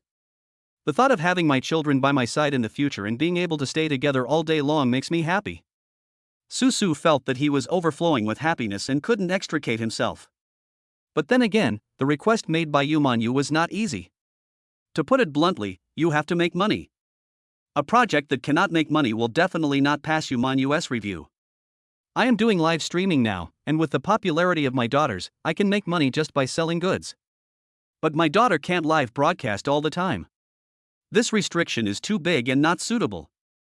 Susu thought about it over and over all night but couldn't come up with any good solution. The next day, after sending the children to school, Susu drove slowly back to his home. He was not in a hurry to go home, but leaned against the car door, looking blankly at the leaves beside him, his mind empty. He really couldn't think of any reliable way to make money that would satisfy Yumanyu. Hey, brother! Suddenly, a familiar voice appeared in Susu's ears. He turned his head and saw a figure standing under a tree in the small park across the street, waving at Susu. Isn't this Qianjun? Susu was stunned for a moment. After he warned him last time, he had never seen this person nearby again. I didn't expect him to show up again. Damn it, are you here to spy on their privacy again? Without saying a word, Susu ran to the trunk of the car, took out a stick from it, picked up the stick, and dragged it towards Qianjun. The iron rod made a harsh sound as it was pulled across the ground. Boy! Don't blame me for being ruthless this time. I warned you. Brother, listen to me, I didn't broadcast live. Xianjun was frightened by Su Su and quickly raised both his hands above his head, looking quite funny. Real? Su Su looked around hesitantly, and it seemed that he really didn't see a cell phone next to him. Really? Why would I lie to you? Xianjun approached Su Su with a smile on his face, his whole face full of flattery. Brother, you guys are really popular recently. Do you know that the whole internet is talking about you? Especially your daughter. Oh my god, so many people are watching your live broadcast room every day. Even if you are not broadcasting, they are watching there, just wanting to see your daughter more. Speaking of this, Xianjun's face was full of envy. He has been doing live streaming on the internet for so many years, and he hopes every day that he can become a big internet celebrity like Su Su. However, my strength is limited here, and no matter how much I improve it, it won't be of much use. Nowadays, Xianjun has basically given up. He has now started doing some behind-the-scenes work, which is to recruit anchors for some internet companies. You don't have to tell me that. Su Su felt very happy after receiving such praise from Xianjun. It was good enough that Manhwa didn't scold him normally. How could anyone give him such a positive evaluation? Brother, are you short of money recently? Xianjun rubbed his hands with a smile on his face. Seeing his shifty look, Su Su felt that he seemed to have done nothing good, so he immediately distanced himself from Xianjun and looked at him coldly. What are you doing? I'm not lending you money. Brother, you misunderstood. I don't want to lend money. Xianjun quickly explained and then took out a crumpled business card from his shirt pocket. Let me introduce myself. My name is Xianjun. I am now the anchor's agent. Chapter 92, Pimping for the Live Broadcasting Company. Anchor agent? Su Su had never heard of such a profession. So I still think Xianjun is a liar, because he has a face that doesn't look like a good person. Brother, please calm down for a moment. Listen to me and let me explain it to you. You may not know that there are many internet celebrity companies in society now. They are responsible for training internet celebrities to make money, and I am that one. Xianjun spoke eloquently, saliva flying everywhere. Su Su stretched out his hand to interrupt him. Although he was not very clear about what this industry was all about, he roughly understood it. To put it simply, he's a pimp. Xianjun smiled knowingly. If you say so, that's fine, but it doesn't sound very nice. I just want to earn a referral fee. If you have this idea and willingness, I will introduce you to someone else. Su Su sneered at this. After all this talk, isn't he still a human trafficker? His only responsibility is to recruit people. Then why are you looking for me? I don't care about that little bit of money. After all, he is Manhwa's supporter. It would be too disrespectful to want to get rid of him just for such a small profit. Hey, brother, don't worry. That's a lot of money. With your number of fans, you can make hundreds of thousands just by shooting a few videos. This doesn't even include the costs of bringing in goods and advertising. When Xianjun heard what Su Su said, he knew that he really didn't know much about this aspect. Live streaming is not what he imagined at all. Really famous internet celebrities make a lot of money. Is it really that profitable? Su Su hesitated for a moment, if it was really as he said. So, can I do something about live streaming? You're the only one you can't imagine. Xianjun nodded confidently. Su Su was really tempted this time, but there was still a problem that bothered him. It's just, whenever I broadcast live now, my number of fans drops dramatically. Can you let me go alone? Whenever he thought of this, Su Su felt depressed. Who did I offend? As long as I start a live broadcast, I will lose followers if I talk, and I will also lose followers if I don't talk. As long as you appear in front of the camera, that's not allowed. I don't know if I have offended the public in some way that has caused so many netizens to be dissatisfied with me. Now it was Xianjun's turn to be a little unconvinced. Impossible? Is there any chance of such a thing happening? As Xianjun spoke, he took out his mobile phone and turned on the live broadcast. He is also a moderately famous internet celebrity with hundreds of thousands of fans. According to Xianjun's experience, he himself is not one of those with good looks, so the growth rate of his fans is very slow. Come on guys, let me show you who I invited today. The new internet celebrity, Sunshine Dad. I believe everyone is impressed by his daughters. Xianjun kept talking here, but he saw the number of his fans start to drop rapidly. I'm so mad. Why did I see him again? Unfollow, unfollow. No more watching, let's go.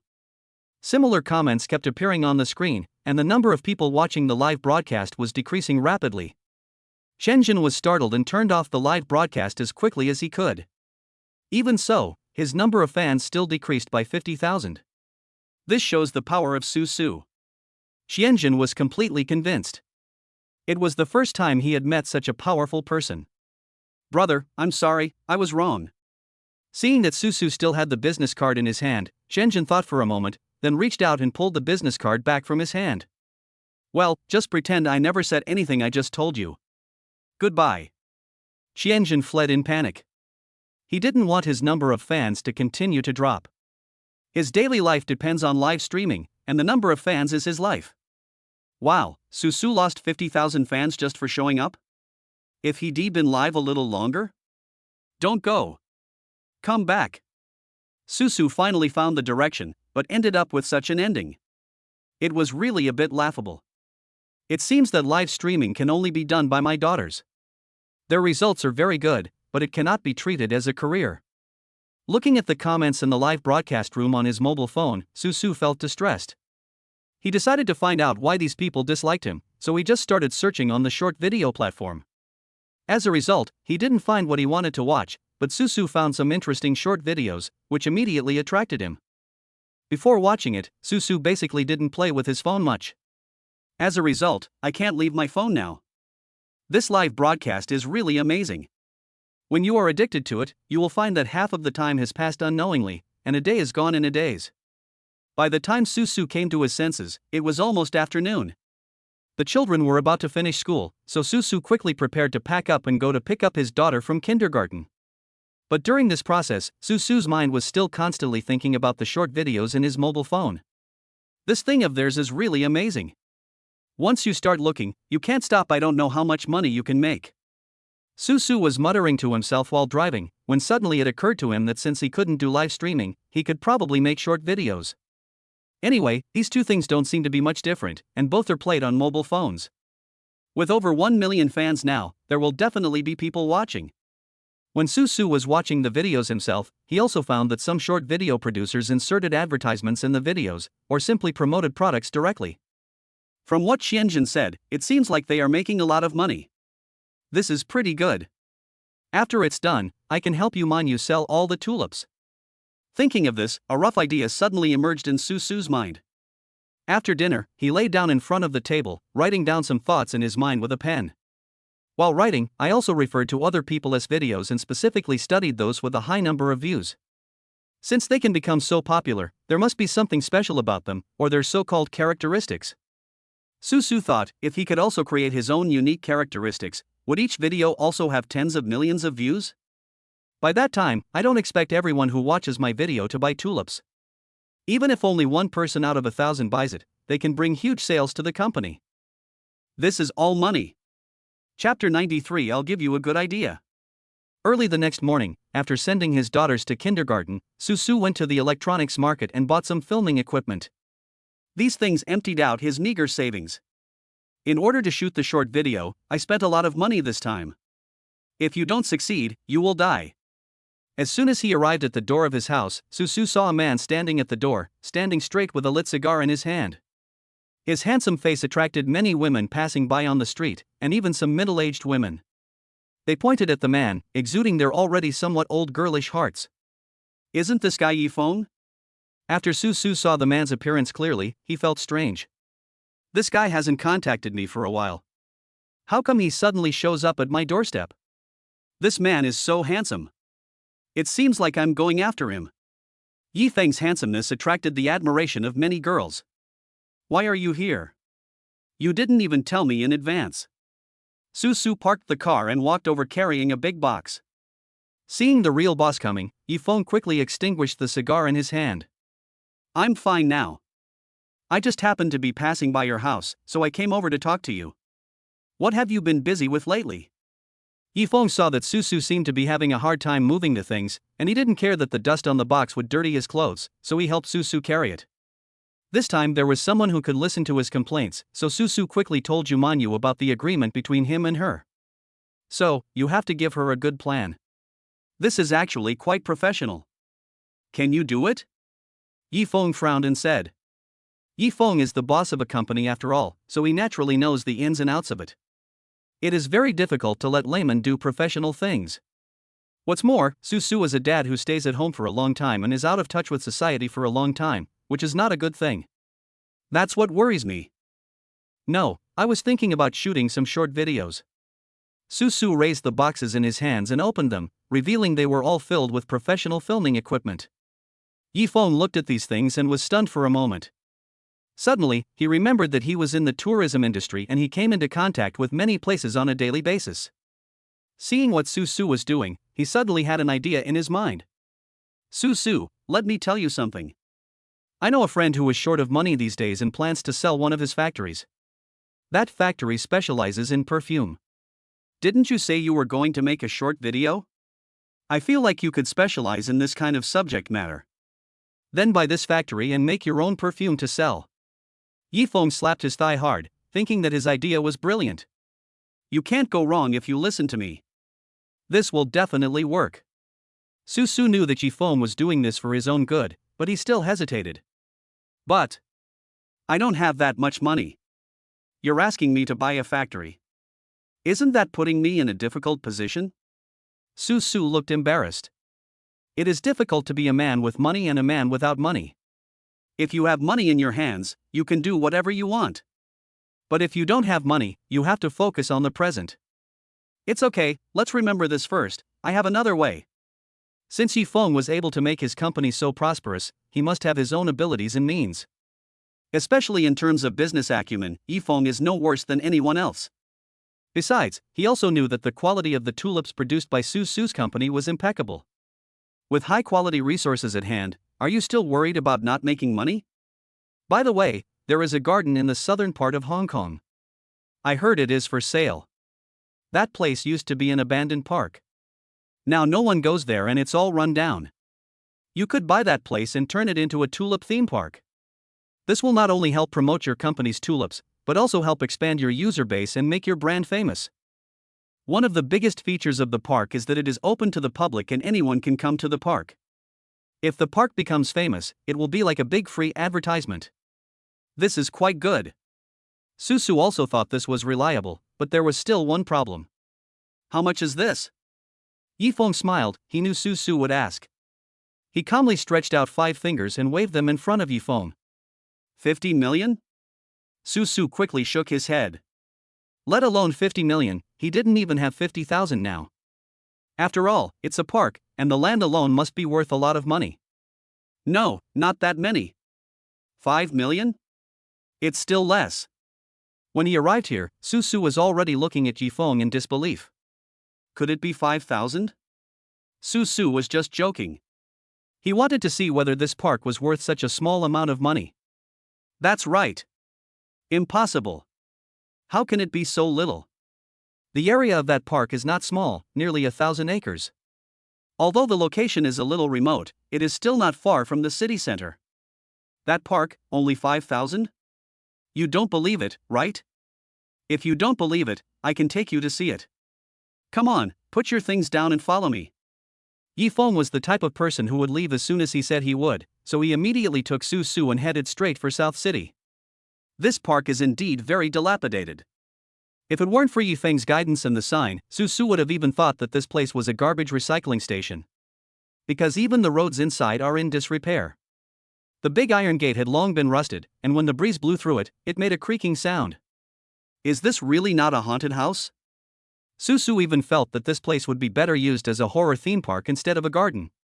This environment would definitely allow people to immerse themselves in it. Stop talking nonsense, come on, let me meet the leader here.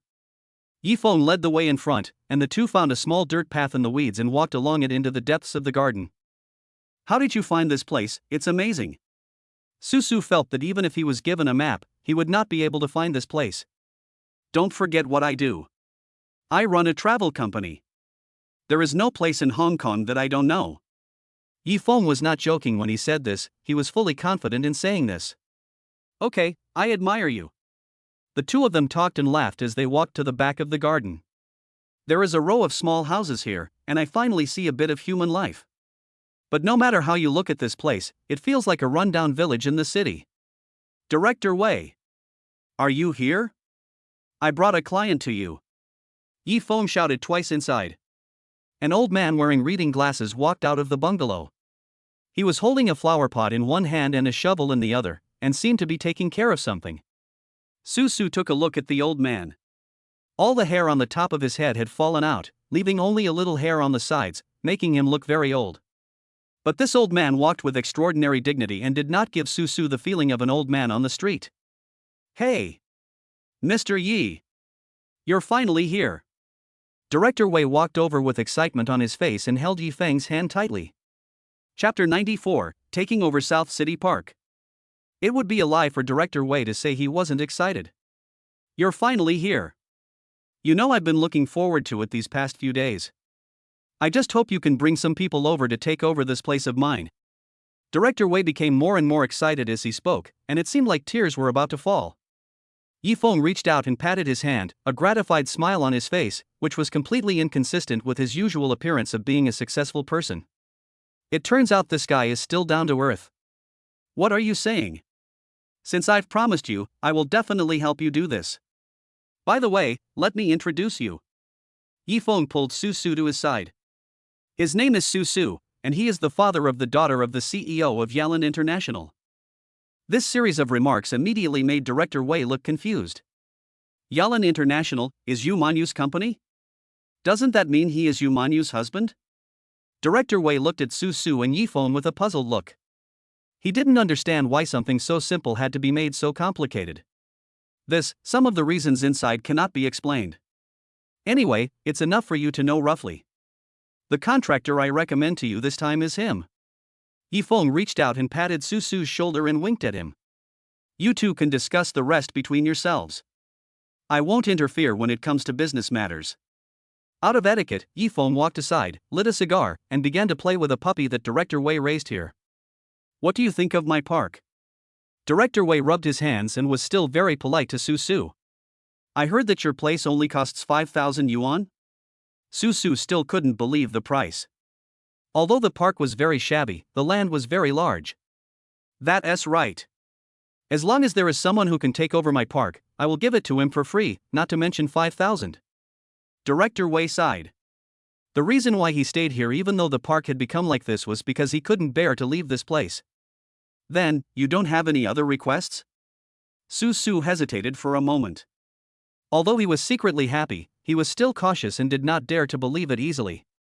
That's the place. No real estate can be built there, and no commercialization can be done. When Director Wei talked about his principles, his tone was completely different. Originally, this place was the best park in Hong Kong. At that time, it was packed with people every day. We not only have flowers, plants, birds and fish here, but at our peak we even had our own zoo. There are monkeys and elephants. It's so lively back then. Looking at the desolation before his eyes, Director Wei couldn't help but think of the former prosperity. However, with the passage of time, the park was gradually blocked by the surrounding buildings and lost its popularity.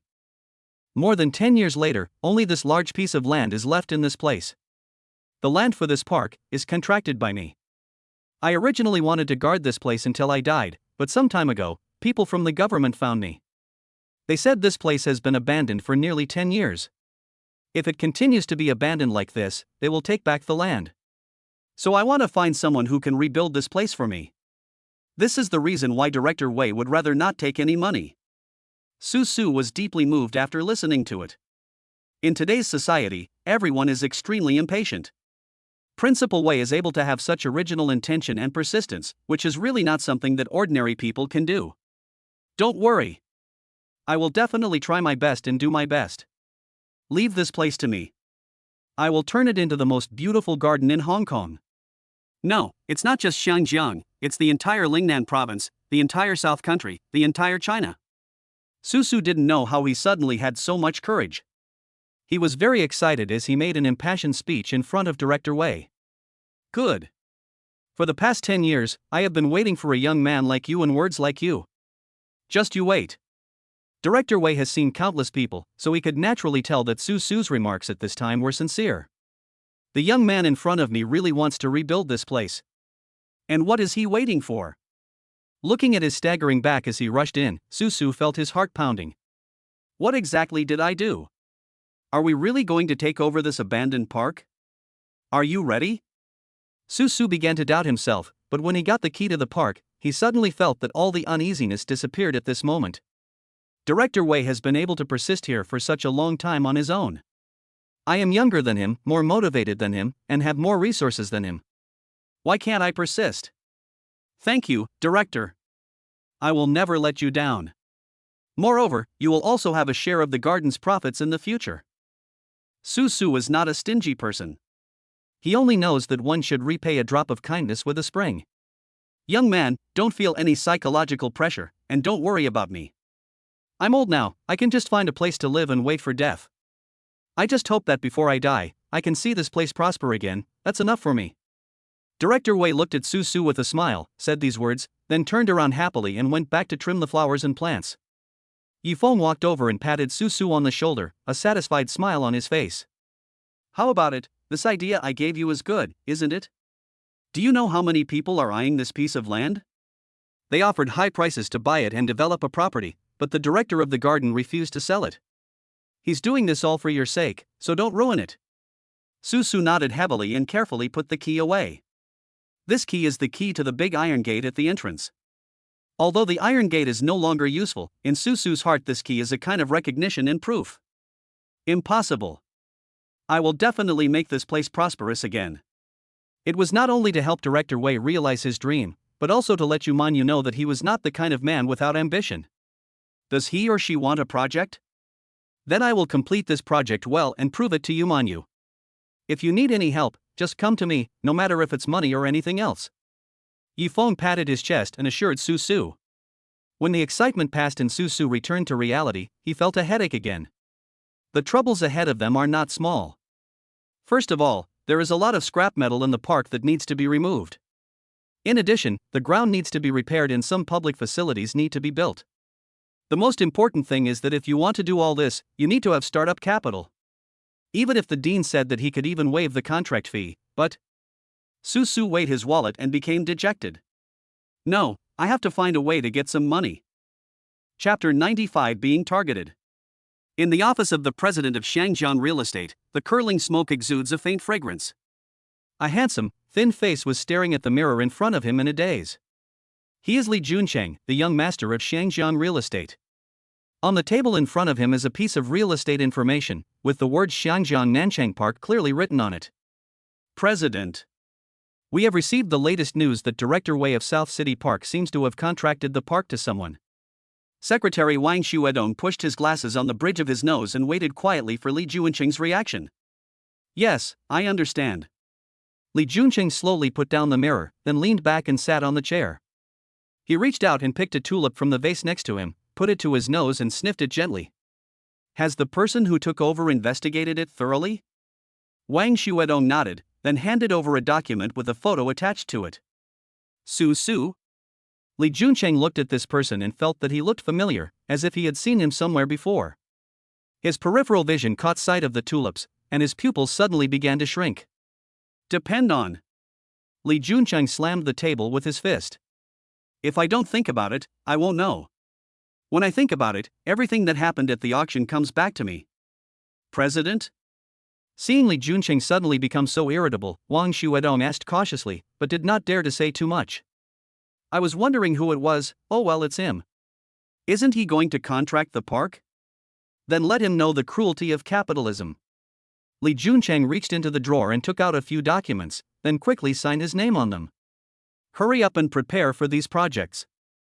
I want to see what Su Su is going to do. Wang Xuedong quickly took the document from Li Juncheng. These are all plots of land near South City Park. These plots of land had long been bought by Shangjiang Real Estate, but their locations and areas were not as good as South City Park, so they had never been developed. But this time, Li Juncheng didn't intend to hide it anymore. He was determined to teach Su Su a lesson. The land of Nanchang Park is related to a major project of the company in the future, and he is determined to get it. Don't worry. I'll do it right away. Wang Shuedong walked out quickly. He was a very good secretary and Li Juncheng never had to worry about the things assigned to him. Man Yu. I don't care whether you are married or not. I will definitely catch you.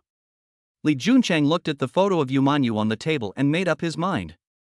You know, he is the young master of Shangjiang Real Estate and the current president of Shangjiang Real Estate. Whether in terms of company scale or strength, it is far beyond the reach of Airlan International. Using such a large force to attack Su Su is like using a sledgehammer to crack a nut. However, Li Juncheng will not underestimate the opponent's strength just because the opponent is weak. The reason why Shangjiang Real Estate has been able to reach where it is today and achieve its current scale and wealth is that it has given its all in every confrontation and competition. So this time against Su Su will naturally be no exception. At this time, in Yu's villa, Su Su was still at a loss, not knowing how to solve the funding problem. Looking at the pile of equipment he bought, Su Su decided to put them to use. Referring to the short videos with high click-through rates on his mobile phone, Su Su planned a project for himself. Then he set up the camera with these devices and took a selfie at home. Su Su had learned some relevant knowledge when he was in college, and now he is very good at shooting and editing. Although he hasn't done this for several years, Su Su's level is still very good. Both the picture and the editing are very professional. Now that I upload it, it will definitely get a lot more hits than those rough guys. Su Su edited the video with confidence and uploaded it to a popular mobile phone app. Then he slumped down on the sofa with a look of satisfaction, quietly waiting for the day when he would become a super internet celebrity. In order to leave himself a surprise, Su Su even threw his cell phone at home. Even when he went out to pick up the children, buy groceries and cook, he did not check the number of video views. The higher the expectations, the greater the satisfaction you will get. After the day's life and work were settled, Su Su took out his mobile phone from the cabinet and unlocked the screen with trembling hands. Let me see. Su Su is now extremely excited. He wishes he could tell everyone right away that he is about to become a world-renowned star. But when he saw the number on the phone screen, he was completely dumbfounded. After editing the video at noon and uploading it. Until now, when I turned on my phone, almost 7 or 8 hours have passed. But there are only 7 views. The more expectations Su Su had had before, the more disappointed he is now. The good mood I had originally had completely collapsed at this moment, without a single trace left. No way. Even if it's not done well, or done very poorly, it shouldn't have only 7 views. You know, Su Su's own number of fans is as high as 1 million. But with so much attention, no one is willing to watch my video? They're not even interested in clicking in? Su Su turned off the screen of his mobile phone, threw the phone away, and lay down like Guyu, covering his face tightly with his hands. Damn it! How could this happen? Su Su was almost mad. The feeling of being ignored was much more painful than having a group of people scolding you. No matter how others criticize you, at least they provide a certain amount of attention. But no one even looked at it, which was too much of a blow to a person. What should I do? This is not a solution. Su Su really regrets it now. If he had known earlier, he should not have chosen to shoot short videos. I feel like I wasted so much money. After tossing and turning in bed for a long time, Su Su finally gritted his teeth. Now that the equipment has been purchased, we might as well go all the way. Let us try taking a few more shots. If all fails, Su Su will sell these equipment second-hand. Then I'll try to think of other ways, and if that doesn't work. Speaking of shooting this video, Su Su thought about it for a long time and felt that maybe what he shot really had no special features. In terms of being funny, weird, or handsome, Su Su thinks he has none of these qualities. In this case, it is normal that he has no views on the short video platform. But what do you have that others don't have? Su Su looked at the ceiling and began to think hard in his mind. When he glanced at the flower pot aside, Su Su suddenly came to his senses. Have your own growing space. This is definitely something that no one else has. Chapter 96, Recording a Beautiful Life. Just like a word awakening a person from a dream, Su Su immediately felt some ideas beginning to emerge in his mind. My own planting system is like a magic trick. If I can capture it, it will be absolutely invincible. However, the next moment, the system directly and coldly rejected Su Su. Don't tell anyone else about the existence of this system, or it will automatically be destroyed. Su Su was dumbfounded. Damn it, I finally came up with an idea, but it still doesn't work? This doesn't work, and that doesn't work either. What on earth should I do to make it work? Su was speechless and sighed helplessly. For a moment, he couldn't think of a better way. Besides the system, what else is special about him? There's no such thing as a free lunch. When Su woke up the next day, he had not slept the whole night. He had big dark circles under his eyes and looked listless. While Zhao Zhao was eating, he would glance at Su from time to time. Zhao Zhao has the ability to sense people's hearts, so naturally he can sense what his father is thinking. She could feel her father's anxiety and powerlessness at this moment. But she didn't say anything. She just pulled Xinshin and other sisters together and whispered together, as if they were discussing some plan. Let's go, it's time to go to school. We must get along well with our classmates at school. Although Su looked unhappy, he still tried hard to put on a smile when facing the children. He didn't want to bring his bad mood to his children and affect their good mood for the day. He is a man and must work hard to shoulder his responsibilities. Yu was right about this point, and he also realized it. It's just that he has always been lazy and casual. If it weren't for his wife and children, he might not really want to continue. This requires a process of adaptation, and he also has to find a way to use his abilities. Dad! Xinshin ran over and grabbed Su's clothes, blinking her big eyes, looking very cute. What's wrong, Xinshin? Su squatted down, reached out, and gently pinched Xinshin's little face, and said with a smile. No matter how difficult life was, or how anxious and upset he felt, as long as he saw his children, Su would unconsciously smile. No matter how bad he is, he still has a wife and 5 cute kids. Dad, we don't want to go to kindergarten today. Xinshin pouts her lips, and her pink little lips look like jelly, which is so adorable to look at. Why do you suddenly not want to go? Is the kindergarten bad? Are you not happy there? Su suddenly became nervous. He was always afraid that the children would be bullied at school. There are always reports in the news nowadays that a certain kindergarten teacher abuses children. Although the Sunflower kindergarten they attend is very formal and everything is going well, there have been no similar reports before. But, what if this situation happens? Last time, didn't Tu's nanny abuse her daughters? You can know a person's face but not his heart. Who knows what will happen? So when he heard this, Su's worry was immediately evident. Dad, we are very happy in kindergarten. The teacher even gave us red flowers as a reward. That's right, the teacher praised me for my beautiful handwriting last time. That's good. Dad was scared just now. I thought something happened to you guys in kindergarten. Su let out a long sigh, and the stone in his heart fell. We want to make a video with Daddy. Dad, just let us take a photo with you. We thought it would be fun to shoot a video. All the children rushed up at once, pulling Su and begging in their baby voices. Seeing what the children said, Su was a little troubled for a moment. He could understand that the children were kind-hearted. But, to be honest, Su was a little reluctant to let them skip classes and follow him to do this. How can I let my daughter sacrifice so much for me? After all, my daughter is still young and in kindergarten. I always use her to deal with any situation. Su felt a little reluctant, because these were his biological daughters, not money-making machines. They should have a happy childhood. He didn't want to do this unless it was absolutely necessary. Kids, Daddy knows what you are thinking, and he also understands what the girls are thinking. But don't worry, don't underestimate me, your dad. Su hugged the children and kissed them hard, not letting any of them go. Seeing this, the children didn't know what to say. They gently shook Su's hand and spoke in a baby voice. Dad, you must keep going. We can't let Mommy kick you out. We want to live with Daddy. The children's voices reached Su's ears, and he couldn't help but feel moved. The children are his greatest support. It's true, girls, your love is not in vain. Now that my child has said so, what reason do I have not to work hard and persevere? Isn't it just working hard to make money? Make money, just make money. When Su was getting ready to go out with the children, looking at their happy jumping figures, he suddenly had an idea. Girls, wait for me for a moment. Su put down his bag, turned around and ran back to his room, and took out a handheld camera. Dad, what is this for? The children were very curious when they saw that there was something extra in Su's hand. Hey, this is a camera. It will record you all. Su thought, since he had already bought the equipment, even if he didn't shoot short videos, he could still record the daily life of himself and his daughters. When I have nothing to do in the future, I can look back on my children's childhood. How wonderful it would be.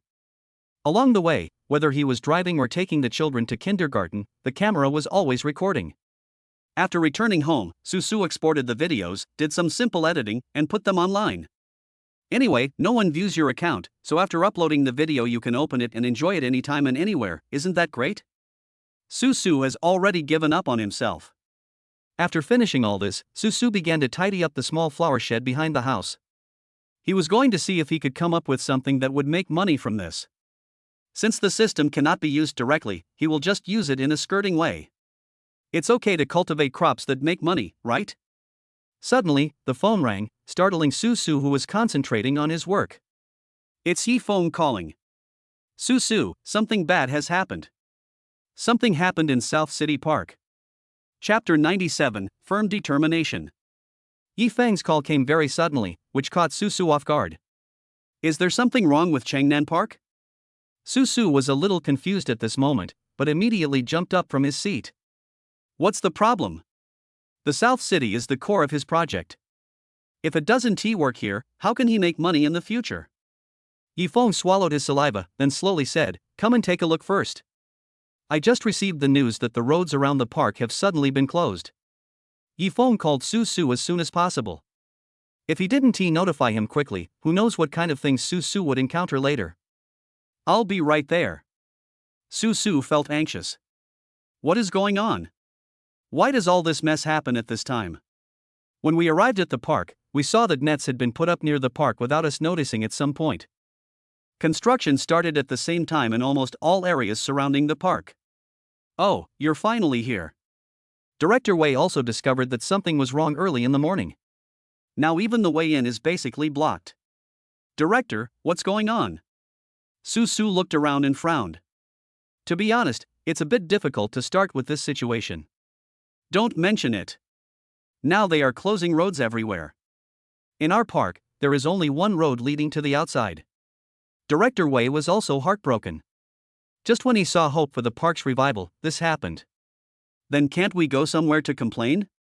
Susu felt that this was too much of a bully. With this situation, how many people would still want to enter the park? It's not that simple. The land around here has already been bought by someone. They have wanted our park for a long time. I guess they can't help themselves. Director Wei sighed.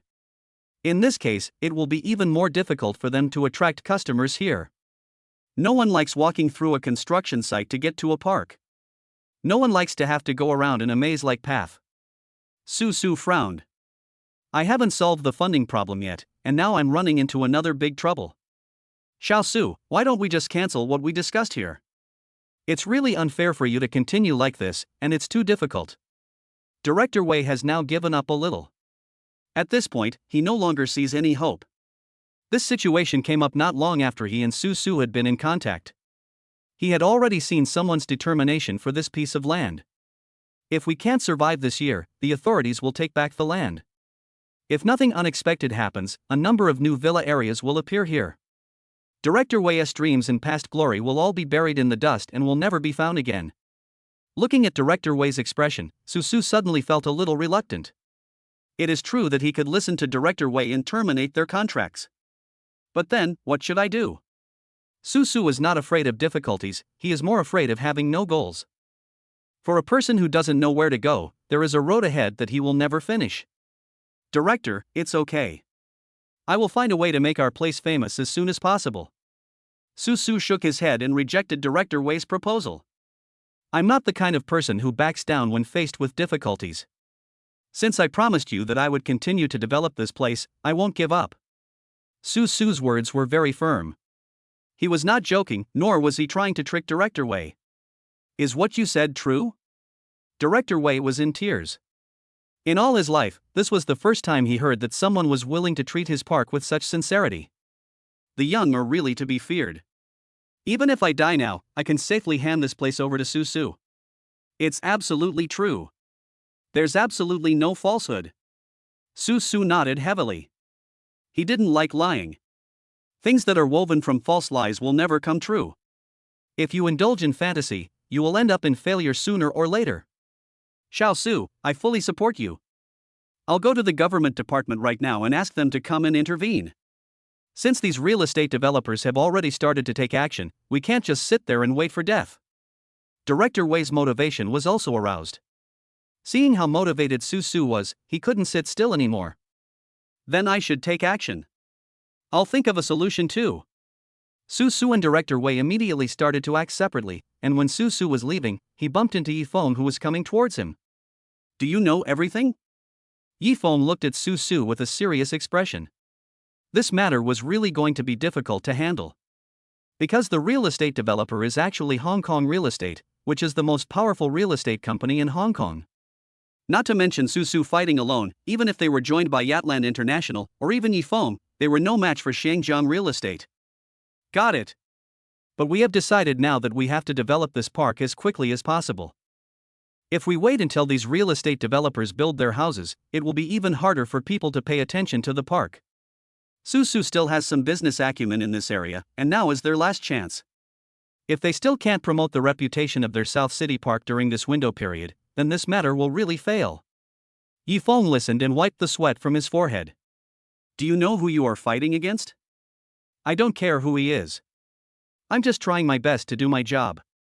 Su didn't think about it at all, and he didn't really care. All these plots of land were purchased by Shangjiang Real Estate.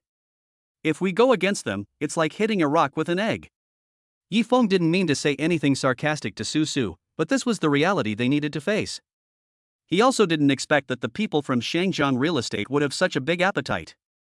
It seems that this is going to be a huge project built with the South City Park as the core. Then I'm not afraid either. So what if they are powerful? We should always be reasonable. Time is limited, so I won't tell you anymore. I have to find a solution quickly. After Su responded, he quickly ran out. Looking at his back, Yifeng smiled bitterly. He didn't know what expression he should make. He really admired the man's persistence, but the difficulties were so great that Yifeng felt there was no hope of victory. Hey, wait a minute. Do you have any ideas? How to promote it? Yifeng stopped Su. He couldn't let this guy run around like a headless fly, as that would only waste their time and energy. Su was also stunned for a moment. This was indeed a problem, and he was a little hesitant. What should I do if it really doesn't work? How about I ask my daughters to come over and broadcast live? He was really at his wit's end now. Chapter 98, Strange Flowers and Plants. Su took out his mobile phone. Due to his previous failure in shooting short videos, he was almost about to give up the idea of doing so. But as of now, the only thing Su can count on is live streaming. But the moment the screen was unlocked, countless messages suddenly flashed across the screen like machine gun bullets. The ding ding ding ding sound continued in his ears. Su looked at his phone, completely dumbfounded. What's going on? What's going on? What's wrong? Yifeng looked at what was happening over here with Su, and looked over with curiosity. What happened is that on his mobile phone screen, the video he shot of his daughter going to school went viral online. The notification sounds that just kept coming out are the sounds of likes. Today, the video has been viewed 20 million times, and the number of likes has even exceeded 5 million. What a concept! Looking at the whole of Hong Kong, such a huge city has a total population of only about 30 to 40 million. The number of views of this video is almost equivalent to that most people in Hong Kong have watched his video once. Damn, this time I know you really have a solution. There was a hint of envy in Yifeng's eyes. Now Su really became a big internet celebrity. Besides, I'm afraid you don't need to ask your daughters to broadcast live. Bring them over here and shoot some videos, then decorate this place. It will definitely be a hit. Yifeng specializes in the tourism industry and he knows what tourists like. Su was still in a daze, his heart pounding. It felt like he had won 5 million. No, I wouldn't be as happy as I am now even if I won 5 million. I think what you said makes sense. Su suddenly grabbed Yifeng's hand, like a pair of pliers, and held it tightly without letting go. Can you give me a hand? Can you help me attract traffic and build the operation of this park? Su can handle other things by himself, but this is the only thing that cannot be done without a professional. Operating a park is not that simple. It requires basic ticket sales, security, medical care, etc., and there must be staff on duty at all times. If we start recruiting now, there will be no time for training. Su could only place his hopes on Yifeng. Since Yifeng is in the tourism industry, he must have much more resources in this area than Su. Okay then. I'll give you 2 days. In 2 days, I will bring people here to officially operate the park. As for how you promote it, I don't care. Yifeng thought about it inside. Su was already so busy, he couldn't just leave him alone. Since his brother is in trouble, he has to do his part. I love you so much. Su really wanted to hug Yifeng and give him a big kiss. Stop talking so much. Hurry and get busy. The two left the park and went to prepare for their own things. On the way back, Su looked at his phone over and over again, staring at the constantly scrolling number of views and likes on it, and his heart was suddenly filled with emotion. It is true that after mountains and rivers are so dense that you think there is no way out, you will find another village when you turn around. I thought I had reached the end of the road, but unexpectedly the road ahead suddenly became brighter. Seeing that the time was almost up, Su hurried back home and drove to pick up his daughters from school. After sharing my ideas with them, my daughters also strongly supported their father's project. Dad, we will definitely help you. That's right, Dad, we want to cheer with you. The daughters kept pestering Su, and they didn't want Su to sleep in the small bungalow outside the villa all the time. Don't worry, kids. Dad will do his best. Su waved his hands, feeling excited. But renovating and remodeling the park is also a big problem. It is unlikely for Su to look for someone else at this moment. The only way is to focus on the planting system. After dinner in the evening, Su lay alone on his bed and began to communicate with the system. That system, are there any plants that are suitable for transforming large parks? Su asked tentatively, but he didn't know whether such a thing existed. System number 357, functional plants, good at absorbing construction waste, fertilizing the soil and improving the land environment. System number 603, functional plant, grows quickly, has a hollow trunk, can be used as a building. System number 129, auxiliary plants, can automatically provide nutrients and water to other plants, making crops maintenance free. Unexpectedly, Su just asked this question and the system actually gave him a reply. Moreover, several plans were put forward at once. And these are exactly what Su needs right now. How considerate. Very good. Su took the few gold coins he had and quickly exchanged some of these special plants from the system mall. Referring to the instructions for use, Su also specially prepared a large amount of space for planting water and a large number of tulip seedlings. When he first started, his idea was to turn the park into a tulip garden. Just think about it, when the time comes, the park will be a sea of flowers, which must be extremely beautiful. Originally, this idea would take a long time to realize, but with these magical plants, Su felt that he might not have to wait that long. Holding these things, Su couldn't even wait until dawn and ran back to the South City Park overnight. The first thing is to plant the plant that clears construction waste. The seeds of this plant are extremely expensive, requiring 250 gold coins, and it is said that only one seed can be exchanged every month. Su carefully buried it in the middle of the park, and then watered it with some space water from a kettle. If it were other plants, they would take root and sprout immediately after being watered, and then pop out of the soil. But unexpectedly, after the water was sprinkled for a long time, Su looked at the ground and there was no movement. That's strange. Is this seed dead? Su quickly asked the system, but the system denied it and emphasized that all the things he exchanged from the mall were intact. Never mind.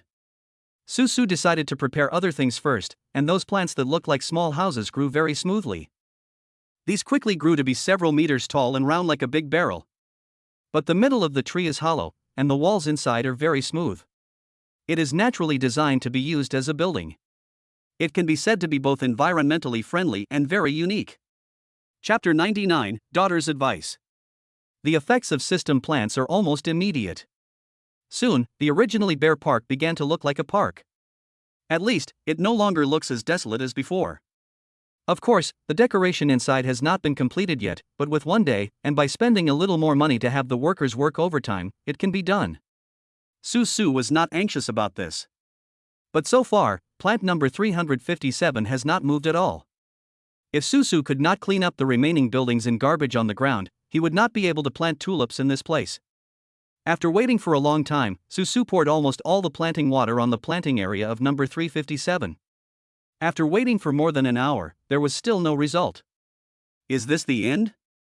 Susu had begun to feel a little desperate, and he used all his remaining gold coins to buy seeds to plant flower seedlings. There are no more gold coins to buy the second seed number 357. It is impossible to obtain so many gold coins in a short period of time. Seeing that it was about to dawn, Susu had no choice but to leave dejectedly. When we got home, the children were already awake. They don't have to go to kindergarten today, so they are looking forward to spending time with Susu. The children all know that Susu was busy with the affairs of South City Park, so they are also eager to try and see what their father's park looks like. They were very excited at the thought that they could go to their dad's park to play in the future. "Dad, can you take us to that park today?" Shinshin looked at Susu excitedly, her face full of anticipation. But Susu had a frown on his face. He had not slept the whole night and was busy all the time. But the results were not satisfactory.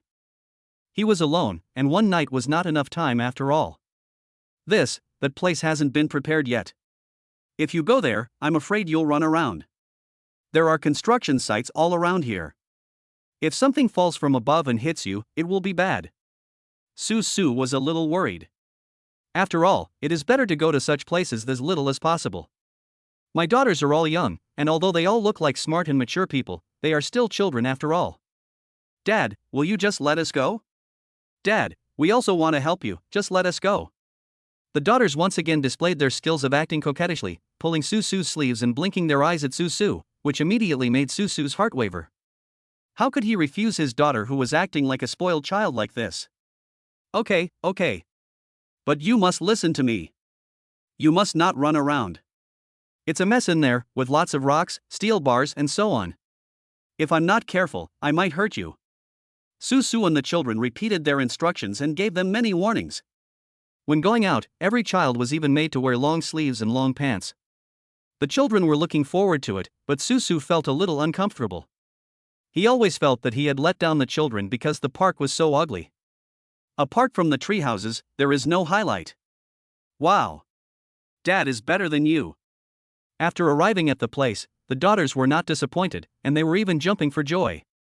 What's so great about it? Look how desolate this place is. Susu shook his head. The current appearance of the park was very different from what he had imagined. Suddenly Zhao Zhao pulled Susu's hand, as if she wanted to tell him something. "Dad!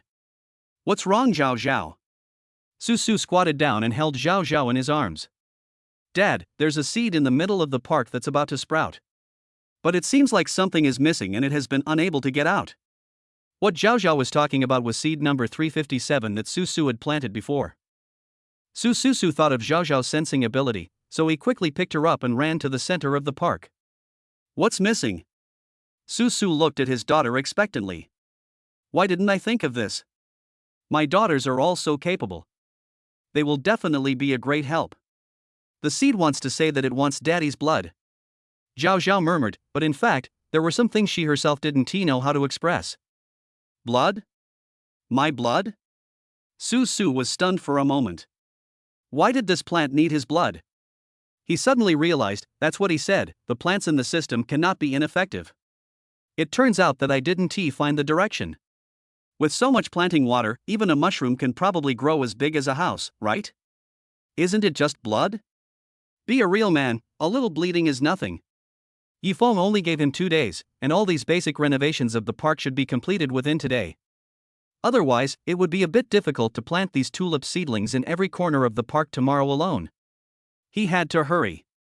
Susu squatted by the plant, took out a knife, glanced at the children, and said softly, "Turn around first, I'm afraid you'll be scared." They are still children and cannot stand the sight of blood.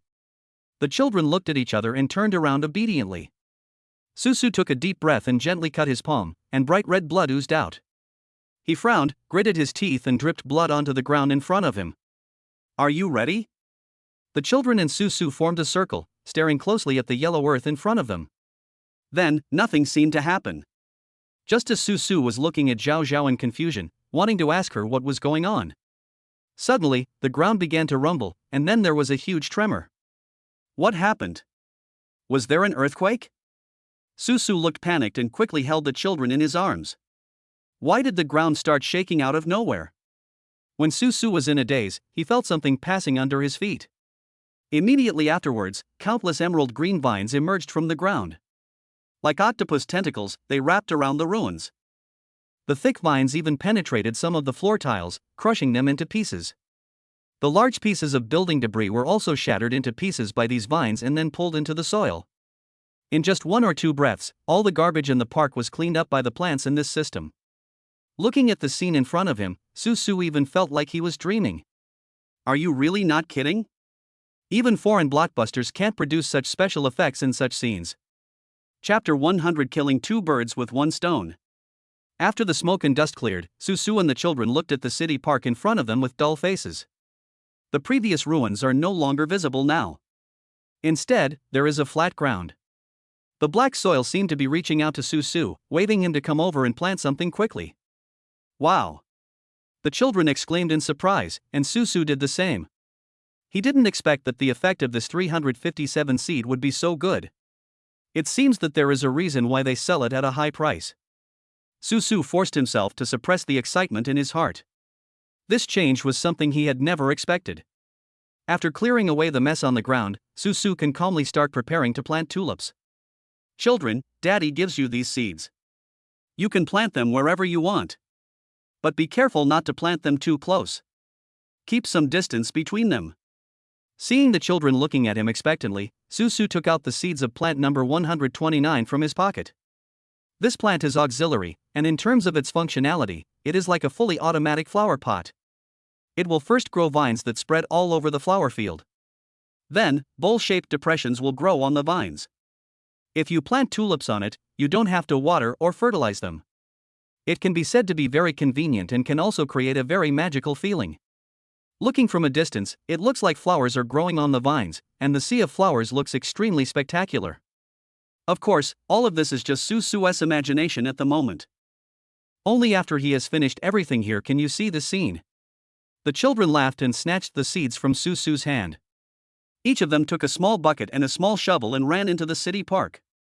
Of course, Susu was not busy with his hands.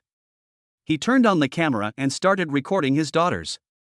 This is called a 2-step strategy, which takes both sides into consideration and leaves neither side behind.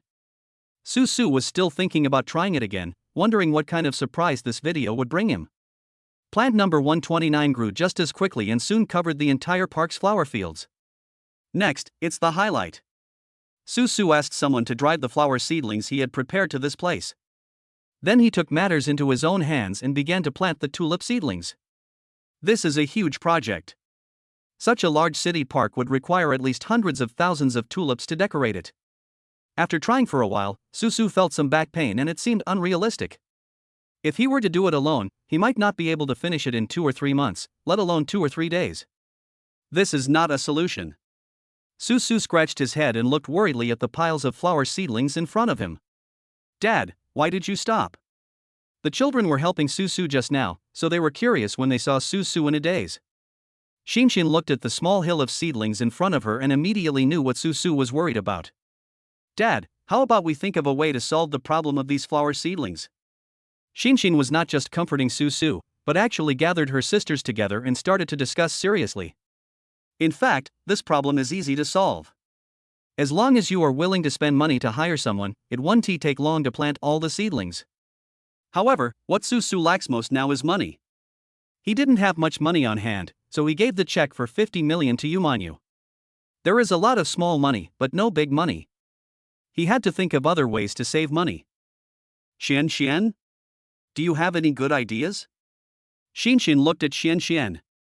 As the most knowledgeable and talented sister among them, everyone placed their hopes on her. There aren't many solutions that require money. You need to let me think about it. Xian closed her eyes and began to search for similar solutions in her mind. Her brain is like a huge database, and there is no telling how much is stored in it. In short, as the hope of the whole family, Xian is now placed with high hopes. There is a way. Only 2 seconds passed and Xian immediately opened her eyes. There are indeed similar business cases. If we can sell or promote the planting of flower seedlings as a commodity, we can attract many people to help us for free in a short period of time. Xian talked a lot incessantly. In fact, to put it in a more down-to-earth way, this thing is similar to a picking garden. Many farmers sometimes feel that picking is too troublesome, so they simply launch picking services. You pay a portion of the money to pick the fruits, and then you can take the fruits away after paying a fee. Many city dwellers like such activities because they feel that they reflect the value of their labor. For farmers, on the one hand, they save manpower, and on the other hand, they can not only sell their own fruits but also earn extra income. And isn't this the best of both worlds? Xuanxuan's explanation was immediately recognized by everyone, and Xinxin quickly went to find Su Su with this idea. The daughters told Su Su about their idea, which immediately made Su Su's eyes light up. Is this still possible? Of course, Su Su had heard about the picking garden, but he had never thought that it could be used in his park. Of course, Dad, if you just announce that we can experience growing tulips for free, maybe many people will be willing to come and give it a try. That way they can not only help us plant the flowers, but also spread the reputation of our place. Isn't this killing two birds with one stone? Not only did I not spend any money, but I was also able to get all of this work done. You guys are so smart. Su Su couldn't help but hug the children and kiss them hard. Just do as you say. Su Su looked at the camera in his hand, and an idea immediately came to his mind. He asked several children to plant tulip seedlings, and then he followed them with a camera.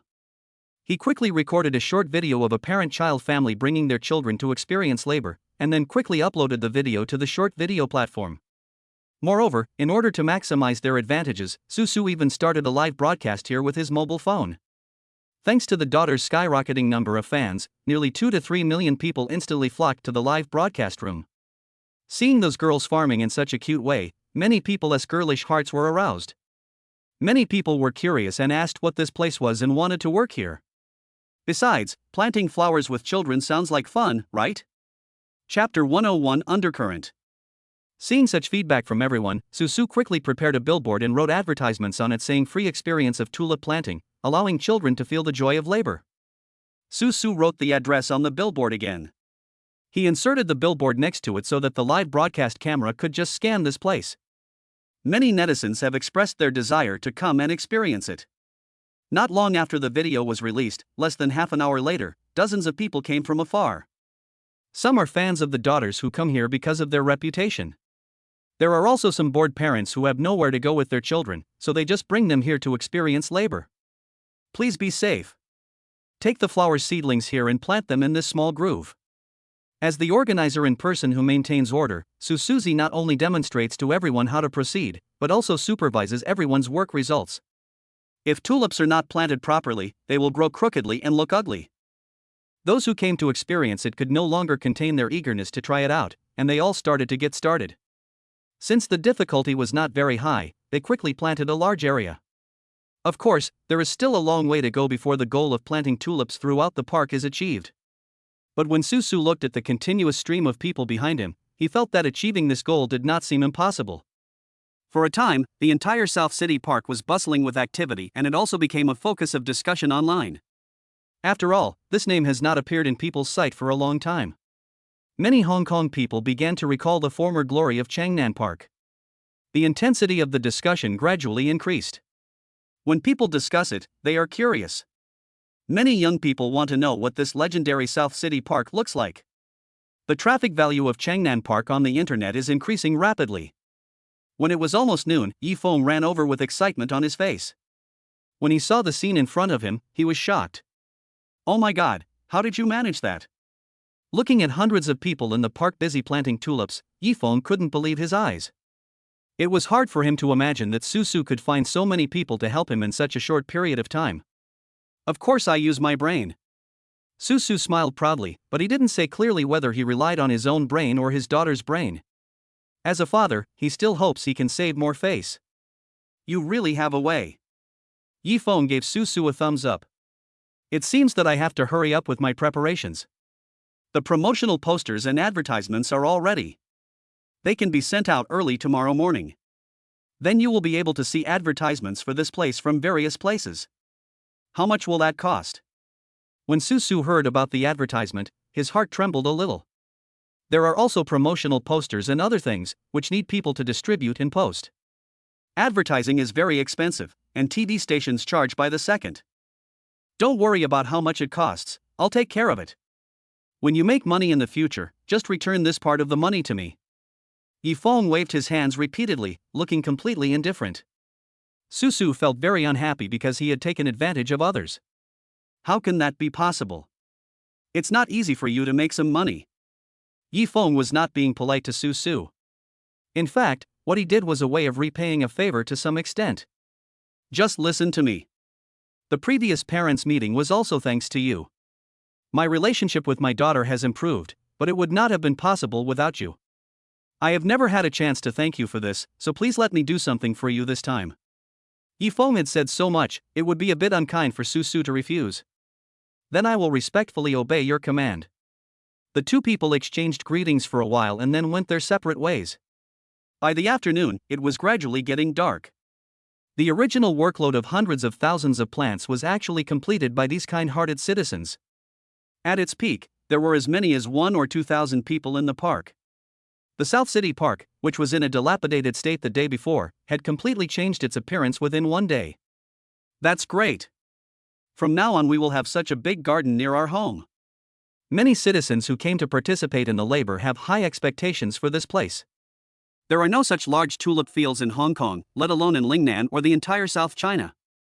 Once it opens, there is no doubt that this will become a great place to relax and hang out. When some people are happy, naturally some people will be sad. Li Junqing sat in the luxury car, looking at the bustling scene in the South City Park with a frown on his face. What's going on? He glanced at Wang Xuedong behind him with an unhappy tone. This is Susu's doing. I don't know how he managed to get so many people to help him. He cleaned up the entire park in one day and planted flower seedlings. He did this to get ahead of our construction schedule and spread the reputation of the park. Wang Xuedong knew exactly what Susu was thinking. This kind of thing is actually an open secret. We can't let him be so proud. Li Junqing said in a cold voice. This kid seems to be much more capable than I thought. Don't worry, President. I will take care of this matter.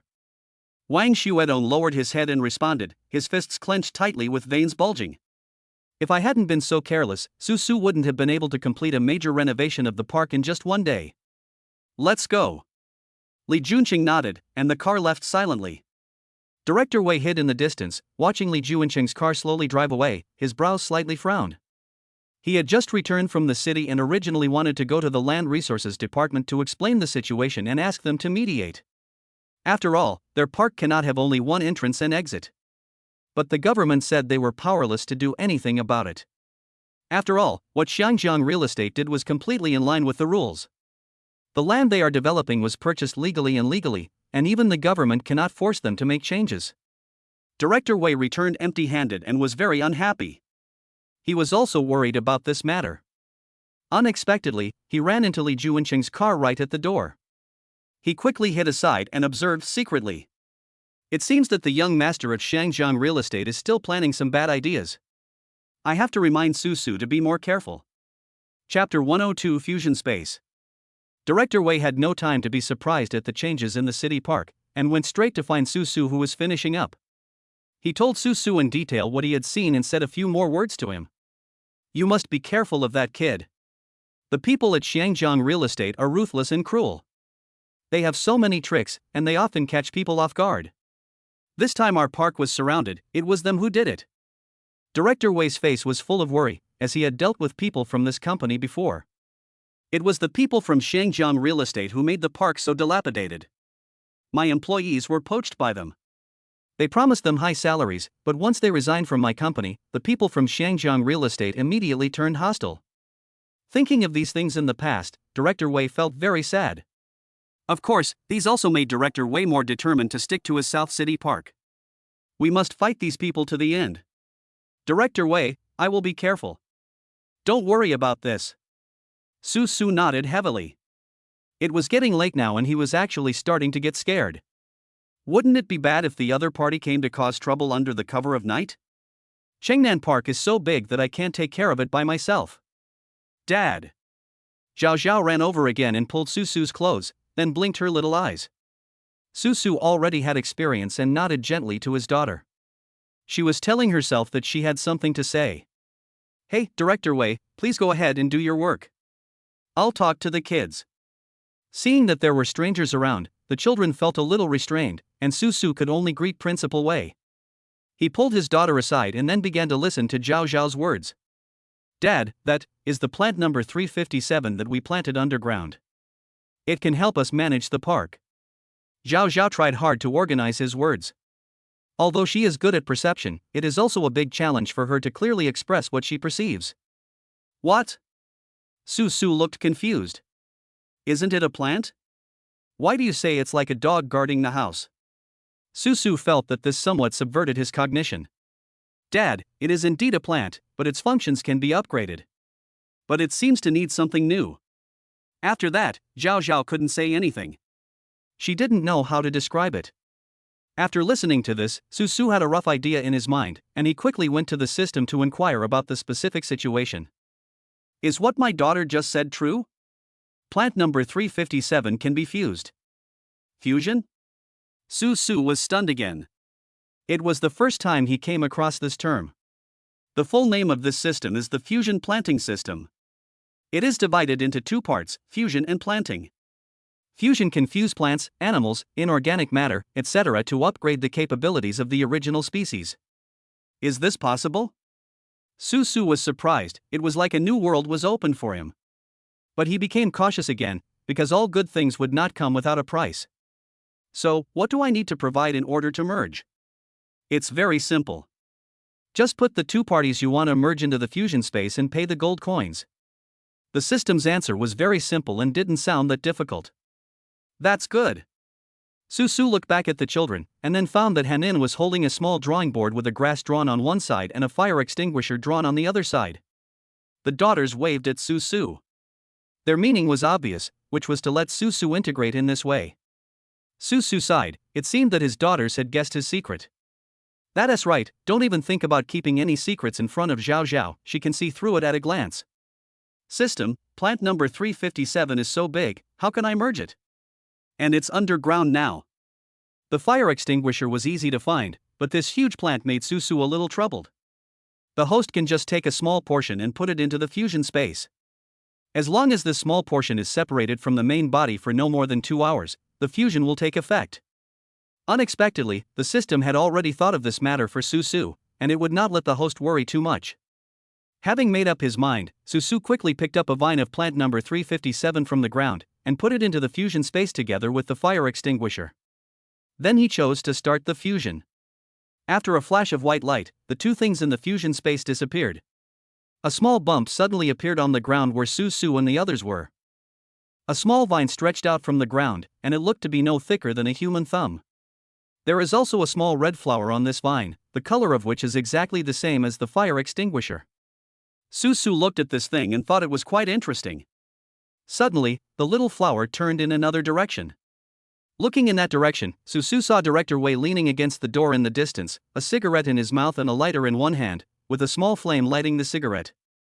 The flower vine number 357 instantly drilled into the ground, and then came out from beside Director Wei. The small red flower at the top opened its petals, and a strong airflow suddenly gushed out from the petals, directly hitting Director Wei's cigarette. Before Director Wei could react, he saw his cigarette but being blown away. What's going on? Director Wei was startled. He looked at the flower vine in front of him with surprise, and his legs began to tremble. I've never seen anything like this in my entire life. Su Su quickly ran over and supported Director Wei. Don't be afraid, this is our park's security system. They are all made by machines. In order to prevent ordinary people like Director Wei from feeling nervous, Su Su lied. Fake? Isn't this real? Director Wei pointed at the flower vine, but he still couldn't believe it. This thing looks real no matter how you look at it. Of course it's made by a machine. We have such a big park, and I want to plant tulips all over it in the future, so there must be fire prevention facilities. I spent a lot of money on this thing. Su Su tried to coax and deceive him, and since Director Wei didn't know much about this, he finally nodded doubtfully. It's good that it's fireproof. I won't smoke here anymore. After understanding the situation, Director Wei finally felt relieved and secretly praised Su Su for his thoughtful consideration. Such a large park with so many people does need firefighting facilities. Su Su felt a lot more relaxed when he saw how effective his fusion plants were. With plant number 357, you don't have to worry too much about your tulip seedlings. All that remains is to wait for the seedlings to bloom. Susu could imagine the scene of countless people flocking in. Chapter 103 Banquet.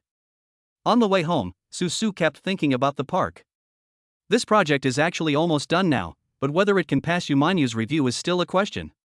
Because to be honest, this project doesn't make much money. The ticket revenue alone cannot even cover the costs. Susu thought about it and decided to find another way. It would be best if we could connect with Airland International. After all, the tulips cultivated by Susu are all brands of Airland International. Then we can just change the name of this South City Park.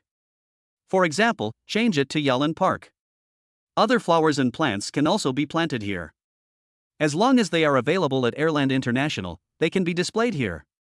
From a certain perspective, this is equivalent to a huge flower bed of Yalan International. It can also become an important channel for displaying one's own image and brand products to the outside world. After thinking this through, Susu immediately began to have clearer ideas in his mind. After returning home, Susu did the housework and started cooking as usual. After Yumanyu came back, she looked hurried. She changed one or two pieces of clothes and turned around to go out again. "Aren't you going to have dinner at home today?" Susu asked curiously. Yumanyu was dressed very beautifully and he wondered where she was going. "Someone wants to have dinner with me tonight, you guys go eat first. I should be back around 9 o'clock. Yumanyu responded, then drove away. Susu didn't think much about it. After all, Yumanyu was the boss of the company, and it was normal for him to have a drinking party. When doing business nowadays, many things have to be discussed over the dinner table. "Dad, aren't you going with Mommy?" Zhao Zhao came over and pulled Susu's clothes, looking at him strangely. Susu was also very puzzled. Why should he go with them? What's wrong? He wondered if Zhao Zhao sensed something. "Mommy seems a little nervous. I'm a little worried about Mommy." There was a hint of worry in Zhao Zhao's eyes. He is really a good child who cares about his parents. "Don't worry, Zhao Zhao, Mommy is very capable. No one can handle her. No one can bully her. Daddy will protect you." Susu smiled and touched Zhao Zhao's head, then carried her to the dining table to eat. Yumanyu is going to meet a big client tonight. This client can almost be said to be the largest florist in Lingnan. He owns tens of thousands of flower shops across Lingnan province. Not only in Hong Kong, it also has a near monopoly position in other cities. This time, Yumanyu hopes to reach a cooperation with this client. If all goes well, Airland International's future development will be even more limitless. So, Yumanyu was very nervous. The higher the expectations, the greater the pressure. Their hotel was booked at the Hong Kong Hotel. This is one of the most luxurious hotels in Hong Kong, and this time the customer actually booked an entire floor at once. This shows how strong his financial resources are. Here it comes. When Yumanyu entered the hotel, several colleagues waved to her from a distance. Nowadays, Airland International's status in Hong Kong is gradually rising, and people's attitude towards them has also improved a lot. In comparison, Jin Yumei's condition was deteriorating, and people became less and less optimistic about Shi Yongfu, turning their attention to Yumanyu. "Boss Yu, nice to meet you." A man who looked very ordinary, was very short and dressed quite simply, walked up to Yumanyu and extended his hand to her. The man was 10 centimeters shorter than herself, and there was nothing particularly striking about him. He was not wearing any gold or silver jewelry, nor was he wearing any expensive clothes. Yumanyu looked at the man's hands and saw that they were covered with scars. People who have been working in the flower industry for many years know that these are actually caused by the thorns on the flowers. There are so many wounds on this man's hands, which shows that he has been immersed in this industry for many years. "Hello." Yumanyu responded very politely and shook hands with the man. "I am Yumanyu, the chairman of Airland International. What is your name?" As soon as the man arrived at this place, he greeted every boss. But the only one who responded well to him was Yumanyu. "My name is Qin Kong, and I'm the owner of a small flower company." The other person showed 2 rows of white teeth and smiled at Yumanyu in a very honest manner. Yumanyu could feel that this person didn't seem complicated, and his smile was so innocent that people didn't feel the slightest threat. The two of them got along very well when they started chatting. The two sides had almost endless topics to talk about when it came to flowers.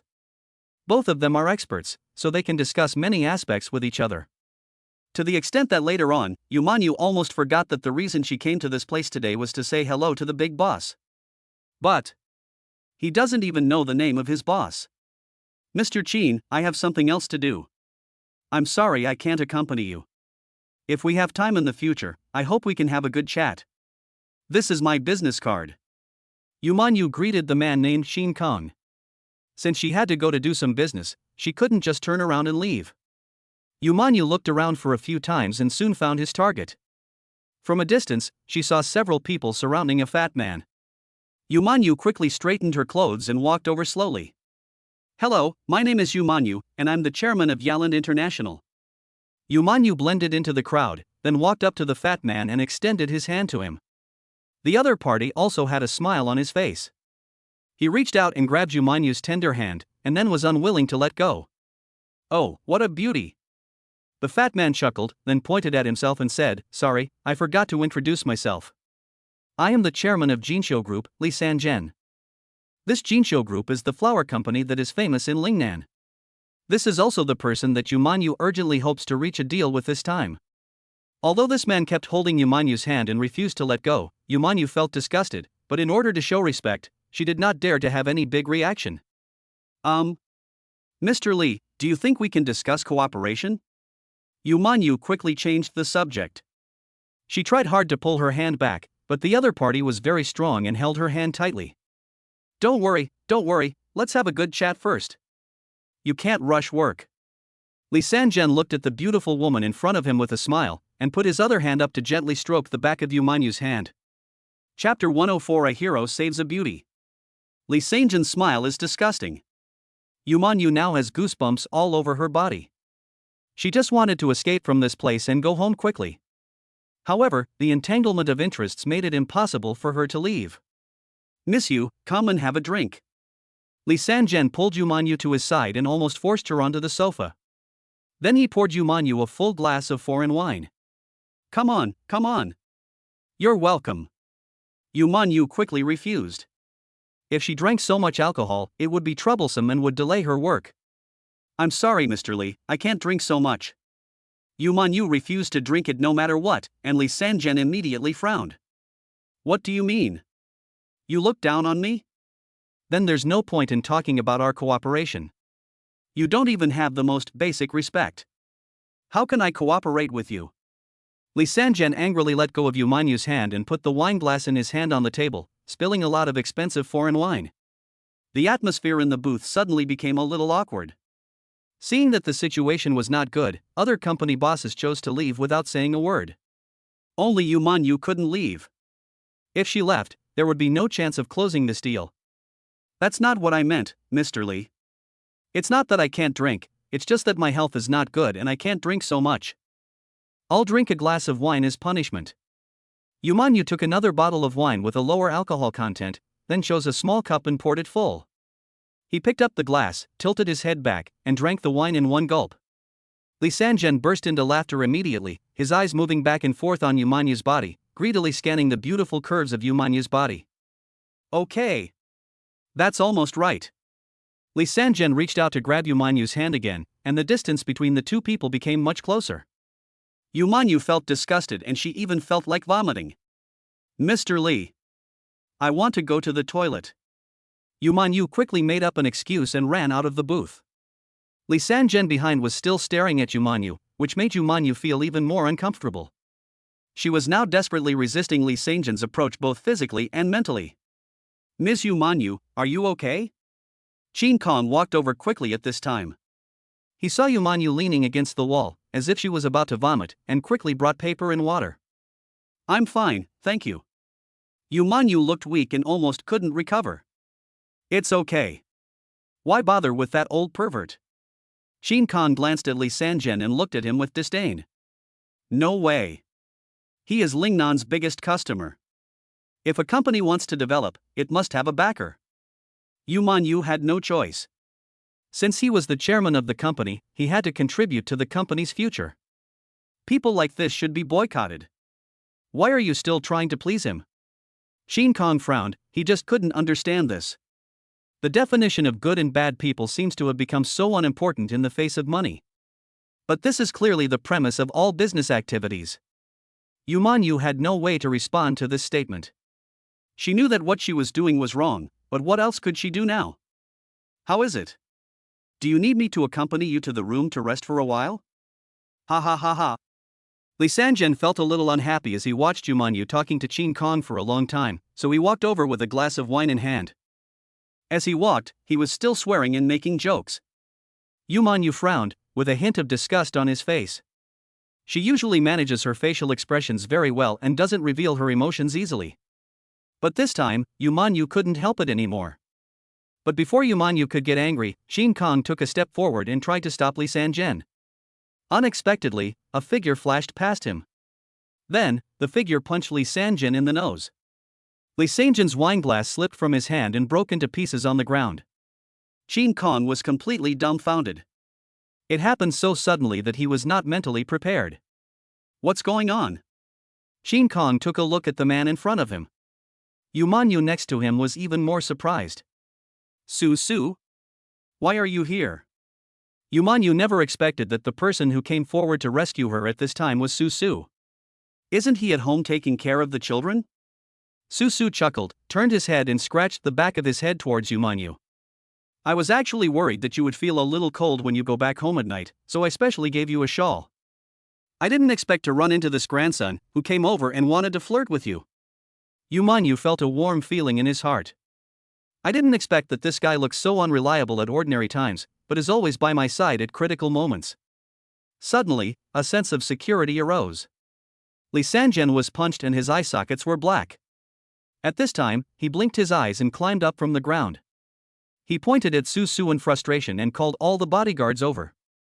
How dare you hit me? You don't want to live anymore.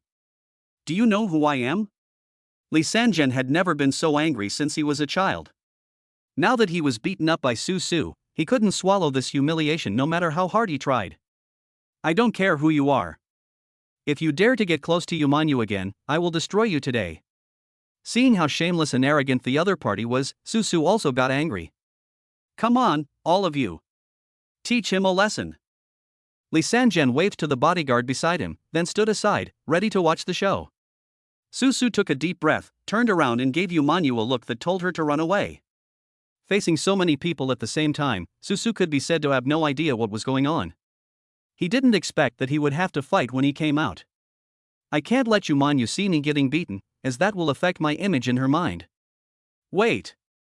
Qin Kong watched from the side for a long time and could probably sense that the relationship between Yu Manyu and Su Su was probably not ordinary. Several other bodyguards walked over from behind Qin Kong and stood in front of Su Su. Who are you? Lee Sanjin didn't expect that there would be a nosy man coming out. What happened today? It's like I disturbed a hornet's nest. Excuse me, I am Qin Kong. I will take care of this brother today. If you want to deal with him, you have to get past me first. Qin Kang's voice was not loud, but it was powerful. Chapter 105, Discuss Cooperation with Someone Else. Qin Kong said his name in front of everyone.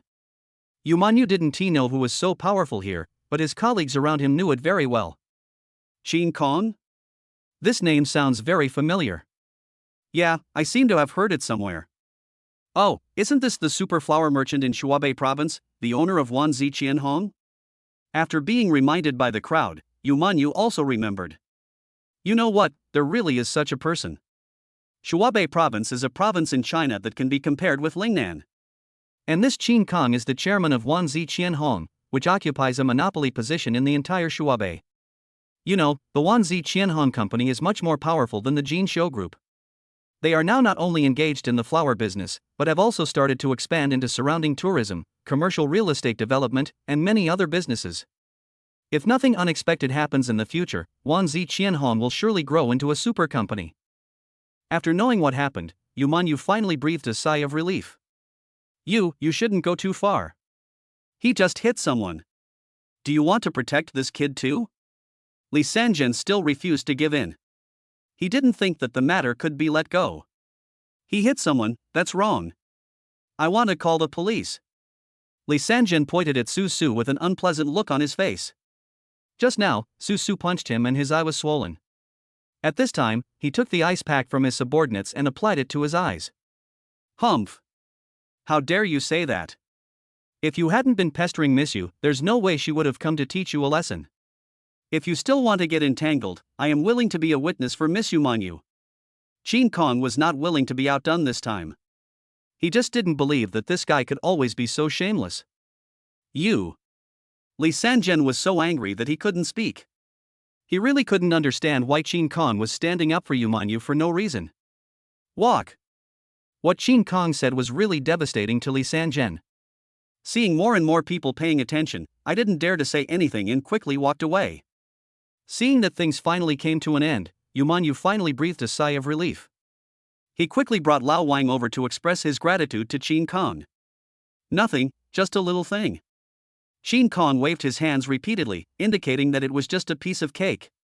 Please don't say that. If it weren't for you, the two of us would probably still be entangled with that person. Yu Manyu was very polite. She had never expected that the short man who had spoken to her before had such a powerful background. It's amazing that Qin Kong was able to make his business so big. But when you think about it, it's normal for his business to be so big. After all, whether it's the way they speak or the way they treat others, it makes people feel very comfortable. When it comes to major issues, it is very clear that it would be unjust if he did not do his business well. Nothing. I just heard you wanted to do business with Li Sanjian. I ruined your business. You shouldn't hate me, right? Qin Kong looked at Yu Manyu with a smile, with a hint of joking in his words. Of course not, this. Yu Manyu looked a little embarrassed. Although she said that, she had been preparing for such a long time just to be able to reach a cooperation with Li Sanjian. But after what happened just now, the cooperation was bound to fail. It would even be impossible for her to cooperate with Li Sanjian in the future. Having missed out on such a big client, the business loss is huge. Even so, Yu Manyu can only grit his teeth and bear it. After all, some things cannot be measured by money. It's okay. I'm also in this business. Don't you want an order? Just come and discuss it with my company. Although my main business direction is not in Lingnan province, I am deeply rooted in Shuabei province, and my market prospects are no smaller than Li Sanjian's. You might as well consider my company. Qin Kong started to promote himself with a smile on his face, and his move caught Yu Manyu off guard. How can this be possible? This is so embarrassing. Yu Manyu felt that he might have agreed to discuss business with her out of a sense of responsibility. Although this could allow the company to stop losses immediately, Yu Manyu always felt as if she owed Qin Kong a favor. What she hated most was owing favors to others, so anything that could be repaid on the spot should never be put off until later. Don't worry. I actually wanted to discuss this with you from the beginning. I have heard about your company's products for a long time. Not only are they of good quality, but they are also sold at a relatively low price in the market, and the sales volume is quite suitable. I'm looking for suppliers. Who else can I go to if not people like you? Qin Kong already had his own idea. The reason why he was willing to come over and talk to Yu Manyu was because he had this idea in mind. Yu Manyu and Su Su looked at each other, unable to believe that what Qin Kong said was actually true. Thank you so much. Yu Manyu nodded repeatedly, the smile on her face was like a bright tulip. Okay, I'll visit your company some other day. It's getting late today, I have to go back and rest first. This matter was temporarily settled verbally. The two agreed on the next time they would meet, and Qin Kong left in a hurry. Yu Manyu watched him leave, feeling infinite emotion in her heart. We are so lucky to meet such a person. Otherwise, I really don't know how I would be bullied by that Li Sanjian. Although Su Su didn't know as much as they did and hadn't interrupted them just now, he also felt that Qin Kong should be a good person. Since they are willing to cooperate with us, we should seize this opportunity. Why don't we go back? It's too embarrassing to stay here any longer. Su Su looked at the banquet, which was already falling apart, and felt that there was not much point in staying here any longer. The two of them sat in the car and returned home leisurely. On the way, Yu Manyu thought of Su Suchong's figure at that time, and felt a warmth in her heart. How are you doing with the agreement between us?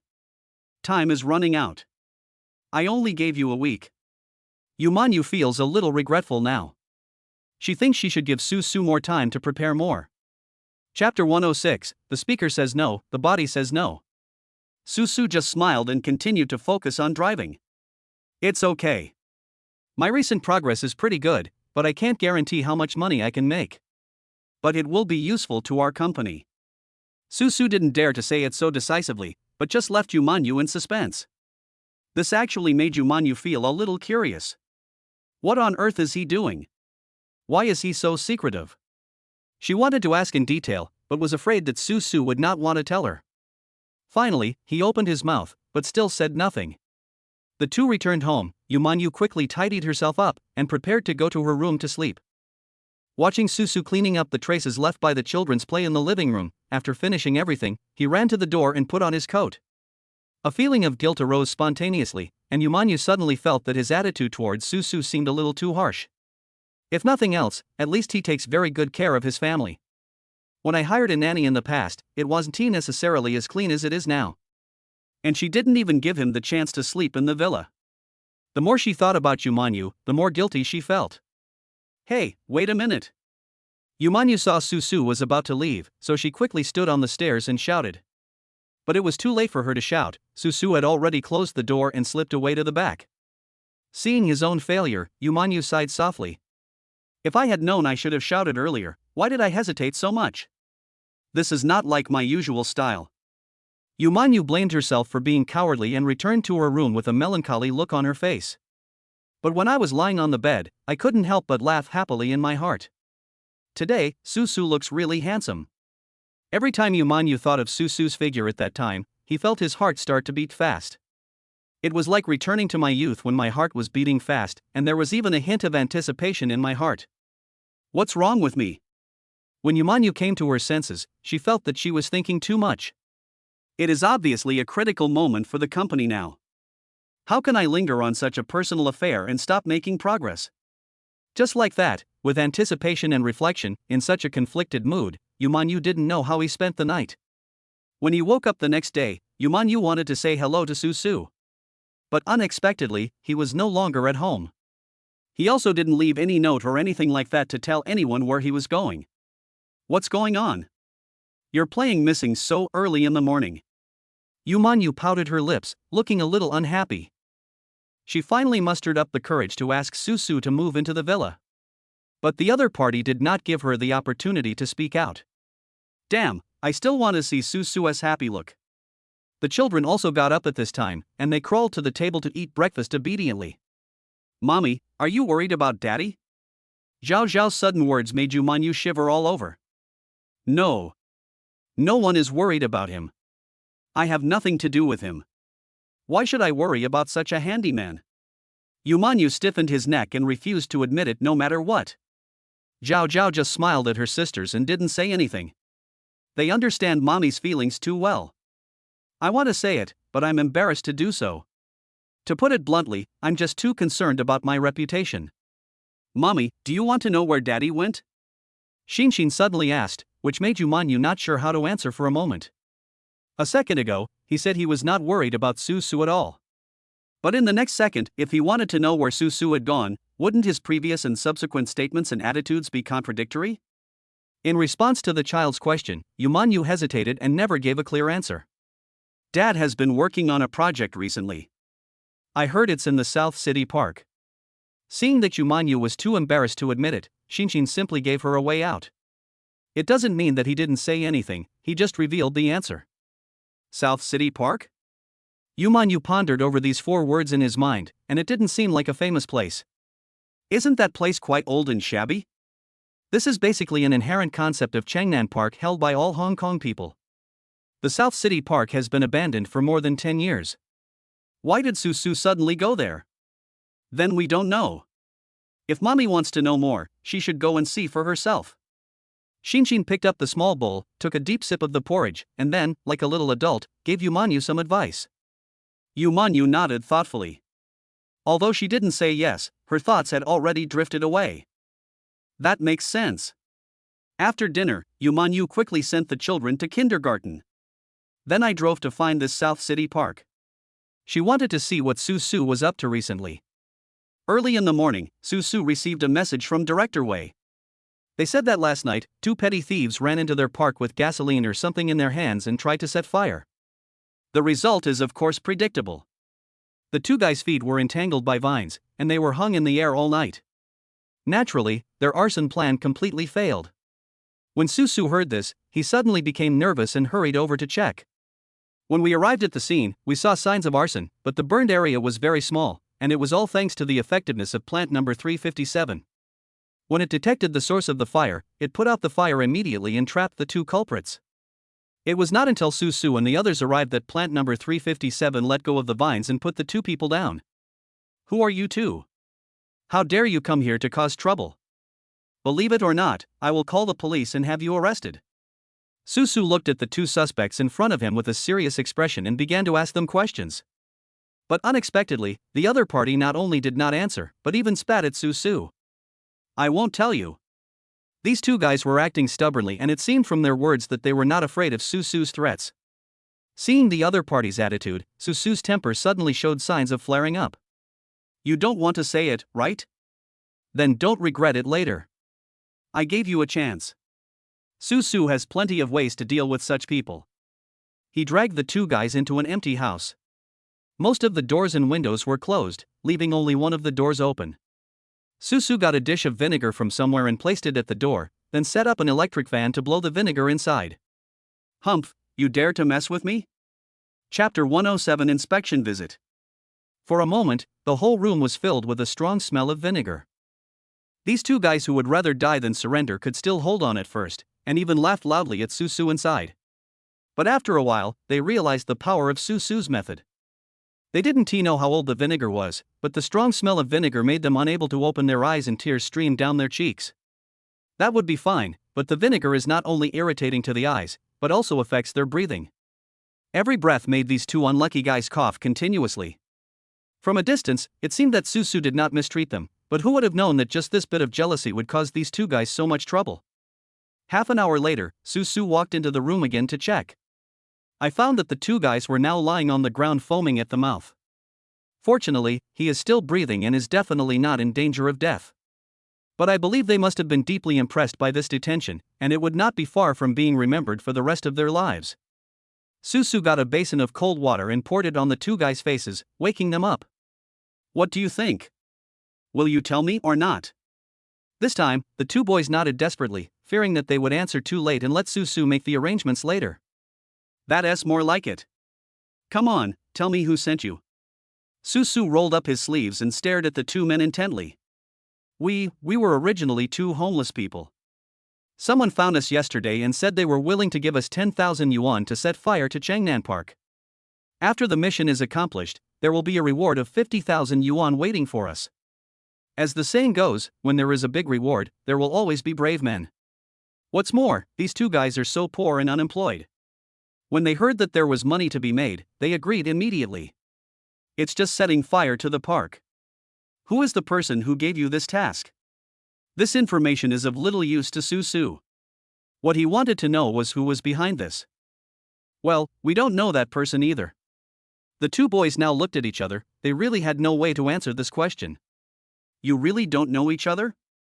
Su was a little unconvinced and put his hand on the hairdryer again. As long as he pressed the button above, the two boys would immediately suffer the same cruel punishment again. We really don't know each other, we didn't lie to you. Do you remember what that person looked like?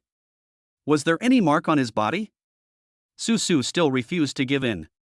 This matter couldn't be let go like this. Well, he was wearing glasses at the time and spoke in a very gentle manner. He was very generous with his money. Yes, he has another characteristic. It seems that he wears a metal ring on his little finger. These two guys really don't know anything else. No matter how much Su asked, he couldn't get any answers, so he could only give up helplessly. Get lost, both of you. If you do bad things again, I will not show mercy to you anymore. After Su gave them a warning, he still released the two hooligans. There is not much use in keeping them here. The most urgent task now is to open this South City Park as soon as possible. In fact, the development of the park is progressing very rapidly. In just one day, many flower seedlings have begun to sprout leaves. Su looked at them and thought that as long as he continued to water them, they should be able to bloom before the specified time tomorrow. By that time, the number of hundreds of thousands of tulips in the entire garden will definitely surprise everyone. Su is now full of confidence, and he even has a strong sense of pride. He felt that he had made a significant contribution to the city. The only thing that made Susu a little unhappy was that the road leading to the South City Park was too narrow. The width is only that of a small alley, and the distance is 1 or 2 kilometers. If someone wants to drive in, it's okay if there are few people, but if there are too many people, this alley will definitely be jammed. There are ways to solve other problems, but Susu really doesn't know how to solve this problem. The surrounding lands already belong to other people, and this has legal basis. It will be useless even if Susu files a lawsuit. This was the result of Director Wei's whole day of running around yesterday. It was enough to illustrate the other party's strength and means, and how overbearing they were to them. Susu was standing at the door and feeling worried, but behind his back a pair of eyes were staring at him viciously. Seeing that the people he sent were killed by Susu, Wang Xuedong was filled with anger. If this goes on, I won't be able to go back and report. Li Juncheng repeatedly ordered him to develop Huangcheng South Park. But what I did had no effect at all. It was easy to imagine what Li Juncheng's attitude towards me was. You forced me to do this. Wang Xuedong said this sinisterly, then picked up his cell phone and made a call. He still stared at this side hatefully, refusing to let go. Not long after, a car painted white and blue drove in slowly. The car stopped steadily in front of Susu. Several guys wearing wide-brimmed hats got off the car, and as soon as they got off the car, they began to look around the park. Are you the person in charge of this park? As soon as the other party came up, he walked towards Susu and asked him. It's me. Only then did Susu raise his head and take a look. These guys were all wearing uniforms and looked like staff members. I don't know what they want to do here. It's like this: we received a report that you are illegally growing flowers that have not been inspected and verified. So we came here to investigate. It turned out that they were from the Agricultural and Forestry Supervision Department and were responsible for landscaping and other things.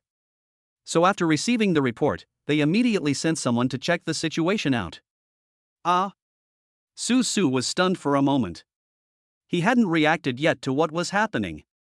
Then he watched these people continuously moving equipment down from the car. It looks like the other party is serious and wants to give his park a thorough physical examination. Wait a minute, what are you going to do? Susu rushed forward to stop them. He vaguely felt that things were starting to go wrong. We need to conduct an inspection to investigate whether there is any illegal behavior here. During this period, your park must be closed for rectification. The other party's words were so fair and just that Susu had no way to refuse. But, how long will it take you? What Susu cares about is not the other person's job, but time. Considering the size of your place and the number of people, it will take at least a month. Even this time is still a conservative estimate. Susu's heart skipped a beat at that moment. Needless to say, there must be someone behind this matter.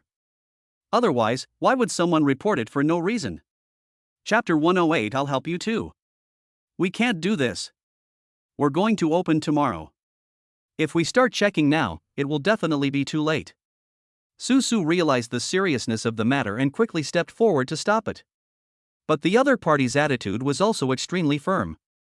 Well, we have no other choice. The whistleblower strongly requested that you be subject to the most stringent inspection, and our unit has agreed. The staff shrugged helplessly.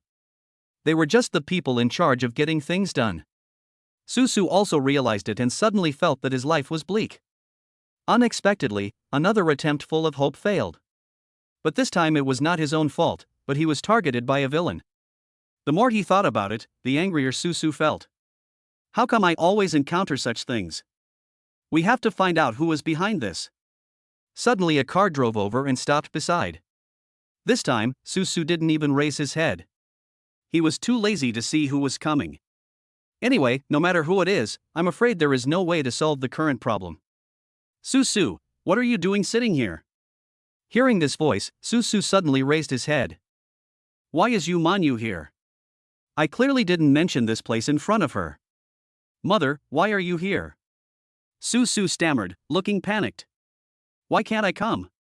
Let me see your masterpiece. Yu Manyu looked into the park with anticipation on her face, and saw tulip seedlings all over the mountains and fields. This made Yu Manyu very happy. She never expected that Susu would come up with such an idea. You seem to be doing a great job on this project. Yu Manyu is not a fool. She can see that this project definitely has prospects. Such a large-scale tulip garden is definitely a first in Lingnan. As long as their reputation can be spread, even if they don't make money, it will be a huge publicity for their company. Yumanyu only took 2 glances and understood Susu's idea. She couldn't help but secretly admire Susu in her heart. I didn't expect this guy is so capable. Susu had a sad face and nodded gently. What's wrong with you? It seems like someone owes you 5 million. Yumanyu looked at him and felt that something seemed a little off. Normally, you shouldn't be so unhappy. Could it be that you have encountered some difficulties? What happened? Tell me. All along, it was Susu who helped him solve problems. Now that he has this opportunity, Yumanyu also wants to help Susu. Moreover, this involves the interests of the company, and we have to help both publicly and privately. It can be considered as a form of reciprocity, and a way of repaying Susu's favor. Susu sighed, pointed at the vehicle being inspected nearby, and then pointed inside the park. Yumanyu looked in the direction of his finger and saw several figures busy at work, still in uniform. A man from the Agricultural and Forestry Inspectorate? They are considered to be the regulators of this industry, so Yumanyu is very familiar with them. That's right, they came here early in the morning and said they wanted to inspect this place. It seems that someone reported me for illegally using uninspected tulip seedlings. My park cannot be opened until the inspection is complete. Susu was worried about this point, he simply couldn't break the impasse. Is there anything else? Yumanyu frowned slightly. She didn't expect that Susu would be reported in this place. I'll go talk to them. At this point, I have no choice but to take action myself. Yumanyu has been dealing with these people for quite some time and understands their rules to some extent. Can you do it? Susu was a little worried because it seemed that these people were not easy to talk to. You can follow me and listen. Yumanyu smiled, then walked inside. A burst of fragrance wafted from the park, making people feel relaxed and happy. Yumanyu felt like there was wind under her feet when she walked. It was such a great feeling. This is when the tulips haven't bloomed yet. What will the scene be like if all the tulips on the mountains bloom? Just thinking about it, Yumanyu felt that the picture was too beautiful. She even didn't want to leave here anymore. I didn't expect that Susu, a rough guy, could come up with such a romantic idea.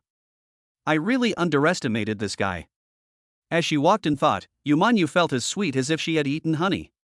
But soon, they caught up with the inspectors. Please wait a moment. Yumanyu waved at them and then walked over quickly. Hey, isn't this Mr. Yu? These staff members seemed to know Yumanyu and were a little surprised to see her. As the president of a company, why is he running to this place? It's me. What do you want from us? The staff felt that Yumanyu would not come to the temple for no reason. I'm afraid he wants to come and plead for this park. If you want us not to inspect or inspect less, you'd better give up this plan. We have already received the order from our superiors, and we can only follow it. The staff spoke in a neither humble nor arrogant manner, and there was nothing to fault with them. Yumanyu already knew they would say this and was not surprised at all. No, I don't want you to break the rules, it's just... She paused here, the corners of her mouth slightly raised. Just what? The other party was confused and didn't know what medicine Yumanyu bought from the gourd. If I remember correctly, Xiangjiang City should have issued a new document recently. For public welfare type places, inspections must not affect their operations. So, your request for us to suspend business and rectify the situation seems a bit excessive. As soon as Yumanyu opened his mouth, the smell of gunpowder was extremely strong. The other party also knew that Yumanyu was definitely not a guy to be trifled with, and it would be difficult to deal with him. There is such a document, but it is for public welfare facilities. You charge commercial fees here, so the nature is different. The staff were not willing to be outdone. They came here to inspect, and they definitely had legal grounds for doing so. How can it be different? Although this park used to charge admission, we have no plans to charge admission at the moment. Besides, this place is actually the flower exhibition area of our Yalan International. Strictly speaking, it is actually an internal place of our company. It's just that we are open to the public for free. You can't deny the nature of our public welfare facilities just because of this. Yumanyu rendered the other party speechless with just a few words. For a moment, the other party didn't know how to respond. Everyone stood there, not knowing whether they should continue or go back. Chapter 109: A good start. For a moment, the inspectors didn't know whether they should continue or stop. What Yumanyu said is true, there are indeed such rules and regulations. But they are already here, how can we give an explanation to our superiors if they just leave like this? Besides, this seems a bit too embarrassing. These guys felt a little unhappy again. Boss you. How about this, we both make concessions. We continue to check, which is also considered to be fulfilling our responsibility. But we won't interfere with your business. Of course, you can't sue us. We were indeed a little negligent. The ban on your business operations is hereby lifted. Seeing that the other party chose to surrender, Yumanyu smiled slightly, showing the demeanor of a strong woman. Okay, I understand your mistakes this time. If possible, we should continue to work here. After saying hello, Yumanyu turned to look at Susu and made an okay gesture to him. It's all right. We can continue business. A smile immediately appeared on Susu's face. He didn't expect that happiness would come so suddenly. He suddenly rushed over, hugged Yumanyu excitedly, put his face close to her, and pouted his lips, wanting to kiss Yumanyu. But when he was halfway through, Susu suddenly felt a burning sensation on his face and saw stars. Yumanyu realized that something was wrong and quickly slapped him. This slap was very crisp and clean. Good fight. Susu smiled awkwardly. Fortunately, there were no outsiders in this place, otherwise it would be really embarrassing. Look at you, you're so silly. Keep busy here. I have something else to do in the company. I'm leaving now. Yumanyu was a little embarrassed at first, but when she saw Susu's embarrassed look, she covered her mouth and laughed secretly, said hello, and left the park slowly. As soon as she left, Director Wei arrived at the park gate on a tricycle. Xiaosu, the ordered sign is ready. Director Wei waved to Susu excitedly. With this thing, it means that their park will really reopen. Great, let's hang it up quickly. Looking at the big words Yalan Garden on it, Susu was full of anticipation. It's just a pity that Yumanyu didn't see the sign first. But it doesn't matter, I can invite her over when the opening starts tomorrow. By then, flowers will be in full bloom and crowds of people will be flocking in, which will be truly spectacular. Xiaosu, we've almost finished the garden, but does anyone know that we're opening tomorrow? What if no one comes? Director Wei looked around worriedly and saw a circle of construction sites all around. Going in and out, there is a dusty dirt road. To be honest, it's really not up to standard. It's okay. I've already arranged it. Susu responded. In fact, he was also worried about this problem, but time was limited and he couldn't care so much at this time. In the evening, Susu took the children home and took them to shoot a short video to tell everyone that the garden will be open tomorrow. As expected, the number of views of the short video reached a new high. By the time Susu went to bed, it had been viewed by tens of millions of people. At the same time, Yi Feng was also exerting his influence to the fullest extent. Television stations in Hong Kong also began broadcasting news and advertisements about Yatlan Garden during prime time. It can be said that they are now conducting an all-round advertising bombardment through various channels and in various fields. This was just for ordinary people, not to mention that Yumanyu directly gave the entire company a holiday and invited them to visit Yalan Garden together. No one in the company knew there was such a project, and everyone was extremely excited. Early the next morning, Yi Feng brought people from their company to help Susu. These people were veterans and immediately took over the entire garden after arriving. Don't worry about my people. Nothing will go wrong. Yi Feng assured solemnly that he had indeed brought out his best team. If mistakes could still be made, Yi Feng thought he might as well just quit his job. I trust you. Susu knew that Yi Feng would definitely not lie to him. He said that he gave him the best, so he would definitely not compromise. Soon it was time for the garden to open. Everyone gathered at the garden gate, looking at the small dirt road in the distance, their hearts ached. The time has finally come to test the results of their work, but they don't know how many people will be willing to come. Suddenly, a cloud of dust rose from the dirt road in the distance. Here it comes. I don't know who shouted, but I saw a dense crowd of people in the distance slowly moving towards them. There are parents with children, young couples, and elderly people. Susu stood at the gate, watching these people walking into the garden. He was completely stunned when he noticed these data. I didn't expect that the garden had only been open for an hour and there were already 2,000 to 3,000 people there. Of course, when these tourists came here and saw it, they were also shocked. Everyone knew about the open gardens here, but no one expected that the scene they saw would be so shocking. Hundreds of thousands of tulips fill every corner of this garden. They grow on green vines, and from a distance, they look like a colorful sea of flowers. When these tourists walk into it, it's like wandering in a sea of flowers. Not to mention the charming fragrance of tulips, which is refreshing. They definitely made the right choice. This place that doesn't require admission is really worth it. Not only do many people come here, but everyone also gives the park very good reviews. Susu couldn't help but smile. It seems like the results are good? After Yumanyu finished her work, she quickly took some time to come over and take a look. She didn't expect the scene in the garden to be so shocking. It was really beyond her expectations. Of course. Don't you see who did it? Susu was very proud and happy. Suddenly at this moment, there was a commotion coming from outside. People kept running to the gate and talking to the staff. When Susu saw the scene, he felt something was wrong and ran over quickly. What's wrong? Susu asked because he felt that the expressions of these tourists who came over to talk seemed to be wrong. What's going on? Our friends outside said they can't get in. We couldn't get out either. We walked to the end of this road and it seemed to be blocked. What? When he heard this, Susu felt as if his head had exploded. The road is blocked? Chapter 110, The Villain is Causing Trouble. How is this possible? Their park has only this one entrance and exit. If it is blocked, it would be a problem for tourists outside to come in, but it would be a big problem for the people inside to get out. This will seriously affect the reputation of their park. How can the road to the park be blocked by other people? I'll go check it out. After Susu comforted the tourists with a few words, he walked along the path without saying anything else. Sure enough, at the end of the road, there were several makeshift railings blocking the road completely. Outside the fence, many tourists were still looking for the entrance to the park, while many tourists also gathered inside and wanted to leave. Both sides were stuck here. Some people wanted to force their way through, but were driven back by the people on the construction site. What's going on? Why won't you let people go?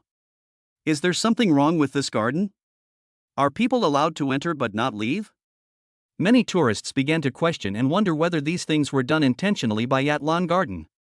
When Susu heard this, he knew that he had to speed up and not let the garden's reputation drop any further. If that happened, all his hard work for so long would be in vain. Don't panic, everyone. I'll take care of this problem. I am the person in charge of Yalan Garden. I will compensate everyone for their losses. Seeing that the situation was not right and public opinion was becoming somewhat extreme, Susu quickly stepped forward and comforted the tourists inside. It's no wonder that as soon as he spoke, many people's emotions calmed down immediately. If someone is willing to take responsibility, then they won't be so anxious. Hurry up, we want to leave quickly. Yes, we have other things to do and can't delay any longer. The tourists urged him to do so. Susu wiped the sweat from his forehead, turned around and started discussing with some people on the construction site. Brother, this place is a road, you can't close it off. We have no control over this. There are large concrete trucks coming in and out of the construction site right now. It would be too dangerous if we let you pass, so we kindly blocked the way here. The workers on the construction site also said they refused to give in, and they had their reasons. But this road doesn't belong to you.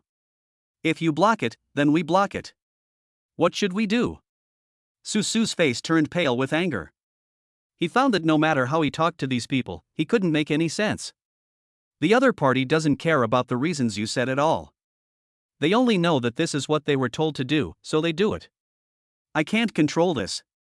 If you have any opinions, you can talk to our leader. The worker kicked the ball away, and Susu became angrier the more he thought about it.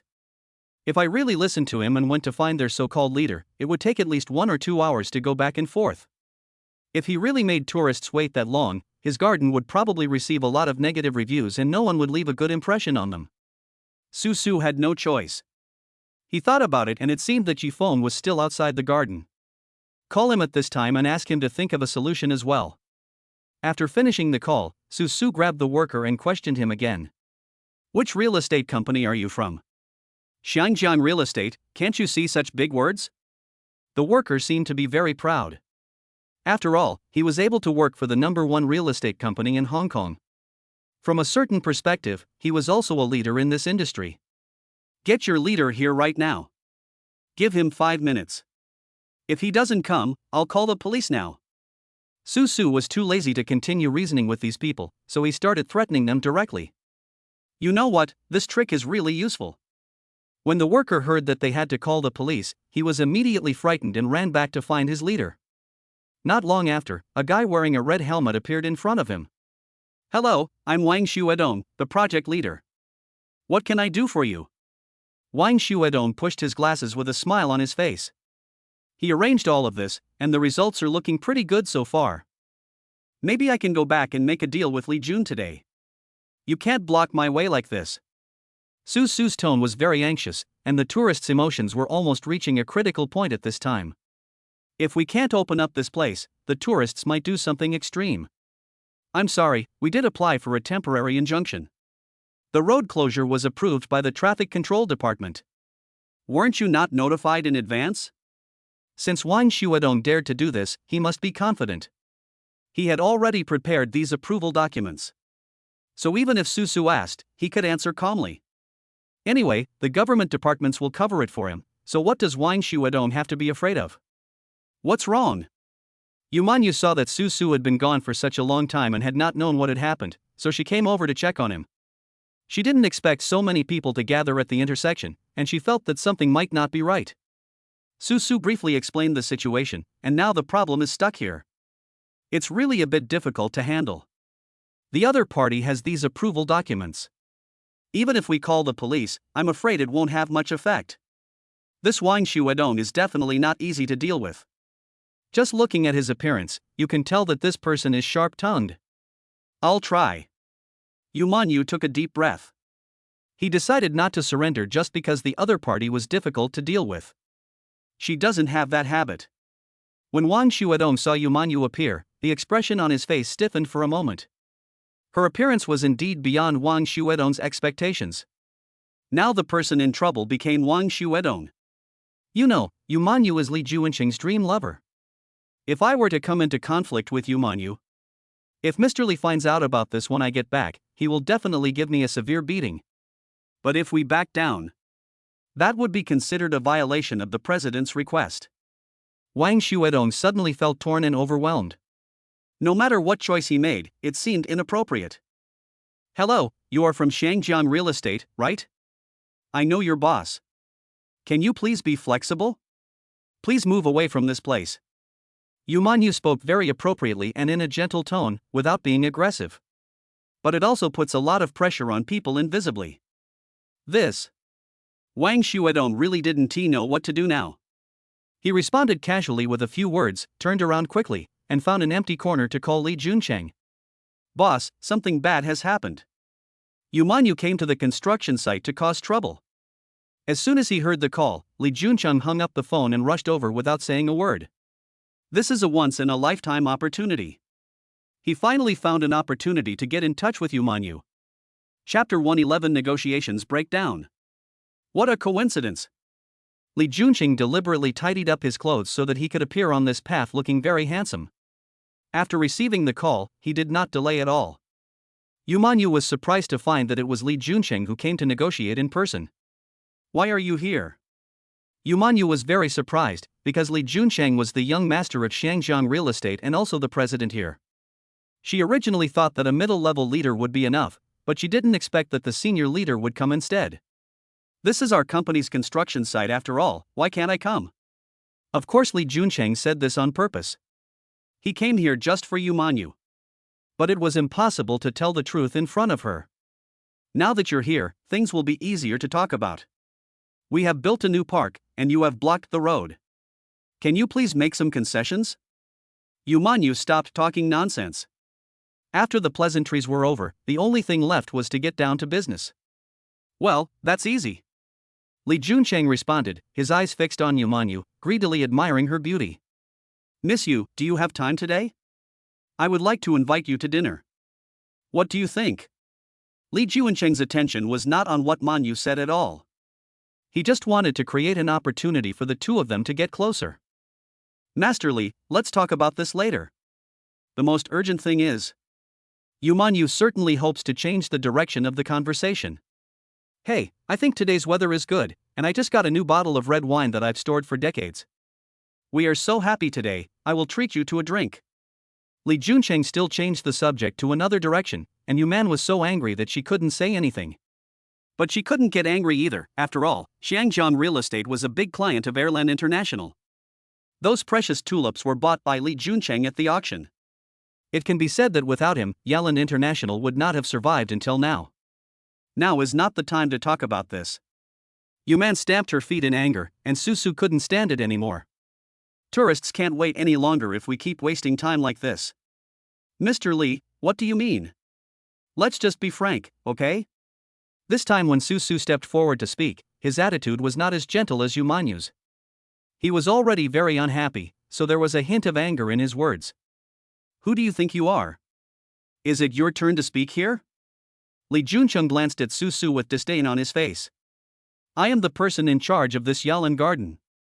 Why am I not worthy to talk to you? Susu was not to be outdone. It was just a little money. What was so great about that? In this world, everyone has a head on two shoulders. Do you really think you are the boss? Snort! Li Juncheng didn't even bother to look at Susu, his eyes never left Yumanyu. What's going on? Speak up. Are you dumb? Seeing that the other party was so uncooperative, Susu lost his temper and stood directly in front of Li Juncheng. Looking at Susu's angry face, Li Juncheng smiled slightly, took out a handkerchief from his pocket and wiped his face. Next time when we talk, please don't get so close to me. I'm a germaphobe. Since you insist that I come up with a solution, fine. If you can agree to these conditions, I can put your mind at ease now. If you can't agree, then I'm sorry, there's nothing I can do. Since both sides have already torn their faces apart, Li Juncheng feels that there is no need for him to pretend anymore. Sometimes, it is better to make things clear. You say. Susu gritted his teeth and took a deep breath. He wanted to see what demands Li Juncheng could make. It's very simple. Although this road is for public use, its maintenance and construction are all borne by our company. So if you want to use this road, you have to pay a road user fee of 3 million every month. This is really a big mouth. 3 million a month. After paying for a few months, Susu felt that he could build a road here. Besides, this road is a dirt road, and any passing car will stir up a cloud of dust. The second condition is, Ms. Yumanyu, I think our previous cooperation was very good, so I would like to invite you to dinner and let's continue to discuss and see if we can further deepen the cooperation between our two companies. Li Juncheng immediately shifted his attention to Yumanyu and considered this as one of the conditions. Third, this is a residential building, so we must keep quiet. You have a garden here, and there are so many people coming and going. How can that work?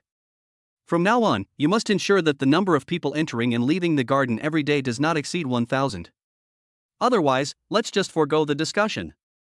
Li Juncheng was deliberately trying to embarrass Susu. You farted. Susu naturally had nothing good to say. Do you really think he is a soft persimmon? I'm telling you, don't go too far. I won't agree to any of these conditions. Don't think you can bully others just because you have Xiangjiang Real Estate. We at Airland International are not vegetarians either. Susu's words were powerful. Yumanyu looked at him arguing with reason and suddenly felt that his image in his heart had become much taller. I'm not here for my company or my garden, I'm here for these tourists. Your requests never put tourists first, so we can't agree to any of them. You must remove this roadblock now and let my tourists pass. Hearing Susu's loud shouting, the tourists around him couldn't help but be moved by him and started cheering for Susu.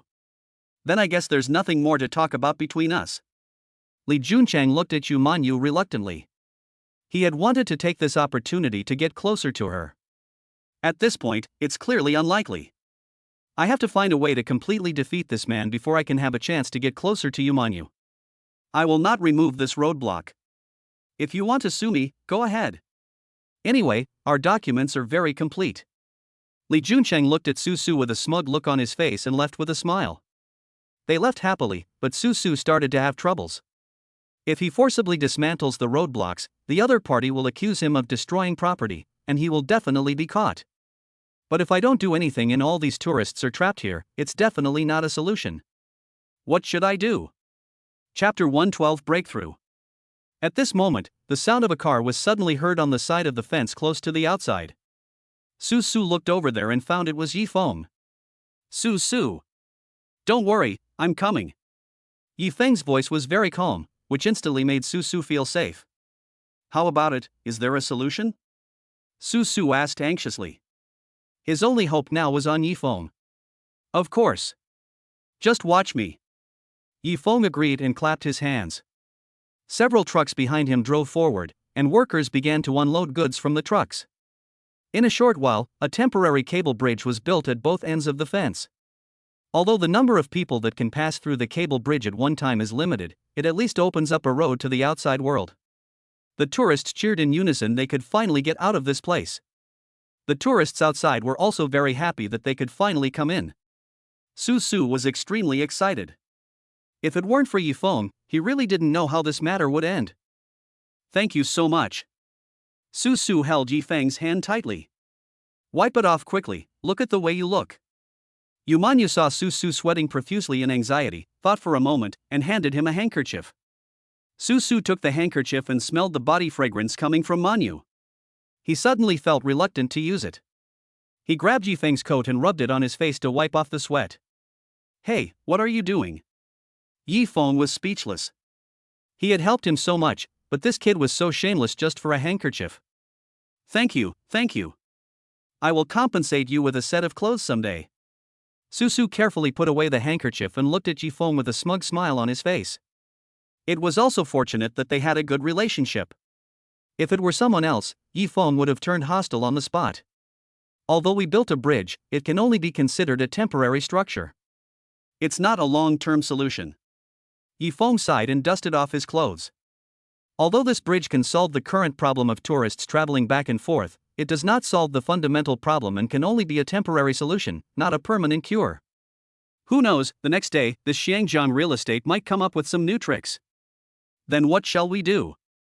Su Su looked at what was in front of him and felt a little worried. You'll have to figure it out yourself. I really can't help you. Yi Feng rubbed his temples. He felt that his brain was about to be overdrawn. Thank you. Please go in and take a rest. Today is really thanks to you guys. Su Su was too embarrassed to ask him to help him find a solution again. After all, he was a grown man. By the way, I'll help you watch over here, you go and get the children. Seeing that it was getting late, Yu Manyu thought of this and quickly reminded Su Su. The children haven't seen the scene here yet, so they can't miss it. Yes. I almost forgot about this. Su Su suddenly realized that his daughters had put in so much effort to build this new garden for him. How could I forget them? Su Su drove straight to the kindergarten without saying a word. The children were also very happy. They also wanted to see what a spectacular sight it would be to see a sea of flowers formed by hundreds of thousands of tulips. While in the car, the other children were laughing and talking, but Zhao Zhao was the only one looking at Su Su with a worried look on his face. What's wrong, Zhao Zhao? Su Su felt that there seemed to be something wrong with Zhao Zhao's expression. Dad, are you having any trouble? Zhao Zhao's worry was undoubtedly due to her sensing Su Su's mood. I really can't hide anything from you. Su Su sighed deeply, then told his daughters what happened today. So that's how it is. As the most leadership-oriented daughter among the 5 daughters, Xinxin immediately decided to help her father defeat the bad guy. Dad, let us help you find a solution. We will always stand on Daddy's side.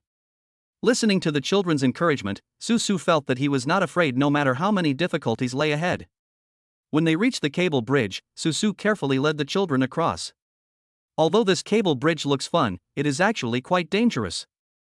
It seems to be very safe, but if the cable bridge shakes too much, people may not be able to stand steadily on it. Falling down is no big deal. The worst thing is falling from above, which will definitely get you injured. Dad, can't we build a bridge here? Looking at the scene here, Xingqing asked curiously. Repairing the bridge?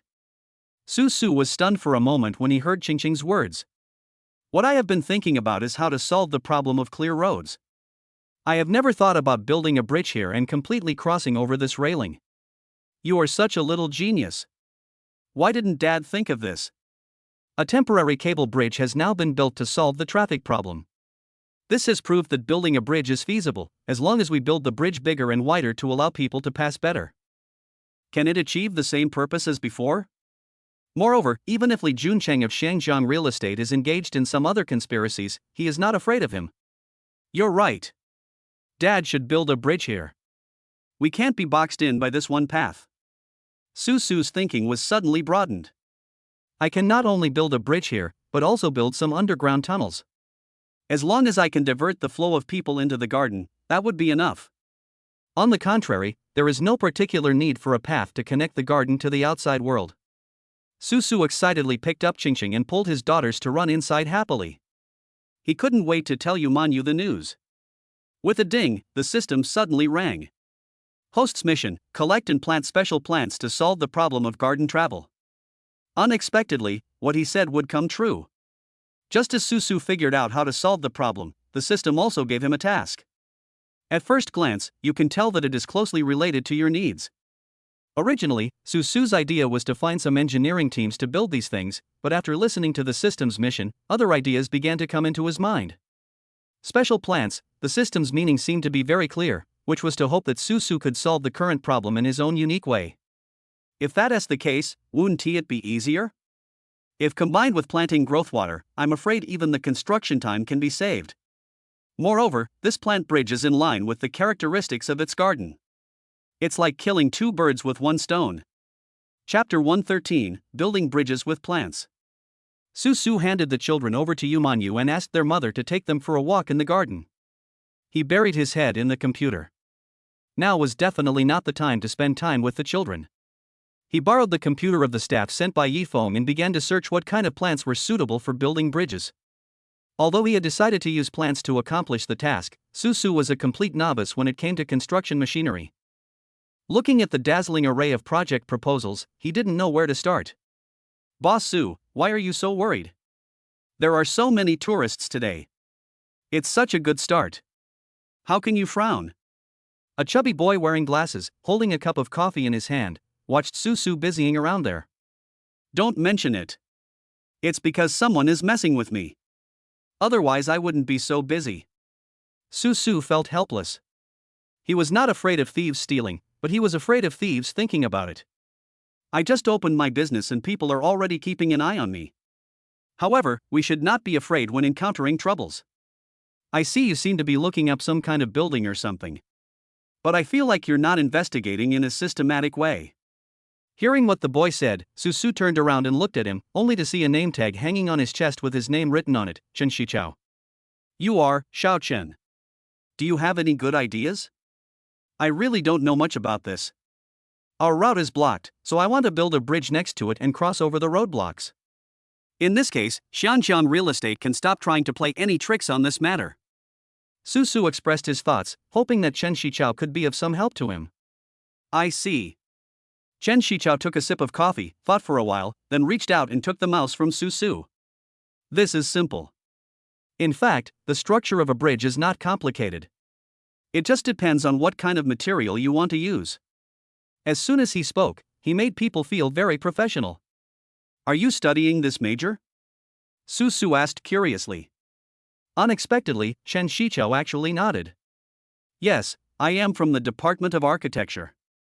Although I am working in the tourism industry now, but I used to have very good grades.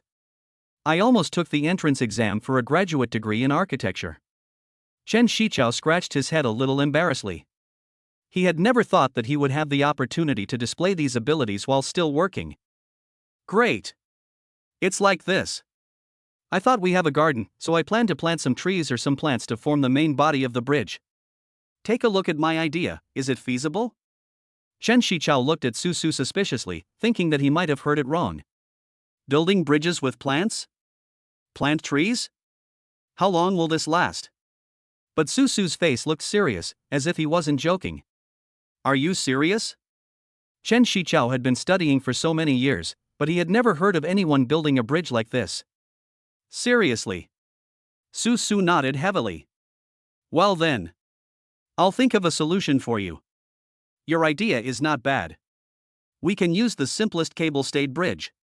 We can transplant 2 tall fir trees on each side, and then pull down some vines from the trees. Chen Shichao found some pictures and explained them to Susu. The two of them talked about this matter for 2 or 3 hours, and finally came up with a similar plan. This method will definitely work, but where can you find such a tree? Chen Shichao felt that this was the biggest difficulty. Because the purpose is to build a bridge, the requirements for plants are very high, and their strength, toughness, and other aspects must be comparable to those of metals. Otherwise, the bridge would be just a facade. Just look at the flow of people today and you will know that if any accident happens, this park will not be able to continue operating. Don't worry about that. I'll figure it out. Just help me draw the structural diagram. Su looked calm. He had been busy these past 2 days, harvesting crops in the planting space overnight and saving a lot of gold coins. Chen Shichao didn't know what Su was up to. Trees that can achieve the designed effect are hard to find, difficult to transplant, and require maintenance. Where does the confidence come from that makes him so calm? Since he has said so, I have no choice but to do it. He worked in front of the computer for a long time and finally handed in the drawings, but it was time for Yalan Garden to close. Today is all thanks to you. On behalf of Yalan Garden, I would like to thank you. Su bowed deeply to the staff brought by Yifeng. If they weren't here today, Su really wouldn't know how he would run a park. Look at what you said. We are all friends. This little thing is nothing to worry about. I'll let them help you here for a month. You can quickly recruit them and train them well. Yifeng smiled. Seeing that Su had really made it this far, he felt a deep sense of accomplishment. After seeing these people off, Yu and the children also got on the car. You really won't go back with us? Yu had a lot of fun today and was thinking of going back with everyone to have a good meal. Unexpectedly, Su said that he wanted to stay here and work overtime. It's okay, you guys go back first. There are still many problems with the garden. I have to find a way to solve them all. Otherwise, I won't be able to sleep well tonight. Su waved at them. Although he really wanted to be with the children, he really didn't have the time.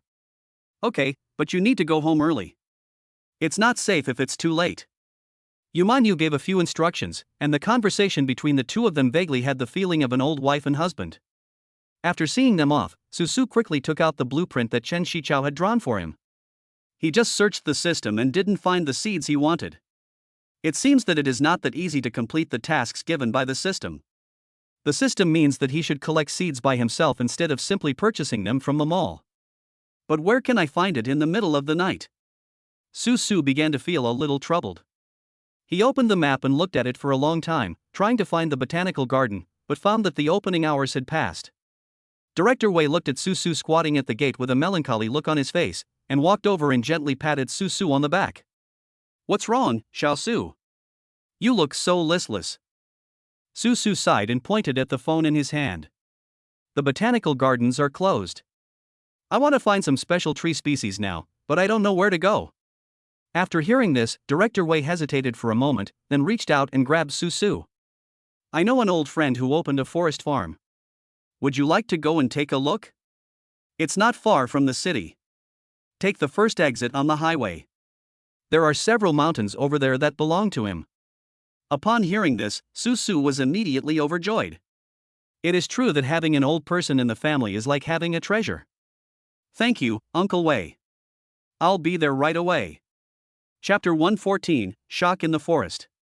After getting the most important location information, Su finally breathed a sigh of relief. As it was not too late yet, he drove straight to the forest farm. The location of the forest farm was not very far from them, and it only took more than 40 minutes to drive there. Arriving at the place, Su parked the car and, following Director Wei's instructions, wanted to go in and look for the owner of the place. But the offices in the forest farm were all dark, without any light at all. No one? Is it off work? Su looked confused, but Director Wei had assured him that his old friend had always lived in this forest farm. Moreover, the gate of the forest farm was indeed open, and there were some signs of life inside. It didn't look like no one lived there. Su guessed for a long time, and finally could only conclude that the owner of the forest farm must have gone out. Otherwise, why did Su shout in there for a long time but there was no response? After waiting for about half an hour, the forest farm was close to the foot of the mountain. The wind started to blow in the middle of the night and the temperature dropped sharply. Su was only wearing casual clothes, which did not keep him warm enough, and he shivered all over because of the wind. If I can't find anyone else, I'll just go back. Su folded his arms, huddled beside the car, and looked inside.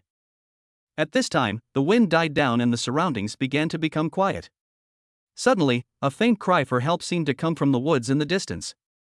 At first Susu wondered if he had heard it wrong, but the more he listened the more similar it seemed. He quickly took a few steps inside, intending to go over and see what was going on. It was just late at night, and the woods were pitch black, and there were still such wailing sounds. No matter how Susu looked at it, he felt that there was an aura of horror. Although he is not very afraid of the dark, Susu has had no resistance to these things since he was a child. When I went there, I was under tremendous psychological pressure. Even though he was afraid, Susu still walked forward step by step with the intention of saving people. He wanted to see who was calling for help. Anyone there? Susu stood at the edge of the woods and shouted inside. He took out his cell phone, turned on the flashlight on it, and shone it inside. But the light is really not enough and I can't see anything clearly. Save me. A weak voice came from not far away in the woods, and it sounded like a middle-aged man. Susu hesitated for a moment, but finally took this step resolutely. Now that it has come to this, how can I not go? Don't worry, I'm coming. Susu responded and walked into the woods cautiously. He explored inside step by step, not daring to take too big steps for fear of being tripped by branches or something. Save me. The cries for help continued, and a mountain wind suddenly blew up, making the branches rustle. Susu suddenly got goosebumps all over his body. It would be a lie to say he wasn't afraid. At this moment, scenes from the horror movies he had seen before began to emerge in his mind one by one. Susu even thought that if he walked a few more steps forward, he would be able to see something lying on the ground. Maybe it's a bloody corpse. Where are you? Are you a human or a ghost? Susu asked in a trembling voice. He looked back and realized that he had walked nearly 10 meters into the woods, but still hadn't found the person calling for help. I'm right next to you. The voice sounded again, but it startled Susu. He could hardly bear the stimulation anymore and turned around and ran away. Go out first and call for help. Hey, boy. With a bang. The sound is crisp, it's a good start. There was a cry for help from this side, but it was immediately followed by silence. Susu didn't pay attention when he turned around and hit his head on the tree trunk. The impact was so strong that Susu fell heavily to the ground. He simply didn't know anything. When Susu woke up again, it was already dawn, and he was sleeping in a wooden house. The sound of rubber shoes stepping on the wooden floor kept echoing in his ears. Susu rubbed his head, and his forehead still felt painful. But after a night's rest, I feel much better. He turned his head to look in the direction where the sound came from, and saw a bearded uncle walking towards him with a hot towel in his hand. I am. Susu propped himself up, moved around a bit and felt pretty good. It seemed that apart from hitting his head, there was nothing serious. Come on, wipe your face and wake up. The bearded uncle's tone was not as good as Lao Wang had imagined, and there was even a hint of contempt in his words. Thanks. Susu took the towel and quickly thanked him. What happened to me? I remember I heard some noise in the woods last night, so I went to check. Before he could finish his words, the bearded uncle took over the conversation. Then you panicked and tried to run away, but when you turned around you accidentally bumped into a tree, and passed out. I was hoping you could come and save me, but I didn't expect you to faint too. The bearded uncle was speechless. It was really strange that such a thing could happen. When Susu heard this, he scratched his head embarrassedly. Under that situation, anyone would have been scared. It was like something out of a horror movie. I'm sorry. I was a little timid yesterday. Forget it. You have good intentions. The uncle was just depressed for a moment. He actually knew that it was very good that Susu could walk in empty-handed. How could he blame him? I accidentally tripped over a tree root yesterday and fell into a small ditch. I ended up calling for help, but I didn't expect you to actually come. I thought you could rescue me, but I didn't expect you to faint in front of me. I'll just bring you back after I'm out of danger myself. After all this trouble, it turns out that I'm the one saving you. The more the uncle talked, the funnier it became. What a mess. Susu's face felt a little hot after being told that. He lowered his head and didn't dare to speak. After complaining, the uncle finally came to his senses and looked at Susu. What are you doing in the forest farm? Are you looking for someone? I'm the only one in this forest farm, but I don't seem to know you. The uncle looked him up and down and was very sure. He indeed had never met Susu. It's you I'm looking for. Susu quickly got up from the bed and straightened his clothes. It was finally time to get down to business. Chapter 115 Bearded Uncle. Susu said that he was introduced by Director Wei, which dispelled the bearded uncle's doubts. It seems that what Director Wei said was right, the two of them are really good friends. Uncle. I came here this time just to find some plants that I can use for my own benefit. It's best to use a reliable tree. I'm planning to build a bridge, so the structural strength must be high. Professionals should do professional things. I really know nothing about this, so I can only rely on you. As Susu spoke, he felt that it was inappropriate for him to hold nothing in his hands. Okay. You can eat this breakfast. Follow me into the mountains later. The uncle didn't say much. He just nodded after listening to Susu's words. Then Susu watched him change into a suede work suit. He carried some tools on his back, including an axe, a saw, a rope, etc. You know what, they look really professional and you can tell at first glance that they have been working in the forest all year round. Susu quickly picked up the bowl and drank a mouthful or two of the porridge that the uncle had prepared for him. This porridge has a refreshing fragrance and I don't know what ingredients are added. Just the smell when he picked it up made Susu intoxicated by it. He finished the big bowl of porridge in no time, as if he had never eaten, and his eyes were even constantly looking at the hot pot on the stove. The bearded uncle looked at Susu, chuckled and waved at him.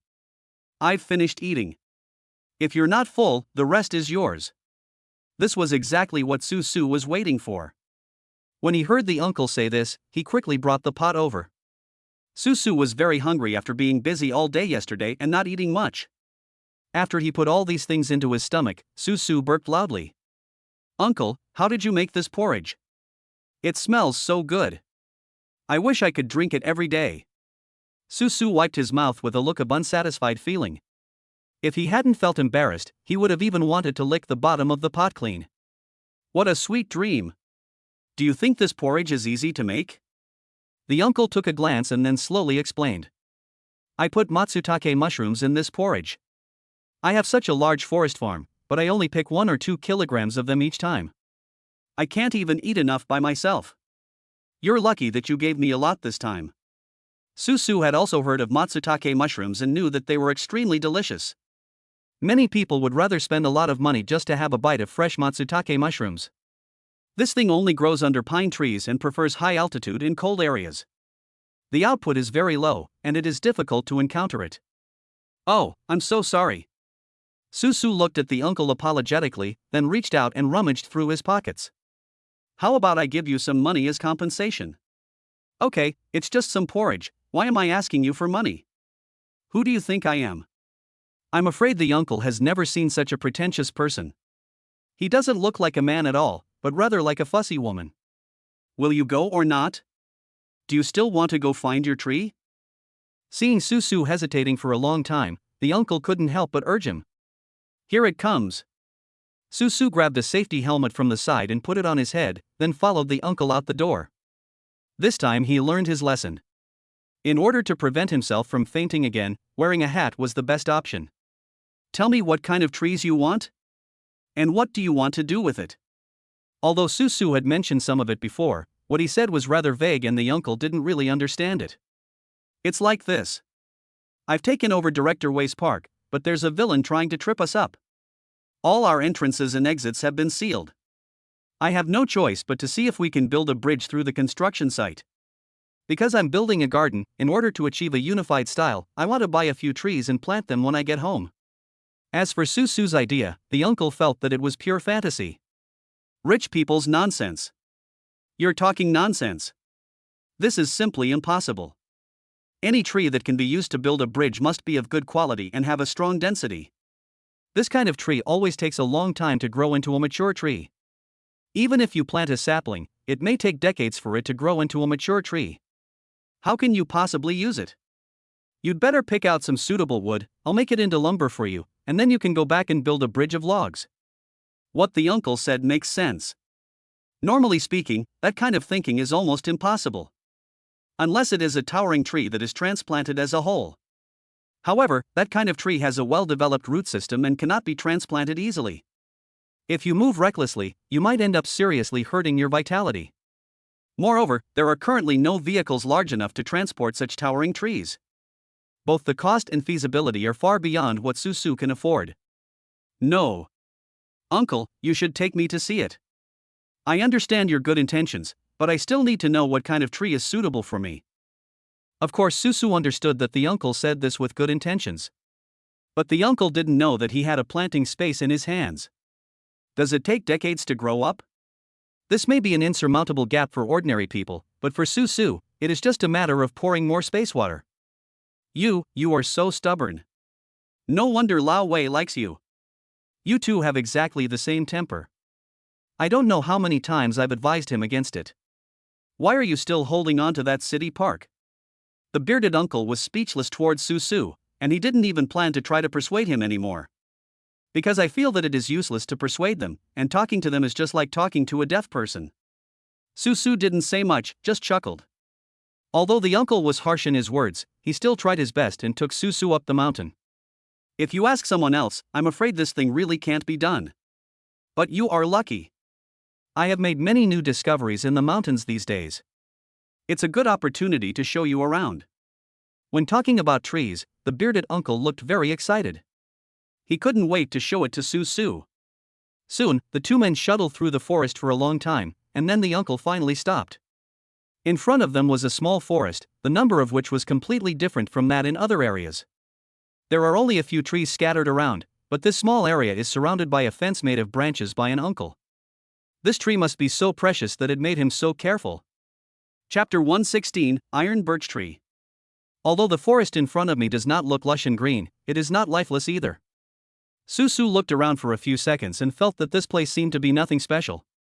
He seemed to be familiar with this kind of tree, as if it was not much different from ordinary birch trees. Uncle, is this the kind of tree you brought me to see? Susu asked quickly. He thought that the uncle should not be so bored as to just bring him to see such ordinary trees. Although birch trees are easier to grow, the quality of their wood is somewhat different from what Susu expected. They are not strong enough to be used to build bridges. I'm afraid problems will arise after just a few days. However, Susu's requirement is that the bridge must be absolutely reliable and stable. If this bridge collapses accidentally, their garden could get them into trouble. This looks like an ordinary birch tree. Susu asked a question from behind, and the uncle just snorted coldly after listening. I knew you would say that. How ignorant. This uncle is quite funny and what he says is very interesting. He never bothered to express his emotions in a roundabout way, but just said what he thought. You think this is an ordinary birch tree? Bullshit. Even if I sell you in your garden now, I still can't afford these trees in front of you. These are all priceless treasures. There aren't many iron birch trees in the whole country. The uncle became more and more excited as he spoke. These were all his treasures and he would not easily let them see anyone under normal circumstances. But this time, he set a precedent specifically for Susu. Is this true or false? Iron birch? It sounds like birch. Susu still didn't quite believe it. This is different from ordinary trees. Come and try it. As he spoke, the bearded uncle handed the axe he was carrying to Susu, then pointed at one of the iron birch trees and hooked his finger at Susu. Take the axe in your hand and hit this tree with it. Susu looked at the thing in his hand, then looked at the tree, and immediately his face became sad. Uncle, this isn't appropriate. Don't you like these trees very much? I just heard that these seem to be very valuable. If I break them for you, I can't afford to pay for it. The uncle was stunned. It turned out that Susu was worried about this, which made him laugh and cry. Just try it if I tell you to. How can you be so fussy as a man? Are you still a man? The uncle used such words to provoke her. If it were someone else, Susu might just ignore him. But unexpectedly, Susu became more excited this time. Cut. That's what you said. Although he is a full-time dad, he is also a father and a man. I'm afraid no man would like to hear someone questioning whether he is a man. As he said that, Susu chopped over with an axe. He originally thought that the axe would be able to cut in a little bit no matter how hard it was. But what no one expected was that a string of sparks flew between the axe and the tree. The muffled sound that should have been heard did not appear, and instead there was a crisp sound of metal hitting stone. What's going on? Susu was completely dumbfounded. He had no idea what was going on and didn't understand why it happened. The tree looked very thin, not even thicker than Susu's arm. But it is as hard as steel. The axe in Susu's hand had even broken his teeth. Seeing Susu's surprised expression, the bearded uncle laughed out loud. He waited for a long time just to see Susu's surprised expression. How about this kind of tree? It can meet your requirements, right? This is called Sai-Hai birch. It can be called ironwood. The uncle had a look of pride and satisfaction on his face. One could imagine how happy he was to have so many iron birch trees in his forest farm. Great! Uncle, can you sell me one or two? Susu was immediately attracted by this tree. He felt that this was exactly what he wanted. If it was anything else, it would probably not be as good as the iron birch tree. How can this be possible? These tree species are extremely rare across the country now. These are all I have. If I sell them to you, I will be left with less. As soon as the bearded uncle heard that it was going to be sold, his face immediately began to look unhappy. How about this? Let's make a deal. You sell me 2, and I'll grow 2 more saplings from them and return them to you. This way you won't lose anything, and you can also get some money. Susu thought about it and decided that it would be better for him to just use another chicken to lay eggs. In this way, he could get the tree, and the bearded uncle could also ensure the number of iron birch trees here, killing 2 birds with 1 stone. Do you know how difficult this kind of tree is to take care of? It's even harder to grow it into a sapling. The bearded uncle still didn't quite believe what Susu said, and always felt like he was lying. He himself has tried to cultivate the iron birch, but looking at the current size of the birch trees, it is extremely difficult. Although Susu's words sound nice, if he takes the saplings and never comes back, wouldn't he be at a loss? Don't worry about this, our company specializes in research in this area. If the technology in this area can be broken through, the number of iron birch trees here can be greatly increased in the future. I will provide you with related services for free, what do you think? Seeing the bearded uncle's reluctant look, Susu decided to continue to increase the bet. In that case, I can consider it. But you have to show some proof, or use something as collateral. Otherwise I can't trust you with the sapling. The bearded uncle is not an incompetent person. Instead, he becomes even more nervous at this critical moment. That doesn't matter. Susu immediately nodded in agreement and first took out tens of thousands of yuan from his pocket. This was the little money he had left. Here's 30,000. I'll give it to you first. As payment for the purchase of saplings. I'll write a contract later to regulate the borrowing and returning of saplings.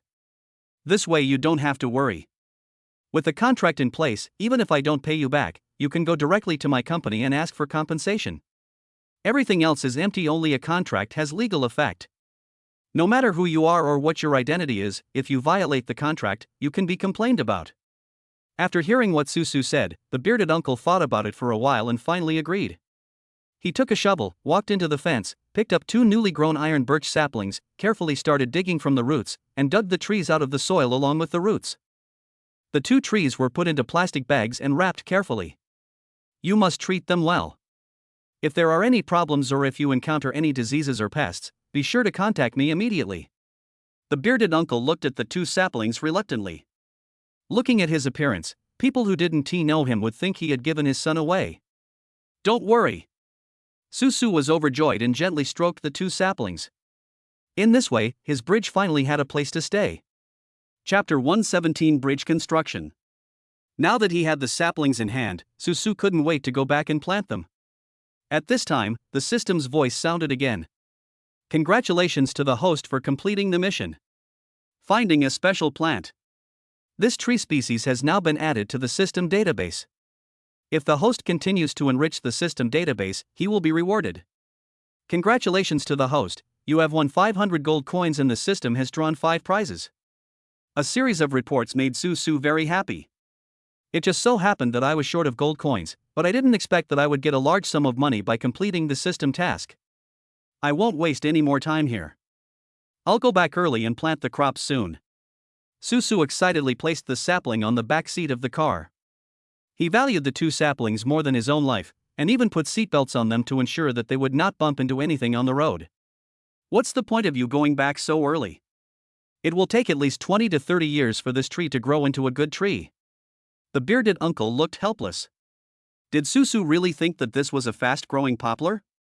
But no tree with a hard texture grows very fast. It is quite normal for an uncle to have such thoughts. It was all thanks to his judgment of Su. If it weren't for Director Wei's consideration, he wouldn't sell it no matter how much money he paid. Su was driving excitedly. It was still early and there were not many people on the road. I stepped on the accelerator hard all the way and the car sped back at a speed of almost hundreds of kilometers per hour. Arriving at Yalan Garden, Su skillfully climbed onto the makeshift cable bridge. Then he looked around to make sure there was no one around.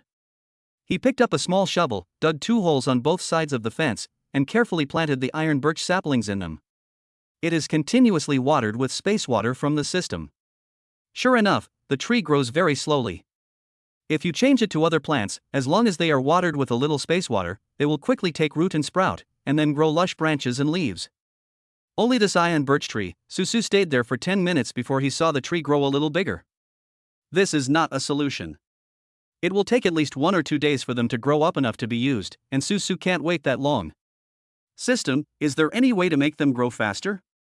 Su was helpless and could only ask the system for help. This is simple.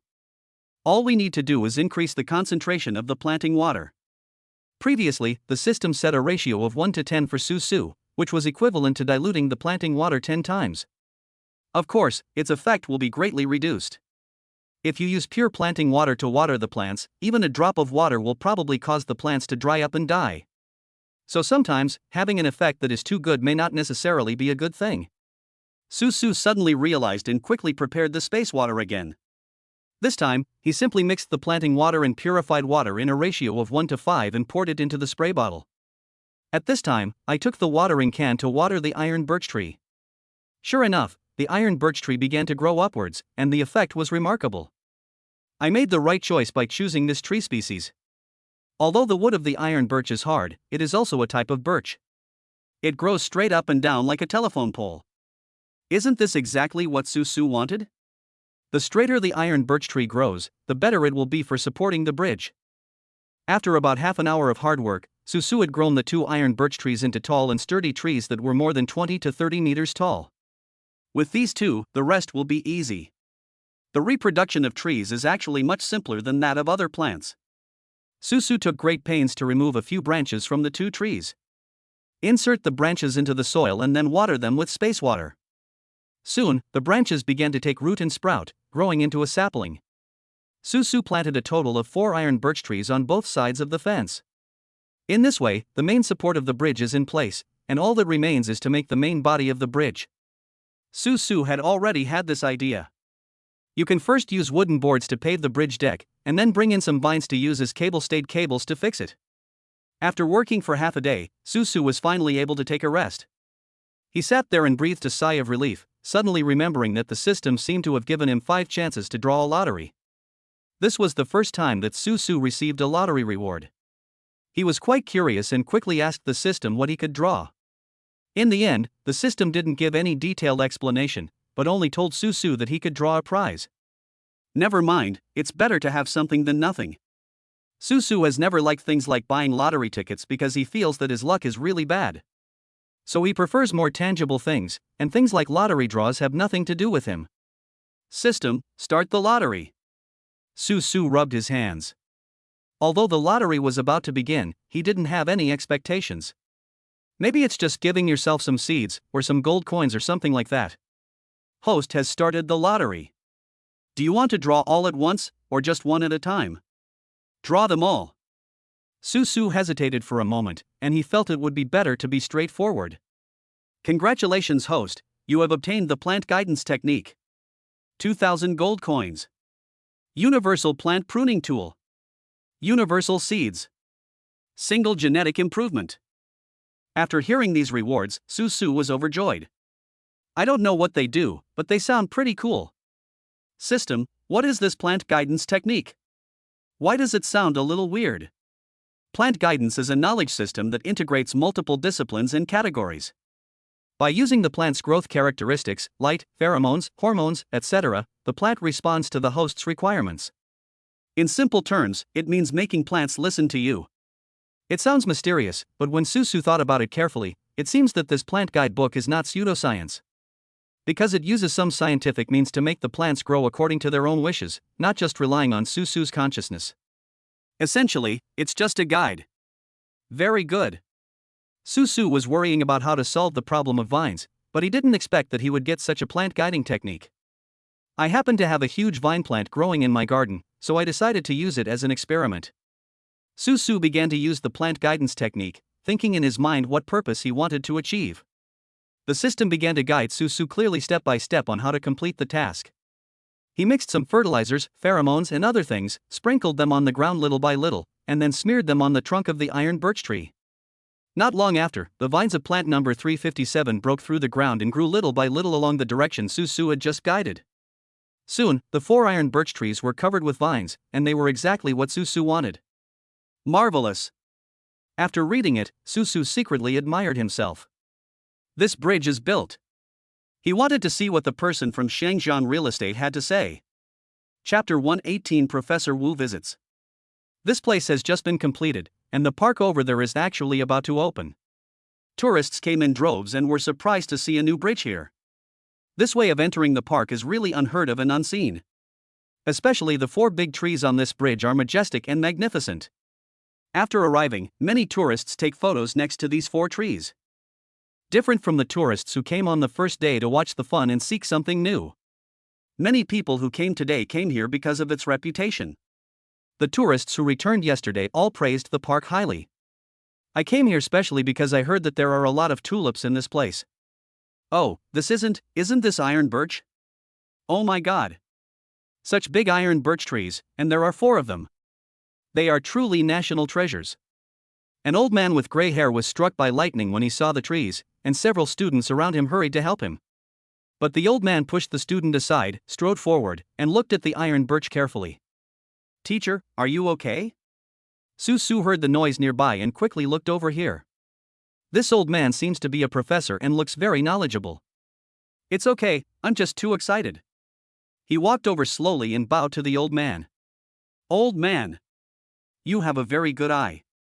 You can recognize what kind of tree this is at a glance. To be honest, Susu thought he didn't have such good eyesight. If he hadn't chopped it with an axe, he probably wouldn't be able to tell the difference between this iron birch tree and an ordinary birch tree. This is just a small matter, it's not worth mentioning. Who are you? The old man smiled slightly, looked at the big trees with joy, and then looked at the young man who came over to talk to him. Hello, I am the person in charge of this Yalan garden. This is my business card. Susu handed over his business card very respectfully. Oh, that's so disrespectful. The old man quickly spoke politely to Susu. He didn't expect to meet the person in charge of the garden by chance in this place. I just happen to have something I want to ask you. Is it convenient for you now? Although the old gentleman is very old, he is not at all like those old men who rely on their age to do whatever they want and act bossy. On the contrary, this old gentleman not only spoke very appropriately, but was also gentle and elegant, worthy of being a professor. Convenient, very convenient. How about I ask you to go inside and rest for a while, there are too many people here. Susu responded very politely and took the initiative to support the old gentleman. Several people walked along the bridge towards the garden. While crossing the bridge, the old man was looking at the bridge and marveling at it. Fortunately, Susu had planted a special plant numbered 603 in the garden. This plant grows rapidly after it is planted. Its trunk will expand rapidly, reaching a diameter of several meters, but its interior is completely hollow. The biggest use of this plant is to use it as a temporary house. After Susu planted them, he simply trimmed them to make the tree houses look less out of place. Come on, please take a seat, old man. Still don't know what to call you? My name is Wu Zongwei, and I'm a professor of botany at Hong Kong University. These children are all my students. As he spoke, the old professor pointed to the young people behind him, his eyes full of love and pride. It can be seen that he is very satisfied with his students. Old professor, I never thought you would come to visit me. It really makes my garden shine. Susu thanked him quickly. He had not expected that his park had reached this level. Being able to attract university professors was far beyond my imagination. What are you talking about? I was doing research nearby and heard that a new garden had been opened here. So I decided to bring my students over to take a look. I didn't expect that by moving to your door, I would discover a treasure. Do you know how valuable those 4 trees are? The old professor became very excited when talking about those trees. In my entire life, I have only seen the iron birch tree a few times. Now I can actually see 4 of them at once, and they are so big. It's really like God's help. Why didn't I know there were iron birch trees here before? Being able to make Professor Wu Zongwei so moved, Susu could also understand how shocking this tree was to them. I heard that this tree is very precious, but I didn't think much about it. Professor Wu, if I plant a few trees here, will that be illegal? Susu thought of this and asked nervously. He had seen some reports on TV before about people who privately raised or planted these rare wild animals and plants. After being discovered, they were arrested and sentenced. Susu didn't want to be on TV in this way. No, that won't happen. Although the iron birch tree is rare and precious, it's not enough to arrest you just for this. By the way, Mr. Su, I have a favor to ask. Having said that, Professor Wu hesitated for a moment and suddenly leaned towards Susu. Look at what you said. If there is anything I can help you with, just tell me directly. Susu's attitude was also very decisive. He felt that he and Professor Wu had a very good chat. I agreed to his request almost without thinking. As long as I can get the support of this old professor, what does it matter if I help him a little? It's like this. Since your trees are so rare, I want my students to do some research on the iron birch trees. We promise not to cause any harm to the iron birch tree. This is purely a research project. Of course, we won't let you suffer any loss. We have some activity funds in our lab, and we can pay you a certain amount each time. Professor Wu spoke very politely and thought about everything very carefully. It's free. Feel free to come and study. Susu waved his hand and directly eliminated the issue of money. The students are just here to study the trees, why should they be paid? If I could use this matter to do Professor Wu a favor, wouldn't it be more useful than money? When they were chatting happily, a staff member suddenly ran in and looked at Susu nervously. Oh no! Mr. Su, the people from Shangjiang Real Estate are here. They are making trouble on our suspension bridge. Upon hearing this, Susu got furious. What on earth is wrong with these people? They actually provoked us 5 times. When we arrived at the scene, we saw that several people from Shangjiang Real Estate were holding chainsaws for felling trees and arguing aggressively with the garden staff. No matter where these 4 trees came from, they have affected the construction work on our site. They must be cut down. Susu looked carefully and found that the person who spoke the harshest was actually an old face, Wang Xuedong. Chapter 119, Counterattack. What a narrow road the enemy needs. I didn't expect this guy to be so difficult to deal with. This time they came up with such a way to make trouble again. Are they really not going to stop at all? Susu walked over quickly and replaced the staff member. What are you doing? He looked at the guys with chainsaws pretending to cut down the tree and immediately scolded them harshly. His sudden loud voice startled everyone present. What are you doing? Your tree is hindering our construction. According to our company's regulations, anything that hinders construction work can be cut down. Wang Xuedong had a wicked smile on his face. When he came here early in the morning and saw these 4 trees appear, he immediately had an idea. This Susu is indeed quite capable. He was able to think of a solution so quickly and get such a big tree. What a pity. I must make Susu give up. You are destroying other people's property. Susu was not to be outdone. What a joke, such a big tree, you just want to cut it down. Have you ever asked me? Aren't you guys from Shangjiang Real Estate too arrogant? Don't say you broke into my garden without my permission. And you came right up and wanted to destroy our garden's property. Do you really think there is no law in Hong Kong? As Susu spoke, he took out his cell phone and pretended to call the police. But Wang Xuedong was not afraid at all, and even looked at Susu with a smile. You can call the police. I'm not afraid. Do you think what we are doing is illegal? Let me tell you, there is a law in Hong Kong now that any construction authority can prune or cut down trees that may affect construction work. I'm not kidding. If you don't believe me, you can call the police to confront me. The reason why Wang Xuedong can be so arrogant is because of this rule. He is not just talking nonsense. Of course, this regulation was originally well-intentioned, because sometimes in some small streets and alleys, the growth of trees has affected people's lives. However, sometimes these trees involve the interests of all parties, and many people want to cut them down but cannot. Finally, a law was introduced that states that as long as these trees really affect people's lives and work, they have the right to cut down and prune them. Of course, certain compensation will be made afterwards. Not only did I not break the law, on the contrary, I did this to comply with the law. Do you know what it means to put people first? The tourists who come to your place are human beings, but will the tenants who buy my real estate in the future not be human beings? Your trees are so tall that they affect the lighting of my residence. Wang Shuedong looked at Susu speechless and quickly took advantage of the situation to pursue him. How about it? What else do you have to say? At this time, Professor Wu also came out, and when he saw someone was going to cut down the 4 iron birch trees, he immediately rushed over here. Don't do it. Wait a minute. Do you know what you are doing?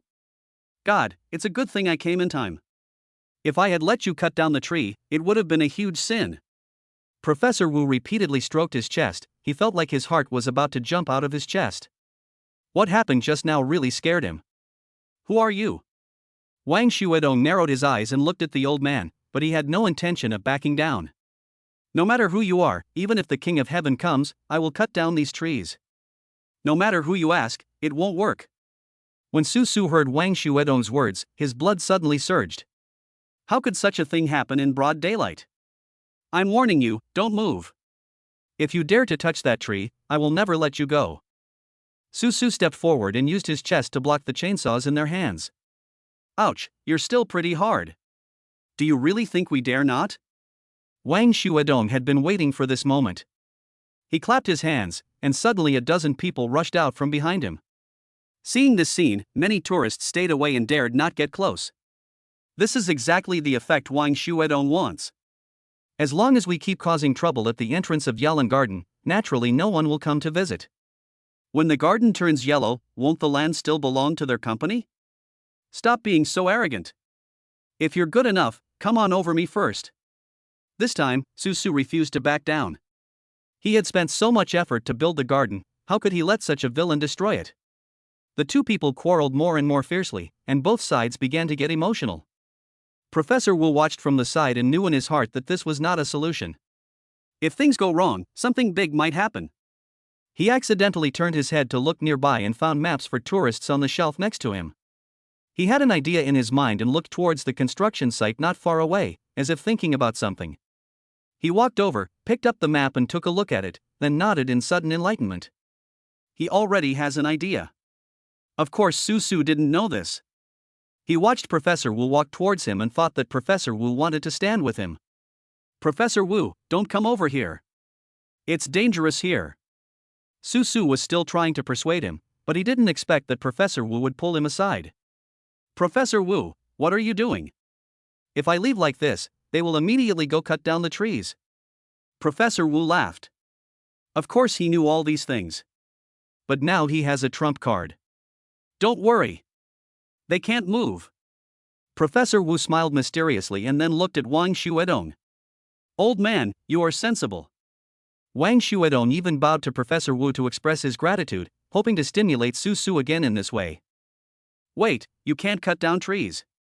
Professor Wu reached out to stop him, but Wang Shuedong was just stunned for a moment, and then brought out his previous excuse. We have laws to abide by. Don't stop us, old man. Professor Wu snorted coldly, walked up to Wang Shuedong, put his hands behind his back and looked at him coldly. You want to explain it to me? Well, I will explain it to you in detail. What you said is indeed correct. If these trees affect the rights of future residents of your house, they should indeed be cut down. But I just checked, and it is not allowed to build real estate within a 2-kilometer radius around this park. In other words, you are developing it in violation of regulations. Professor Wu's words suddenly became like a sharp knife, stabbing straight into Wang Shuedong's heart. This was their weakest point, but they didn't expect it to be seen through by an old man. Wang Shuedong was afraid that Susu and the others would discover this, and now, this rule has indeed been discovered. This is also the biggest headache for them at Hong Kong real estate. If they can't take over the South City Park, they won't be able to connect this area and housing prices will plummet. How can you talk nonsense? Wang Shuedong suddenly wasn't as confident as before. Professor Wu continued to sneer. If you're not satisfied, we can call the police to sue you. I want to see if you can still be justified by illegal development. Seeing Professor Wu's tough attitude, Wang Shuedong gritted his teeth in hatred and waved at the people he brought with him. Everyone, get out of here. He didn't expect that he would be defeated so miserably. Chapter 120 Pass the Assessment. Just now when Professor Wu was speaking, a reporter happened to come over to interview him. His professional experience told him that there was something interesting going on, so he quickly filmed what he said to Shangjiang Real Estate CEO Wang Shuedong. The news media were all very happy. How could there be such big news? You should know that Shangjiang Real Estate is one of the largest real estate developers in the local area. If we can dig out some negative information from them and create a public opinion explosion, they probably won't have to worry about their performance this year. Hey, isn't this Professor Wu? Professor Wu, can we interview you? Do you know that what you just said is true? Are you sure that these real estate projects of Shangjiang Real Estate are developed in violation of regulations? The reporters rushed forward and immediately surrounded Professor Wu. Every word I said is true. If you don't believe me, you can check it out. If I remember correctly, I was involved in the urban planning of Hong Kong 15 years ago. This garden, along with the surrounding 2 kilometers area, is used for landscape gardening. As for how these developers got the land, I don't know, but if they used these places to develop real estate, it would be a big mistake. The relevant departments must resolutely ban it. Professor Wu's passionate speech also helped Su Su vent his anger. By the way, I also want to say that the environment in our Yalan garden is very good. All indicators have been met, and it is very suitable for Hong Kong citizens to come here to relax and recuperate. I, Wu Zongwei, guarantee with my personal reputation that this place will not let you down. Originally Su Su was planning to leave as he didn't like showing up in front of so many people. But before leaving, he didn't expect that Professor Wu actually helped him advertise in front of the media. As a result, the popularity of Yalan Garden increased rapidly. Originally, many people had not heard of this place. It was through the media that Yalan Garden quickly became a major tourist attraction in Hong Kong. You should know that they don't charge tickets here, which attracts many people to visit. Since appearing on TV that day, Su Su has been extremely busy every day. Every day, the number of visitors to the garden is nearly 100,000, which is a very terrifying number. It can be said that as long as the garden is open, it is almost always packed with people. While she had nothing to do, Yumanyu came over to check on the situation in the garden. Recently, thanks to the reputation of this garden, Airland International's tulip sales have begun to increase. Many citizens have also begun to consciously buy tulips. The company has finally gotten rid of its previous predicament and there seems to be no problem with funds anymore. Boss Yu, aren't you going in?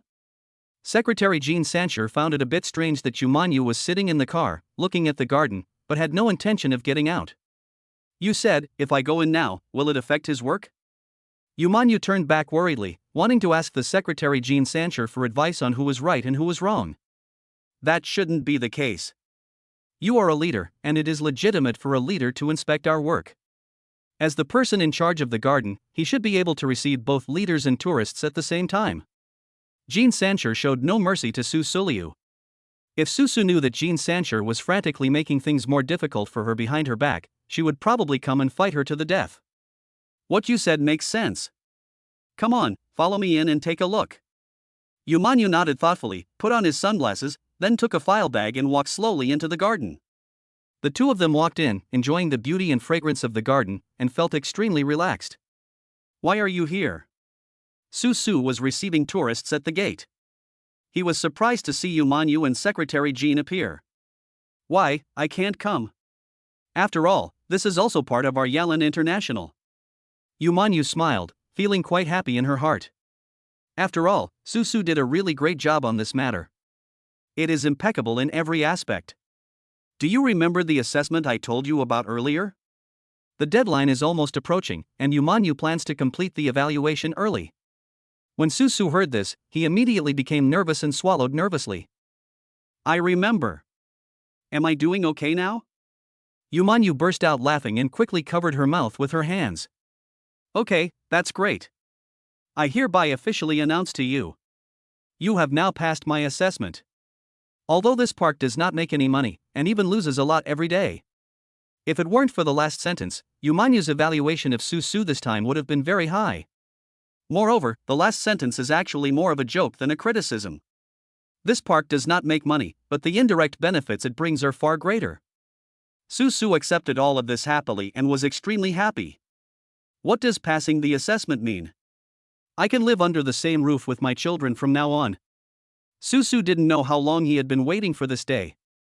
Looking at Su's cheering expression, Yumanyu shook his head slightly. You are so old, you are already a father, but you still act like a little kid. However, she handed over the document bag in her hand. What's this? Su was stunned for a moment and took the file bag. It says, planning proposal for the Hong Kong International Garden Exhibition. He didn't know what this was for, but Yumanyu shouldn't cheat him. That's not what's written on it. Jean Sancher felt that Su's words were simply a waste of time. Boss Yu, we have a meeting later. This secretary is really dedicated. Seeing that the atmosphere here is so good, he actually thought of interrupting it. Yes, I understand. Yumanyu nodded, then walked slowly to Su. She was wearing a suit today and her hair was neatly tied up, looking very businesslike. Su, this matter has to be left to you. Our company is not the only business of tulips. We are just developing this one product now. There are still many difficulties waiting for us. Yumanyu was breathing sweetly beside Su. She looked at the man in front of her and felt a little embarrassed. These were obviously his own business, but he wanted to push them all onto Su alone. Now Su not only has to take care of the garden, but also has to take care of the children and be responsible for housework. Although he is a man, Su does not have 3 heads and 6 arms. To be able to achieve this, it must be because he has put in a lot of effort. Yumanyu felt somewhat reluctant to hand this project over to Su. If Su was unwilling to accept it at this time, Yumanyu would not force him to accept it. She held her breath and waited quietly for Su's response. Chapter 121: A Weird Team. Yumanyu is now both excited and worried. The reason for her anticipation was that she recognized Su's abilities, and if she handed the project over to him, Su would definitely not do a bad job. The worry is that Su will be stretched too thin and won't be able to take care of any of the jobs, which would be troublesome. No problem. Just leave this matter to me. Su hesitated for a moment, but immediately agreed with a bright smile. The garden can be left to Dean Wei to take care of. There isn't a lot of work here anyway, so there's no particular point for me to stay here. I just saw that this exhibition is held in Hong Kong.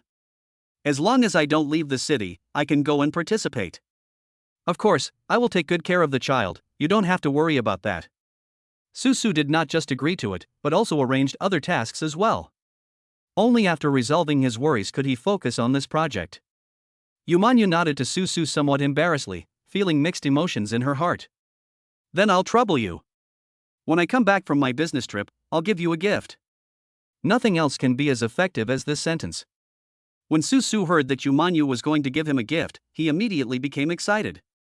Is this true? Then you can't break your promise.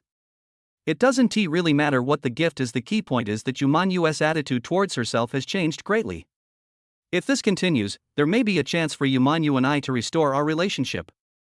Humph, when have I ever lied to you? Don't worry, I will definitely do what I promised you.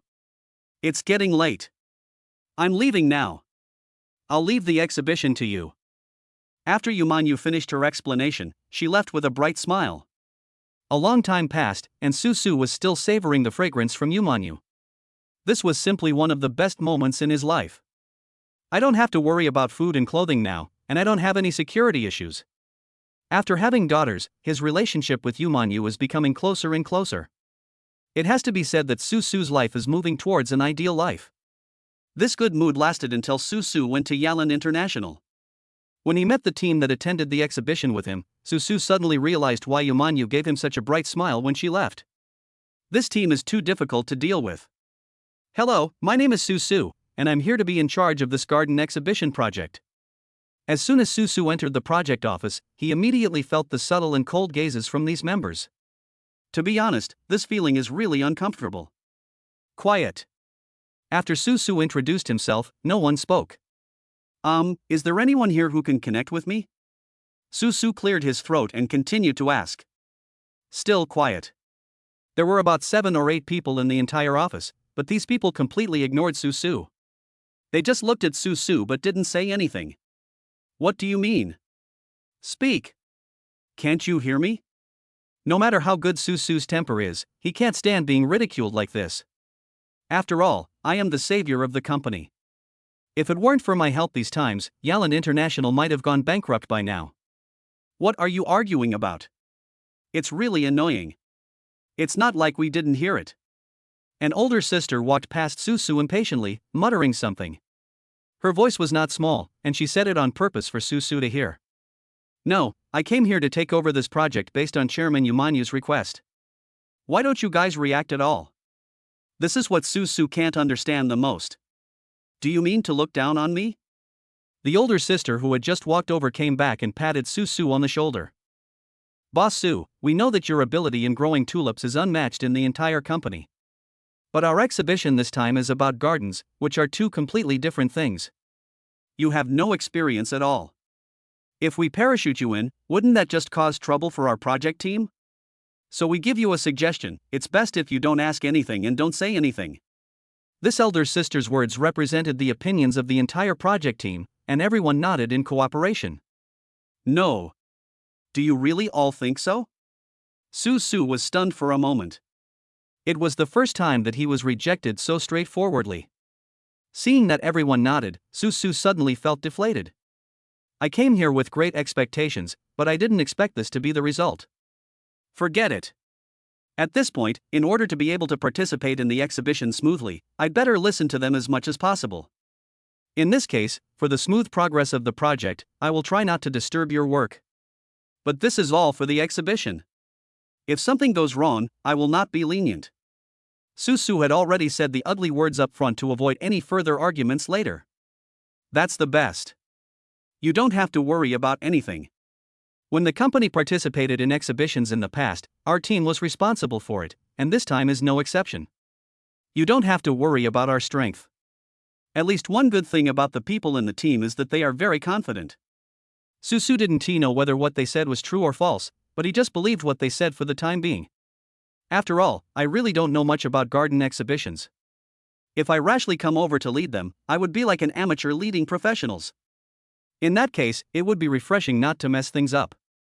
Now that a consensus has been reached, both sides can be said to have breathed a sigh of relief. The older sister who spoke just now is the leader of the team, and everyone calls her Sister Foam. After Susu came, although Sister Foam said that she would keep out of the way of Susu, she still found a workstation for him in the office. Then, in order to prevent Susu from having nothing to do, a few books on gardening were placed on his desk.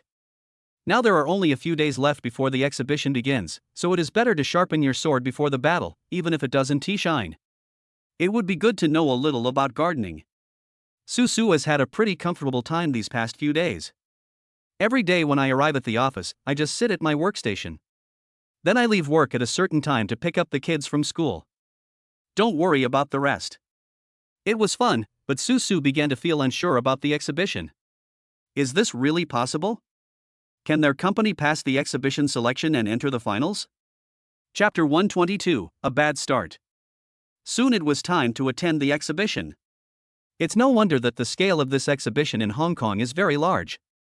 Not only local merchants will come to participate, but many well-known international brands will also come to participate. At every exhibition in Hong Kong, a garden exhibition competition is held to select the best and most popular garden works. This year's competition is a little special. Since there are so many participants, it is divided into two parts, supplier selection and ordinary auditions. Susu and his team have worked so hard for such a long time just to get a good ranking in this competition. In the past, Yalan International has basically never been in the top 3, and this time, it is no surprise that it is also a seeded player in the competition. No wonder Sister Fong is so confident. No wonder everyone in the team said that as long as Susu didn't talk or give instructions, they could handle things on their own. On the day of the exhibition, Susu and his team pushed the garden works onto a cart and transported them to the exhibition site. After finishing all these things, Susu was exhausted, so he simply found a place to sit down and rest. In fact, there is something to do at the exhibition site. You have to distribute flyers and promote your company.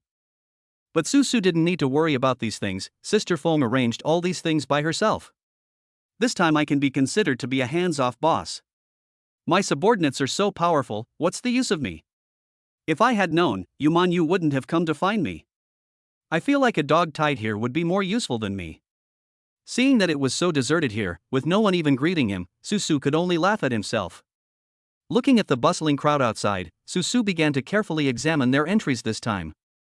I didn't notice it when I looked at it just now, but when I looked at it again this time, Susu suddenly felt that the leaves of this work seemed to be a little yellow.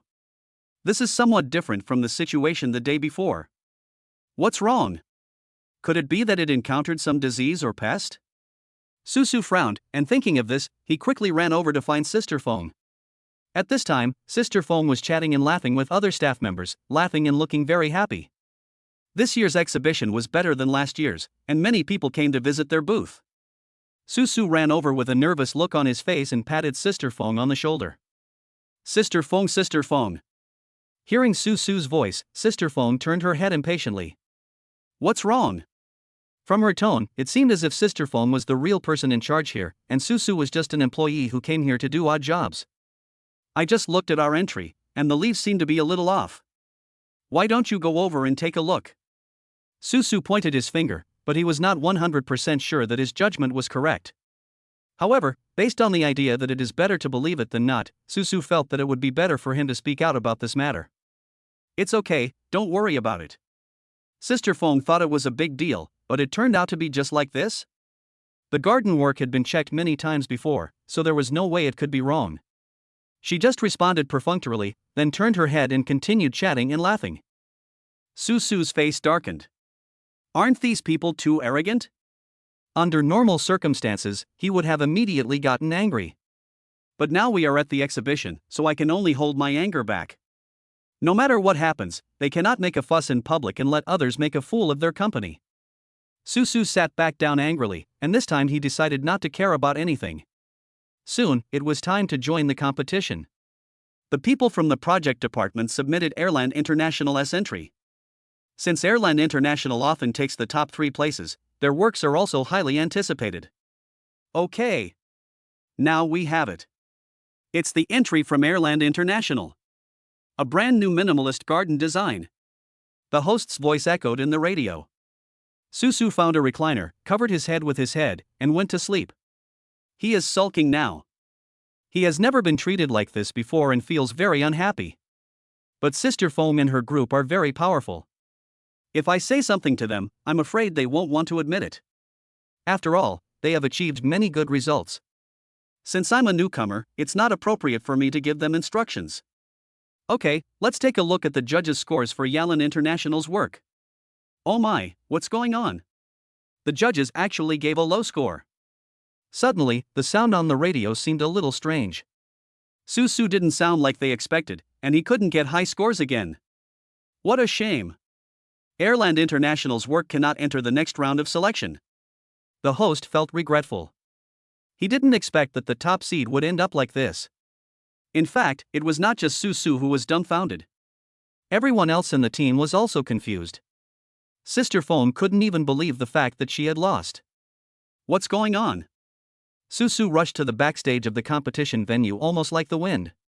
Then I saw their company's work, standing alone in the open space backstage. Most of the leaves of the garden tree had turned yellow. In fact, the level of their design work this time is quite high, otherwise Susu would not be so confident. But I didn't expect such a situation to happen suddenly. It's clearly summer, but the leaves suddenly turned yellow and withered. It's obviously something is wrong. What's going on? Susu pointed at the work and asked the people around him. Sister Feng's face turned pale and blue, and she couldn't utter a word. Tell me. If you don't tell me, does that mean this thing didn't happen? Susu felt silence again. This time he couldn't help it and started to scold loudly. We just checked. It could be that the hormone levels are not right, or it could be that there is a disease or insect pest. We still have to go back and take a look at the specific reasons. We can't be 100% sure now. After being threatened by Susu, Sister Fong dared not to stop talking. Seeing everyone with their heads down and looking dejected, Susu took a deep breath. I will not pursue this matter. All the responsibility is on me, after all I am the leader of the team. When saying this, Susu deliberately looked at Sister Fong. He was just trying to please Sister Fong. At this point, although we have not entered the next round of supplier selection, we can participate in the audition. We still have 2 days left, So let's finish our work. Do you really want to let it go like this? I tell you, I don't want to. Susu is not a person who gives up easily, even though they can almost be called a failure now.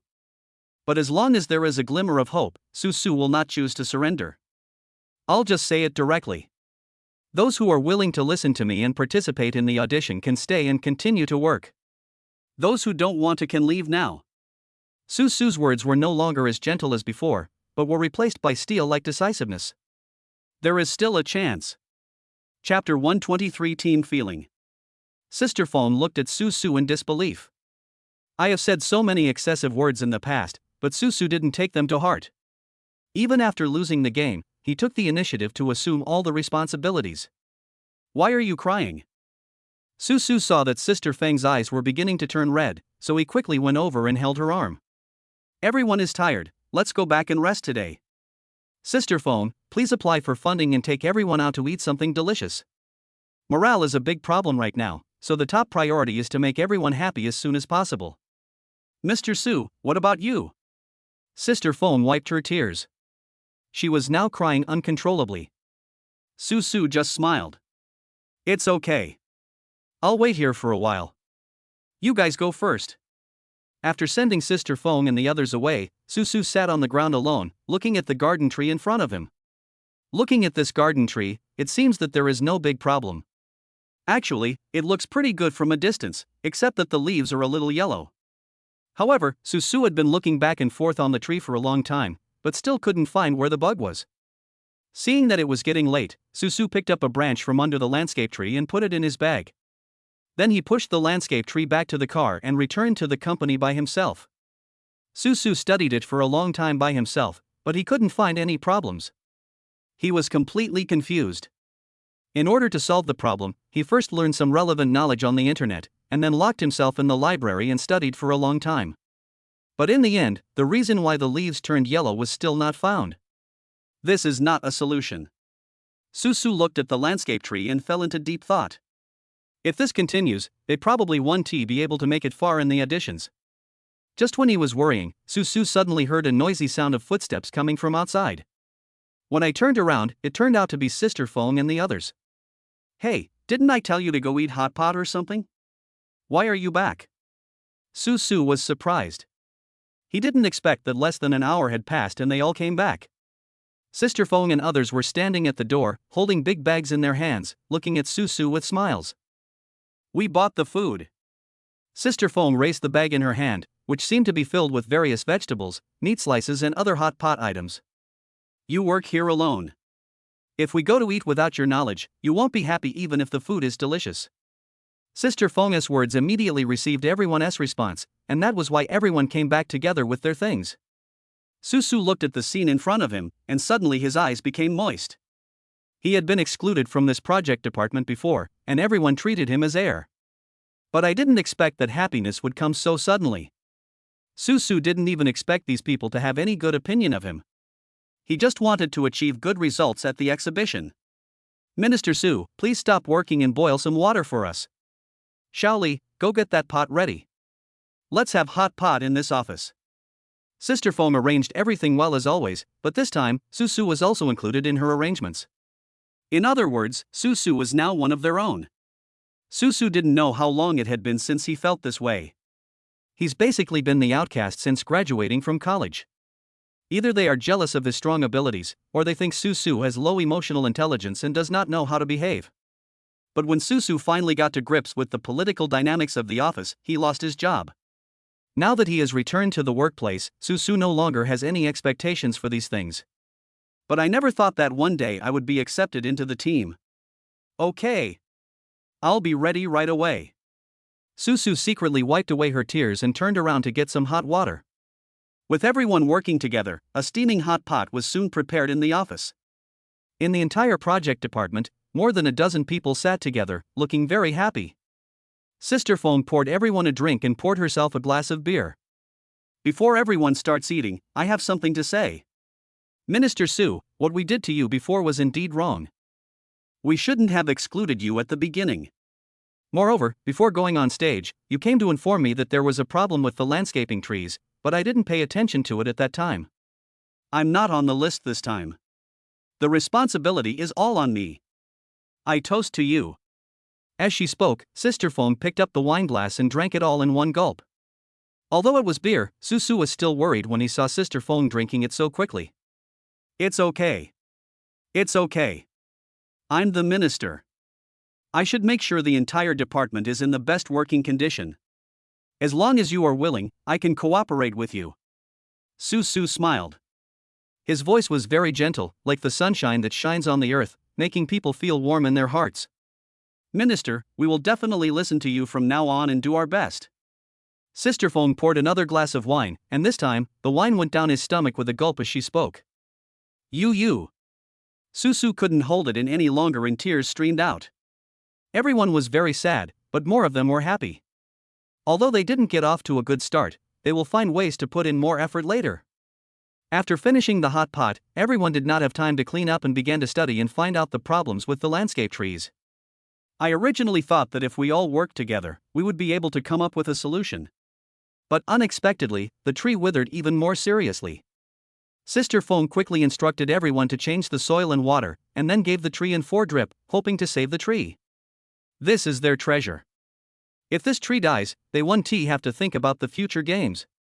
Time passed by minute, and the auditions were scheduled for 2 days later. If they could not come up with a solution to restore the entries in 2 days, then this competition could be declared abandoned. Why don't you all go back today? I'm planning to go back too.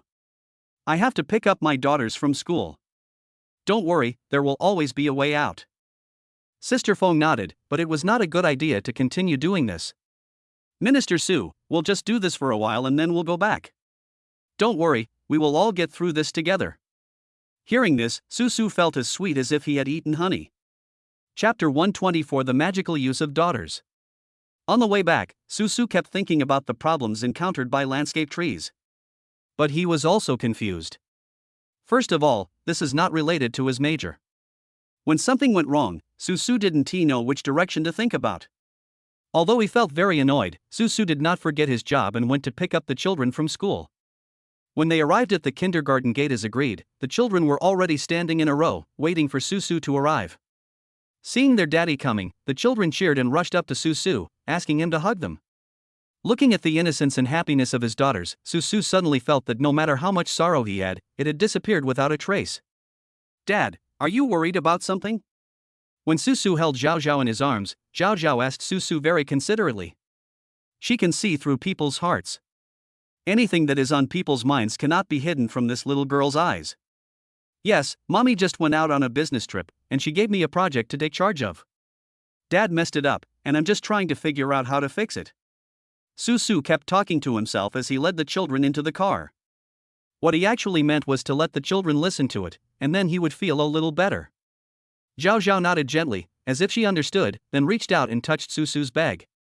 Dad, there's something in your bag, what is this? Following Zhao Zhao's voice, Susu looked over there and saw his daughter holding a branch in her hand. This is the entry for the project that Dad is in charge of. Susu gave a brief introduction. He originally wanted to take this to some experts to ask how to solve the problem. After listening to this, Zhao Zhao nodded thoughtfully, then took the branch in his hand and played with it. Dad, this tree seems to be a little bit wrong. I can feel it.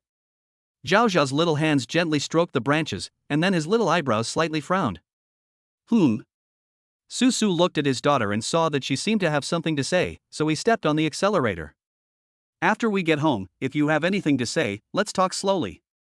Susu's heart began to beat rapidly. He also didn't expect that his daughter could see to this extent. Ding! System notification. As the host's daughter gains experience, her abilities will increase in scope and effect, and she may even develop new abilities. Oh, this is such a blessing from heaven. Susu was even happier. I didn't expect that my daughter's ability could be upgraded. The future is simply limitless. Of course, the other children were not to be outdone. Seeing that Susu and Zhao Zhao are becoming closer, the children also want to receive the same attention. Dad, we want to help too. Xinshin is the most active. She is a natural leader and is almost the leader of these daughters. She is also good at speaking and doing things. Seeing the children looking at him eagerly, how could Susu refuse? After returning home, the children put down their school bags and came to the living room and sat obediently on the sofa. Susu played the video of the landscape tree shot on his mobile phone on the large background TV. At the same time, the branch was also placed on the coffee table in front of the sofa. Xian only took a quick look and recognized what kind of tree it was. Isn't this the sweet-scented osmanthus tree? It is often used for beautification and fragrance. It is a tree species that combines ornamental and practical uses. After listening to Xuan's explanation, Susu gave a thumbs up. It turns out that humanoid computers are no joke. When talking about these things, they just come out of my mouth. Yes, this is our project team's entry. However, about an hour before the performance, I noticed that the leaves were turning yellow. The situation started to deteriorate. When we went on stage to display our leaves, they were all yellow and green, which was very ugly. As a result, we were eliminated. Susu explained what happened at that time with a little embarrassment. Now it seems that it was not genius but human negligence that caused this situation. Aren't yellow leaves beautiful, too? It matches the color of osmanthus flowers perfectly. When it comes to art, Hanin begins to have a say. Faced with this question, Susu really didn't know what to say for a moment. That seems to be the case, but I have no way of deciding anything regarding this team's work. Susu shrugged his shoulders. In fact, he was just a little embarrassed to do that.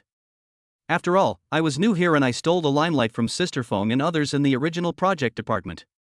To be honest, it did affect the peace in the office. Dad, why don't we make a work of our own and enter it in the competition? I think it's going to be fun. Xin raised her hand excitedly. When Susu introduced it just now, she started to look up relevant information about this exhibition. Although they are young, they are very skilled in using mobile phones. This is possible. Susu feels that letting children create a work by themselves can also be considered as cultivating children's hands-on ability. Why not do it yourself? Dad has to take care of the work at the company first. If the work is to be produced, you will have to do it on your own. Susu shrugged helplessly. The biggest characteristic of adulthood is that you can no longer be so casual and willful. Dad, no problem, we can do it ourselves. Xin agreed readily, her little hands trembling slightly with excitement in her eyes. Hanin next to her was also very happy. She had already started to have her own design ideas. It's just that I'm not as brave as Xin, and I don't have such strong feelings. Qingqing, Zhao, and the other girls haven't talked much. It's not that they haven't been trying, but they are just thinking. The ability of one person may be limited, but when several children are put together, it is completely different. Dad, I think we know what's going on. Qingqing raised her hand. After discussing with Zhao and Xian, she finally came to a conclusion. Susu was stunned at that time. So fast? Before he could react, the kids here had already come up with the results. What kind of genius is this? Don't lie to me, is this true? There are so many people in the project department, and they haven't figured out the problem yet. Have you figured it out? Facing Susu's questioning, Qingqing was very confident. Of course, Dad, but we have one condition. If what we said is right, you have to buy 5 small cakes for each of us. All kinds of flavors are required. Chapter 125. The reason is so simple. It's just small cakes, let alone 5 per person. As long as the job can be done well, even if it's 50 per person, Susu won't even blink an eye. Okay, no problem. Dad will buy you the most expensive one. There will always be brave men when there is a big reward. After getting the benefits, the children are now willing to express their ideas. Dad, the yellowing of the leaves may not necessarily be due to disease. It's very likely that the air circulation in that exhibition hall is not good, and other booths use growth hormones and other things, which have affected your tree. What Qingqing said made sense, but Susu couldn't believe it. This is a bit too simple. Is it really just because of this little bit of growth hormone? Then these people under my command should be able to see it. You know, everyone who can participate in this project department is a leader in the company. But this group of people didn't figure out what was wrong with the tree, and it was so easily solved by Qingqing and the others? It's not that Susu was unwilling to believe his daughter, but he felt that this matter was a little strange and didn't dare to believe it casually. Anyway, based on our reasoning, this should be the case unless something unexpected happens. Dad, if you don't believe it, then there is nothing we can do. Qingqing said that she was just providing an opinion, and whether to believe it or not depends on the listener's own opinion. This. Susu sighed and said, "That's true. If a father is unwilling to believe his daughter, then he is a complete failure." "Okay, of course I believe you. But now that it's in this condition, can it be cured?" This is still the issue that Susu is most concerned about. As long as the leaves can turn green again, everything will be fine. The system didn't seem to give any specific hints, which made him feel a little embarrassed. And he didn't dare to use planting water casually. If he accidentally killed it, it would be a big trouble. Xingxing looked back at Xian, and Xian shook her head gently. "Dad, we don't know how to recover. People haven't invented similar medicine yet. So, you'll have to figure it out on your own. We can only tell you what the reason is. Dad, will you still buy us a cupcake?" Xingxing blinked her big eyes at Susu, and that adorable look almost made Susu melt in it. "Of course Daddy will buy you a small cake. I'm already very happy that you can tell me this." Susu held the children in his arms, hugged one and kissed the other, and every child was the apple of his eye. How could he let down his children's expectations for such a small matter? Seeing that it was still early outside, I quickly decided to buy them a small cake on the spot. "Kids, do you want to go shopping together?" Taking advantage of this opportunity, Susu wanted to play with the children to relieve his nervous mood. "Dad, you go by yourself. We need to discuss our garden design." Unexpectedly, the children actually chose to give up on their own initiative, which was really beyond Susu's expectations. Unexpectedly, the children put this matter on the agenda so quickly. And now we have even discussed what kind of trees to use and what kind of image to design. Basically, all of this is overseen by Hanin and Xianxian, and everyone has their own responsibilities. The children cooperated very well and Susu basically didn't need to get involved. Seeing this, Susu felt very relieved and a sense of happiness arose spontaneously. Thinking that he hadn't started live streaming for a while, Susu simply put his phone on the stand before leaving. Then, in front of the children, turn on the live broadcast. It just so happens that the children can discuss things here without affecting the effect of the live broadcast, which can be said to kill two birds with one stone. Susu went out alone to buy vegetables and cakes, and at the same time thought about how to solve the problem of excessive growth hormone in their osmanthus tree. In fact, auxin is equivalent to a hormone in plants. This thing can promote plant growth, but if the content is too high, it will cause the plants to wither prematurely and the leaves to turn yellow. After much thought, Susu couldn't come up with a good solution. Because this process is almost irreversible, yellowing of leaves also leads to withering of leaves. It's just like human aging. When he thought of this, Susu couldn't help but sigh. At first he even thought that someone was deliberately doing something bad to them. After all, one should not have the intention to harm others, but one must be on guard against others. There may be people who are jealous of their achievements and have bad intentions. Turning around, Susu returned to the office with a worried look on his face. When the project department staff saw Susu like this, they all felt very strange. "Minister Su, what's wrong? Did something bad happen to you? You don't seem to be in a good mood, why don't you take a rest first?"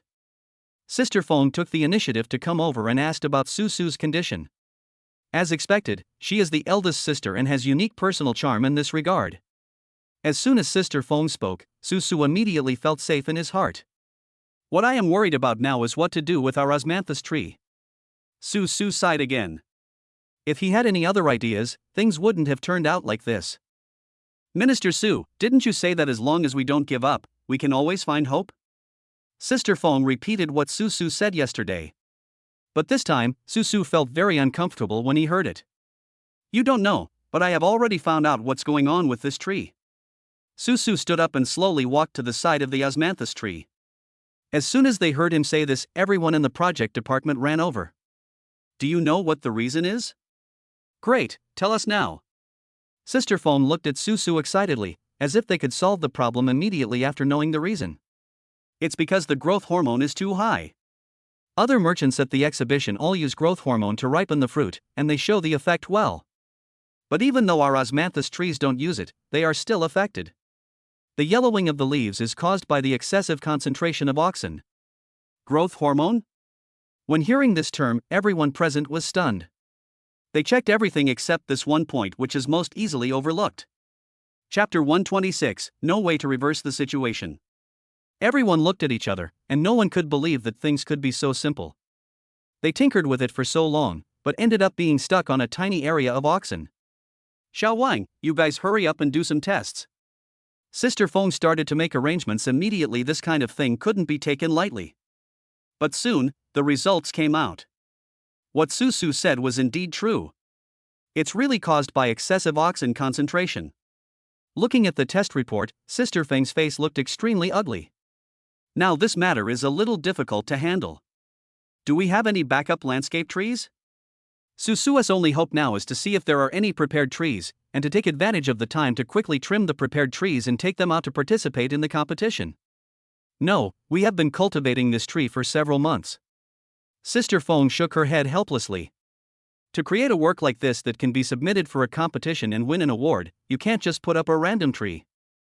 In order to achieve the best results during the process, the tree must be given light at different angles, fertilizer, and even things like growth hormones, all of which are strictly and precisely controlled. It can be said that this is not only an art, but also a science. Then if we redesign it now, will it be in time? It's about redesigning the image based on what it looks like now. If we don't consider changing the plant, there may still be a glimmer of hope. But design is also a profound subject. It cannot be accomplished overnight. No. The tree is dying now. Maybe in 1 or 2 days, all the leaves and flowers will fall off. Then we'll be left with only one bare tree. Su Su's proposal was undoubtedly rejected. At the critical moment, Sister Feng still had to make the decision. She was the person in charge of this project before Su Su came, and she had also represented the company in the competition for many years and had rich experience. Hurry up and send this tree to the cold storage. At this point, we can only delay the effect of growth hormone. Unfortunately, the osmanthus tree is now terminally ill. If there is no other reliable solution, the only outcome that awaits them is elimination. Don't give up, let's see if there is any other way. If any of you know some relevant experts, we can ask them. Su Su watched as everyone's passion began to fade away little by little, and he began to get a little anxious. People's hearts cannot be scattered. The team must work together to get things done. Minister Su is right. Now is not the time to give up. Although Sister Feng was deeply shocked, she still stood firmly behind Su Su at this time. If we don't unite now, when will we unite? Well, we can't just give in like this. I know a professor who specializes in plant-based treatments. I'll call him and ask. The team members were all moved. Indeed, even someone who didn't know anything like Su Su hadn't given up, so how could they, the professionals, admit defeat? Everyone was devastated at first, but recovered quickly. Even the enthusiasm for work has been further enhanced. Su Su was deeply moved when he saw everyone working so hard. But he didn't know what he could do. Alas, this is what a self-aware loser is like. It's good enough if he doesn't cause trouble for others. But time waits for no one. There is only 1 day left until the auditions for the exhibition begin. If their work cannot be entered into the competition tomorrow, then everything will be ruined. When a person is seriously immersed in work, time will pass very quickly, like a flash of lightning. Su Su felt that it happened in a blink of an eye and the day passed just like that. By the time they were about to get off work in the afternoon, the entire team had still not found a solution. Su Su found Sister Feng, and the two discussed whether to change the direction of the team. We can't go on like this, Sister Feng, can we try a different design? Or maybe a different tree? If that doesn't work, we can just remove all the flowers and leaves from the tree and replace them with our company's tulips. The only thing Su Su could come up with was this mixed style. Sister Feng frowned and then shook her head slightly. No. It's too late to make changes now. Even if we force it, the effect won't be good. It's better not to do it. The redesign was rejected outright. It's not a good idea to change the tree. This design is meant to match this tree. If we change it to another tree, the feeling will change. This was also rejected. As for the exchange of tulips you mentioned, that's even more impossible. The competition has rules that say grafting is not allowed, and the landscape trees must remain original. In other words, all of Su Su's proposals are hopeless. Minister Su, although it's not nice of me to say this, I'm afraid we will still be absent this time. The responsibility lies entirely with me. When President Yu returns, I will explain it to her in person. Sister Feng was already prepared to be criticized by Yu Manyu. After all, the company gets the name almost every year, but this year she messed it up like this. To be honest, Sister Phone can't forgive herself in her heart. Sister Phone, this is not your problem. I am the head of the department and I will take responsibility for this matter. Susu was not the kind of boss commonly seen in office politics. He would not push his subordinates to take the blame in such matters and then take all the credit for himself. I didn't hold any position in Yalan International Company, so being punished was no big deal. But for Sister Fong and the others, it's different. They all depend on this job for their livelihood. Minister Su, I know you are doing this for our own good, but the facts are the facts. We are technicians, not those who are good at scheming. The mistake this time was caused by me, the person in charge of the site, who did not take it into consideration. You don't have to persuade me. I have already written a self-review requesting punishment. I will send it to President Yu as soon as I get to work tomorrow. Sister Fong handled things so quickly that even at this point, when Susu wanted to say something, he knew it was too late. Maybe, we still have a chance.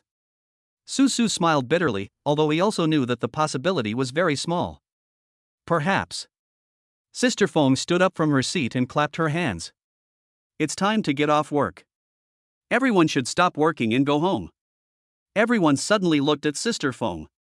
No one could understand why I suddenly said such words at this time. Go off work. Remember to come to work on time tomorrow. I wish you all a good dream tonight. Thank you for your hard work these past 2 days. Sister Fong bowed to everyone, turned around and punched in on the time clock machine next to the doorframe. Chapter 127 We Win. In less than half an hour, all the employees in the department left. Many people originally didn't want to leave, but were persuaded to leave by Susu. Things have come to this point, and everyone actually understands it in their hearts. Although some things are not said explicitly, everyone knows them in their hearts. No matter how hard they try here today, it will be fruitless in the end. The defeat is inevitable. Looking at the deserted office, Susu sat down on the chair leisurely. Since there is no other way, I might as well go and take another look at the tree. It also keeps some thoughts in my heart. With this plan in mind, Susu walked slowly towards the cold storage room. When he opened the door and went in, the temperature inside was only 4 degrees, which made Susu, who was wearing a short-sleeved shirt, feel cold immediately. There are shelves on both sides of this room, filled with various plant seedlings used for experiments. There was a large open space in the middle where their osmanthus tree was placed. You worked hard too. When Susu looked at the osmanthus tree, he couldn't help feeling emotional. Suddenly I remembered that I usually use space water to water plants. Now that this tree is about to die, I might as well water it a little myself. I don't know if it's useful or not, but it's like doing nothing. Susu took out some space water, put it into the kettle, and mixed it with ordinary water in proportion. Then he watered the osmanthus tree. Of course, the tree didn't react much. Susu smiled, but it was a very bleak smile. That's right. This space water accelerates growth. It can't bring the dead back to life.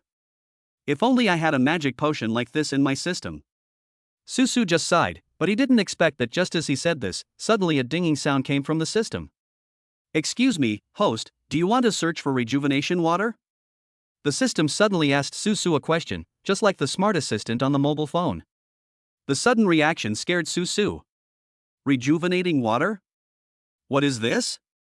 Susu was stunned for a moment, but immediately grabbed it as if he had found a life-saving straw. From the name, it seems like it can bring plants back to life? Rejuvenation water is a specially formulated potion that can allow plants to repair damaged tissues and regain their vitality. The system gave a simple explanation, and the translation was almost what he thought it meant. It could indeed bring plants back to life, of course, provided that the plant was not really dead. Very good. Susu's hands began to tremble with excitement. He never expected that his system could be of help at this time. Stop talking. How many gold coins are there? I'll buy it. Susu had won several hundred gold coins in the lottery before, so he was considered wealthy now. The next second, the rejuvenating water appeared in Susu's hands. He was so excited that he dropped a drop of rejuvenating water on the osmanthus tree. Ha! With a slight sound, the whole pot of plants began to emit a vibrant green light. He looked in amazement at the changes taking place in the tree, a new trend surging. This is the tree species they will use for the competition, and he has high hopes for it. The green light gradually dissipated, and Susu was surprised to find that the osmanthus tree was actually coming back to life. The branches and leaves that were originally drooping quickly stood up, and the withered leaves seemed to have regained life. The tree came alive. The next day, Susu and others took this precious osmanthus tree to participate in the competition. The saplings that were treated with the rejuvenation water given by the system seemed to have infinite charm in an instant. It instantly attracted the favor of all the judges, and all the judges gave high scores unanimously. Something happened to their great surprise. They actually made it all the way to the finals. During this period, some people began to feel dissatisfied, and some stood aside and acted sarcastic, but everything was suppressed. Those who caused trouble for Susu were basically driven out very quickly. These people did not escape sanctions either, as they were involved in false accusations against other contestants. They are set to receive a 10-year ban from participating in landscape exhibitions. It can be said that these people suffered a great loss this time. Not only did they lose their wives, but they also lost their children. Susu did not make a big deal out of this matter. After returning from the referee's office, he began to prepare for the rest of the finals. The judges stared at the osmanthus tree almost without blinking, fearing that if they missed a glance it would result in a loss. After the previous display phase is over, the voting channel will be opened immediately. Most people know in their hearts that the champion this time will undoubtedly be Yalan International. So what they are actually competing for are the second and third places. As long as you rank well, even if you don't win the championship, it can still bring great benefits. After 5 minutes of voting, the host quickly locked the votes. Then, under everyone's expectant gaze, the voting results were announced on the big screen. Looking at the results, it goes without saying that the third place is Airlan International. Susu nodded slightly. He had expected this. The second place is the work of a big international brand. They also did a perfect job, but it was relatively not as amazing. All in all, their votes were pretty average. What really surprised Susu was that the winner of first place. It turned out to be the osmanthus tree that he had completely given up hope on. The voting numbers clearly show that the number of votes given by the judges has reached an all-time high, including the audience who participated in the voting. It's almost more than the last two combined. It's worthy of being a system. It is worthy of being called rejuvenating water. It all seemed like a dream, and there was a sense of pleasure in breaking the routine. Minister Su. We won. Sister Fong and the others were already jumping happily on the stage. You know, they had given up the competition the day before, thinking that they had no chance to participate this time. But unexpectedly, things took a turn for the better. Not only did they participate in the competition with their work in perfect condition, they even won the championship. If she hadn't seen it with her own eyes, Sister Fong would never have believed it. Very good. Quickly report this news back to the company. Let everyone be happy together. Susu also smiled brightly. It seemed that his persistence was right after all. He received all the honors and told his wife the amazing news immediately. When he got home, his wife and 5 cute kids were sitting at the table. The table was full of hot dishes, and everyone was looking at him with smiles. Congratulations on winning the championship. Susu cried with joy, and all the struggles were far away from him. Having your wife and children by your side is the true meaning of life.